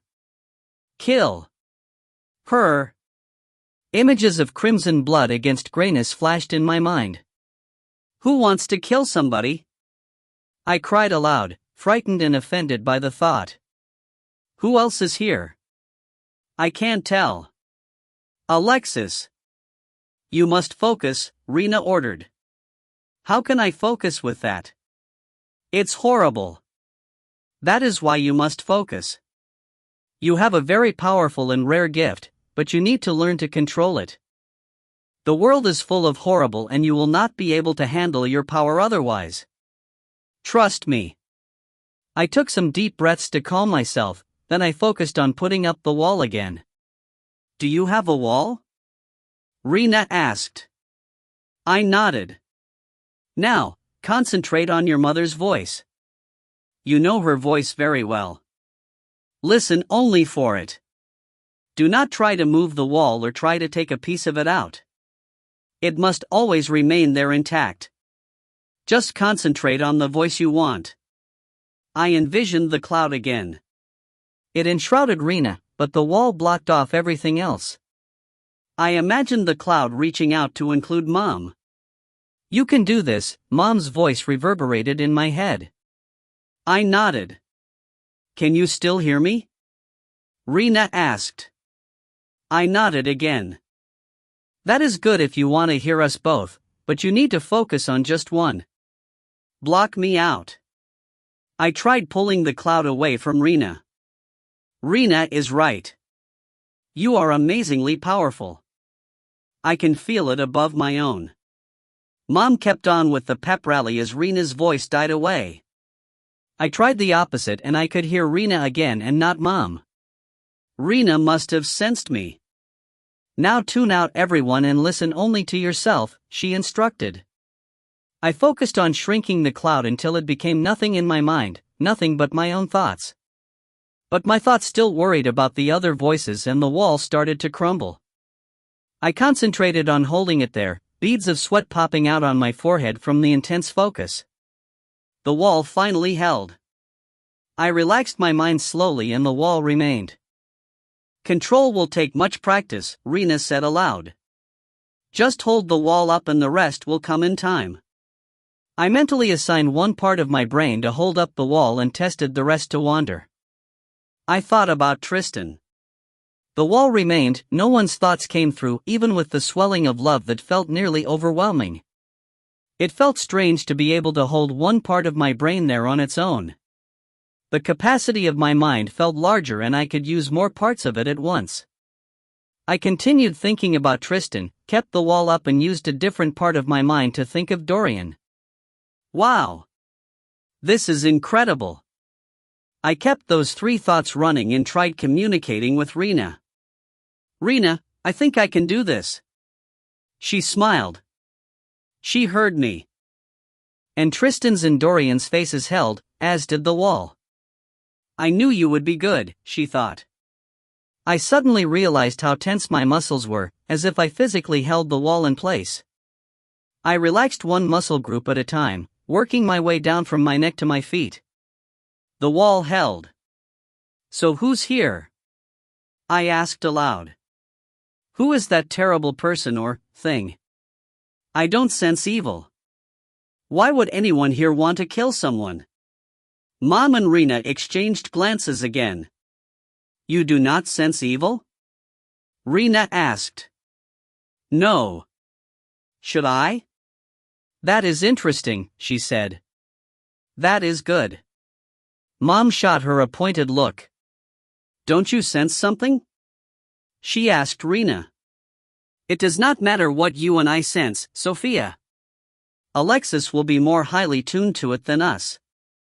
She has a connection that we do not. We need to rely on her in this situation. At the same time as that conversation, I thought about the voices, trying to identify that horrible growl. I'd heard Rena, Mom, and Owen in my head. But not Tristan. I still smelled his mouth-watering scent, so I knew he was in the house. Is he sleeping? Or... Oh, no! I cried. What's wrong with Tristan? Honey, Mom said, we have a serious situation we're going to have to deal with as soon as you open that door. What's going on? Was that him? I started for the door, already knowing the answer. Alexis, wait! Mom barked. I stopped with my hand on the knob and turned to look at her. He needs me, Mom. He needs my help. I opened the door and the growl, what had sounded like a train, became a terrifying roar. Alexis, you can't just go out there. Mom cried. He wants to kill you. Chapter 21. That's ridiculous, Mother. I started down the hallway and she grabbed my shoulder, spinning me around. The roar quieted slightly to a loud rumble while footsteps hurried back and forth in the kitchen. He loves me. He just needs my help. That is not your Tristan, Alexis. That is Demoni. They got to him, honey, and all he's wanted since we returned is to kill you. Owen can hardly hold him back. I pulled away from her grip and continued down the hallway. He is my Tristan. I don't feel Demoni. And I was with him for 2 days. I think I would know. Owen knows, too. He spent the day with us yesterday. You even saw him last night. And he wasn't doing so well, Mom reminded me. We'd come into the kitchen. Owen paced frantically, shaking his head. He spun at me. He snapped, Alexis. Something's made him completely lose it. One part of my brain heard him, but the other part focused on the scene. Holy hell! My hand flew to my mouth. He didn't look like my Tristan. His back pressed against the front of the refrigerator, and he struggled forcefully, the fridge moving back and forth as if tied to him, I assumed by magic. His muscles bulged and strained against his clothes. He growled at me, his lips peeled back from his teeth like an animal. And his eyes. There were no whites, no green or gold. Just fire against blackness. Why do you have him tied up like an animal? I cried, tears of anger and compassion burning my eyes. Because he's a beast. Mom said. Stay away from him. How did this happen? Did I do this to him? Is it because he took all that evil energy from me last night? We are not sure, Rena said. Last night probably did not help matters, but I believe the Demoni planted dark magic in him. Something to respond to you only. I think the energy change in you has set it off. Your Amadis power won, Alexis. You overcame the Demoni force and when it left you. He took it again, didn't he? I asked. Rena's dark expression answered my question. Not like he did last night, no. I believe it found him, as an already open vessel. And now Tristan is losing. As Rena spoke, I wondered if Tristan was in a place like my meadow, fighting himself for his soul. Although my life had been far from perfect, I'd always been surrounded by love and goodness.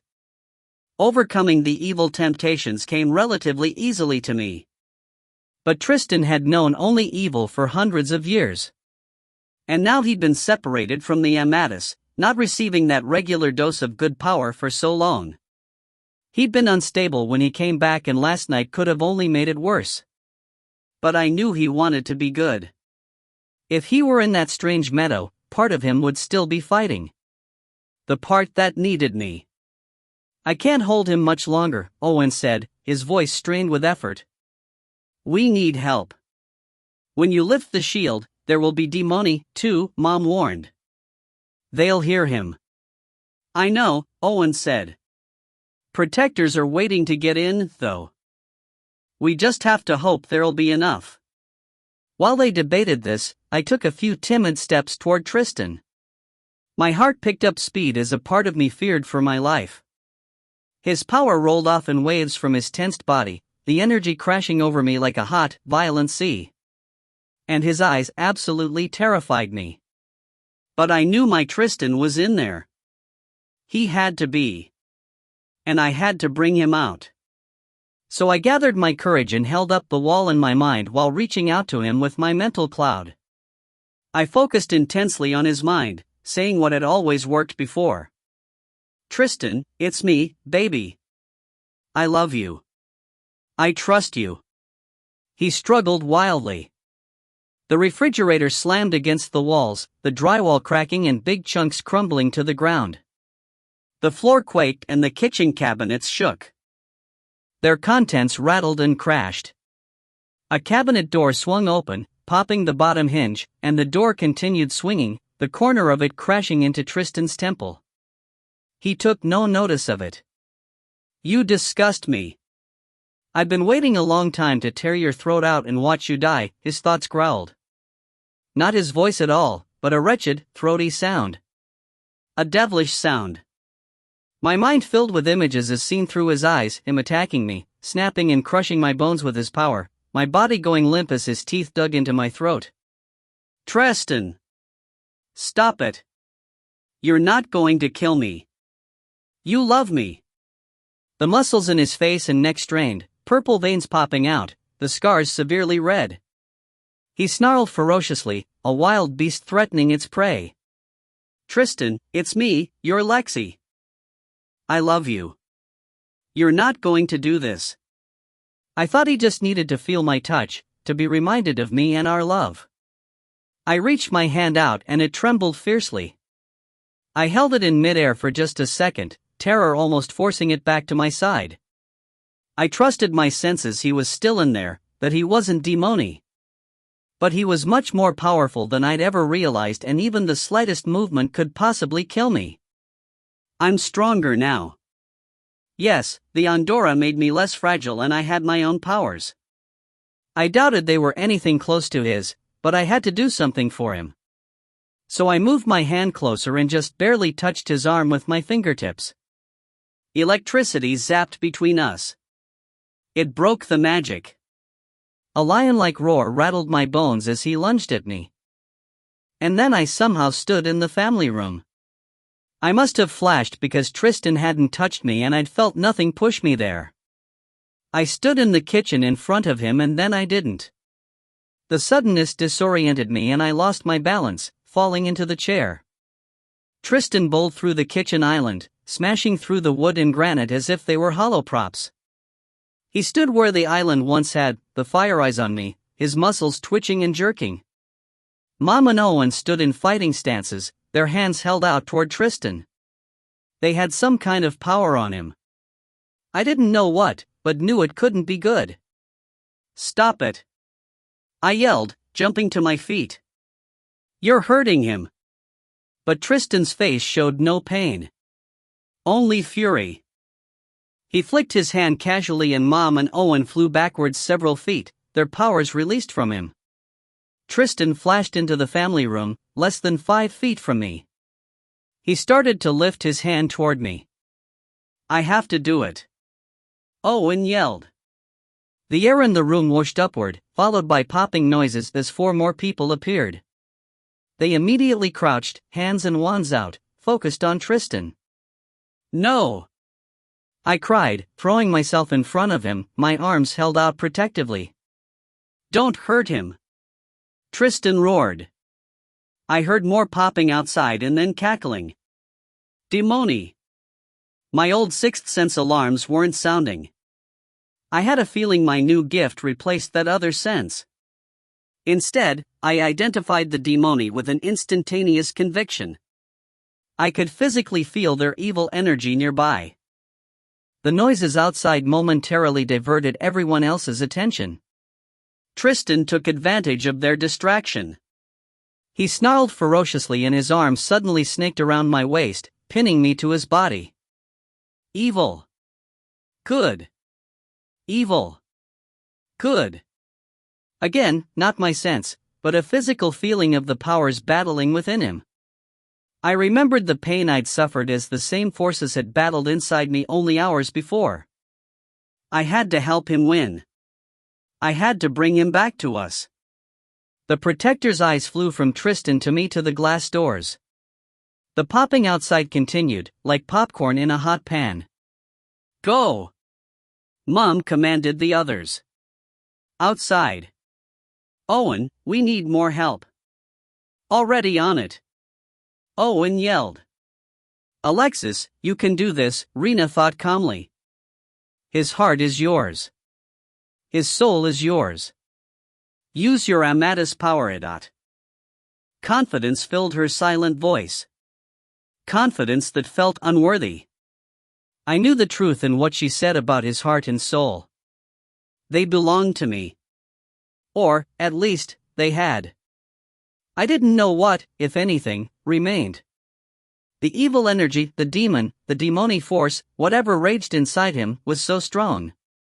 Even if I could beat it, I couldn't help but wonder what the evil power had already done to him. What would be left of him, if he would still be my Tristan? The energy in him is so strong, Rena. Stronger than Sherry's. I can't do this. You and Mom have to. Use your Amadis power, she repeated. It's not strong enough. I'm not risking our lives again. I can't do it, Rena. Yes, you can, darling. Your power is stronger than even mine. You can do this, Alexis. Tristan put the debate to an end. He flexed his bicep and forearm, squeezing me tighter so I could barely breathe. One more move like that and he would crush my ribs. Maybe even snap my spine. But because he hadn't done so already, I knew he still fought for us. Somewhere deep inside, he resisted. Trust me, Alexis. I am here if you need me, but only you can reach Tristan. I closed my eyes, inhaled as deeply as possible and focused on harnessing the Amadis power. I could feel it concentrating and then expanding, creating a bubble within me. Then I heaved the air I'd been holding and forced the bubble outwards from my core. A growl rumbled in my own throat as I impelled the Amadis power away from me. The bubble exploded from my body. Electricity zapped between Tristan and me, violently separating us. I flew into the shelving against the wall. Glass shattered around me and rained to the floor. Tristan flew to the opposite wall. He crashed onto the couch, which broke with a crack under his force. He raised his hand. His power pinned me against the wall as he stood up. I remained motionless for several moments, knowing from previous experience that his power paralyzed his victims. But I realized I wasn't completely paralyzed. I am strong enough. I lifted my left arm and twisted my hand at him. The power surged through my arm and out my palm, not a thin thread anymore, like yesterday, but now a thick rope pulling through my veins. Blue lightning shot out, hitting Tristan in the chest. His shirt sizzled and fell to the floor in pieces. I pulled back slightly, for some reason afraid I could actually hurt him. I made the current strong enough to hold him still as he continued to hold me with his own power. Owen and Mom both moved to take advantage of the opportunity. No, Rena said. Alexis needs to do this. Mother. Mom gasped. She can do it, Sophia. She needs to do it. She is the only one who can. And what if she can't? She won't be able to kill him. Her powers are very strong already, Rena said. Even if she could physically kill him, she doesn't have it within her. She won't bring herself to do it. What are you talking about? I'm not going to kill him. We don't kill. I shouted, confused and astonished at what my own mother said. See, Mother? Mom seethed. She turned her eyes on me. Alexis, if it's your life or his, you'll have to kill him. She will not have to, Rena said. Her voice remained amazingly calm. Alexis, you can do this. We'll do it if she can't, Owen muttered. But it'll take all of us. Pain shot through my chest as my heart squeezed. Nobody's killing him. Even while this whole debate went on, even while I held the current on Tristan, another part of my mind assessed the situation outside. The popping noises had stopped and I heard fighting, but no one made their way up to the house. The protectors held the demoni back, at least for now. I had to keep Tristan away from them, keep him with us. Because if they had any influence on him, I might really lose him forever. Mom was right, I could never kill him. Even if I lost him again. In fact, I thought I would just follow him this time. I couldn't live without him again. But what about Dorian? The Amadis? They needed me and I needed him. I had to fight for him. He had to still be in there. Tristan, listen to me, baby. It's me. You're Lexi, your wife, your soulmate. You love me. You don't want to hurt me. He growled and increased the pressure on me. I could barely hold the current on him. Tristan, you don't want to do this. I love you. I trust you. I know you're in there and I know you love me. Please, baby, come back to me. My love and trust had always worked before. Mom and Rena even emphasized love when working on Sherry. But it seemed to only anger Tristan or the monster within him. I could feel his power gaining on me, pressing my flesh tighter to my bones. I started to panic and lost control of the current. It jumped, singeing a hole in the wall. The break was exactly what the monster inside Tristan needed. He lunged at me again. I wasn't quick enough this time. He coiled his arms around me as if tackling me in a football game. We flew through the air, crashing head first through the sliding glass doors, through the railing and over the edge of the balcony. We landed hard on the ground below, hard enough to loosen his hold. I rolled free. We both jumped to our feet, facing each other. He let out a roaring bark and threw a flame of fire at me. I jumped out of the way and shot electricity at him. Mom and Rena leapt from the balcony, landing to my right with the soft sound of bending grass blades. Owen followed with a harder thud, but still landed on his feet, his hands out and ready to throw magic. I noticed all this out of the corner of my eye while keeping my main focus on Tristan. Everyone else had stopped fighting, holding each other at bay while watching Tristan and me. White noise, like static, buzzed in my head, everyone's thoughts agitated and louder than normal with the promise of bloodshed. My wall started to crumble and I had to make a point of keeping it up. But the attention to the wall made me realize that if I could keep it up and focus on Tristan, not on talking to him, but listening to him, I would at least know his next move. It was a good defense. Every time he moved at me or tried to use a power, I eluded it. He lunged. I stepped to the side. He shot a fireball at my legs. I dodged it with a hop. He shot another, but higher. I dropped to my knees and leaned back, my shoulders nearly touching the ground as the flame soared over me. From my upside-down viewpoint as I looked behind me, I watched Mom extinguish the fire with a shot of water from her hand. The shock of never knowing she could do that consumed my mind, but my body moved on its own, jumping back to my feet to face Tristan. My evasions infuriated him and his chest rumbled angrily. His thoughts filled with frustration and we stood in a standoff. I didn't know what to do. Reading his mind protected me from his attacks, but it wasn't a good offense.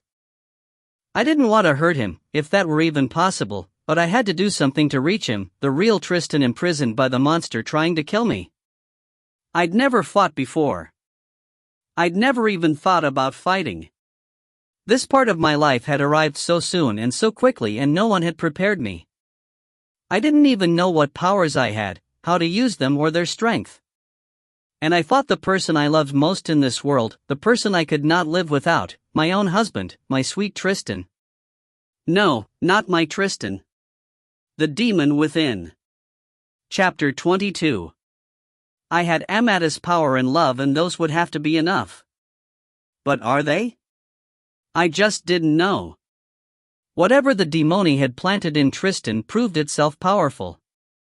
He was the mightiest creature on earth and he couldn't control it on his own. He needed my help. He needed my love.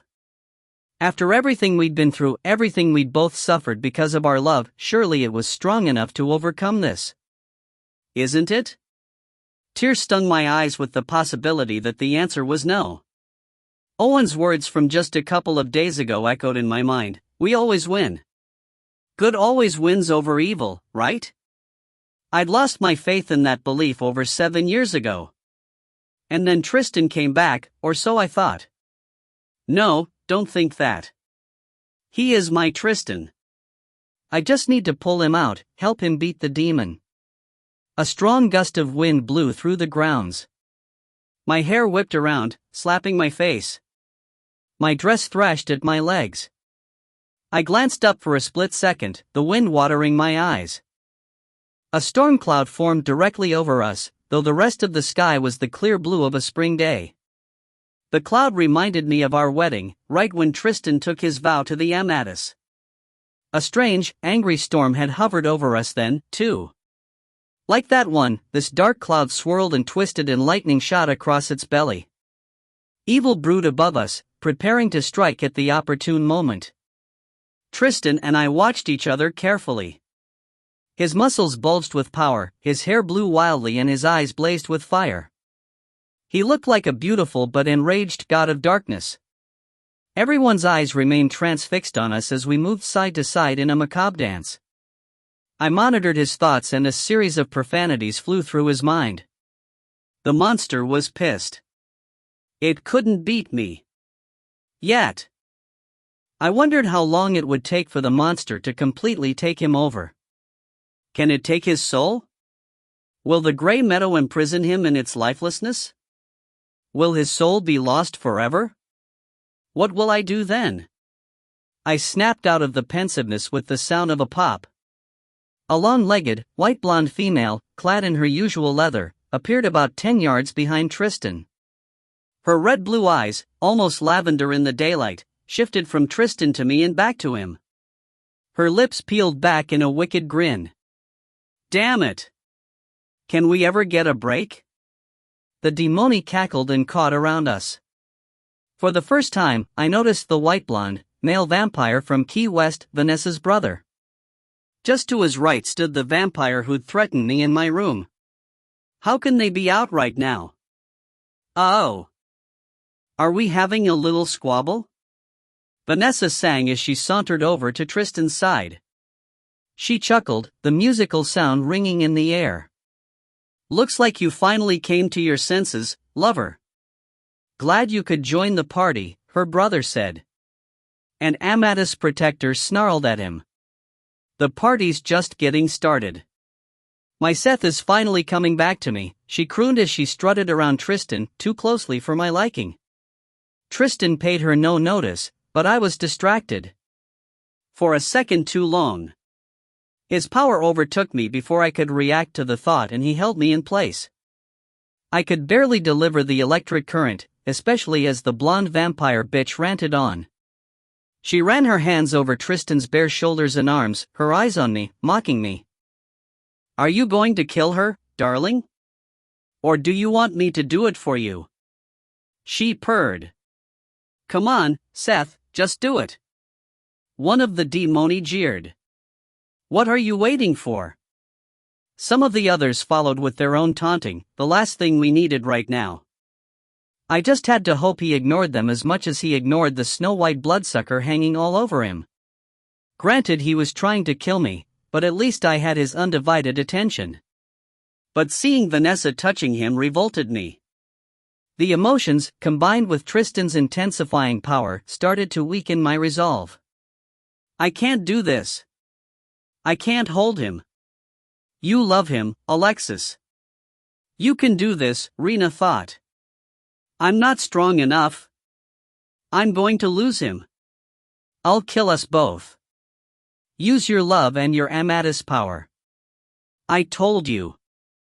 You are strong enough now. I didn't understand why she couldn't help, but once again I followed her instructions. With effort, I tuned out Vanessa and my emotions, all but my love for Tristan, and dragged my right hand up, palm out toward him.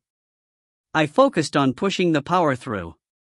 That warm, soft ribbon, whiter and stronger now, streamed through my body and along my arm and surged out of my hand. I felt it connect with his chest, right at the mutilated Amadis mark, penetrating into his heart. I love you, Tristan. You and me together forever. That's how it is. You and me, baby. You love me. Think of our love, Tristan. Think of your son's love. Tristan growled, the corner of his lip lifting in a snarl. I could feel the evil energy building inside him, gaining force to fight my Amadis power. And I thought it might be too late, I might already be fighting demoni. So now what? I couldn't kill him. Even if I wanted to, he was virtually impossible to kill. The demoni had tried all their different ways and they couldn't even take his heart. Because it belongs to me. Did that mean I could do it? Was I the only one? Is that what Rena meant after all? My stomach clenched into a sickened knot. But even if that's true, he's Tristan. My sweet Tristan. My one and only love. Mom was right. I couldn't kill him. I would let him kill me first. Do it already, darling. Kill the little bitch, Vanessa taunted. Then we can finally be together. Oh, the things we will do, dot. She draped herself around his non-responsive body. My heart squeezed. Get your raunchy hands off him. I hadn't meant for her to hear me, to reach into her head. The idea disgusted me. But she laughed aloud as if I had.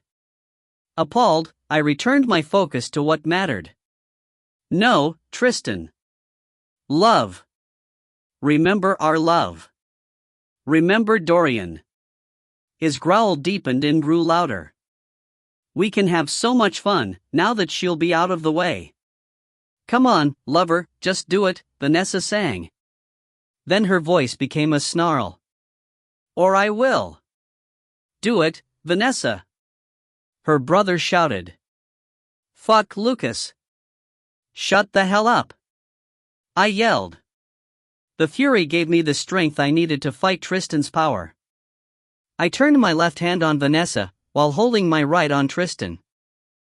I didn't realize the extent of my power until I unleashed the electricity on her. She couldn't handle it like Tristan could. She twitched and seized, her face twisted into a pained grimace. Easy, Alexis. We don't kill unless there's no hope. She's a soul that can be saved, Rena reminded me. Are you freaking kidding me? She's ready to kill me. But I knew in my heart Rena was right. Overwhelming love still filled my body and I could feel a twinge even for the vulgar vampire bitch. I also knew Owen and the others wouldn't let her kill me. I let off the current and Vanessa collapsed, her once beautiful blonde hair standing on end in patches, what remained only an inch long. Purple smoke rose off her blackened skin. You little, she screamed. She lunged at me, but then she soared 30 yards backwards. Out of the corner of my eye, I could see Mom and Owen magically restraining her. I paid for the distraction. In an instant, Tristan's power pressed on me more forcefully than ever. I now knew exactly why they considered him the ultimate warrior. His power was unbeatable, literally able to squeeze the life out of somebody. It compressed my body into itself, squishing my bones as if they were made of putty.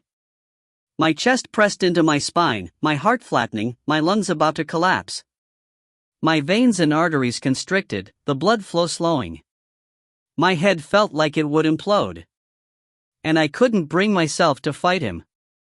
I couldn't do whatever I needed to do to save myself. I couldn't even think straight about it. I couldn't save him and I couldn't kill him. It's happening. Evil is winning. He's actually killing me. All those times he'd been so worried about accidentally killing me and I'd never believed he would do it. Now he was. And I was letting him. But my death would leave the Amadis without hope for another daughter. It would leave Dorian without a mother. And it would leave Tristan, if there's still soul left that would even care, to live out his existence knowing he'd killed me. I'd promised him several years ago I would never let him do that to himself. I would never let him have to live with that. I would never let him kill himself over it. This is not going to happen. There was only one thing to do. I prayed. Dear God, please help me. You are so powerful and I can't do this without you. I need you. He needs you. I offer myself as a tool. Use me however you need to. Just please save him. Please, dear Lord, save Tristan. A voice answered in my head, and it didn't belong to Rena. This voice came as quiet as a whisper, yet I could feel the immense power reverberating through it. I am here for you, my daughter. His soul is already mine, Alexis. When he gave it to the Amadis, he gave it to me and nothing can change that. But until I bring him home, his soul needs protection against the demons. I have already given you what you need. Use the power I have gifted to you, my daughter. This is my plan for you. This is your purpose. And I understood. I knew then what I was made to do. My purpose in life, just like Tristan had said. I was never meant to be normal. I knew it all along, despite all the lies I told myself, despite the ruses I attempted to make life normal. But that was never really me. That wasn't real Alexis. I was Amadis. More than that. I was Amadis royalty. The books, a daughter, eventually leading the Amadis, those were part of my duties. But real Alexis was created to be the fierce protector. My main purpose in life was to defend souls from evil. And Tristan's was my first. Now, Alexis. You can do it. Rena's voice loud in my head. I won't let you do this to yourself, Tristan. I yelled into his mind. We will win. I struggled against his power, panting and sweating with effort. I heard Rena and Mom praying. A rush of otherworldly power washed over me, poured over my skin and seeped into my pores, filling my body with strength and force. I gathered all of that force, pulled it from every cell in my body and directed it through my hand to Tristan's heart, focusing only on the power God had given me and my love for Tristan. I know you're in there, baby. We can beat this together. We can do this. Please, Tristan. Come back to me. Stay with me. I need you. I love you. My thoughts escalated as desperation grew. I pushed with every bit of strength I had. And I watched as the scars around his heart began to dissolve and the fire in his eyes dimmed. That's it, baby. Come on. We can do this. You love me. You want to be with me. You and me forever, Tristan. His hold on me weakened. I continued pushing the full strength of Amadis' power on him. Love, Tristan. You want to love. You love me. You love Dorian.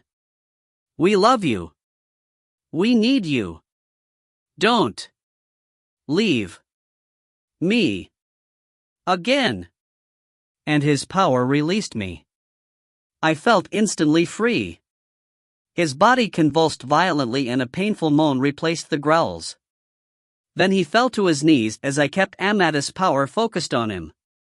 The skin around his heart smoothed and the Amadis mark, now whole, began to brighten. The fire in his eyes died and then disappeared. The now hazel eyes, full of pain and regret and love, penetrated my own eyes. Alexis, he whispered. I took a half step toward him. No! Vanessa screeched, making me freeze, the sound more terrifying than a long-nailed finger scratching against a dark window. Get her!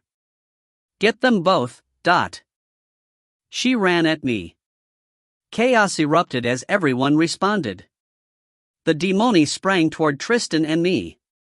The Amadis protectors fought them back. Vanessa, still at least 15 feet away, jumped and flew through the air toward me. She moved so fast, just a blur of white and black. I didn't have time to react. Just as she came close enough to feel a rush of air on my neck, she suddenly flew sideways. Her back cracked against a steel post supporting the balcony. The post vibrated with a twang as she crumpled to the ground. My eyes wide with terror and surprise, I swung around to see whose force had saved me. Tristan's hands still faced toward her. He lithely jumped to his feet and, in martial arts style, he turned, seemingly in slow motion, his power hitting the demoni one at a time as his hands swung around in an arc. One by one they fell to the ground. Then they each disappeared with a pop. The storm overhead rapidly shrunk, then vanished. We all stood there in the stillness, breathing heavily, looking around to make sure they all disappeared. I could hear every single heart pounding with adrenaline. Then we let out a collective sigh of relief. Tristan turned back toward me, agony all over his face. "Alexis," he whispered again. I ran for him and jumped into his open arms.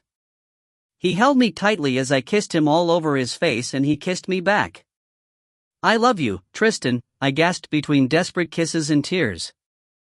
"I love you so much." He squeezed me against him. "I love you, Lexi, my beautiful, brave Lexi, Malakita." I held his face in my hands and looked into his eyes and they filled with love, the gold flecks sparkling brightly. "I'm sorry, so sorry." I placed my finger over his lips. "It wasn't you. And it's gone. It's just you and me now." His lips found mine and kissed me with fervent love. Then we just looked into each other's eyes as I held his face in my hands and stroked his cheeks with my thumbs. I felt a light rippling under my right thumb. Something changed in his skin. "Oh." I continued stroking and then kissing the scar stretching diagonally across his cheek. It gradually dissolved away and he shuddered when it had completely vanished. I did the same to the one around and under his eye and it, too, dissolved. I erased the one on his chin and kissed him all over his beautiful face, each little scar disappearing. I slid my hand over his cheek. No icy ridges. Nothing but soft, velvety skin. They're gone. The scars are gone. Keeping one arm tightly around me, he rubbed his other hand over his face. He smiled warmly. "The dark magic is gone," he said. "Gone for good, because of you. You saved me again." I threw my arms around his neck. "We save each other," I said. "We need each other." He nuzzled my hair and murmured, "Yes, my love. Our souls are bound together. Forever." Chapter 23. "Owen, take care of this." Rena waved her hand at the destruction as we headed up the stairs and into the house. The shield had already been replaced and the Amadis protectors had walked beyond it and disappeared, except for Julia, who remained at the shield's edge. Whether she stood guard or simply waited for Rena, I didn't know. Owen rubbed his hands together, as if they were cold, and he warmed them, and then thrust them out in front of him. The pieces of the balcony and screen flew back together. As we stood back and watched, he made the movement again toward the glass doors, and then with the interior, the furniture, the walls and the kitchen island returned to looking like new. I had to snap my jaw shut, amazed at what I just witnessed. As if everything else today is perfectly normal. I snorted to myself. "Get the bedroom, too," Mom said. I cringed and stared at the floor in embarrassment. Owen seeing it was bad enough. Now Mom and Rena, too? "Don't know why I should bother," Owen muttered as he headed into the bedroom. Tristan squeezed my hand and a guilty smile tugged at the corners of my mouth. I wondered why Tristan hadn't had him fix it before. Perhaps, like Owen, he didn't see the point of it. Rena sat in the chair and signaled for me to sit on the couch. Tristan sat next to me, not letting go of my hand, and I could feel a slight pull of energy through my arm and into his. He strengthened his goodness with my power. Knowing I could do that for him felt strange yet comforting. I gave his hand a squeeze with my own. "May I?" Rena asked Tristan, holding her hand out to him. He reluctantly let go of my hand and took Rena's. She closed her eyes for several long moments, her face tense with concentration. I held my breath as she assessed him. Finally, she relaxed and a smile spread across her face. Excellent, Tristan. He let go of her hand and picked mine up again, kissing the back of it before clasping it between both of his. I pushed my energy into him, knowing what he needed. Thank you, he murmured, and I had a feeling he meant that for both Rena and me. Rena looked at me with her large, mahogany eyes. Less than 2 weeks ago, both she and Mom could have nearly passed as my daughters. Now we could all be sisters, rather than 3 generations spanning over 850 years. But Rena's eyes would almost give her away. Not for her age, but for her wisdom. You have waited a long time to hear your story, no? She asked. Way too long, I said. My stomach fluttered with anticipation. You have been very patient, I know. And now that you have your full Amadis power, everything will be revealed. There will be no more secrets. Finally. Rena sighed. Unfortunately, I must ask you to wait a few days longer. What? Are you kidding me? Sophia and I must return for a debriefing from the council immediately, Rena continued. This is not over. In fact, it has just begun. The council must be made aware of everything that has happened and discuss our future. In the meantime, before you can come, you and Tristan, with Owen's help, need to prepare to start a new life. You have 5 days to put all of your affairs in order and travel to the island. Tristan, you have a plan for A.K. Emerson, no? I did, Tristan said, but it included destroying her house in Atlanta. Is it still unsafe there? Rena pursed her lips for a moment. No, the situation there is under control, but I would rather not lose that property. It may be useful for us. Tristan nodded and considered other solutions. Anxious about the demise of my author's life, I reached for my pendant, for the calming effect it gave me. I gasped, my fingers feeling only the bare skin of my chest. Tristan's head snapped toward me. Mom, please say you took off my necklace in the back bedroom, I said. Tristan disappeared. I don't see it. He called from there. No, Mom said. I know you don't ever take it off. Oh, no. Not good. I jumped to my feet and frantically searched around the family room, not able to remember now exactly where we'd been when Tristan tried to kill me. It's not there, Tristan said, now back in the family room. Mom and Rena exchanged a meaningful look with each other and then with Tristan. Maybe when we flew off the balcony? I asked. Tristan, Mom, and Rena disappeared. I heard them outside on the ground. I tried flashing, too. I did it. And, sucking in air, I fell on but when I appeared. It really was disorienting to be in one place and suddenly somewhere else. Owen laughed from the balcony and I shot him a look. You'll get used to it, Mom said, lifting me up. I walked around a portion of the yard as we each sectioned off areas to search. I could see every blade of grass in 20 different shades of green, little bugs of all shapes and colors, and the tiniest specks of dirt and sand. But no necklace or pendant. We have 4 sets of the best eyes in the world. We have to find it, Tristan muttered. Owen, can you summon it? Mom asked. I looked up at Owen, wondering why he hadn't tried by now. He waved his hand and I looked around, I guess expecting it to be flying through the air or something. But there was nothing. He shook his head. Mom's and Rena's shoulders slumped. It's nowhere around here, he said with a shrug. He obviously didn't understand its importance. Mom and Rena seemed to understand, though. In fact, it seemingly held more significance to them than it even did to me. Once again, they traded pointed looks with Tristan.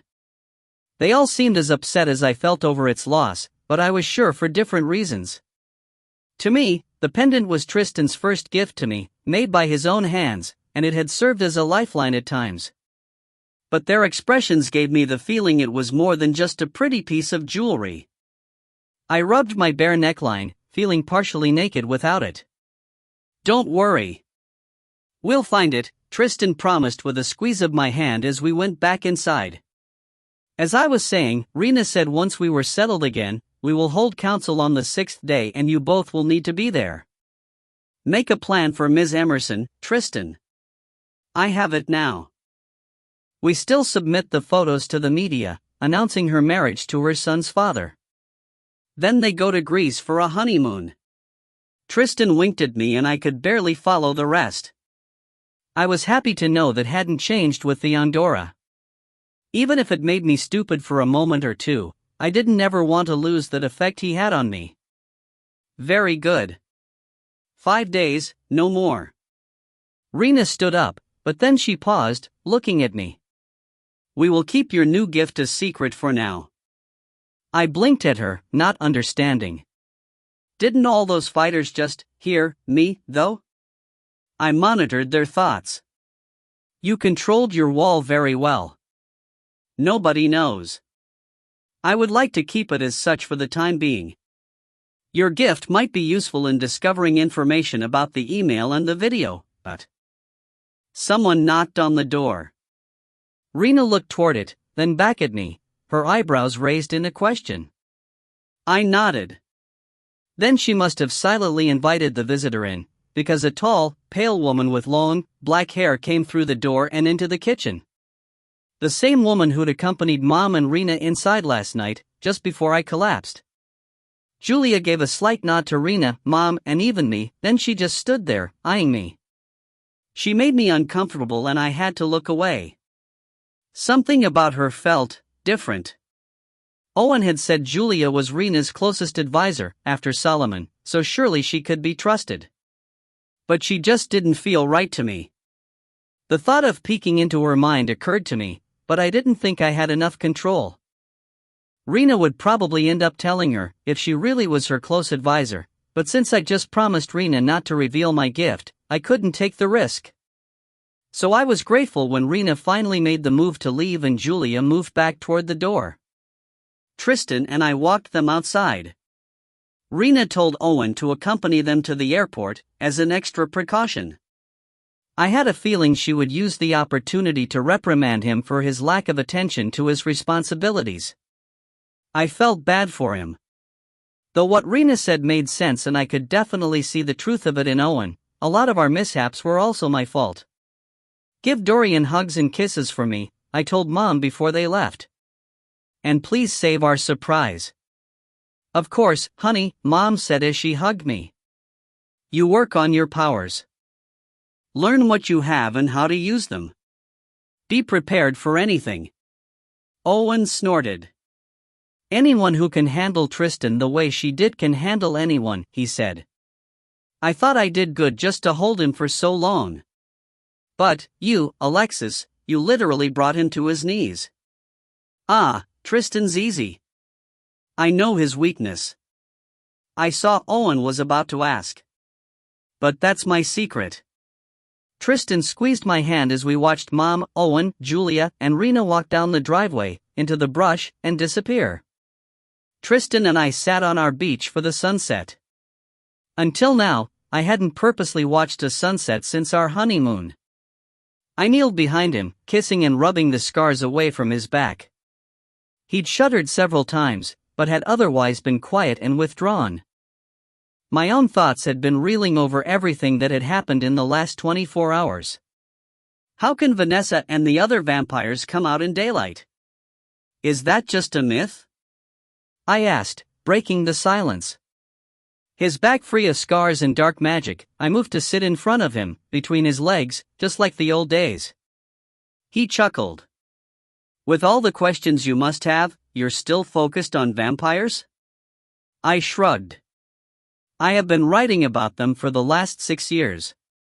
I'd been curious about this since yesterday in Key Largo, but I really asked now because it was the most trivial of all my questions. I felt the need to lighten the tension hovering over us. It worked, or, at least, distracted him from his heavy thoughts. He wrapped his arms around my shoulders and leaned his chin on my shoulder. "Can't your vamps come out in the daytime?" he asked. "My vamps have no limitations. They're the ultimate predators. And so are real vamps." A seashell in the sand caught my eye and I reached out for it. It came to me without my touching it. I did it again with another one. "Whoa," I breathed. Tristan chuckled again. "You'd better be careful or you'll create bad habits. Next thing you know, you'll be at a restaurant and the salt shaker moves across the table in front of the waiter." Good point. But I'm supposed to practice. I made the shells play leapfrog with each other. Then I tried to levitate a shell. I couldn't hold it. A different shell rose and hung in the air, but not by me. I watched Tristan's hand, but it just looked like he held it out, waiting for someone to shake it. I tried to imitate him, but my shell only hopped up and down. "I thought you were the ultimate predator," I said. "If they have vampires, why did they need to create you?" "I'm a warrior, not a predator." "There's a difference," he said darkly. He made his shell fly into the water. I tried levitating mine again and was able to hold it in the air. Vamps have their own problems. You can get the scoop from Solomon in a few days. Solomon? I tried picturing Rena's mate. I hadn't seen him since the day Tristan had disappeared, when they left for the battle. In fact, I'd only seen him twice in my life, the only other time in Mom's cottage in Cape Heron, when I'd first met Rena, too. Sure. He is a vampire, after all. Solomon's a vampire? The shell fell with my astonishment. What did you think he is? I don't know. Didn't really think about it. From what I did remember about Solomon, he looked to be of African descent, but with very pale skin, and he was exceedingly attractive and quite scary, actually, but I didn't remember fangs, like Vanessa and the others. Of course, I hadn't known vampires were even real at the time, so I wasn't exactly looking for them. So, we have vampires on our side, too? Of course. That's what Amadis do, remember? We save the souls of the so-called damned. That's an oxymoron. How can we save souls that are already damned? That's exactly it. There are some who willingly gave their souls up long ago, but for most, they're not entirely lost causes. If they've been bitten, turned against their will, they can continue to hold on to some humanity. They can hold on to their souls. As long as there's any hope, Amadis' power can lead them to goodness. Like they did with me. Like you did with me. They started it. Mom started it. You finished it, he murmured as he tightened his arms around me in a hug. Can you feel that it's gone? I mean, I actually felt the dark power leave my body. The evil force? Most of it, yes. And with each scar you remove, I feel the last traces disappearing. But the strength of our powers mostly comes from demoni magic. It's part of our DNA. I shuddered. I hate that part. It's pointless to hate it. There's nothing you can do about it. Something I realized a long time ago. But we can use it for good, and you have a lot of strength you can do good with. I think you may be more of an ultimate warrior than I am. I laughed. Yeah, right. I'm serious, he said, and his voice held no hint of humor. Owen was right. No one else could have done what you did with me. Like I told him, I know your weakness. You told me a long time ago. He pressed his lips against the side of my neck. You. And our love. Our love is a strength. He sighed, the warm air fluttering the tiny hairs at the base of my scalp. My biggest strength and my biggest weakness. I remembered being ready to give myself up to the demoni for love. Yeah, probably mine, too. We sat in silence as the sun sank behind the water. The heavy tension returned with each heartbeat of dead air. My attempts at conversation hadn't lifted Tristan's mood at all. I sighed, knowing what simmered in his mind. "You're brooding," I finally said. He asked distractedly. "You're wallowing in regret and you need to stop." He confirmed my suspicion by not responding for a long moment. When he finally did, his voice came out in a pained whisper. "I almost killed you today, Alexis." I shook my head. "No. Not you. You protected me. The monster tried to kill me, but you were still in there, too. Preventing it. I couldn't control it, though. I'm still here, aren't I?" I countered. He sighed. "You give me too much credit, Dot." "I wish you would stop beating yourself up," I said with a groan of frustration. "If you really wanted to kill me, Tristan, you would have. But you didn't. You couldn't do it. You overcame the monster." He shook his head. "God overcame it. God gave me the power and I gave it to you to strengthen the real you. Because we knew you were still fighting. I would be dead right now if it weren't for real Tristan, my Tristan, keeping me alive." He fell silent again for a long time. I hoped he accepted my point. When he finally spoke, his voice was much lighter. "Well, keeping you alive is in my best interest. And I'm selfish like that." I snorted. "You are one of the most unselfish people I know." When it comes to you, you have no idea how selfish I can be." I smiled to myself. "Well, I forgive you for that, too. Since it's also in my best interest." "Thank you," he murmured. His kisses behind my ear and the lighter feeling in the air told me he no longer mulled over this afternoon's events. Happy to move beyond the gloom, I trained my thoughts on the blaze over the water. "Can I ask you a question?" I asked, turning sideways to see his face. "You can always ask," he teased, pulling out one of my old lines, from when we first met. I smiled at the memory, and at the fact that his attitude had genuinely improved. "What is it with you and sunsets? You never told me why you like them so much." "Ah." He shrugged. "They're just beautiful, aren't they? The perfect piece of art, each one unique, Dot." "That's it?" I'd always thought there was something more to it. He'd always made such a point of watching them. "Well, not exactly.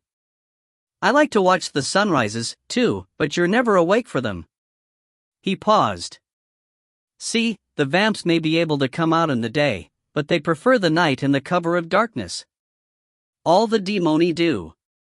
Humans fear the unknown and anything beyond the light is unknown. The demoni feed off that fear. I once lived for the night, too, but now I appreciate the light in all its various forms. The colors it produces that can't be seen in its absence. The way it bounces off the clouds and the water when it's on the horizon.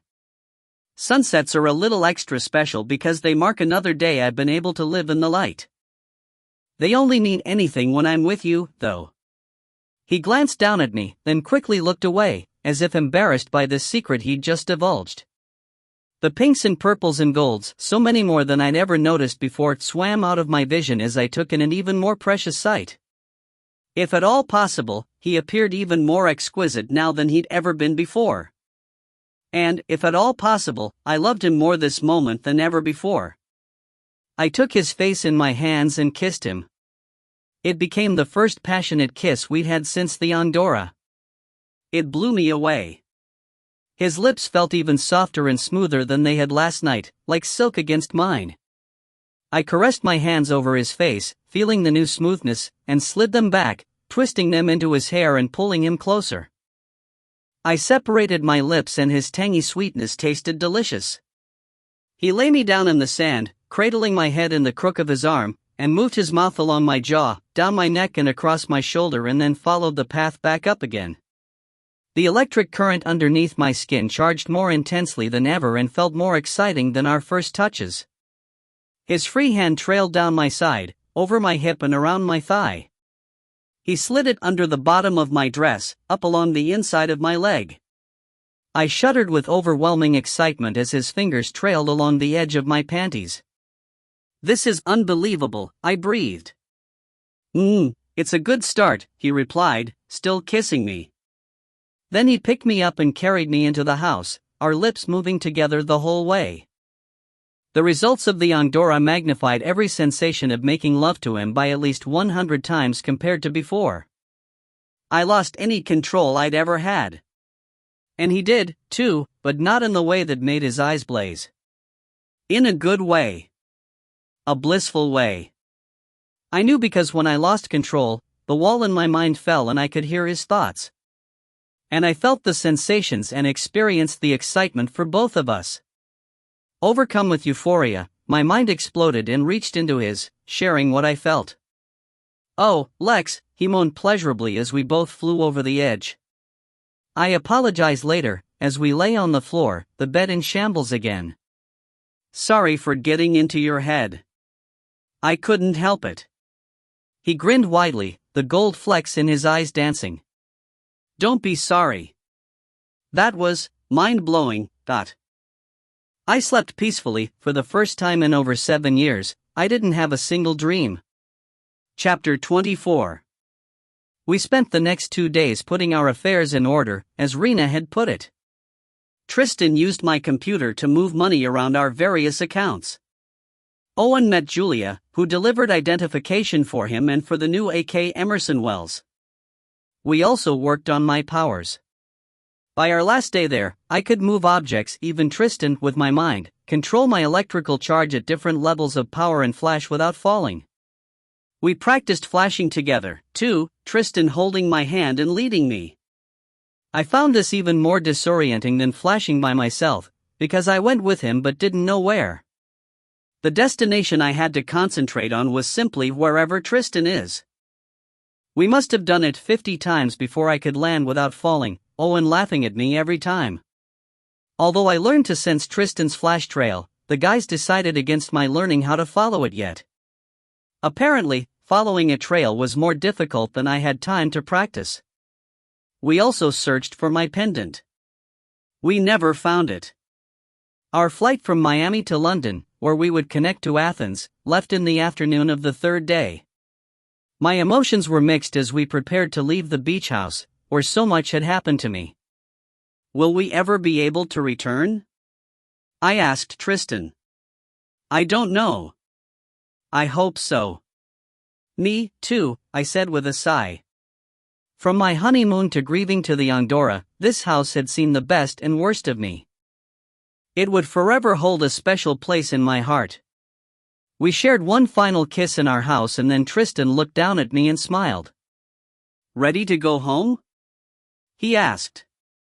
I felt sad to leave but excited for what was to come, even with the danger we could face on the way. "I guess. Let's do it."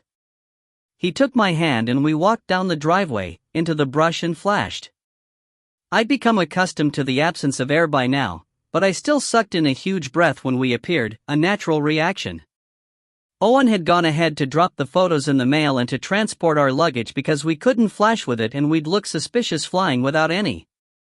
He waited for us in the long-term parking lot at the Miami airport. "So much for the Ferrari," Owen muttered sadly as we abandoned the sports car and headed for the terminal. "I thought you were getting a motorcycle," I teased to cheer him up. "It worked." His face brightened and he smiled. "Oh, yeah. We traveled with no problems from the Demoni." Tristan had been concerned they would stage a terrorist attack, but apparently they weren't ready to go that far with the humans. When we arrived in Athens, we had to go our separate ways. The Amadis mansion occupied a private island in the Aegean Sea. Owen took the Amadis boat with our luggage, but Mr. and Mrs. Wells checked into a hotel room and then rented a boat for the day, leaving a paper trail for the authorities and the media. The boat trip was unbelievably beautiful. The sun shone brightly, dancing on the azure water and warming the air, although the wind held a slight chill. I was glad to finally be able to let my mind relax. Being in crowded places was difficult.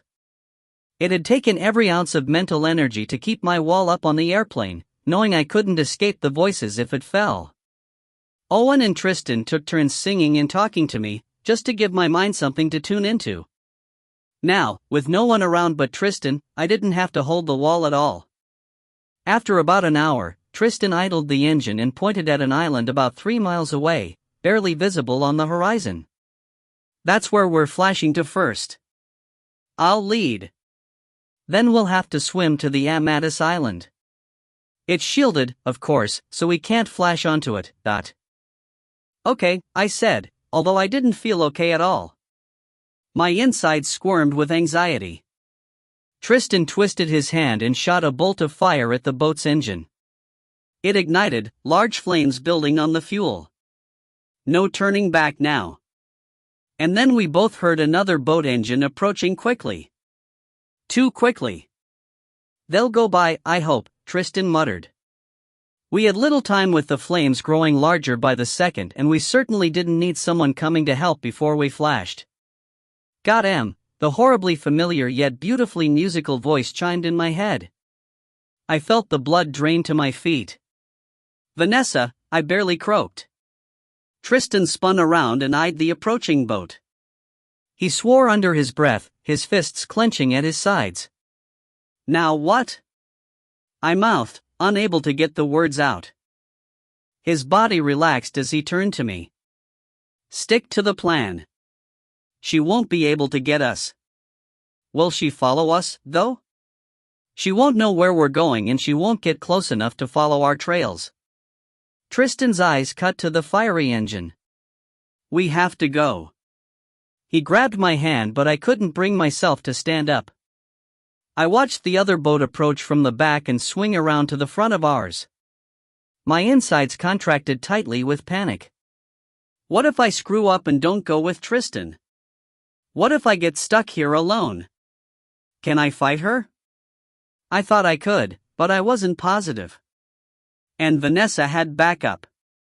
Her brother drove the boat. "Come on, Malakita, we'll be okay," Tristan said softly. "Trust me." Those last two were the words I needed to hear. I stood up and nodded. Holding hands, we ran up the bow and jumped. Barely in time. The boat engine exploded. Vanessa stood right below us at her bow, grinning as she looked up at us. Her brother stood behind the wheel, also gazing at us. They seemed to be waiting for us to land right into their laps. And then we flashed.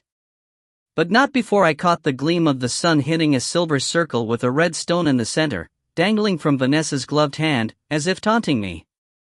We landed on the island and I sucked in a deep breath as Tristan surveyed our surroundings.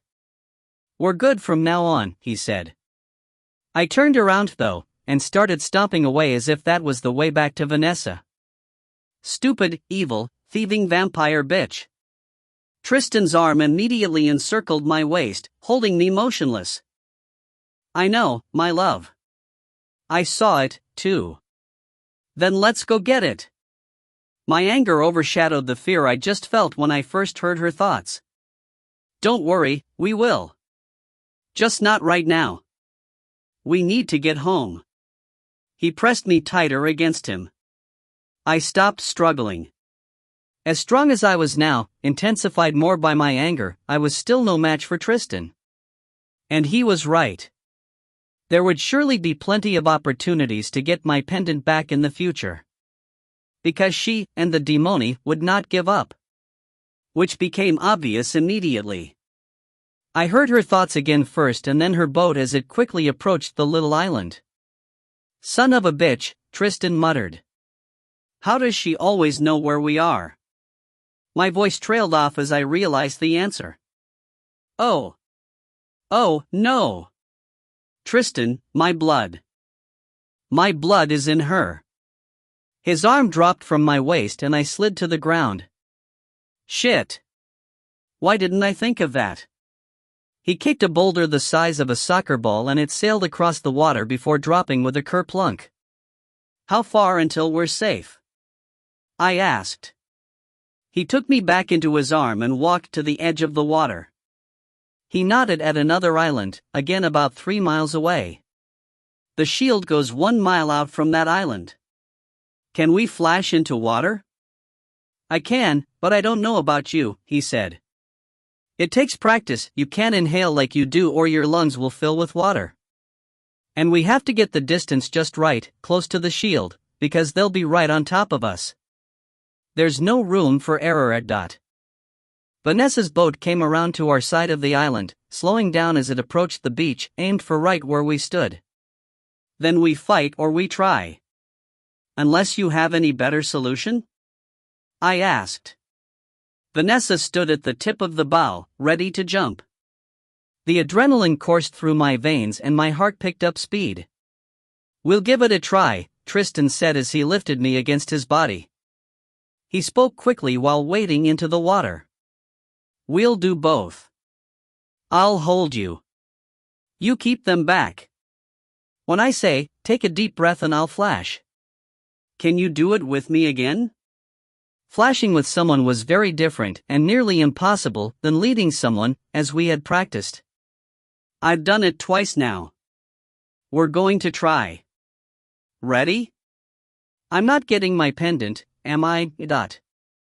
Sorry, my love, but not this time. We will get it back, though. It can't be in their hands.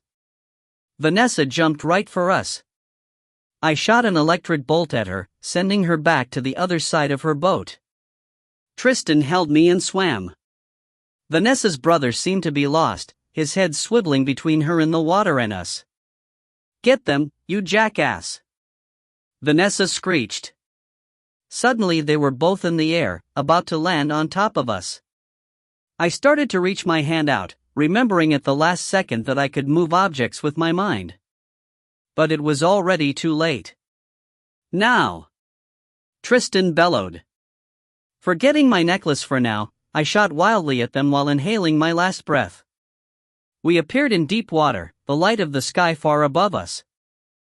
I fought the natural urge to inhale after flashing and continued to hold my breath while kicking upwards. Nice job, Tristan said when we surfaced. I looked around as I tread water. Are we close? Not really. We'll have to swim from here, though. And fast. I hear them coming. Alexis, I got them. You two get to shore. Owen's voice shouted in my head. No, it's not them. It's Owen. He's going after them. Then swim. So I swam. The sea felt cold, but it didn't bother me, my body adapted and maintained my normal temperature. We swam fast and I didn't tire at all, but it seemed to take a decade. Especially after Tristan said we'd crossed the shield and were safe, because then the excitement built up inside me. I was going to my real home. I was about to see my baby. He was about to meet his daddy. And I was about to finally learn the secrets kept from me my entire life. My heart raced, not from exertion, but from anticipation. As soon as the water became shallow enough to wade through and my feet touched the ground, an intense feeling of power and magic overcame me. Tristan took me in his arms and kissed me. Welcome home, he murmured. We walked out of the water hand in hand. Mom and Rena stood on the beach waiting for us with towels and robes, both smiling warmly. My wet skin chilled in the cool breeze, a feeling I noticed, although it wasn't exactly uncomfortable, just there. Still, I welcomed the warmth of the thick, soft robe. As I rubbed the towel around my hair, something crashed through the trees lining the top of the beach. I expected an elephant to break through. Mom! Dorian burst onto the beach, running full speed. I ran to him and swept him into my arms, spinning around and kissing him all over his sweet, little face. I missed you so much, I said, squeezing him tighter. I buried my face in the crook of his neck and inhaled his tangy little boy scent. Wow, Mom, you got strong, Dorian mused. He touched my face, then kissed my cheek. And very beautiful. I laughed at his observations. And I think you got much bigger. I squeezed him tighter as I spun him around again. I stopped us to face Tristan. He watched us, a mixed expression of love and trepidation on his face. Dorian became quiet and stared at him wide-eyed. "That's my dad," Dorian whispered in my ear.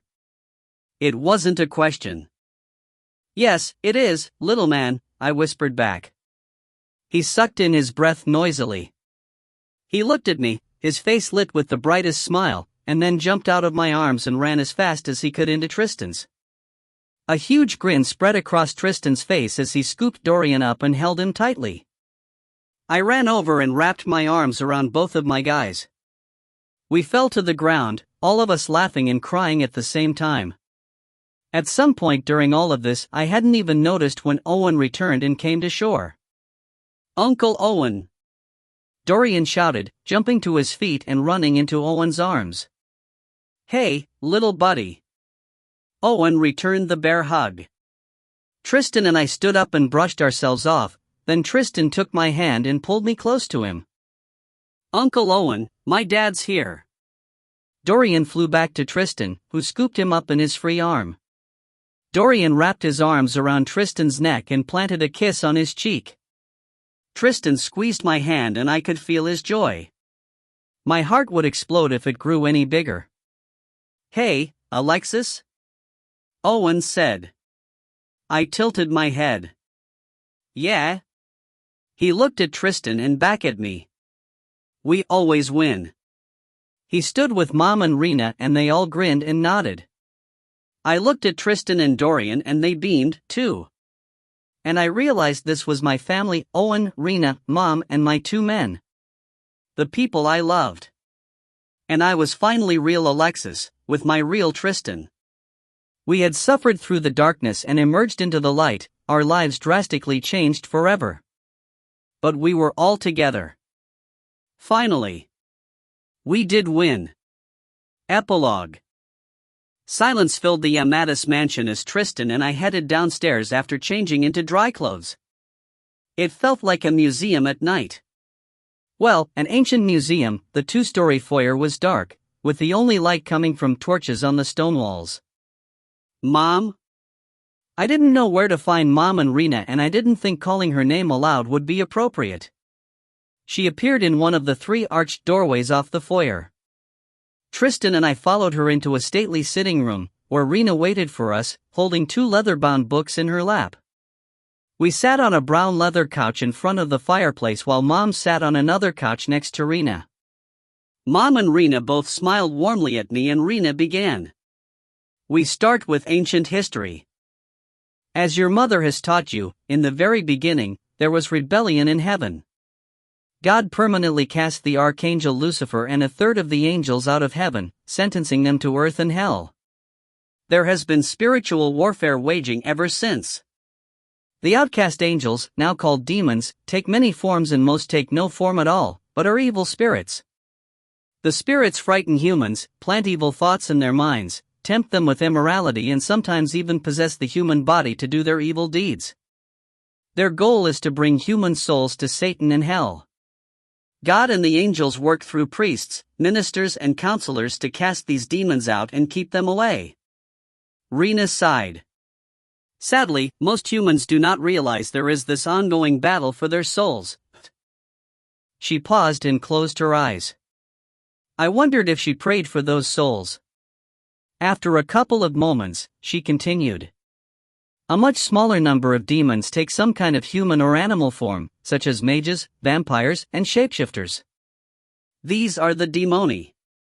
Their purpose is to harm or kill humans, disregarding their souls. They continuously seek more power and, therefore, more members.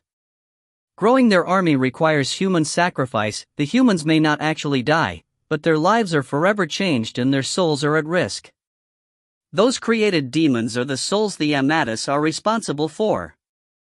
We cannot do anything about the original demons, the ancients, but we can still win over the souls of the rest of the demoni. We show them how to live responsibly with their abilities and powers and how to control their desires without hurting humans. We bring the goodness out of them and, hopefully, we can lead them to the decision to ultimately save their souls, giving them true immortality. And I believe you know how that is accomplished? I nodded. But how did this become our responsibility? I mean, why us? Who are we? In short, we come from angels.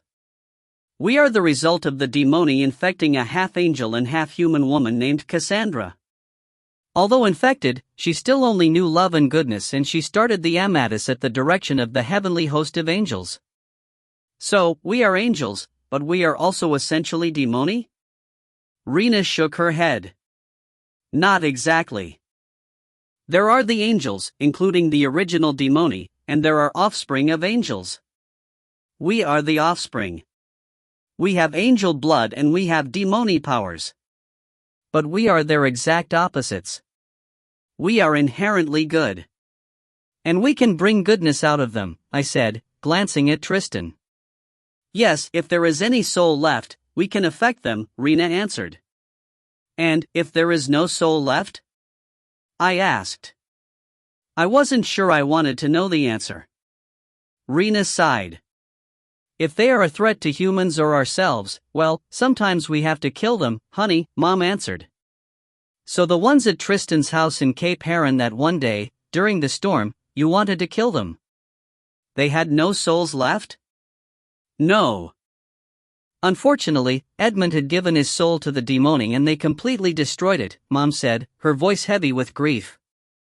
Remember when we discussed the rogues back then? Tristan asked. I nodded, though I barely remembered. The rogues usually have destroyed souls, which is why they can't be controlled. So how do you know if they still have a soul? You will learn to sense it, Rena answered. If you can feel any love or compassion toward them, they can be saved. And if they show anything like mercy or love, there is hope, Mom added. Like Vanessa. She showed feelings for Tristan. Humph, Tristan grunted. I think that's lust, I muttered. I don't know about that. She has a desire to be with someone else, so she still has a soul, Mom replied. And the vampire that threatened me, since he showed mercy, he still has a soul? Yes, Mom answered. That's also why he left when he sensed me and then Owen. He didn't want to take the chance of us converting him. He brings me to the subject of my books. What is their purpose? Ah, good question, Rena said. We will start with more history. You see, up through the 1800s, the demoni ran rampantly in the human world and humans were very aware and fearful of them. This fear strengthened their faith and helped protect them from being lured into the evil world. Unfortunately, however, the humans killed many innocent people who were not evil or possessed at all. Even those who were real demoni were not usually rogues. They still had hope. You would be most familiar with the Salem witches, no? I nodded. There were many similar incidents around the world. Heaven lost innocent humans, the Amadis lost the ability to convert the souls, and the demoni lost many of their soldiers. The demoni decided to become more covert then. We have an obligation to keep the existence of our people secret, which means keeping the demoni secret, too. So what changed? Why did you decide to break that obligation? I asked. Rena shook her head. We have not broken the obligation. We have not revealed their existence. When the demoni went underground, humans felt safer and became complacent. We have just reminded humans there could be a possibility of their existence. You see, over the last century, with advances in science, humans have lost their belief in, and therefore, their fear of the creatures we know as the demoni and evil in general. They only see evil in each other, perpetuating wars among themselves. With this loss of fear has also come a loss of faith. Rena stopped and looked again as though she worried for humans. You're an excellent writer and your readers want to believe your characters are real, Mom said, picking up for Rena. For them to believe the good ones are real, they must also believe the bad ones are, too. You've made humans more aware of the possibility of their existence. They can better protect themselves by increasing their faith. You see, Rena said, the demoni truly desire to take control of the world and rule over humans. They are growing restless and angry with their limitations and are preparing to fight. The union of you and Tristan has exacerbated their anger. We believe you have changed over so soon, so young, because we will need as many generations of Amadis daughters as possible. The angels are preparing for major war. Our hope, our plan, has been that your books will help prepare the humans. The humans will need their faith and knowledge of how to protect themselves as spiritual warfare will re-enter their realm in the near future. Why don't I just write our story, mine and Tristan's, then, I muttered. I meant it rhetorically, not at all desiring to tell the whole world about us. I hoped you would say that, Rena said, smiling. You, of all people, could write it so people think the story is fiction, but it seems like it could be very real. I stared at her in disbelief. Out of the corner of my eye, I could see Tristan shaking his head slowly. I wasn't serious. But it is something to think about, Rena said, a gleam in her eye. I think I've done enough damage already. It was risky to write those stories. Now the demoni feel justified in killing us.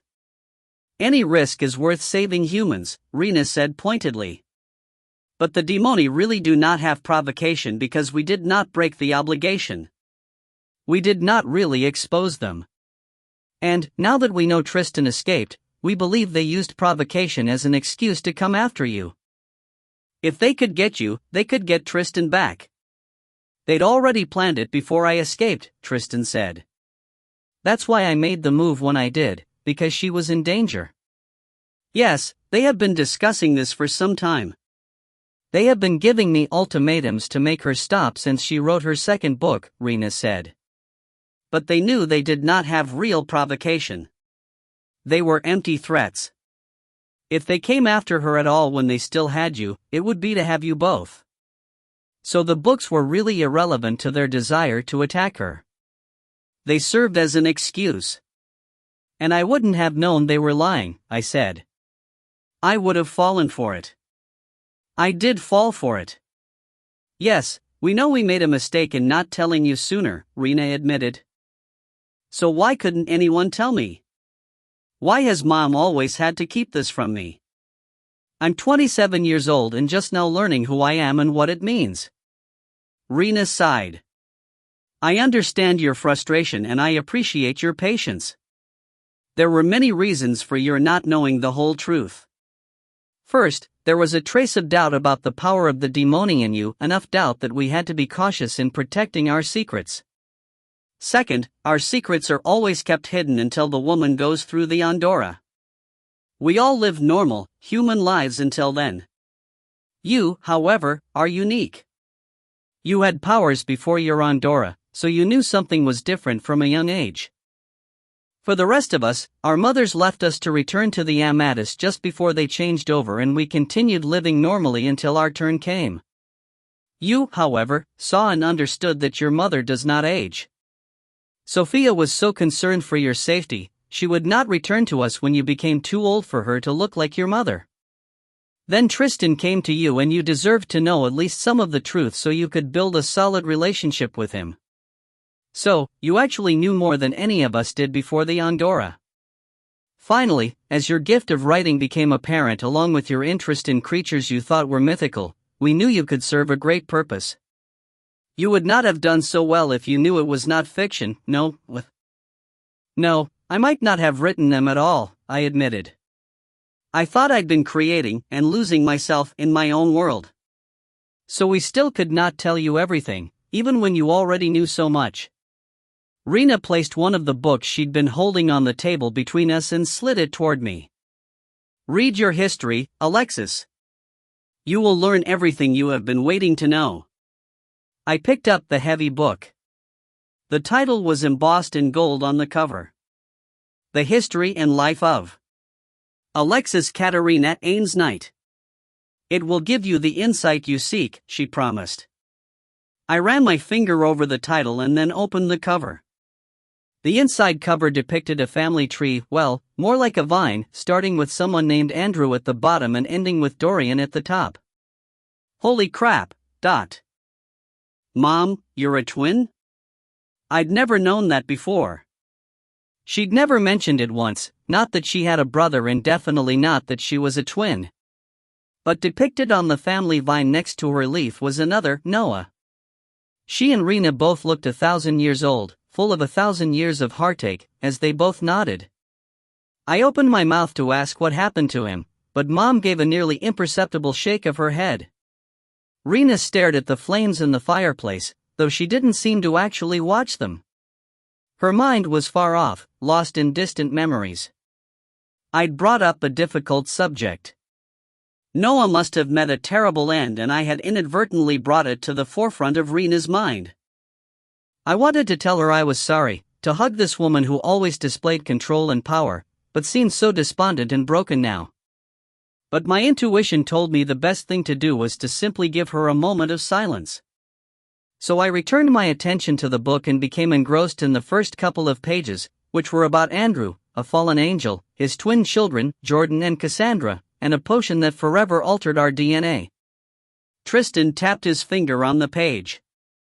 They used a similar potion to create me, he murmured. I flipped the pages and saw text only partially filled the heavy book.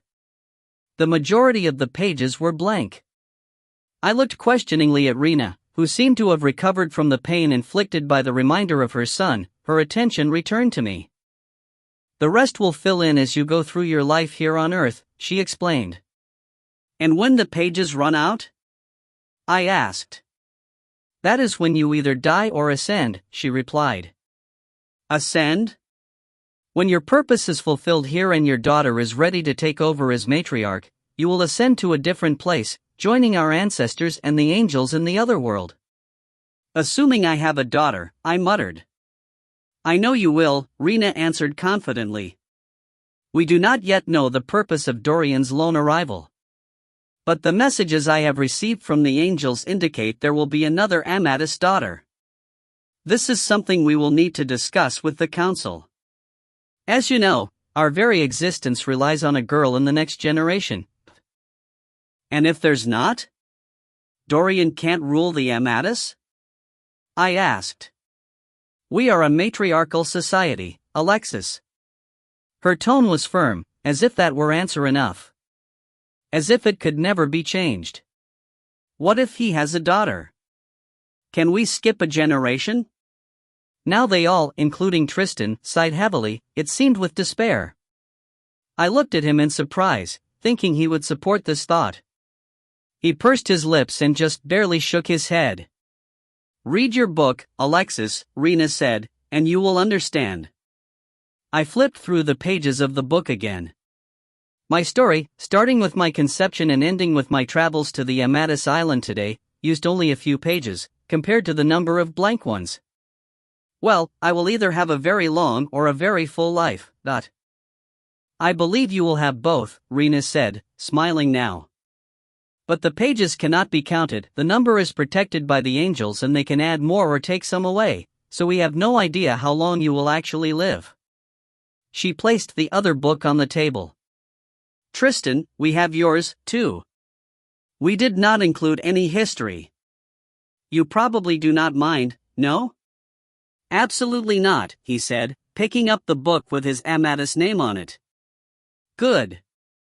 It starts when you saved Sophia, your first step in becoming Amadis. I looked at him in surprise again. You saved Mom? I thought she saved you. He saved me first, Mom answered for him. Once I had him convinced there was enough good in him, he fought Lucas, who tried to kill me. Actually, I was unknowingly already pregnant, so he saved both of us. I inhaled sharply. Even then we needed each other. I pushed the thought into Tristan's head. He smiled at me. We always have, he thought. Maybe I somehow knew you were in there and we already had that connection. I like that thought. I smiled back at him. You and me together forever. He thumbed through the hundreds, perhaps thousands, of blank pages in his book, about as many as there were in my own. Forever. I love you, my sweet Tristan. He placed his book back on the table, then wrapped his arms around me and pulled me close to him. He kissed the top of my head. "I love you, Malikita." Mom and Rena left the room so Tristan and I could read the Amadis history. I curled my legs under me and snuggled into him, opening my book between us to the family vine. I traced my fingers up the branch as I scanned the names and then searched for the meaning of the brown leaves and asterisks. Small print in the corner provided the explanation. "Oh, no!" I gasped, tears springing to my eyes. "All the males." Tristan squeezed me closer and his voice filled with sorrow. "I know, my love. That is why Dorian cannot rule or even produce an Amadis daughter. No, no, no. Not my son." For the first time since the Andorra, tears flowed freely. I clutched at my chest, forgetting again that the pendant, my lifesaver, was gone. Not my Dorian. Not my son. Is there anything we can do for him? I cried aloud. Tristan leaned his head against mine. "We will do everything we can, my love. Everything in our power. We'd already won so much.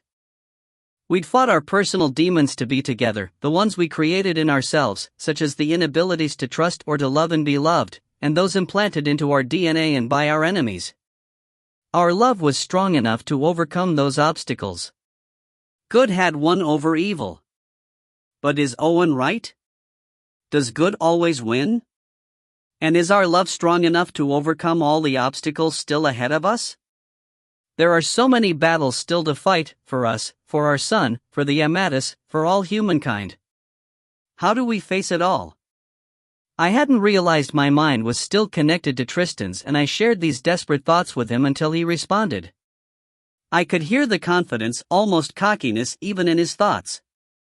"We fight together, Malikita, side by side, hand in hand, souls bound as one. The ultimate warrior and the fierce protector." I looked up at him and he grinned. "Bring it on." Then he winked and I smiled through the days. Yeah. Who can beat us, right? It was a question with an answer only God knew, and only time would reveal as our purposes unfolded before us.